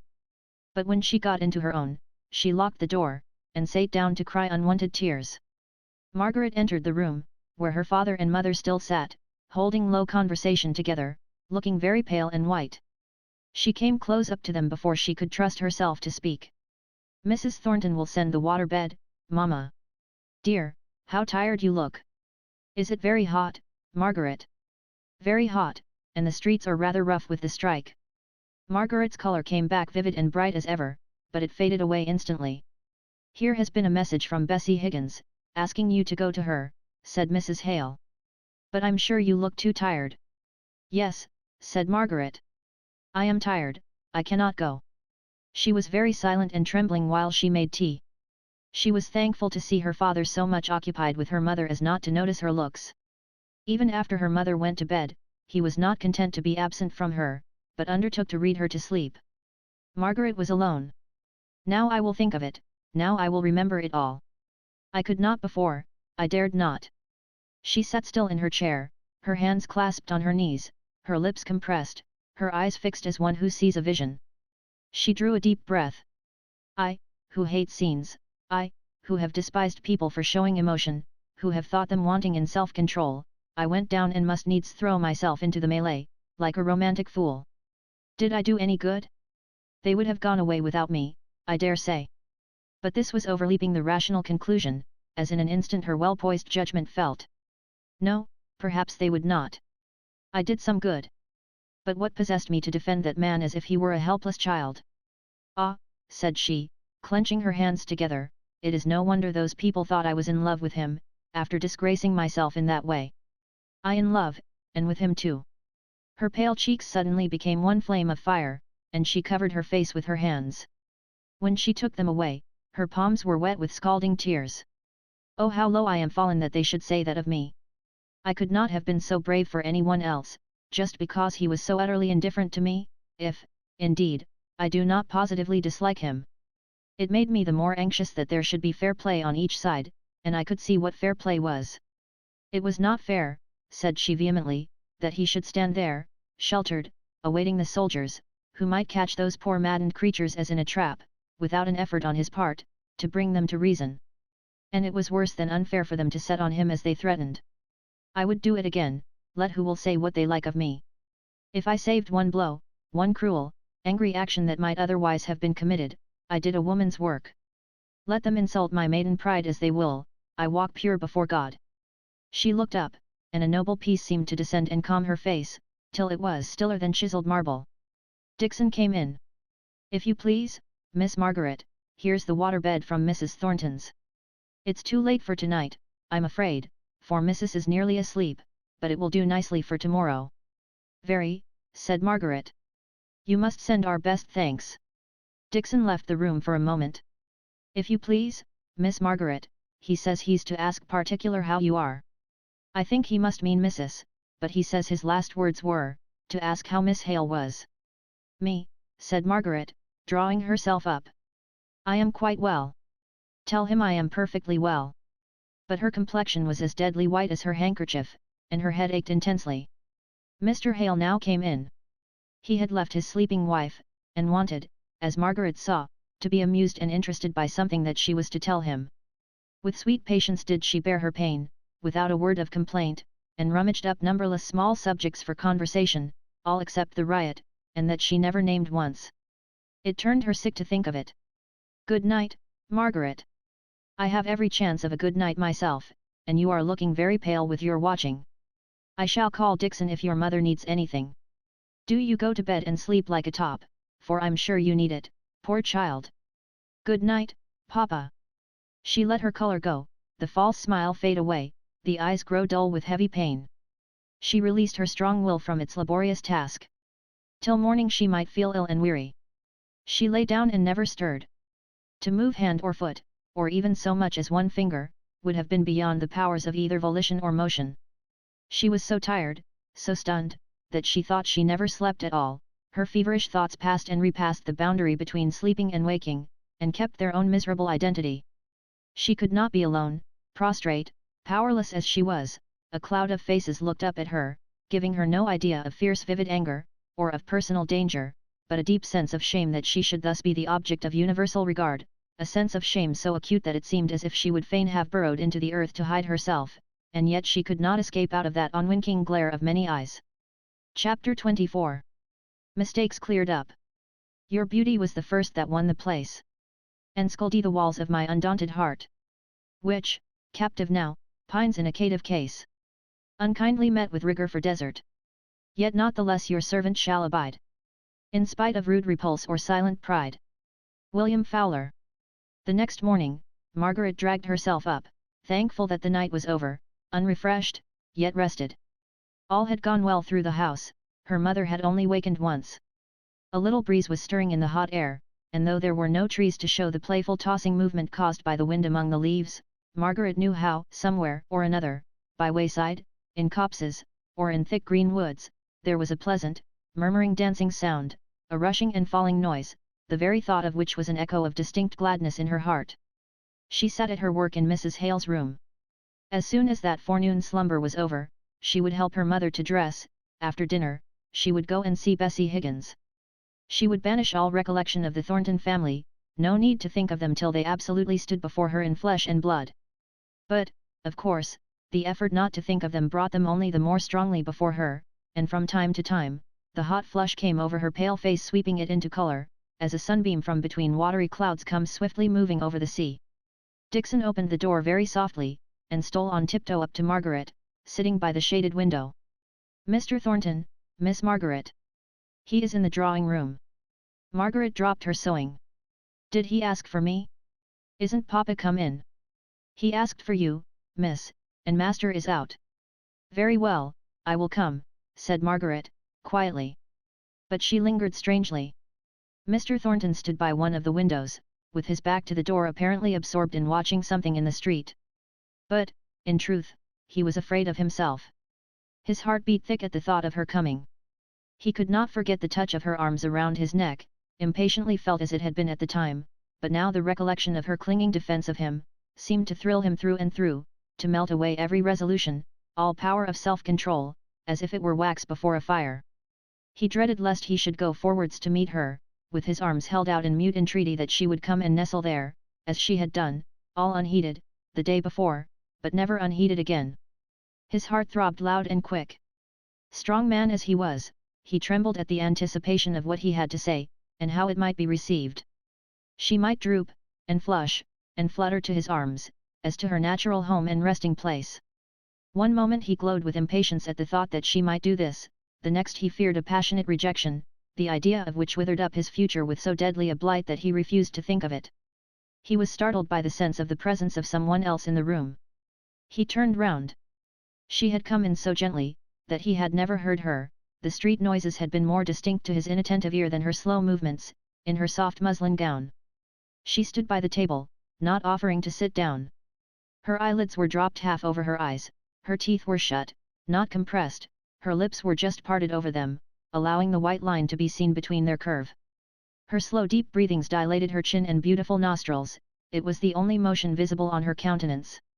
The fine-grained skin, the oval cheek, the rich outline of her mouth, its corners deep set in dimples, were all wan and pale today, the loss of their usual natural healthy color being made more evident by the heavy shadow of the dark hair, brought down upon her temples, to hide all sign of the blow she had received. Her head, for all its drooping eyes, was thrown a little back, in the old proud attitude. Her long arms hung motionless by her sides. Altogether she looked like some prisoner, falsely accused of a crime that she loathed and despised, and from which she was too indignant to justify herself. Mr. Thornton made a hasty step or two forwards, recovered himself, and went with quiet firmness to the door, which she had left open, and shut it.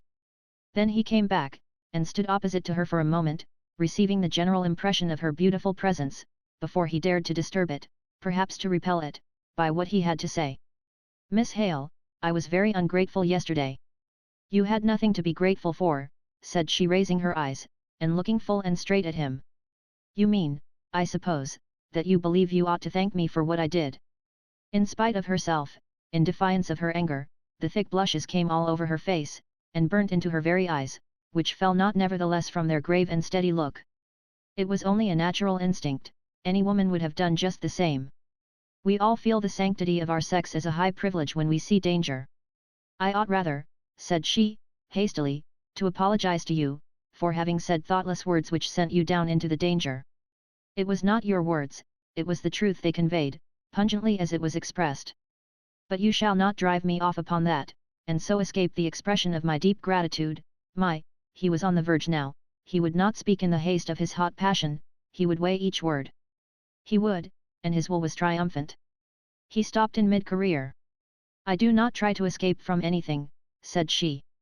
"I simply say, that you owe me no gratitude, and I may add, that any expression of it will be painful to me, because I do not feel that I deserve it. Still, if it will relieve you from even a fancied obligation, speak on." "I do not want to be relieved from any obligation," said he, goaded by her calm manner. "Fancied, or not fancied, I question not myself to know which. I choose to believe that I owe my very life to you. I smile, and think it an exaggeration if you will. I believe it, because it adds a value to that life to think. Oh, Miss Hale," continued he, lowering his voice to such a tender intensity of passion that she shivered and trembled before him, "to think circumstances so wrought, that whenever I exult in existence henceforward, I may say to myself, all this gladness in life, all honest pride in doing my work in the world, all this keen sense of being, I owe to her. And it doubles the gladness, it makes the pride glow, it sharpens the sense of existence till I hardly know if it is pain or pleasure to think that I owe it to one. Nay, you shall hear," said he, stepping forward with stern determination, "to one whom I love, as I do not believe man ever loved woman before." He held her hand tight in his. He panted as he listened for what should come. He threw the hand away with indignation, as he heard her icy tone, for icy it was, though the words came faltering out, as if she knew not where to find them. "Your way of speaking shocks me. It is blasphemous. I cannot help it, if that is my first feeling. It might not be so, I dare say, if I understood the kind of feeling you describe. I do not want to vex you, and besides, we must speak gently, for mamma is asleep, but your whole manner offends me." "How?" exclaimed he. "Offends you? I am indeed most unfortunate." "Yes," said she with recovered dignity. "I do feel offended, and, I think, justly. You seem to fancy that my conduct of yesterday," again the deep carnation blush, but this time with eyes kindling with indignation rather than shame, "was a personal act between you and me, and that you may come and thank me for it, instead of perceiving, as a gentleman would." "Yes, a gentleman," she repeated, in allusion to their former conversation about that word, "that any woman, worthy of the name of woman, would come forward to shield, with her reverenced helplessness, a man in danger from the violence of numbers.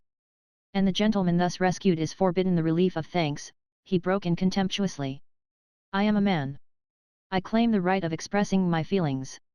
And I yielded to the right, simply saying that you gave me pain by insisting upon it," she replied, proudly.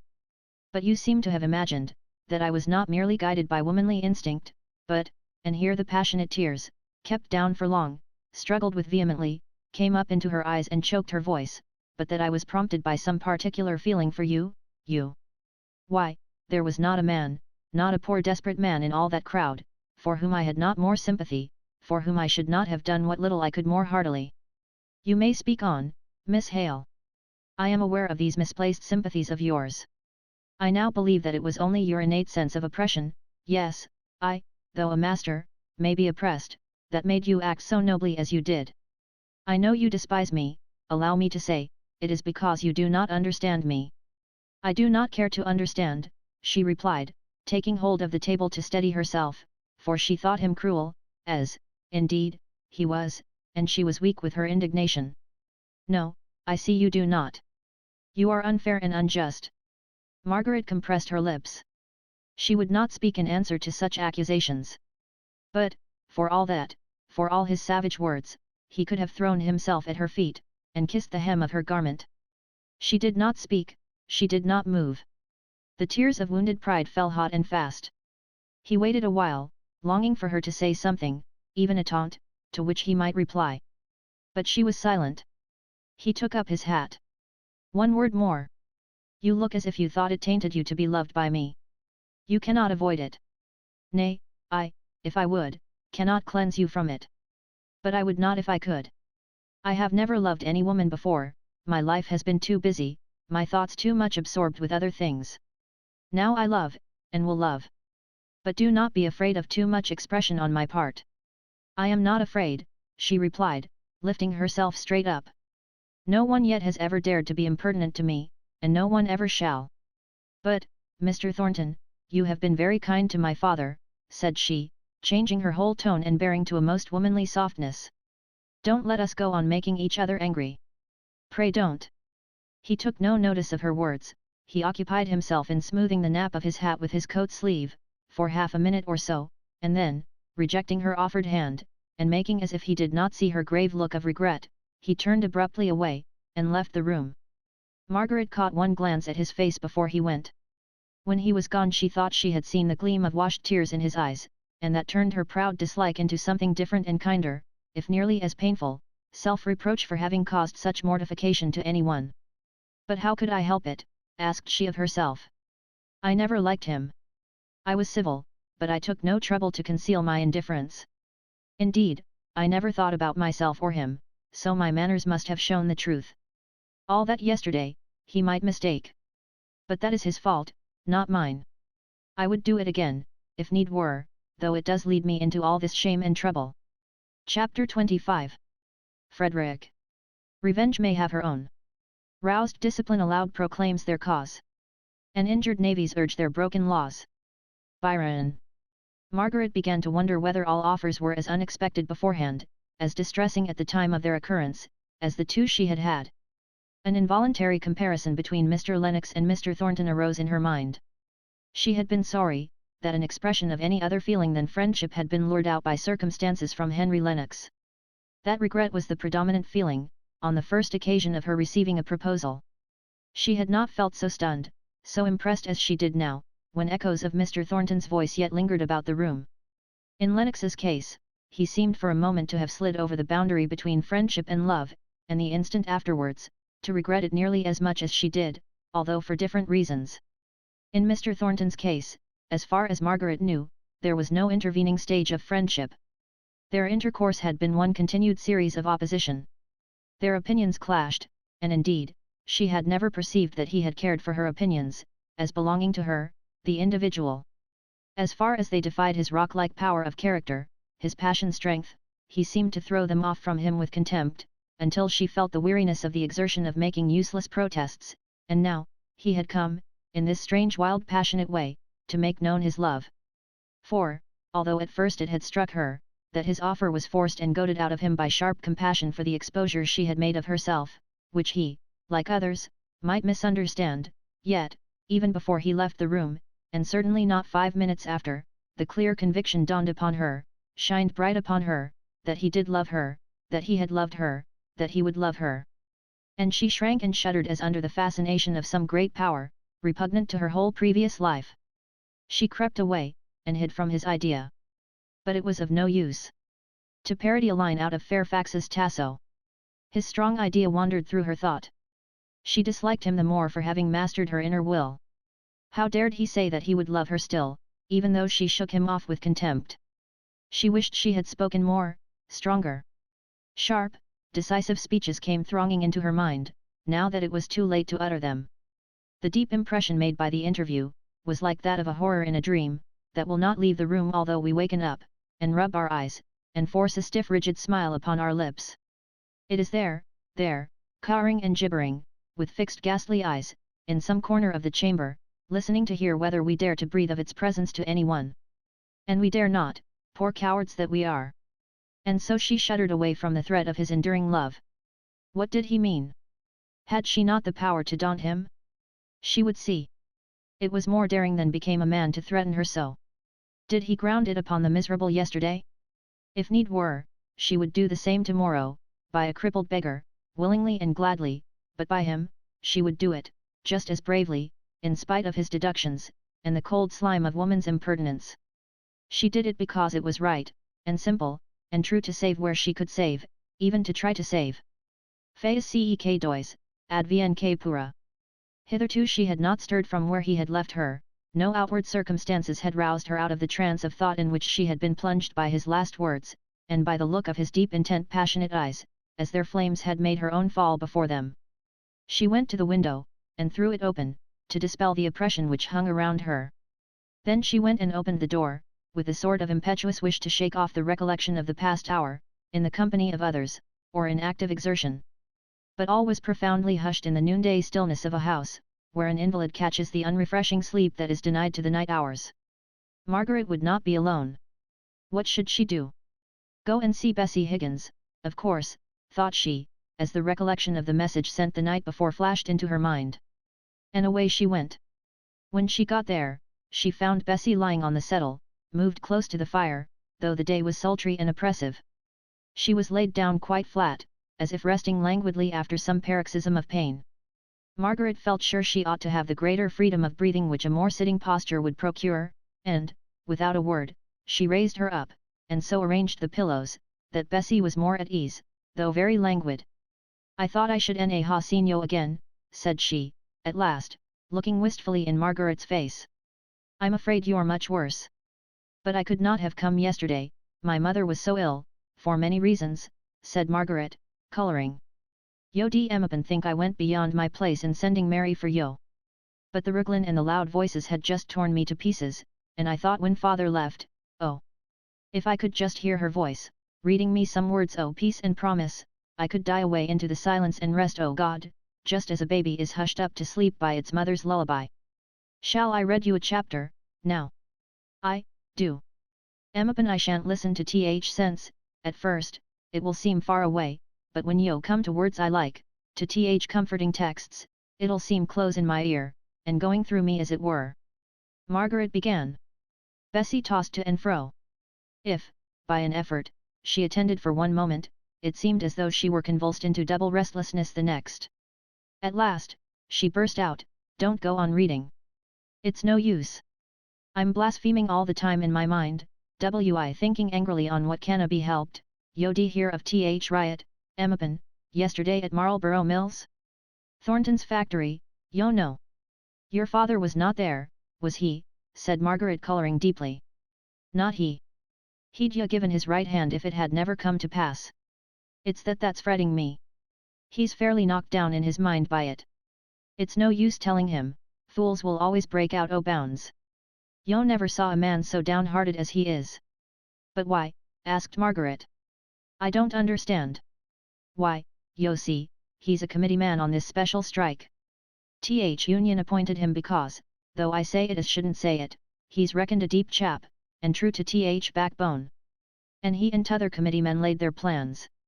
They were to hoodie together through thick and thin, what the major part thought, t'others were to think, whether they would or no.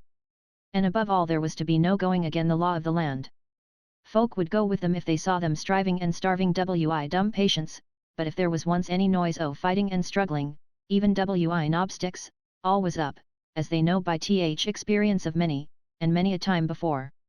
They would try and get speech o' knobsticks, and coax and reason and Emmapan warn off, but whatever came, the committee charged all members o' Union to lie down and die, if need were, without striking a blow, and then they reckoned they were sure o' carrying public with them. And besides all that, committee knew they were right in their demand, and they didn't want to have right all mixed up wrong, till folk can't separate it, no more nor I can the physic powder from jelly yo gave me to mix it in. Jelly is much the biggest, but powder tastes it all through. Well, I've told yo at length about this but I am tired out.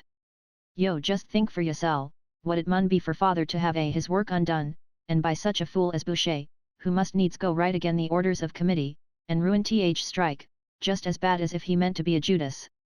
But father gived it him last night. He went so far as to say he'd go and tell police where they might find ringleader o riot, he'd give him up to mill owners to do what they would wi him. He'd show the world that real leaders o the strike were not such as Boucher, but steady thoughtful men, good hands, and good citizens, who were friendly to law and judgment, and would uphold order, who only wanted their right wage, and wouldn't work, even though they starved, till they got but who would ne'er injure property or life. For, dropping her voice, they do say, that Boucher threw a stone at Thornton's sister, that welly killed her. That's not true, said Margaret. It was not Boucher that threw the stone, she went first red, then white. Yo dee be there then, were yo? Asked Bessie languidly, for indeed, she had spoken with many pauses, as if speech was unusually difficult to her. Yes. Never mind. Go on. Only it was not Boucher that threw the stone. But what did he answer to your father? He did na speak words. He were all in such a tremble wi spent passion, I could na bear to look at him. I heard his breath coming quick, and at one time I thought he were sobbing. But when father said he'd give him up to police, he gave a great cry, and struck father on face wi his closed fist, and he off like lightning. Father were stunned wi the blow at first, for all Boucher were weak wi passion and wi clemming. He sat down a bit, and put his hand afore his eyes, and then made for door. I dunno where I got strength, but I threw Mijel o settle and clung to him. Father, father, said I. Thou'll never go peach on that poor clemmed man. I'll never leave go on thee, till thou say'st thou vu not. Do not be a fool, says he, words come readier than deeds to most men. I never thought o telling police on him, though by gee, he deserves it, and I should ha minded if someone else had done the dirty work, and got him clapped up. But now he has strucken me, I could do it less nor ever, for it would be getting other men to take up my quarrel. But if ever he gets well o'er this clemming, and is in good condition, he and I'll have an up and down fight, purring and I'll see what I can do for him. And so father shook me off, for indeed I was low and faint enough, and his face was all clay white, where it weren't bloody, and turned me sick to look at it. And I know not if I slept or waked, or were in a dead swoon, till Mary come in, and I tellied her to fetch yo to me. And now do not talk to me, but just read out chapter. I'm easier in my mind for having spit it out, but I want some thoughts of the world that's far away to take the weary taste of it out of my mouth. Read me not a sermon chapter, but a story chapter, they've pictures in them, which I see when my eyes are shut. Read about the new heavens, and the new earth, and I'll forget this. Margaret read in her soft low voice. Though Bessie's eyes were shut, she was listening for some time, for the moisture of tears gathered heavy on her eyelashes. At last she slept, with many starts, and muttered pleadings.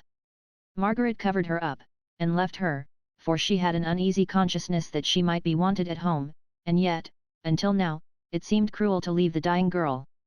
Mrs. Hale was in the drawing-room on her daughter's return. It was one of her better days, and she was full of praises of the water-bed. It had been more like the beds at Sir John Beresford's than anything she had slept on since. She did not know how it was, but people seemed to have lost the art of making the same kind of beds as they used to do in her youth. One would think it was easy enough, there was the same kind of feathers to be had, and yet somehow, till this last night she did not know when she had had a good sound resting sleep. Mr. Hale suggested, that something of the merits of the feather beds of former days might be attributed to the activity of youth, which gave a relish to rest, but this idea was not kindly received by his wife. No, indeed, Mr. Hale, it was those beds at Sir John's. Now, Margaret, you're young enough, and go about in the day, are the beds comfortable? I appeal to you. Do they give you a feeling of perfect repose when you lie down upon them, or rather, don't you toss about, and try in vain to find an easy position, and wake in the morning as tired as when you went to bed? Margaret laughed. To tell the truth, Mamma, I've never thought about my bed at all, what kind it is. I'm so sleepy at night, that if I only lie down anywhere, I nap off directly. So I don't think I'm a competent witness. But then, you know, I never had the opportunity of trying Sir John Beresford's beds. I never was at Oxenham. Were you not? Oh, no. To be sure. It was poor darling Fred I took with me, I remember. I only went to Oxenham once after I was married, to your Aunt Shaw's wedding, and poor little Fred was the baby then.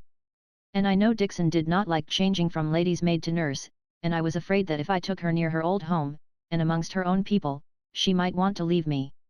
But poor baby was taken ill at Oxenham, with his teething, and, what with my being a great deal with Anna just before her marriage, and not being very strong myself, Dixon had more of the charge of him than she ever had before, and it made her so fond of him, and she was so proud when he would turn away from everyone and cling to her, that I don't believe she ever thought of leaving me again, though it was very different from what she'd been accustomed to. Poor Fred! Everybody loved him. He was born with the gift of winning hearts. It makes me think very badly of Captain Reed when I know that he disliked my own dear boy. I think it a certain proof he had a bad heart. Ah! Your poor father, Margaret. He has left the room. He can't bear to hear Fred spoken of. I love to hear about him, Mamma. Tell me all you like, you never can tell me too much. Tell me what he was like as a baby. Why, Margaret, you must not be hurt, but he was much prettier than you were. I remember, when I first saw you in Dixon's arms, I said, dear, what an ugly little thing. And she said, it's not every child that's like Master Fred, bless him. Dear! How well I remember it. Then I could have had Fred in my arms every minute of the day, and his cot was close by my bed, and now, Margaret, I don't know where my boy is, and sometimes I think I shall never see him again. Margaret sat down by her mother's sofa on a little stool, and softly took hold of her hand, caressing it and kissing it, as if to comfort. Mrs. Hale cried without restraint. At last, she sat straight, stiff up on the sofa, and turning round to her daughter, she said with tearful, almost solemn earnestness, Margaret, if I can get better, if God lets me have a chance of recovery, it must be through seeing my son Frederick once more. It will waken up all the poor springs of health left in me. She paused, and seemed to try and gather strength for something more yet to be said. Her voice was choked as she went on, was quavering as with the contemplation of some strange, yet closely present idea. And, Margaret, if I am to die, if I am one of those appointed to die before many weeks are over, I must see my child first.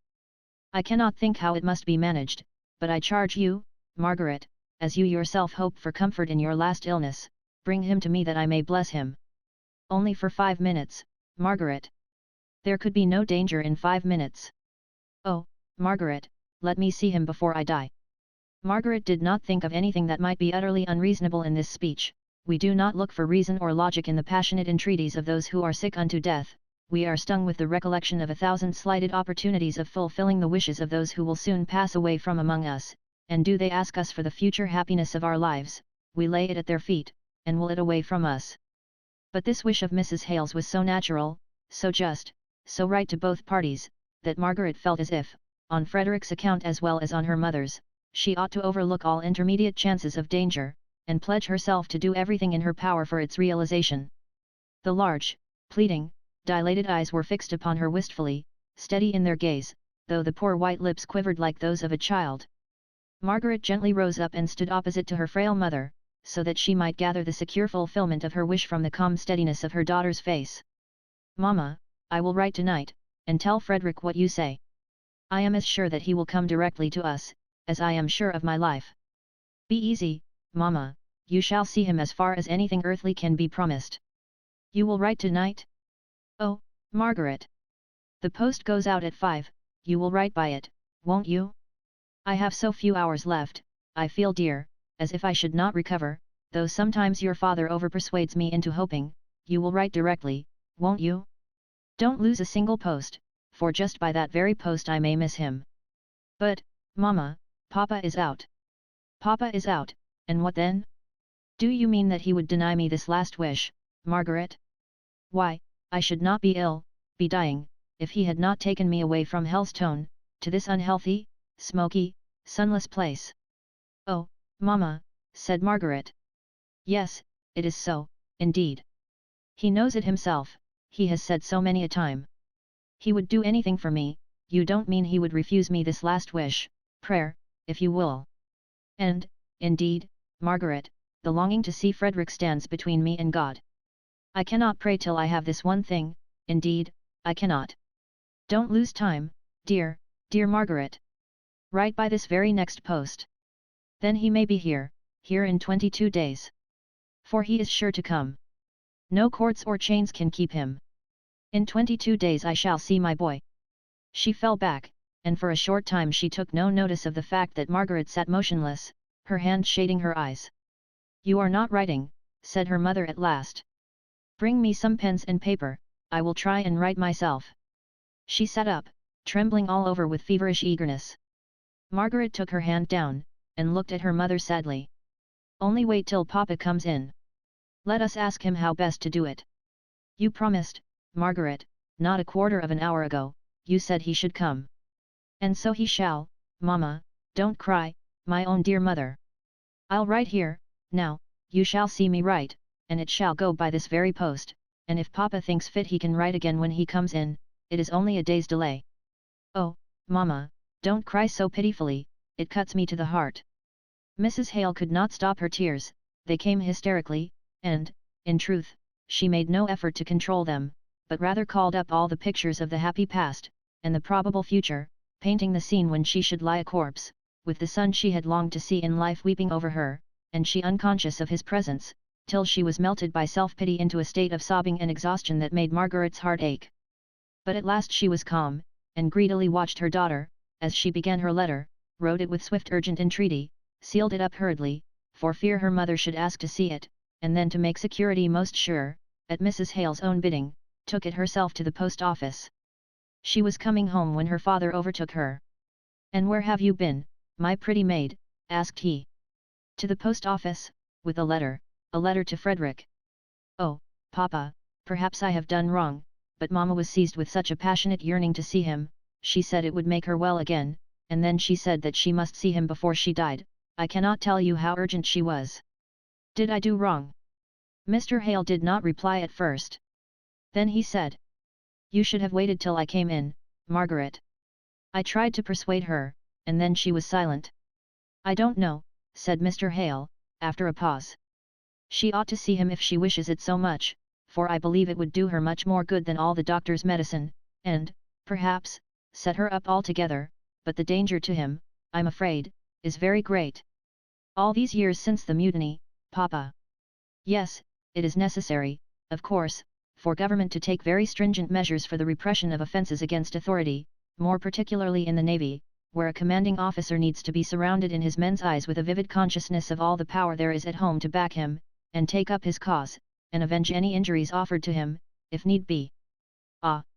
It's no matter to them how far their authorities have tyrannized, galled hasty tempers to madness, or, if that can be any excuse afterwards, it is never allowed for in the first instance, they spare no expense, they send out ships, they scour the seas to lay hold of the offenders, the lapse of years does not wash out the memory of the offence, it is a fresh and vivid crime on the Admiralty books till it is blotted out by blood.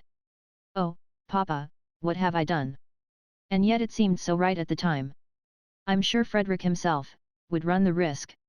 So he would, so he should. Nay, Margaret, I'm glad it is done, though I durst not have done it myself. I'm thankful it is as it is. I should have hesitated till, perhaps, it might have been too late to do any good. Dear Margaret, you have done what is right about it, and the end is beyond our control. It was all very well, but her father's account of the relentless manner in which mutinies were punished made Margaret shiver and creep. If she had decoyed her brother home to blot out the memory of his error by his blood. She saw her father's anxiety lap deeper than the source of his latter cheering words. She took his arm and walked home pensively and wearily by his side. Chapter 26. I have found that holy place of rest. Still changeless. Mrs. Hemans. When Mr. Thornton had left the house that morning he was almost blinded by his baffled passion. He was as dizzy as if Margaret, instead of looking, and speaking, and moving like a tender graceful woman, had been a sturdy fishwife, and given him a sound blow with her fists. He had positive bodily pain, a violent headache, and a throbbing intermittent pulse. He could not bear the noise, the garish light, the continued rumble and movement of the street. He called himself a fool for suffering so, and yet he could not, at the moment, recollect the cause of his suffering, and whether it was adequate to the consequences it had produced. It would have been a relief to him, if he could have sat down and cried on a doorstep by a little child, who was raging and storming, through his passionate tears, at some injury he had received. He said to himself, that he hated Margaret, but a wild, sharp sensation of love cleft his dull, thunderous feeling like lightning, even as he shaped the words expressive of hatred.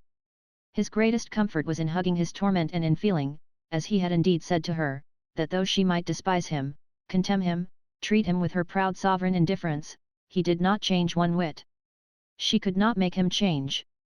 He loved her, and would love her, and defy her, and this miserable bodily pain. He stood still for a moment, to make this resolution firm and clear. There was an omnibus passing, going into the country. The conductor thought he was wishing for a place, and stopped near the pavement. It was too much trouble to apologize and explain, so he mounted upon it, and was borne away, past long rows of houses, then past detached villas with trim gardens, till they came to real country hedgerows, and by, to a small country town. Then everybody got down, and so did Mr. Thornton, and because they walked away he did so too. He went into the fields, walking briskly, because the sharp motion relieved his mind. He could remember all about it now, the pitiful figure he must have cut, the absurd way in which he had gone and done the very thing he had so often agreed with himself in thinking would be the most foolish thing in the world, and had met with exactly the consequences which, in these wise moods, he had always foretold were certain to follow, if he ever did make such a fool of himself. Was he bewitched by those beautiful eyes, that soft, half-open, sighing mouth which lay so close upon his shoulder only yesterday? He could not even shake off the recollection that she had been there, that her arms had been round him, once, if never again. He only caught glimpses of her, he did not understand her altogether. At one time she was so brave, and at another so timid, now so tender, and then so haughty and regal proud. And then he thought over every time he had ever seen her once again, by way of finally forgetting her. He saw her in every dress, in every mood, and did not know which became her best. Even this morning how magnificent she had looked, her eyes flashing out upon him at the idea that, because she had shared his danger yesterday, she had cared for him the least. If Mr. Thornton was a fool in the morning, as he assured himself at least 20 times he was, he did not grow much wiser in the afternoon. All that he gained for his sixpenny omnibus ride, was a more vivid conviction that there never was, never could be, any one like Margaret, that she did not love him and never would, but that she, no, nor the whole world, should never hinder him from loving her. And so he returned to the little market-place, and remounted the omnibus to return to Milton. It was late in the afternoon when he was set down, near his warehouse. The accustomed places brought back the accustomed habits and trains of thought. He knew how much he had to do, more than his usual work, owing to the commotion of the day before. He had to see his brother magistrates, he had to complete the arrangements, only half made in the morning, for the comfort and safety of his newly imported Irish hands, he had to secure them from all chance of communication with the discontented work-people of Milton. Last of all, he had to go home and encounter his mother. Mrs. Thornton had sat in the dining-room all day, every moment expecting the news of her son's acceptance by Miss Hale. She had braced herself up many and many a time, at some sudden noise in the house, had caught up the half-dropped work, and begun to ply her needle diligently, though through dimmed spectacles, and with an unsteady hand. And many times had the door opened, and some indifferent person entered on some insignificant errand. Then her rigid face unstiffened from its grey frost-bound expression, and the features dropped into the relaxed look of despondency, so unusual to their sternness. She wrenched herself away from the contemplation of all the dreary changes that would be brought about to herself by her son's marriage, she forced her thoughts into the accustomed household grooves. The newly married couple-to-be would need fresh household stocks of linen, and Mrs. Thornton had clothes basket upon clothes basket, full of tablecloths and napkins, brought in, and began to reckon up the store. There was some confusion between what was hers, and consequently marked GHT, for George and Hannah Thornton, and what was her son's, bought with his money, marked with his initials. Some of those marked GHT were Dutch damask of the old kind, exquisitely fine, none were like them now. Mrs. Thornton stood looking at them long, they had been her pride when she was first married. Then she knit her brows, and pinched and compressed her lips tight, and carefully unpicked the GH. She went so far as to search for the turkey red marking thread to put in the new initials, but it was all used, and she had no heart to send for any more just yet. So she looked fixedly at vacancy, a series of visions passing before her, in all of which her son was the principal, the sole object, her son, her pride, her property. Still he did not come. Doubtless he was with Miss Hale. The new love was displacing her already from her place as first in his heart. A terrible pain, a pang of vain jealousy, shot through her. She hardly knew whether it was more physical or mental, but it forced her to sit down. In a moment, she was up again as straight as ever, a grim smile upon her face for the first time that day, ready for the door opening, and the rejoicing triumphant one, who should never know the sore regret his mother felt at his marriage. In all this, there was little thought enough of the future daughter-in-law as an individual. She was to be John's wife. To take Mrs. Thornton's place as mistress of the house, was only one of the rich consequences which decked out the supreme glory, all household plenty and comfort, all purple and fine linen, honor, love, obedience, troops of friends, would all come as naturally as jewels on a king's robe, and be as little thought of for their separate value. To be chosen by John, would separate a kitchen wench from the rest of the world. And Miss Hale was not so bad. If she had been a Milton lass, Mrs. Thornton would have positively liked her. She was pungent, and had taste and spirit and flavour in her. True, she was sadly prejudiced, and very ignorant, but that was to be expected from her southern breeding. A strange sort of mortified comparison of Fanny with her, went on in Mrs. Thornton's mind, and for once she spoke harshly to her daughter, abused her roundly, and then, by way of penance, she took up Henry's commentaries, and tried to fix her attention on it, instead of pursuing the employment she took pride in, and continuing her inspection of the table linen. His step at last. She heard him, even while she thought she was finishing a sentence, while her eye did pass over it, and her memory could mechanically have repeated it word for word. She heard him come in at the hall door. Her quickened sense could interpret every sound of motion. Now he was at the hat stand, now at the very room door. Why did he pause? Let her know the worst. Yet her head was down over the book, she did not look up. He came close to the table, and stood still there, waiting till she should have finished the paragraph which apparently absorbed her. By an effort she looked up. Well, John. He knew what that little speech meant. But he had steeled himself. He longed to reply with a jest, the bitterness of his heart could have uttered one, but his mother deserved better of him. He came round behind her, so that she could not see his looks, and, bending back her grey, stony face, he kissed it, murmuring, "No one loves me, no one cares for me, but you, mother." He turned away and stood leaning his head against the mantelpiece, tears forcing themselves into his manly eyes. She stood up, she tottered. For the first time in her life, the strong woman tottered. She put her hands on his shoulders. She was a tall woman. She looked into his face, she made him look at her. Mother's love is given by God, John. It holds fast forever and ever. A girl's love is like a puff of smoke, it changes with every wind. And she would not have you, my own lad, would not she? She set her teeth, she showed them like a dog for the whole length of her mouth. He shook his head. I am not fit for her, mother, I knew I was not. She ground out words between her closed teeth. He could not hear what she said, but the look in her eyes interpreted it to be a curse, if not as coarsely worded, as fell in intent as ever was uttered. And yet her heart leapt up light, to know he was her own again. Mother, said he, hurriedly, I cannot hear a word against her. Spare me, spare me. I am very weak in my sore heart, I love her yet, I love her more than ever. And I hate her, said Mrs. Thornton, in a low fierce voice. I tried not to hate her, when she stood between you and me, because, I said to myself, she will make him happy, and I would give my heart's blood to do that. But now, I hate her for your misery's sake. Yes, John, it's no use hiding up your aching heart from me. I am the mother that bore you, and your sorrow is my agony, and if you don't hate her, I do. Then, mother, you make me love her more. She is unjustly treated by you, and I must make the balance even. But why do we talk of love or hatred? She does not care for me, and that is enough, too much. Let us never name the subject again. It is the only thing you can do for me in the matter. Let us never name her. With all my heart. I only wish that she, and all belonging to her, were swept back to the place they came from. He stood still, gazing into the fire for a minute or two longer. Her dry dim eyes filled with unwonted tears as she looked at him, but she seemed just as grim and quiet as usual when he next spoke. Warrants are out against 3 men for conspiracy, mother. The riot yesterday helped to knock up the strike. And Margaret's name was no more mentioned between Mrs. Thornton and her son. They fell back into their usual mode of talk, about facts, not opinions, far less feelings. Their voices and tones were calm and cold. A stranger might have gone away and thought that he had never seen such frigid indifference of demeanor between such near relations. Chapter 27. Fruit Peas.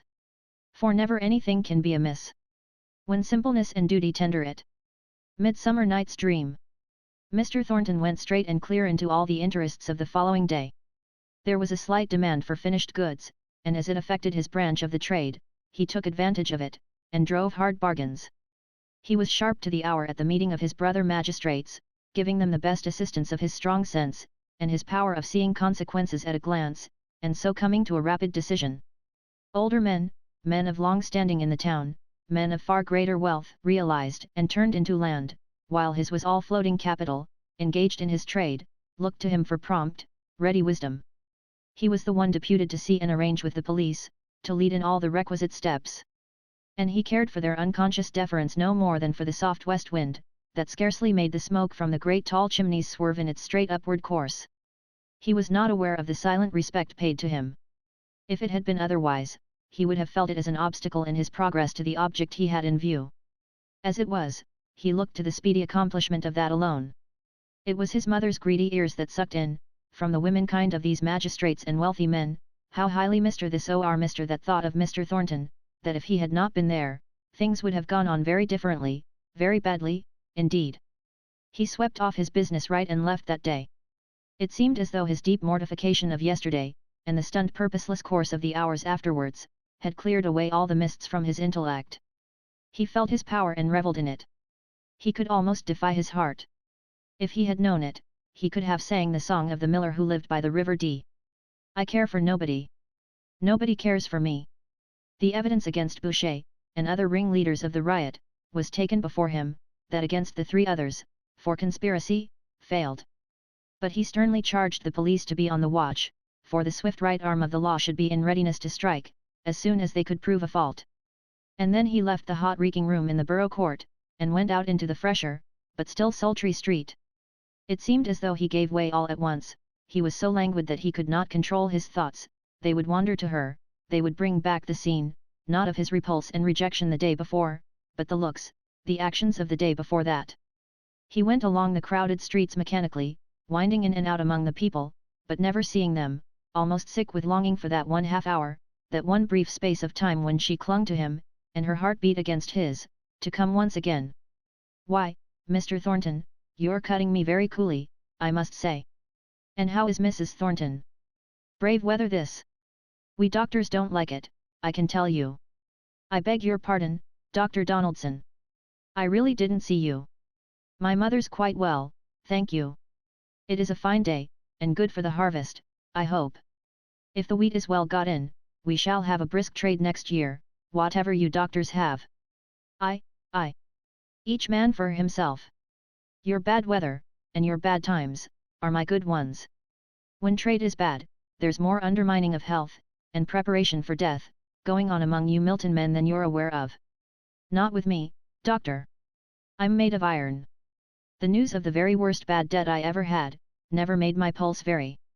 This strike, which affects me more than anyone else in Milton, more than hamper, never comes near my appetite. You must go elsewhere for a patient, doctor. By the way, you've recommended me a good patient, poor lady. Not to go on talking in this heartless way, I seriously believe that Mrs. Hale, that lady in Crampton, you know, hasn't many weeks to live. I never had any hope of cure, as I think I told you, but I've been seeing her today, and I think very badly of her. Mr. Thornton was silent. The vaunted steadiness of pulse failed him for an instant. Can I do anything, doctor? He asked, in an altered voice. You know, you would see, that money is not very plentiful. Are there any comforts or dainties she ought to have? No, replied the doctor, shaking his head. She craves for fruit, she has a constant fever on her, but Jargonelle pears will do as well as anything, and there are quantities of them in the market. You will tell me if there is anything I can do, I'm sure, replied Mr. Thornton. I rely upon you. Oh, never fear. I'll not spare your purse, I know it's deep enough. I wish you'd give me a carte blanche for all my patients, and all their wants. But Mr. Thornton had no general benevolence, no universal philanthropy, few even would have given him credit for strong affections. But he went straight to the first fruit shop in Milton, and chose out the bunch of purple grapes with the most delicate bloom upon them, the richest colored peaches, the freshest vine leaves. They were packed into a basket, and the shopman awaited the answer to his inquiry, "Where shall we send them to, sir?" There was no reply. "To Marlborough Mills, I suppose, sir." "No," Mr. Thornton said. "Give the basket to me, I'll take it." It took up both his hands to carry it, and he had to pass through the busiest part of the town for feminine shopping. Many a young lady of his acquaintance turned to look after him, and thought it strange to see him occupied just like a porter or an errand boy.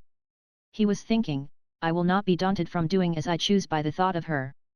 I like to take this fruit to the poor mother, and it is simply right that I should. She shall never scorn me out of doing what I please." A pretty joke, indeed, if, for fear of a haughty girl, I failed in doing a kindness to a man I liked. I do it for Mr. Hale, I do it in defiance of her.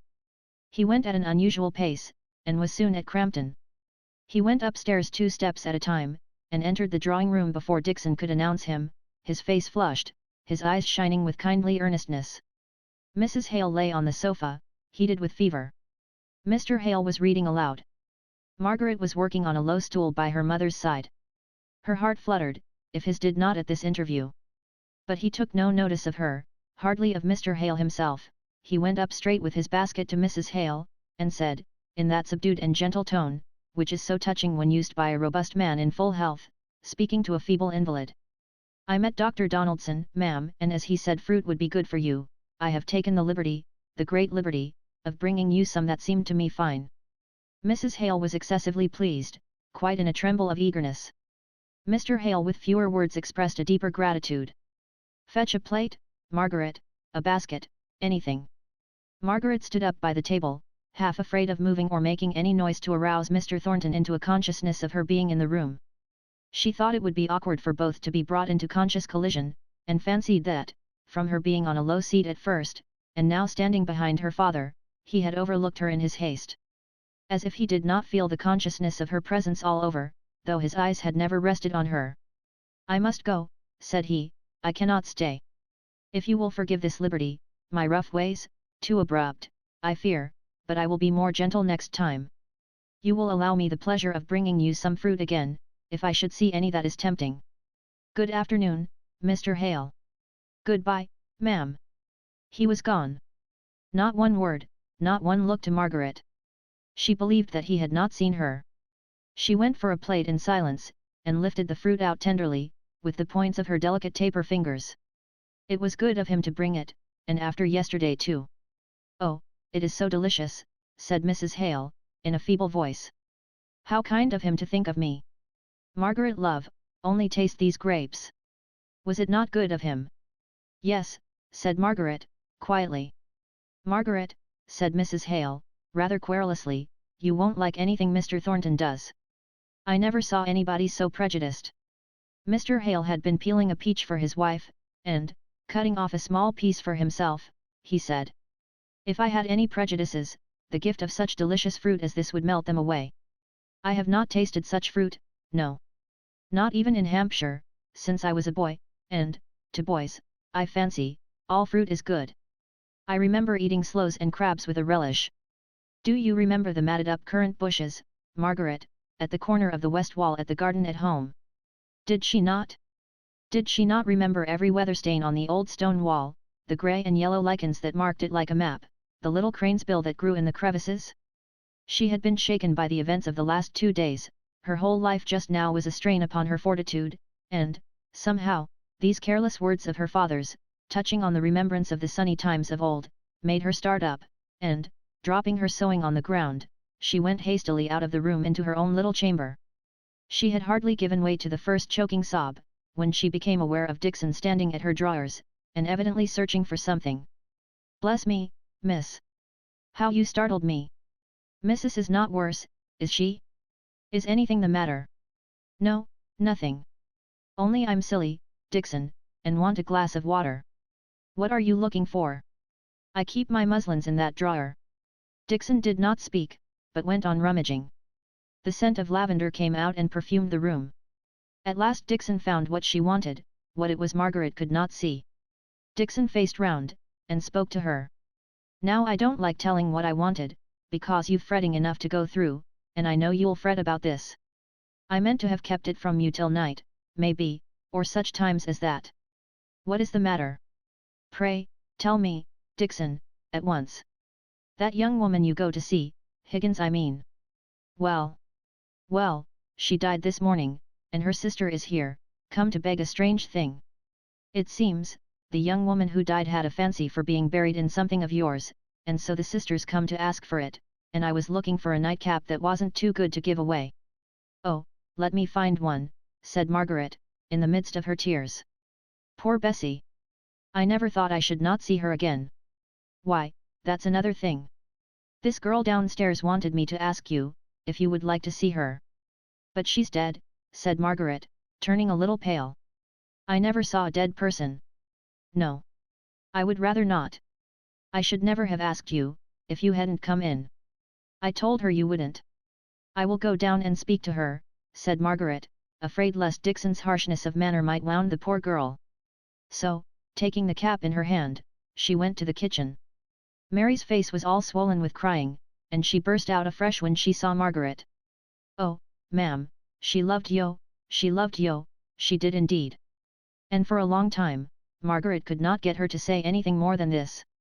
At last, her sympathy, and Dixon's scolding, forced out a few facts. Nicholas Higgins had gone out in the morning, leaving Bessie as well as on the day before. But in an hour she was taken worse. Some neighbour ran to the room where Mary was working. They did not know where to find her father. Mary had only come in a few minutes before she died. It were a day or two ago she axed to be buried in somewhat o' yourn. She were never tired o' talking o' yo. She used to say yo were the prettiest thing she ever clapped eyes on. She loved yo dearly. Her last words were give her my affectionate respects, and keep father fro drink. You'll come and see her ma'am. She would ha thought it a great compliment, I know. Margaret shrank a little from answering. Yes, perhaps I may. Yes, I will. I'll come before tea. But where's your father, Mary? Mary shook her head, and stood up to be going. Miss Hale, said Dixon, in a low voice, where's the use you're going to see the poor thing laid out? I'd never say a word against it, if it could do the girl any good, and I wouldn't mind a bit going myself, if that would satisfy her. They've just a notion, these common folks, of its being a respect to the departed. Here, said she, turning sharply round, I'll come and see your sister. Miss Hale is busy, and she can't come, or else she would. The girl looked wistfully at Margaret. Dixon's coming might be a compliment, but it was not the same thing to the poor sister, who had had her little pangs of jealousy, during Bessie's lifetime, at the intimacy between her and the young lady. No, Dixon, said Margaret with decision. I will go. Mary, you shall see me this afternoon. And for fear of her own cowardice, she went away, in order to take from herself any chance of changing her determination. Chapter 28. Comfort in sorrow. Through cross to crown, and though thy spirit's life. Trials untold assail with giant strength. Good cheer. Good cheer. Soon ends the bitter strife. And thou shalt reign in peace with Christ at length. Cleghorn. I sooth, we feel too strong in weal, to need thee on that road. But woe being come, the soul is dumb, that crieth not on God. Mrs. Browning. That afternoon she walked swiftly to the Higgins's house. Mary was looking out for her, with a half-distrustful face. Margaret smiled into her eyes to reassure her. They passed quickly through the house-place, upstairs and into the quiet presence of the dead. Then Margaret was glad that she had come. The face, so often weary with pain, so restless with troublous thoughts, had now the faint soft smile of eternal rest upon it. The slow tears gathered into Margaret's eyes, but a deep calm entered into her soul. And that was death. It looked more peaceful than life. All beautiful scriptures came into her mind. They rest from their labours. The weary are at rest. He giveth his beloved sleep. Slowly, slowly Margaret turned away from the bed. Mary was humbly sobbing in the background. They went downstairs without a word. Resting his hand upon the house table, Nicholas Higgins stood in the midst of the floor, his great eyes startled open by the news he had heard, as he came along the court, from many busy tongues. His eyes were dry and fierce, studying the reality of her death, bringing himself to understand that her place should know her no more. For she had been sickly, dying so long, that he had persuaded himself she would not die, that she would pull through. Margaret felt as if she had no business to be there, familiarly acquainting herself with the surroundings of death, which he, the father, had only just learnt.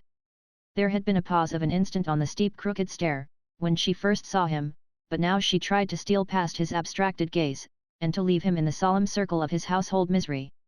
Mary sat down on the first chair she came to, and throwing her apron over her head, began to cry. The noise appeared to rouse him.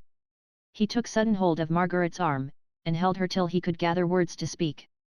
His throat seemed dry, they came up thick, and choked, and hoarse. "Were you with her? Did you see her die?" "No," replied Margaret, standing still with the utmost patience. Now she found herself perceived. It was some time before he spoke again, but he kept his hold on her arm. "All men must die," said he at last, with a strange sort of gravity, which first suggested to Margaret the idea that he had been drinking, not enough to intoxicate himself, but enough to make his thoughts bewildered. "But she were younger than me." Still he pondered over the event, not looking at Margaret, though he grasped her tight. Suddenly, he looked up at her with a wild searching inquiry in his glance. "You're sure and certain she's dead, not in a dwam, a faint? She's been so before, often." "She is dead," replied Margaret. She felt no fear in speaking to him, though he hurt her arm with his gripe, and wild gleams came across the stupidity of his eyes. "She is dead," she said. He looked at her still with that searching look, which seemed to fade out of his eyes as he gazed.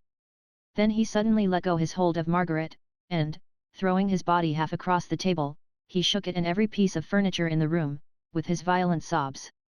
Mary came trembling towards him. Get thee gone," he cried, striking wildly and blindly at her. "What do I care for thee?" Margaret took her hand and held it softly in hers. He tore his hair, he beat his head against the hard wood, then he lay exhausted and stupid. Still his daughter and Margaret did not move. Mary trembled from head to foot. At last, it might have been a quarter of an hour, it might have been an hour, he lifted himself up. His eyes were swollen and bloodshot, and he seemed to have forgotten that anyone was by. He scowled at the watchers when he saw them. He shook himself heavily, gave them one more sullen look, spoke never a word, but made for the door. "Oh, father, father," said Mary, throwing herself upon his arm, "not tonight. Any night but tonight. Oh, help me.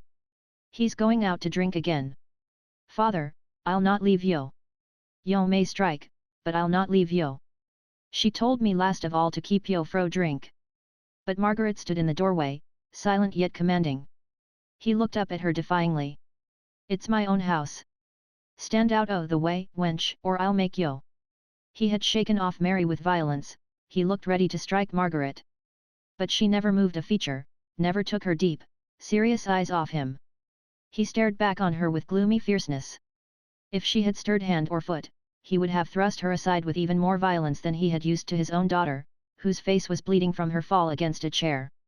"What are you looking at me in that way for?" asked he at last, daunted and awed by her severe calm.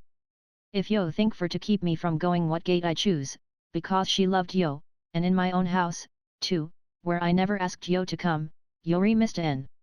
It's very hard upon a man that he can't go to the only comfort left." Margaret felt that he acknowledged her power. What could she do next? He had seated himself on a chair, close to the door, half conquered half resenting, intending to go out as soon as she left her position, but unwilling to use the violence he had threatened not 5 minutes before. Margaret laid her hand on his arm. "Come with me," she said. "Come and see her." The voice in which she spoke was very low and solemn, but there was no fear or doubt expressed in it, either of him or of his compliance. He sullenly rose up. He stood uncertain, with dogged irresolution upon his face. She waited him there, quietly and patiently waited for his time to move. He had a strange pleasure in making her wait, but at last he moved towards the stairs. She and he stood by the corpse. Her last words to Mary were, "Keep my father fro drink." "It canna hurt her now," muttered he. "Not can hurt her now." Then, raising his voice to a wailing cry, he went on, "We may quarrel and fall out, we may make peace and be friends, we may clem to skin and bone, and not all our griefs will ever touch her more. Who's had her portion on what wi hard work first, and sickness at last, who led the life of a dog. And to die without knowing one good piece o rejoicing in all her days.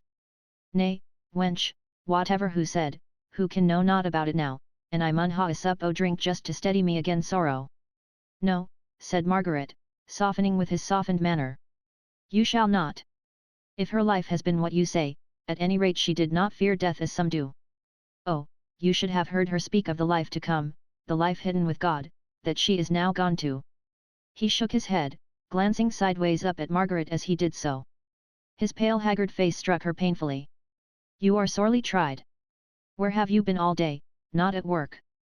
Not at work, sure enough, said he, with a short, grim laugh. Not at what you call work.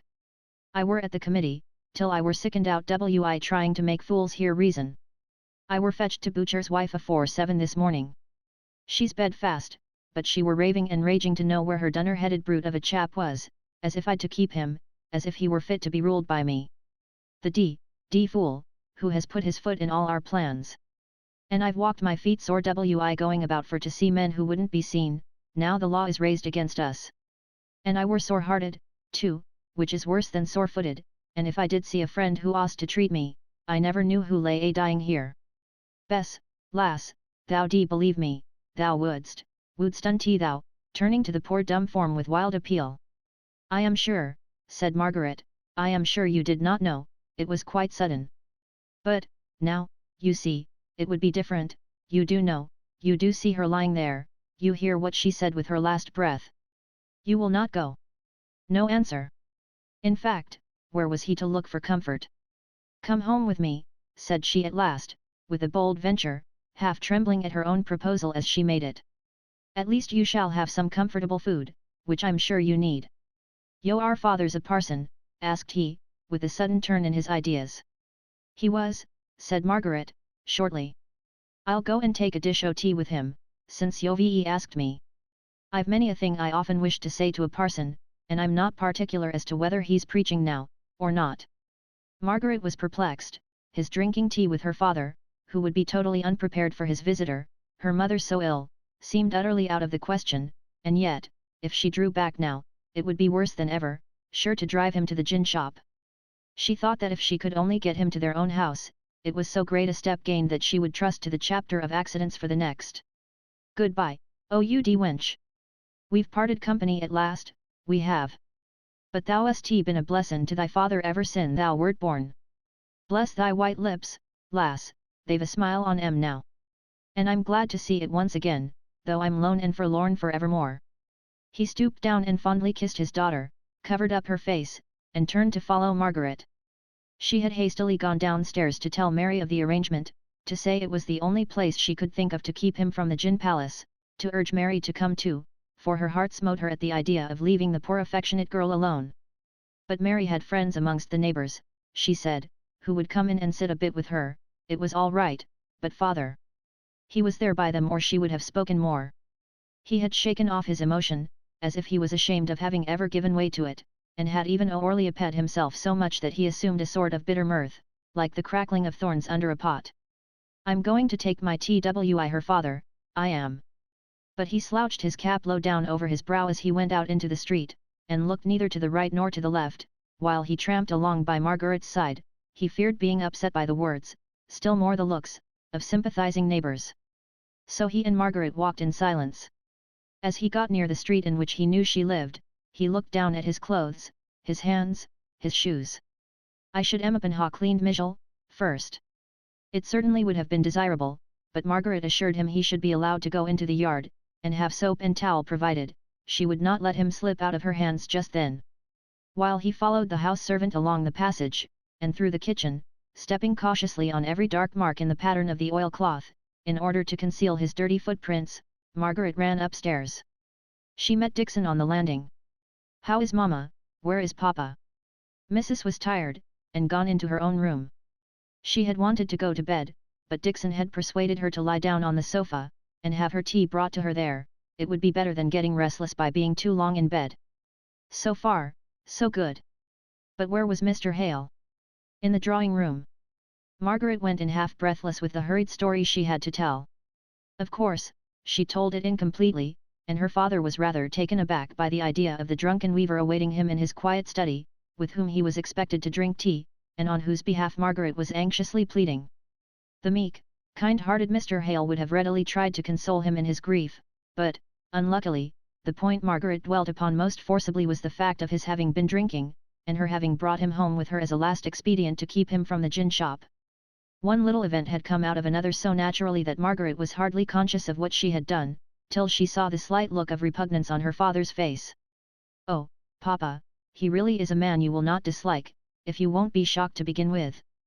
"But, Margaret, to bring a drunken man home, and your mother so ill." Margaret's countenance fell. "I am sorry, Papa. He is very quiet, he is not tipsy at all. He was only rather strange at first, but that might be the shock of poor Bessie's death." Margaret's eyes filled with tears.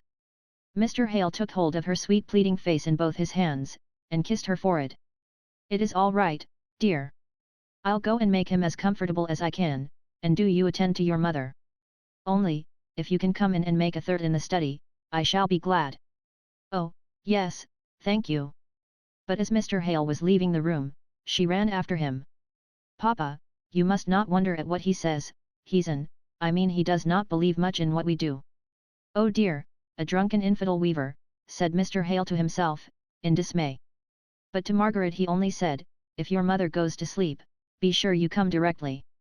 Margaret went into her mother's room. Mrs. Hale lifted herself up from a doze. "When did you write to Frederick, Margaret?" "Yesterday, or the day before." "Yesterday, Mamma?" "Yesterday, and the letter went?" "Yes. I took it myself."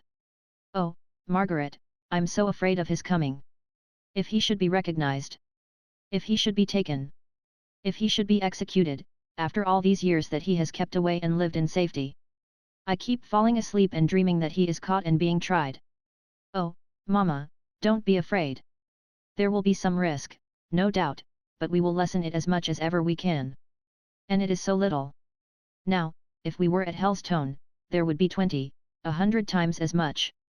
There, everybody would remember him, and if there was a stranger known to be in the house, they would be sure to guess it was Frederick, while here, nobody knows or cares for us enough to notice what we do. Dixon will keep the door like a dragon, won't you, Dixon, while he is here?" "They'll be clever if they come in past me," said Dixon, showing her teeth at the bare idea. "And he need not go out, except in the dusk, poor fellow." "Poor fellow," echoed Mrs. Hale. "But I almost wish you had not written." "Would it be too late to stop him if you wrote again, Margaret?" "I'm afraid it would, Mamma," said Margaret, remembering the urgency with which she had entreated him to come directly, if he wished to see his mother alive. "I always dislike that doing things in such a hurry," said Mrs. Hale. Margaret was silent. "Come now, ma'am," said Dixon, with a kind of cheerful authority, "you know seeing Master Frederick is just the very thing of all others you are longing for. And I'm glad Miss Margaret wrote off straight, without shilly-shallying. I've had a great mind to do it myself. And we'll keep him snug, depend upon it. There's only Martha in the house that would not do a good deal to save him on a pinch, and I've been thinking she might go and see her mother just at that very time. She's been saying once or twice she should like to go, for her mother has had a stroke since she came here, only she didn't like to ask. But I'll see about her being safe off, as soon as we know when he comes, God bless him. So take your tea, ma'am, in comfort and trust to me." Mrs. Hale did trust in Dixon more than in Margaret. Dixon's words quieted her for the time. Margaret poured out the tea in silence, trying to think of something agreeable to say, but her thoughts made answer something like Daniel O'Rourke, when the man in the moon asked him to get off his reaping hook. "The more you ax us, the more we won't stir." The more she tried to think of something, anything besides the danger to which Frederick would be exposed, the more closely her imagination clung to the unfortunate idea presented to her. Her mother prattled with Dixon, and seemed to have utterly forgotten the possibility of Frederick being tried and executed, utterly forgotten that at her wish, if by Margaret's deed, he was summoned into this danger. Her mother was one of those who throw out terrible possibilities, miserable probabilities, unfortunate chances of all kinds, as a rocket throws out sparks, but if the sparks light on some combustible matter, they smoulder first, and burst out into a frightful flame at last. Margaret was glad when, her filial duties gently and carefully performed, she could go down into the study. She wondered how her father and Higgins had got on. In the first place, the decorous, kind-hearted, simple, old-fashioned gentleman, had unconsciously called out, by his own refinement and courteousness of manner, all the latent courtesy in the other. Mr. Hale treated all his fellow creatures alike, it never entered into his head to make any difference because of their rank. He placed a chair for Nicholas, stood up till he, at Mr. Hale's request, took a seat, and called him, invariably, Mr. Higgins, instead of the curt Nicholas or Higgins, to which the drunken infidel weaver had been accustomed. But Nicholas was neither an habitual drunkard nor a thorough infidel. He drank to drown care, as he would have himself expressed it, and he was infidel so far as he had never yet found any form of faith to which he could attach himself, heart and soul. Margaret was a little surprised, and very much pleased, when she found her father and Higgins in earnest conversation, each speaking with gentle politeness to the other, however their opinions might clash. Nicholas, clean, tidied, if only at the pump trough, and quiet-spoken, was a new creature to her, who had only seen him in the rough independence of his own hearthstone. He had slicked his hair down with the fresh water, he had adjusted his neck-handkerchief, and borrowed an odd candle end to polish his clogs with, and there he sat, enforcing some opinion on her father, with a strong Darkshire accent, it is true, but with a lowered voice, and a good, earnest composure on his face. Her father, too, was interested in what his companion was saying. He looked round as she came in, smiled, and quietly gave her his chair, and then sat down afresh as quickly as possible, and with a little bow of apology to his guest for the interruption. Higgins nodded to her as a sign of greeting, and she softly adjusted her working materials on the table, and prepared to listen. As I was saying, sir, I reckon yo d not ha much belief in yo if yo lived here, if yo d been bred here. I ax your pardon if I use wrong words, but what I mean by belief just now, is thinking on sayings and maxims and promises made by folk yo never saw, about the things and the life yo never saw, nor no one else. Now, yo say these are true things, and true sayings, and a true life. I just say, where's the proof? There's many and many a one wiser, and scores better learned than I am around me, folk who've had time to think on these things, while my time has had to be gin up to getting my bread. Well, I sees these people. Their lives is pretty much open to me. They're real folk. They don't believe the Bible, not they. They may say they do, for form's sake, but Lord, sir, do ye think their first cry ith morning is, what shall I do to get hold on eternal life, or what shall I do to fill my purse this blessed day? Where shall I go? What bargains shall I strike? The purse and the gold and the notes is real things, things as can be felt and touched, them's realities, and eternal life is all a talk, very fit for, I ax your pardon, sir, yo are a parson out o' work, I believe. Well, I'll never speak disrespectful of a man in the same fix as I'm in Mijel. But I'll just ax yo another question, sir, and I do not want yo to answer it, only to put in yo our pipe, and smoke it, afore yo go for to set down us, who only believe in what we see, as fools and not as. If salvation, and life to come, and what not, was true, not in men's words, but in men's heart's core, done yo not think they'd din us wi it as they do wi political economy? They're mighty anxious to come round us wi that piece o' wisdom, but t'other would be a greater convarsion, if it were true. But the masters have nothing to do with your religion. All that they are connected with you in is trade, so they think, and all that it concerns them, therefore, to rectify your opinions in is the science of trade.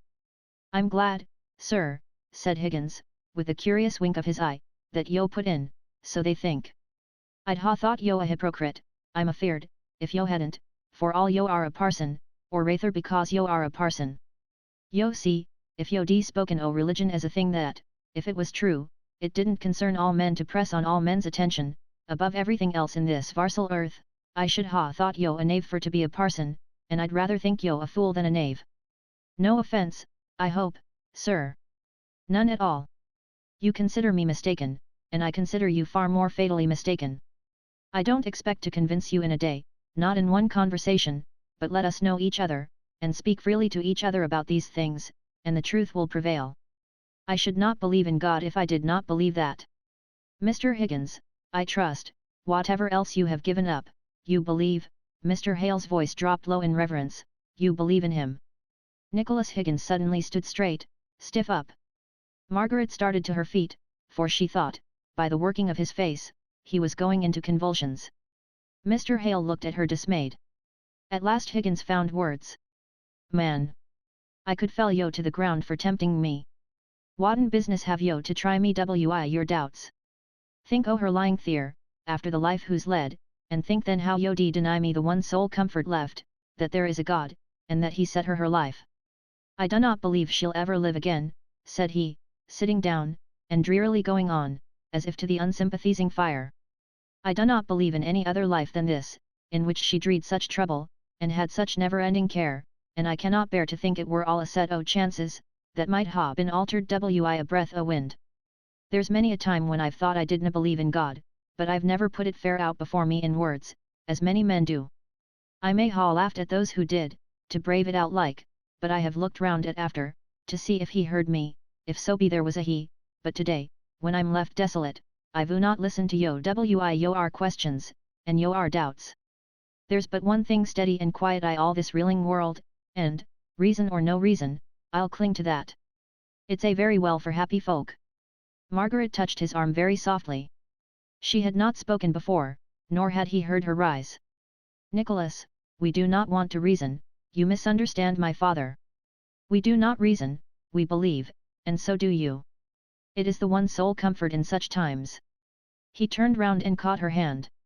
It is, brushing away the tears with the back of his hand, but yo know, she's lying dead at home, and I'm welly dazed wi sorrow, and at times I hardly know what I'm saying. It's as if speeches folk ha' made, clever and smart things as I've thought at the time, come up now my heart's welly brossin'. Strikes failed as well, done yo know that, miss? I were coming woam to ask her, like a beggar as I am, for a bit o' comfort I that trouble, and I were knocked down by one who tellied me she were dead, just dead. That were all, but that were enough for me. Mr. Hale blew his nose, and got up to snuff the candles in order to conceal his emotion. He's not an infidel, Margaret, how could you say so, muttered he reproachfully. I've a good mind to read him the 14th chapter of Job. Not yet, Papa, I think. Perhaps not at all. Let us ask him about the strike, and give him all the sympathy he needs, and hope to have from poor Bessie. So they questioned and listened. The workmen's calculations were based, like too many of the masters, on false premises. They reckoned on their fellow men as if they possessed the calculable powers of machines, no more, no less, no allowance for human passions getting the better of reason, as in the case of Boucher and the rioters, and believing that the representations of their injuries would have the same effect on strangers far away, as the injuries, fancied or real, had upon themselves. They were consequently surprised and indignant at the poor Irish, who had allowed themselves to be imported and brought over to take their places.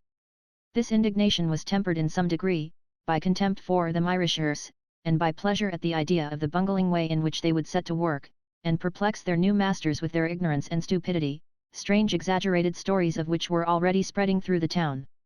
But the most cruel cut of all was that of the Milton workmen, who had defied and disobeyed the commands of the Union to keep the peace, whatever came, who had originated discord in the camp, and spread the panic of the law being arrayed against them. And so the strike is at an end, said Margaret. Miss. It's save as save can. Factory doors will need open wide tomorrow to let in all who'll be axing for work, if it's only just to show they'd not to do a measure, which if we'd been made right stuff would ha brought wages up to a point they and not been at this 10 year. You'll get work, shan't you? Asked Margaret. You're a famous workman, are not you?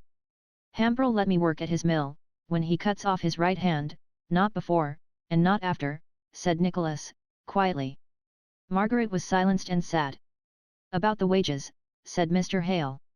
You'll not be offended, but I think you make some sad mistakes. I should like to read you some remarks in a book I have. He got up and went to his bookshelves. Yo needn't trouble yoursel, sir, said Nicholas. Their book stuff goes in at one ear and out at t'other. I can make knot on tea. Afore Hamper and me had this split, overlooker tellied him I were stirring up men to ask for higher wages, and Hamper met me one day in yard. He'd a thin book I his hand, and says he, Higgins, I'm told you're one o' those damned fools that think you can get higher wages for asking for 'em, and keep 'em up too, when you've forced 'em up. Now, I'll give yo a chance and try if yo ve any sense in yo. Here's a book written by a friend o' mine, and if you'll read it you'll see how wages find their own level, without either masters or men having aught to do with them, except the men cut their own throats striking, like the confounded noodles they are. Well, now, sir, I put it to yo, being a parson, and having been in preaching line, and having had to try and bring folk o'er to what yo thought was a right way o' thinking, did yo begin by calling em fools and such like, or didn't yo rather give em such kind words at first, to make em ready for to listen and be convinced, if they could, and in yo are preaching, did yo stop every now and then, and say, half to them and half to yo arsel, but yo are such a pack o' fools, that I've a strong notion it's no use my trying to put sense into yo. I were not ith best state, I'll own, for taking in what Hamper's friend had to say, I were so vexed at the way it were put to me, but I thought, come, I'll see what these chaps has got to say, and try if it's them or me as is noodle. So I took book and tugged at it, but, Lord bless yo, it went on about capital and labour and capital, till it fair sent me off to sleep. I ne'er could rightly fix my mind which was which, and it spoke on em as if they was vartues or vices, and what I wanted for to know were the rights o' men, whether they were rich or poor, so be they only were men. But for all that, said Mr. Hale, and granting to the full the offensiveness, the folly, the unchristianness of Mr. Hamper's way of speaking to you in recommending his friend's book, yet if it told you what he said it did, that wages find their own level, and that the most successful strike can only force them up for a moment, to sink in far greater proportion afterwards, in consequence of that very strike, the book would have told you the truth. Well, sir, said Higgins, rather doggedly, it might, or it might not. There's two opinions go to settling that point. But suppose it was truth double strong, it were no truth to me if I couldna take it in. I dare say there's great truth in yon Latin book on your shelves, but it's gibberish and not truth to me, unless I know the meaning o' the words. If yo, sir, or any other knowledgeable, patient man comes to me, and says he'll larn me what the words mean, and not blow me up if I'm a bit stupid, or forget how one thing hangs on another, why, in time I may get to see the truth of it, or I may not. I'll not be bound to say I shall end in thinking the same as any man. And I'm not one who think truth can be shaped out in words, all neat and clean, as men at foundry cut out sheet iron. Same bones won't go down every one. It'll stick here this man's throat, and there t'other's. Let alone that, when down, it may be too strong for this one, too weak for that. Folk who sets up to Dr. World their truth, mun suit different for different minds, and be a bit tender way of giving it to, or the poor sick fools may spit it out their faces. Now Hamper first gies me a box on my ear, and then he throws his big bolus at me, and says he reckons it'll do me no good, I'm such a fool, but there it is. I wish some of the kindest and wisest of the masters would meet some of you men, and have a good talk on these things, it would, surely, be the best way of getting over your difficulties, which, I do believe, arise from your ignorance, excuse me, Mr. Higgins, on subjects which it is for the mutual interests of both masters and men should be well understood by both. I wonder, half to his daughter, if Mr. Thornton might not be induced to do such thing. Remember, Papa, said she in a very low voice, what he said one day, about governments, you know. She was unwilling to make any clearer allusion to the conversation they had held on the mode of governing work people, by giving men intelligence enough to rule themselves, or by a wise despotism on the part of the master, for she saw that Higgins had caught Mr. Thornton's name, if not the whole of the speech. Indeed, he began to speak of him. Thornton. He's the chap as rode off at once for these Irishers, and led to riot that ruined strike. Even Hamper all his bullying, would ha waited a while, but it's a word and a blow Thornton. And, now, when Union would ha thanked him for following up chase after Boucher, and them chaps as went right again our commands, it's Thornton who steps forward and coolly says that, as strikes at an end, he, as party injured, doesn't want to press the charge again the rioters. I thought he'd ha carried his point, and had his revenge in an open way, but says he, one in court tellied me his very words, they are well known, they will find the natural punishment of their conduct, in the difficulty they will meet in getting employment. That will be severe enough. I only wish they'd cotched Boucher, and had him up before Hamper. I see Tiger setting on him. Would he ha let him off? Not he. Mr. Thornton was right, said Margaret. You are angry against Boucher, Nicholas, or else you would be the first to see, that where the natural punishment would be severe enough for the offence, any farther punishment would be something like revenge. My daughter is no great friend of Mr. Thornton's, said Mr. Hale, smiling at Margaret, while she, as red as any carnation, began to work with double diligence, but I believe what she says is the truth. I like him for it.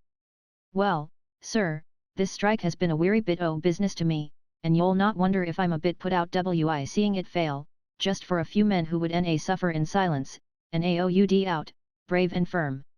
You forget, said Margaret. I don't know much of Boucher, but the only time I saw him it was not his own sufferings he spoke of, but those of his sick wife, his little children. True, but he were not made of iron himself. He'd ha cried out for his own sorrows, next. He were not one to bear. How came he into the Union?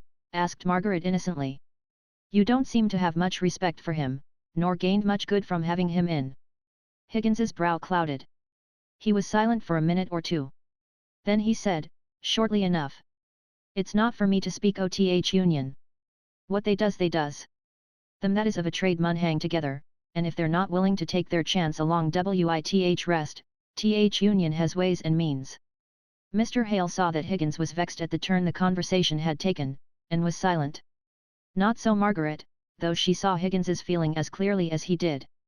By instinct she felt that if he could but be brought to express himself in plain words, something clear would be gained on which to argue for the right and the just.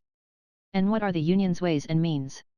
He looked up at her, as if on the point of dogged resistance to her wish for information. But her calm face, fixed on his, patient and trustful, compelled him to answer. Well, if a man doesn't belong to th Union, them as works next looms as orders not to speak to him, if he's sorry or ill it's the same, he's out o' bounds, he's none o' us, he comes among us, he works among us, but he's none o' us. I some places them's find who speaks to him. Yo try that, miss, try living a year or two among them as looks away if you'll look at 'em, try working within 2 yards o' crowds o' men, who, yo know, have a grinding grudge at yo in their hearts, to whom if yo say yo are glad, not an eye brightens, nor a lip moves, to whom if your heart's heavy, yo can never say not, because they'll ne'er take notice on your sighs or sad looks, and a man's no man who'll groan out loud 'bout folk asking him what's the matter, just yo try that, miss, 10 hours for 300 days, and you'll know a bit what the Union is. Why, said Margaret, what tyranny this is. Nay, Higgins, I don't care one straw for your anger. I know you can't be angry with me if you would, and I must tell you the truth, that I never read, in all the history I have read, of a more slow, lingering torture than this. And you belong to the Union. And you talk of the tyranny of the masters. Nay, said Higgins, yo may say what you'll like. The dead stand between yo and every angry word o' mine. D'ye think I forget who's lying there, and how who loved yo? And it's th masters as has made us sin, if th Union is a sin. Not this generation maybe, but their fathers. Their fathers ground our fathers to the very dust, ground us to powder. Parson! I reckon I've heard my mother read out a text, the fathers have eaten sour grapes, and th children's teeth are set on edge. It's so wi them. In those days of sore oppression th Unions began, it were a necessity. It's a necessity now, according to me. It's a withstanding of injustice, past, present, or to come. It may be like war, along wi it come crimes, but I think it were a greater crime to let it alone. Our only chance is binding men together in one common interest, and if some are cowards and some are fools, they mun come along and join the great march, whose only strength is in numbers. Oh, said Mr. Hale, sighing, your Union in itself would be beautiful, glorious, it would be Christianity itself, if it were but for an end which affected the good of all, instead of that of merely one class as opposed to another. I reckon it's time for me to be going, sir, said Higgins, as the clock struck 10. Home, said Margaret very softly. He understood her, and took her offered hand. Home, miss.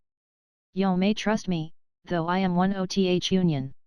I do trust you most thoroughly, Nicholas. Stay, said Mr. Hale, hurrying to the bookshelves. Mr. Higgins. I'm sure you'll join us in family prayer. Higgins looked at Margaret, doubtfully. Her grave sweet eyes met his, there was no compulsion, only deep interest in them. He did not speak, but he kept his place. Margaret the churchwoman, her father the dissenter, Higgins the infidel, knelt down together. It did them no harm. Chapter 29. A ray of sunshine. Some wishes crossed my mind and dimly cheered it. And one or two poor melancholy pleasures. Each in the pale unwarming light of hope. Silvering its flimsy wing, flew silent by. Moths in the moonbeam. Coleridge. The next morning brought Margaret a letter from Edith. It was affectionate and inconsequent like the writer. But the affection was charming to Margaret's own affectionate nature, and she had grown up with the inconsequence, so she did not perceive it. It was as follows. Oh, Margaret, it is worth a journey from England to see my boy. He is a superb little fellow, especially in his caps, and most especially in the one you sent him, you good, dainty-fingered, persevering little lady. Having made all the mothers here envious, I want to show him to somebody new, and hear a fresh set of admiring expressions. Perhaps, that's all the reason, perhaps it is not, nay, possibly, there is just a little cousinly love mixed with it, but I do want you so much to come here, Margaret. I'm sure it would be the very best thing for Aunt Hale's health. Everybody here is young and well, and our skies are always blue, and our sun always shines, and the band plays deliciously from morning till night, and, to come back to the burden of my ditty, my baby always smiles. I am constantly wanting you to draw him from me, Margaret. It does not signify what he is doing, that very thing is prettiest, gracefulest, best. I think I love him a great deal better than my husband, who is getting stout, and grumpy, what he calls busy. No. He is not. He has just come in with news of such a charming picnic, given by the officers of the Hazard, at anchor in the bay below. Because he has brought in such a pleasant piece of news, I retract all I said just now. Did not somebody burn his hand for having said or done something he was sorry for? Well, I can't burn mine, because it would hurt me, and the scar would be ugly, but I'll retract all I said as fast as I can. Cosmo is quite as great a darling as baby, and not a bit stout, and as ungrumpy as ever husband was, only, sometimes he is very, very busy. I may say that without love, wifely duty, where was I had something very particular to say, I know, once. Oh, it is this, dearest Margaret, you must come and see me, it would do Aunt Hale good, as I said before. Get the doctor to order it for her. Tell him that it's the smoke of Milton that does her harm. I have no doubt it is that, really. 3 months, you must not come for less, of this delicious climate, all sunshine and grapes as common as blackberries, would quite cure her. I don't ask my uncle. Here the letter became more constrained, and better written. Mr. Hale was in the corner, like a naughty child, for having given up his living, because, I dare say, he disapproves of war, soldiers, and bands of music. At least, I know that many dissenters are members of the Peace Society, and I am afraid he would not like to come, but, if he would, dear, pray say that Cosmo and I will do our best to make him happy, and I'll hide up Cosmo's red coat and sword, and make the band play all sorts of grave, solemn things, or, if they do play pomps and vanities, it shall be in double slow time. Dear Margaret, if he would like to accompany you and Aunt Hale, we will try and make it pleasant, though I'm rather afraid of anyone who has done anything for conscience sake. You never did, I hope. Tell Aunt Hale not to bring any warm clothes, though I'm afraid it will be late in the year before you can come. But you have no idea of the heat here. I tried to wear my great beauty Indian shawl at a picnic. I kept myself up with proverbs as long as I could, pride must abide, and such wholesome pieces of pith, but it was no use. I was like Mamma's little dog, tiny with an elephant's trappings on, smothered, hidden, killed with my finery, so I made it into a capital carpet for us all to sit down upon. Here's this boy of mine, Margaret, if you don't pack up your things as soon as you get this letter, and come straight off to see him, I shall think you're descended from King Herod. Margaret did long for a day of Edith's life, her freedom from care, her cheerful home, her sunny skies. If a wish could have transported her, she would have gone off, just for one day. She yearned for the strength which such a change would give, even for a few hours to be in the midst of that bright life, and to feel young again. Not yet 20. And she had had to bear up against such hard pressure that she felt quite old. That was her first feeling after reading Edith's letter. Then she read it again, and, forgetting herself, was amused at its likeness to Edith's self, and was laughing merrily over it when Mrs. Hale came into the drawing room, leaning on Dixon's arm. Margaret flew to adjust the pillows. Her mother seemed more than usually feeble. "What were you laughing at, Margaret?" asked she, as soon as she had recovered from the exertion of settling herself on the sofa. "A letter I have had this morning from Edith." "Shall I read it to you, Mamma?" She read it aloud, and for a time it seemed to interest her mother, who kept wondering what name Edith had given to her boy, and suggesting all probable names, and all possible reasons why each and all of these names should be given. Into the very midst of these wonders Mr. Thornton came, bringing another offering of fruit for Mrs. Hale. He could not, say rather, he would not, deny himself the chance of the pleasure of seeing Margaret. He had no end in this but the present gratification. It was the sturdy willfulness of a man usually most reasonable and self-controlled. He entered the room, taking in at a glance the fact of Margaret's presence, but after the first cold distant bow, he never seemed to let his eyes fall on her again. He only stayed to present his peaches, to speak some gentle kindly words, and then his cold offended eyes met Margaret's with a grave farewell, as he left the room. She sat down silent and pale. "Do you know, Margaret, I really begin to like Mr. Thornton." No answer at first. Then Margaret forced out an icy "Do you?" "Yes. I think he is really getting quite polished in his manners." Margaret's voice was more in order now. She replied. "He is very kind and attentive, there is no doubt of that. I wonder Mrs. Thornton never calls. She must know I am ill, because of the waterbed. I dare say, she hears how you are from her son. Still, I should like to see her. You have so few friends here, Margaret." Margaret felt what was in her mother's thoughts, a tender craving to bespeak the kindness of some woman towards the daughter that might soon be left motherless. But she could not speak. "Do you think," said Mrs. Hale, after a pause, "that you could go and ask Mrs. Thornton to come and see me? Only once, I don't want to be troublesome." "I will do anything, if you wish it, Mamma, but when Frederick comes." "Ah, to be sure, we must keep our doors shut, we must let no one in. I hardly know whether I dare wish him to come or not. Sometimes I think I would rather not. Sometimes I have such frightful dreams about him." "Oh, Mamma, we'll take good care. I will put my arm in the bolt sooner than he should come to the slightest harm. Trust the care of him to me, Mamma.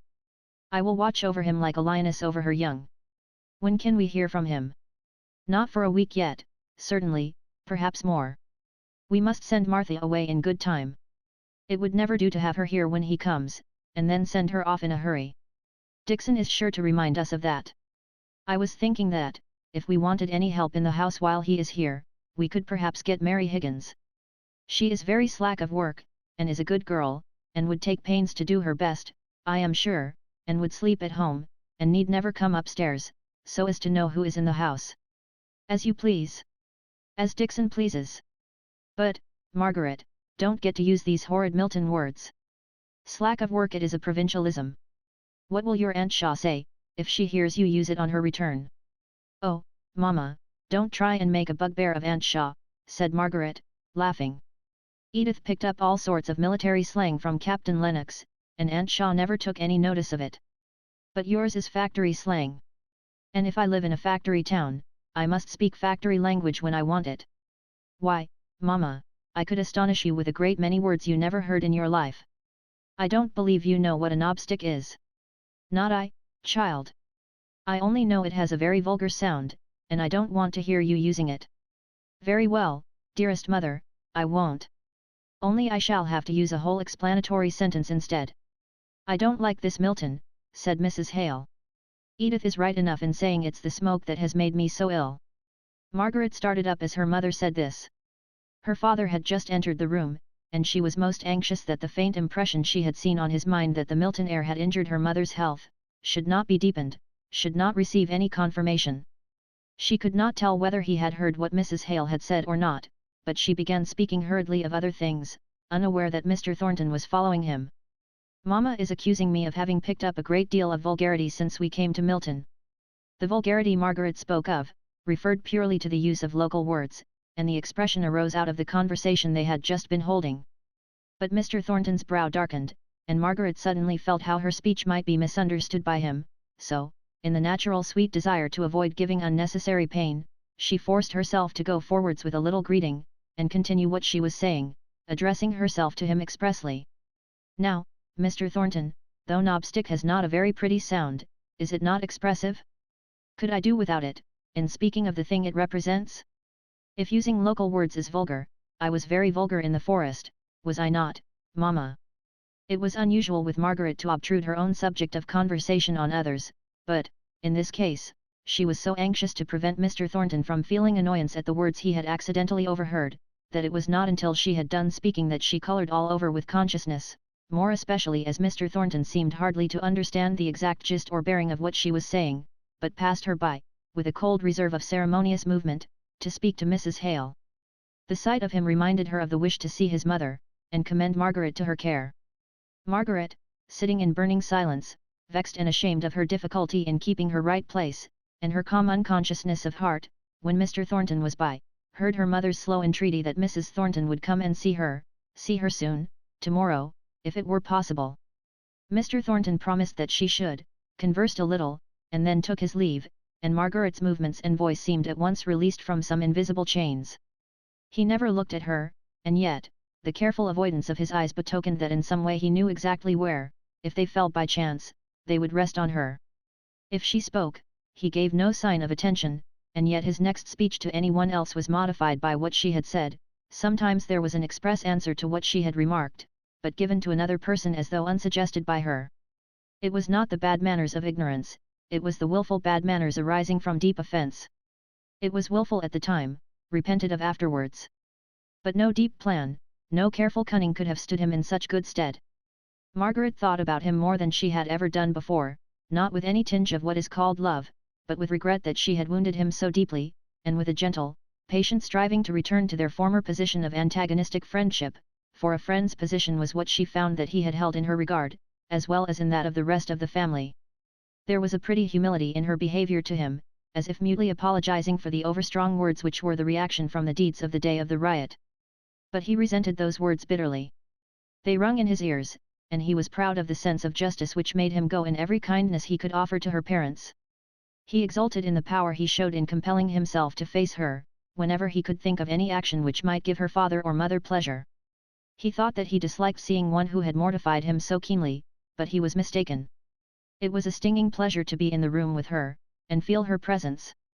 But he was no great analyzer of his own motives and was mistaken, as I have said. Chapter 30. Home at last. The saddest birds a season find to sing. Southwell. Never to fold the robe o'er secret pain. Never, weighed down by memory's clouds again, to bow thy head. Thou art gone home. Mrs. Hemans. Mrs. Thornton came to see Mrs. Hale the next morning. She was much worse. One of those sudden changes, those great visible strides towards death, had been taken in the night, and her own family were startled by the grey sunken look her features had assumed in that 12 hours of suffering. Mrs. Thornton, who had not seen her for weeks, was softened all at once. She had come because her son asked it from her as a personal favour, but with all the proud bitter feelings of her nature in arms against that family of which Margaret formed one.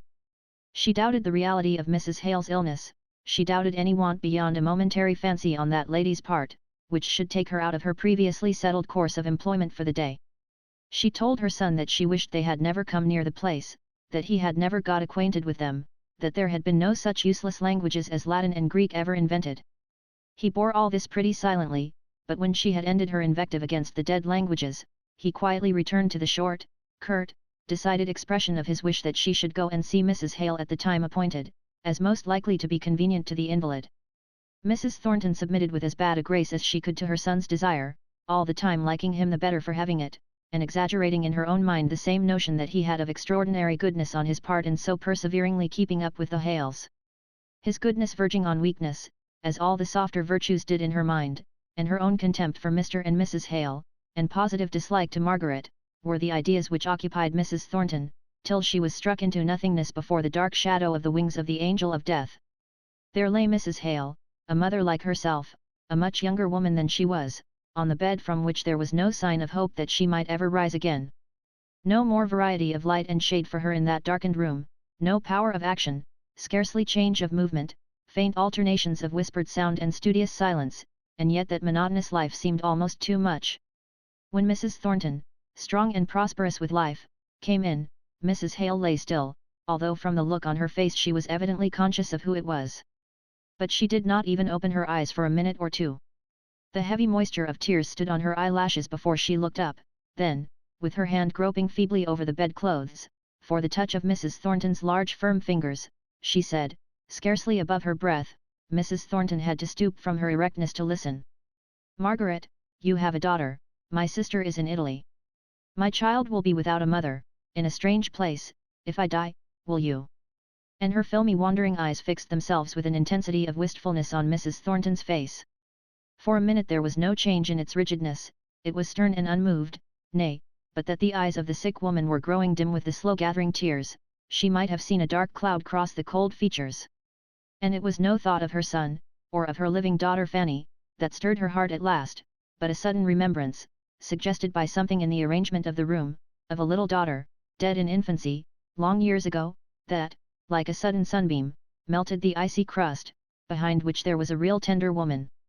"You wish me to be a friend to Miss Hale," said Mrs. Thornton, in her measured voice, that would not soften with her heart, but came out distinct and clear.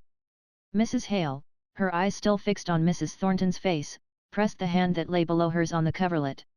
She could not speak. Mrs. Thornton sighed, "I will be a true friend, if circumstances require it. Not a tender friend. That I cannot be," to her, she was on the point of adding, but she relented at the sight of that poor, anxious face. "It is not my nature to show affection even where I feel it, nor do I volunteer advice in general. Still, at your request, if it will be any comfort to you, I will promise you." Then came a pause.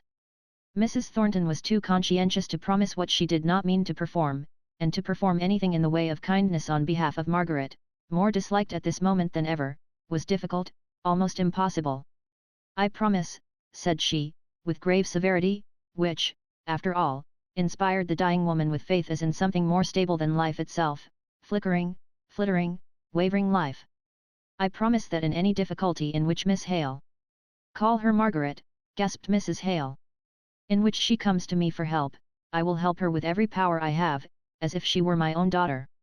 I also promise that if ever I see her doing what I think is wrong—" "But Margaret never does wrong, not wilfully wrong," pleaded Mrs. Hale. Mrs. Thornton went on as before, as if she had not heard. "If ever I see her doing what I believe to be wrong, such wrong not touching me or mine, in which case I might be supposed to have an interested motive, I will tell her of it, faithfully and plainly, as I should wish my own daughter to be told." There was a long pause. Mrs. Hale felt that this promise did not include all, and yet it was much. It had reservations in it which she did not understand, but then she was weak, dizzy, and tired. Mrs. Thornton was reviewing all the probable cases in which she had pledged herself to act. She had a fierce pleasure in the idea of telling Margaret unwelcome truths, in the shape of performance of duty. Mrs. Hale began to speak. "I thank you. I pray God to bless you. I shall never see you again in this world. But my last words are, I thank you for your promise of kindness to my child." "Not kindness," testified Mrs. Thornton, ungraciously truthful to the last. But having eased her conscience by saying these words, she was not sorry that they were not heard. She pressed Mrs. Hale's soft languid hand, and rose up and went her way out of the house without seeing a creature. During the time that Mrs. Thornton was having this interview with Mrs. Hale, Margaret and Dixon were laying their heads together and consulting how they should keep Frederick's coming a profound secret to all out of the house. A letter from him might now be expected any day, and he would assuredly follow quickly on its heels. Martha must be sent away on her holiday, Dixon must keep stern guard on the front door, only admitting the few visitors that ever came to the house into Mr. Hale's room downstairs, Mrs. Hale's extreme illness giving her a good excuse for this. If Mary Higgins was required as a help to Dixon in the kitchen, she was to hear and see as little of Frederick as possible, and he was, if necessary, to be spoken of to her under the name of Mr. Dickinson. But her sluggish and incurious nature was the greatest safeguard of all. They resolved that Martha should leave them that very afternoon for this visit to her mother. Margaret wished that she had been sent away on the previous day, as she fancied it might be thought strange to give a servant a holiday when her mistress's state required so much attendance. Poor Margaret! All that afternoon she had to act the part of a Roman daughter, and give strength out of her own scanty stock to her father. Mr. Hale would hope, would not despair. Between the attacks of his wife's malady, he buoyed himself up in every respite from her pain, and believed that it was the beginning of ultimate recovery. And so, when the paroxysms came on, each more severe than the last, they were fresh agonies, and greater disappointments to him.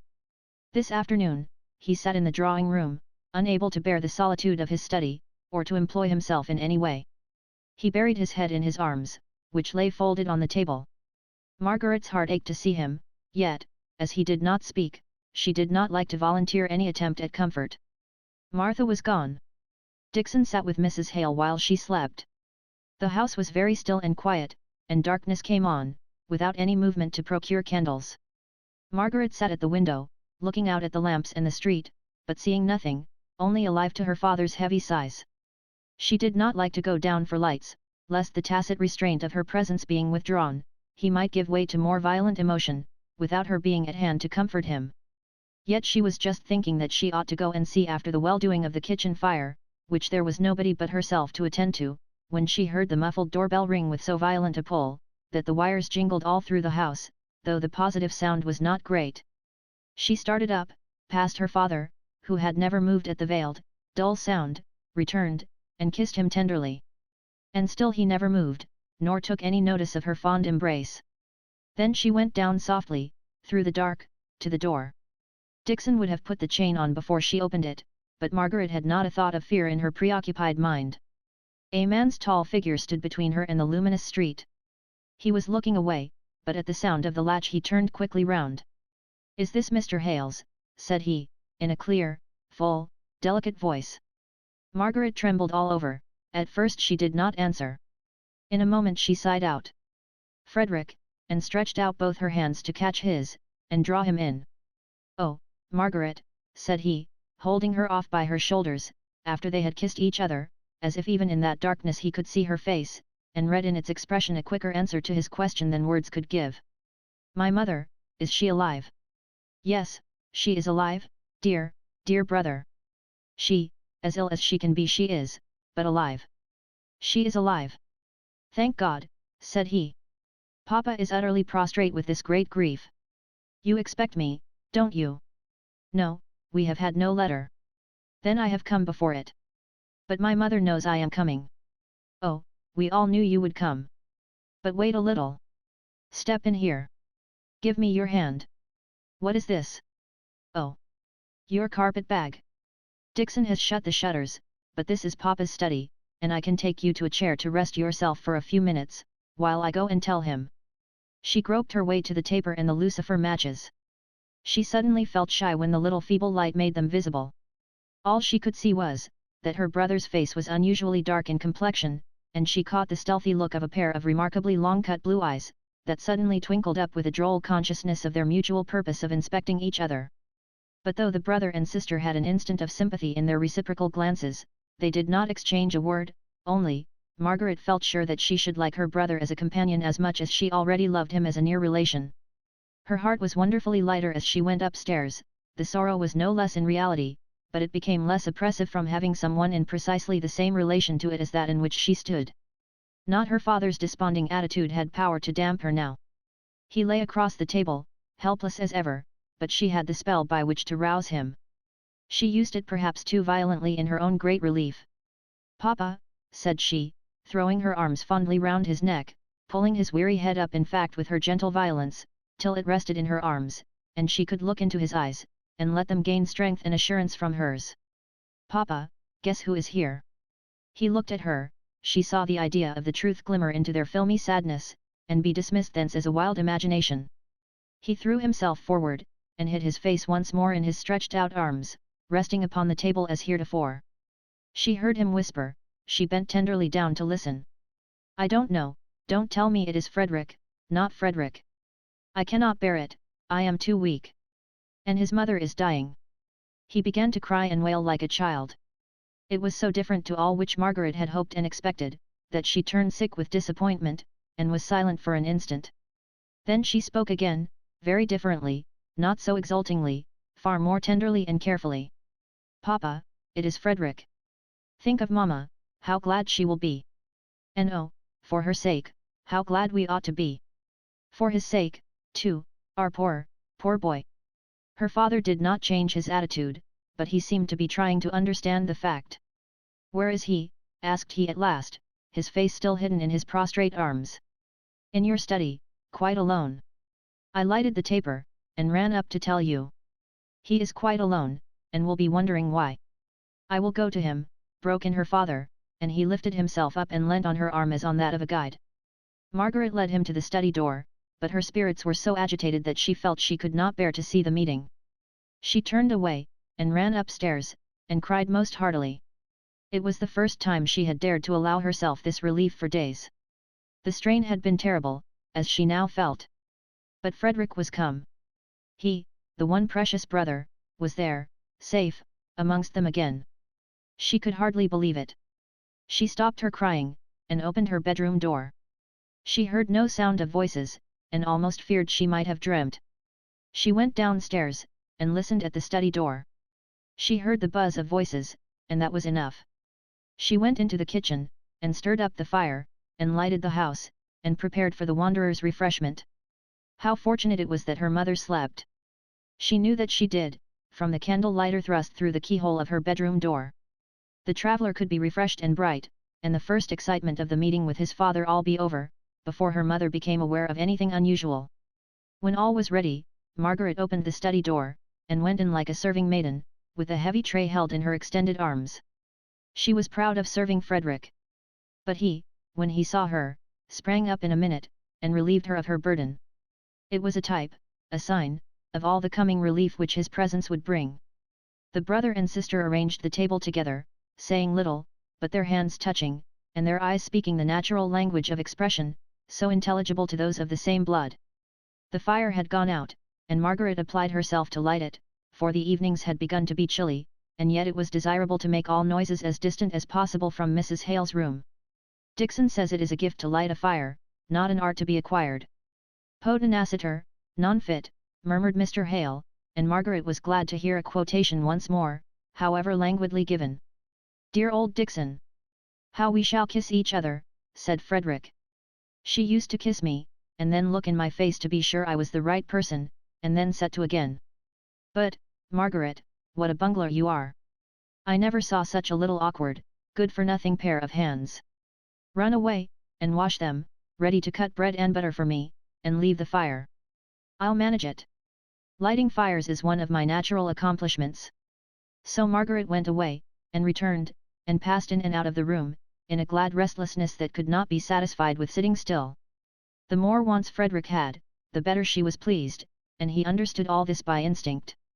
It was a joy snatched in the house of mourning, and the zest of it was all the more pungent, because they knew in the depth of their hearts what irremediable sorrow awaited them. In the middle, they heard Dixon's foot on the stairs. Mr. Hale started from his languid posture in his great armchair, from which he had been watching his children in a dreamy way, as if they were acting some drama of happiness, which it was pretty to look at, but which was distinct from reality, and in which he had no part. He stood up, and faced the door, showing such a strange, sudden anxiety to conceal Frederick from the sight of any person entering, even though it were the faithful Dixon, that a shiver came over Margaret's heart. It reminded her of the new fear in their lives. She caught at Frederick's arm, and clutched it tight, while a stern thought compressed her brow, and caused her to set her teeth. And yet they knew it was only Dixon's measured tread. They heard her walk the length of the passage, into the kitchen. Margaret rose up. I will go to her, and tell her. And I shall hear how Mamma is. Mrs. Hale was awake. She rambled at first, but after they had given her some tea she was refreshed, though not disposed to talk. It was better that the night should pass over before she was told of her son's arrival. Dr. Donaldson's appointed visit would bring nervous excitement enough for the evening, and he might tell them how to prepare her for seeing Frederick. He was there, in the house, could be summoned at any moment. Margaret could not sit still. It was a relief to her to aid Dixon in all her preparations for Master Frederick. It seemed as though she never could be tired again. Each glimpse into the room where he sate by his father, conversing with him, about, she knew not what, nor cared to know, was increase of strength to her. Her own time for talking and hearing would come at last, and she was too certain of this to feel in a hurry to grasp it now. She took in his appearance and liked it. He had delicate features, redeemed from effeminacy by the swarthiness of his complexion, and his quick intensity of expression. His eyes were generally merry-looking, but at times they and his mouth so suddenly changed, and gave her such an idea of latent passion, that it almost made her afraid. But this look was only for an instant, and had in it no doggedness, no vindictiveness. It was rather the instantaneous ferocity of expression that comes over the countenances of all natives of wild or southern countries, a ferocity which enhances the charm of the childlike softness into which such a look may melt away. Margaret might fear the violence of the impulsive nature thus occasionally betrayed, but there was nothing in it to make her distrust, or recoil in the least, from the new-found brother. On the contrary, all their intercourse was peculiarly charming to her from the very first. She knew then how much responsibility she had had to bear, from the exquisite sensation of relief which she felt in Frederick's presence. He understood his father and mother, their characters and their weaknesses, and went along with a careless freedom, which was yet most delicately careful not to hurt or wound any of their feelings. He seemed to know instinctively when a little of the natural brilliancy of his manner and conversation would not jar on the deep depression of his father, or might relieve his mother's pain. Whenever it would have been out of tune, and out of time, his patient devotion and watchfulness came into play, and made him an admirable nurse. Then Margaret was almost touched into tears by the allusions which he often made to their childish days in the New Forest. He had never forgotten her, or Helstone either, all the time he had been roaming among distant countries and foreign people. She might talk to him of the old spot, and never feared tiring him. She had been afraid of him before he came, even while she had longed for his coming. 7 or 8 years had, she felt, produced such great changes in herself that, forgetting how much of the original Margaret was left, she had reasoned that if her tastes and feelings had so materially altered, even in her stay-at-home life, his wild career, with which she was but imperfectly acquainted, must have almost substituted another Frederick for the tall stripling in his middy's uniform, whom she remembered looking up to with such admiring awe. But in their absence they had grown nearer to each other in age, as well as in many other things. And so it was that the weight, this sorrowful time, was lightened to Margaret. Other light than that of Frederick's presence she had none. For a few hours, the mother rallied on seeing her son. She sate with his hand in hers, she would not part with it even while she slept, and Margaret had to feed him like a baby, rather than he should disturb her mother by removing a finger. Mrs. Hale wakened while they were thus engaged. She slowly moved her head round on the pillow, and smiled at her children, as she understood what they were doing, and why it was done. "I am very selfish," said she, "but it will not be for long." Frederick bent down and kissed the feeble hand that imprisoned his. This state of tranquillity could not endure for many days, nor perhaps for many hours, so Dr. Donaldson assured Margaret. After the kind doctor had gone away, she stole down to Frederick, who, during the visit, had been adjured to remain quietly concealed in the back parlour, usually Dixon's bedroom, but now given up to him. Margaret told him what Dr. Donaldson said. "I don't believe it," he exclaimed. "She is very ill, she may be dangerously ill, and in immediate danger, too, but I can't imagine that she could be as she is, if she were on the point of death. Margaret! She should have some other advice, some London doctor. Have you never thought of that?" "Yes," said Margaret, "more than once. But I don't believe it would do any good. And, you know, we have not the money to bring any great London surgeon down, and I am sure Dr. Donaldson is only second in skill to the very best, if, indeed, he is to them." Frederick began to walk up and down the room impatiently. "I have credit in Cadiz," said he, "but none here, owing to this wretched change of name. Why did my father leave Helstone? That was the blunder." "It was no blunder," said Margaret gloomily. "And above all possible chances, avoid letting Papa hear anything like what you have just been saying. I can see that he is tormenting himself already with the idea that Mamma would never have been ill if we had stayed at Helstone, and you don't know Papa's agonizing power of self-reproach." Frederick walked away as if he were on the quarter-deck. At last he stopped right opposite to Margaret, and looked at her drooping and desponding attitude for an instant. "My little Margaret," said he, caressing her. "Let us hope as long as we can. Poor little woman! What? Is this face all wet with tears? I will hope. I will, in spite of 1,000 doctors. Bear up, Margaret, and be brave enough to hope." Margaret choked in trying to speak, and when she did it was very low. "I must try to be meek enough to trust. Oh, Frederick! Mamma was getting to love me so. And I was getting to understand her. And now comes death to snap us asunder. Come, come, come. Let us go upstairs, and do something, rather than waste time that may be so precious. Thinking has, many a time, made me sad, darling, but doing never did in all my life. My theory is a sort of parody on the maxima of get money, my son, honestly if you can, but get money. My precept is, do something my sister, do good if you can, but, at any rate, do something. Not excluding mischief," said Margaret, smiling faintly through her tears. "By no means. What I do exclude is the remorse afterwards. Blot your misdeeds out, if you are particularly conscientious, by a good deed, as soon as you can, just as we did a correct sum at school on the slate, where an incorrect one was only half rubbed out. It was better than wetting our sponge with our tears, both less loss of time where tears had to be waited for, and a better effect at last. If Margaret thought Frederick's theory rather a rough one at first, she saw how he worked it out into continual production of kindness in fact. After a bad night with his mother, for he insisted on taking his turn as a sitter-up, he was busy next morning before breakfast, contriving a leg rest for Dixon, who was beginning to feel the fatigues of watching. At breakfast time, he interested Mr. Hale with vivid, graphic, rattling accounts of the wild life he had led in Mexico, South America, and elsewhere. Margaret would have given up the effort in despair to rouse Mr. Hale out of his dejection, it would even have affected herself and rendered her incapable of talking at all. But Fred, true to his theory, did something perpetually, and talking was the only thing to be done, besides eating, at breakfast. Before the night of that day, Dr. Donaldson's opinion was proved to be too well founded. Convulsions came on, and when they ceased, Mrs. Hale was unconscious.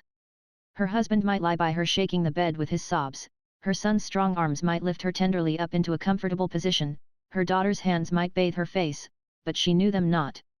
She would never recognize them again, till they met in heaven. Before the morning came all was over. Then Margaret rose from her trembling and despondency, and became as a strong angel of comfort to her father and brother. For Frederick had broken down now, and all his theories were of no use to him.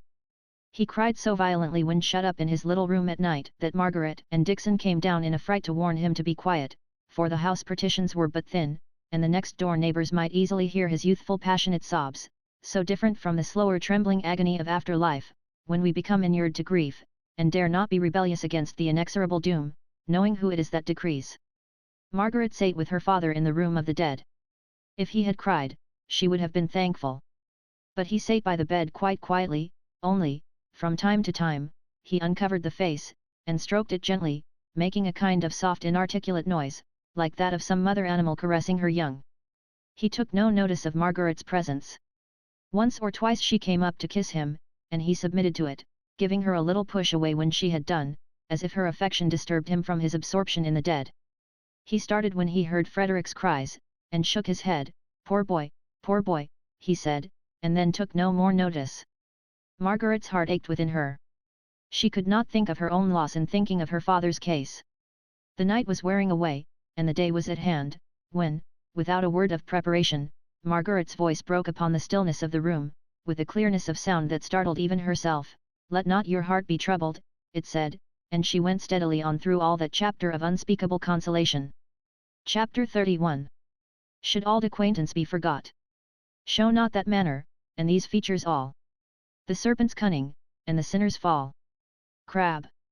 The chill, shivery October morning came, not the October morning of the country, with soft, silvery mists, clearing off before the sunbeams that bring out all the gorgeous beauty of colouring, but the October morning of Milton, whose silvery mists were heavy fogs, and where the sun could only show long dusky streets when he did break through and shine. Margaret went languidly about, assisting Dixon in her task of arranging the house. Her eyes were continually blinded by tears, but she had no time to give way to regular crying. The father and brother depended upon her, while they were giving way to grief.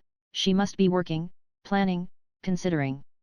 Even the necessary arrangements for the funeral seemed to devolve upon her.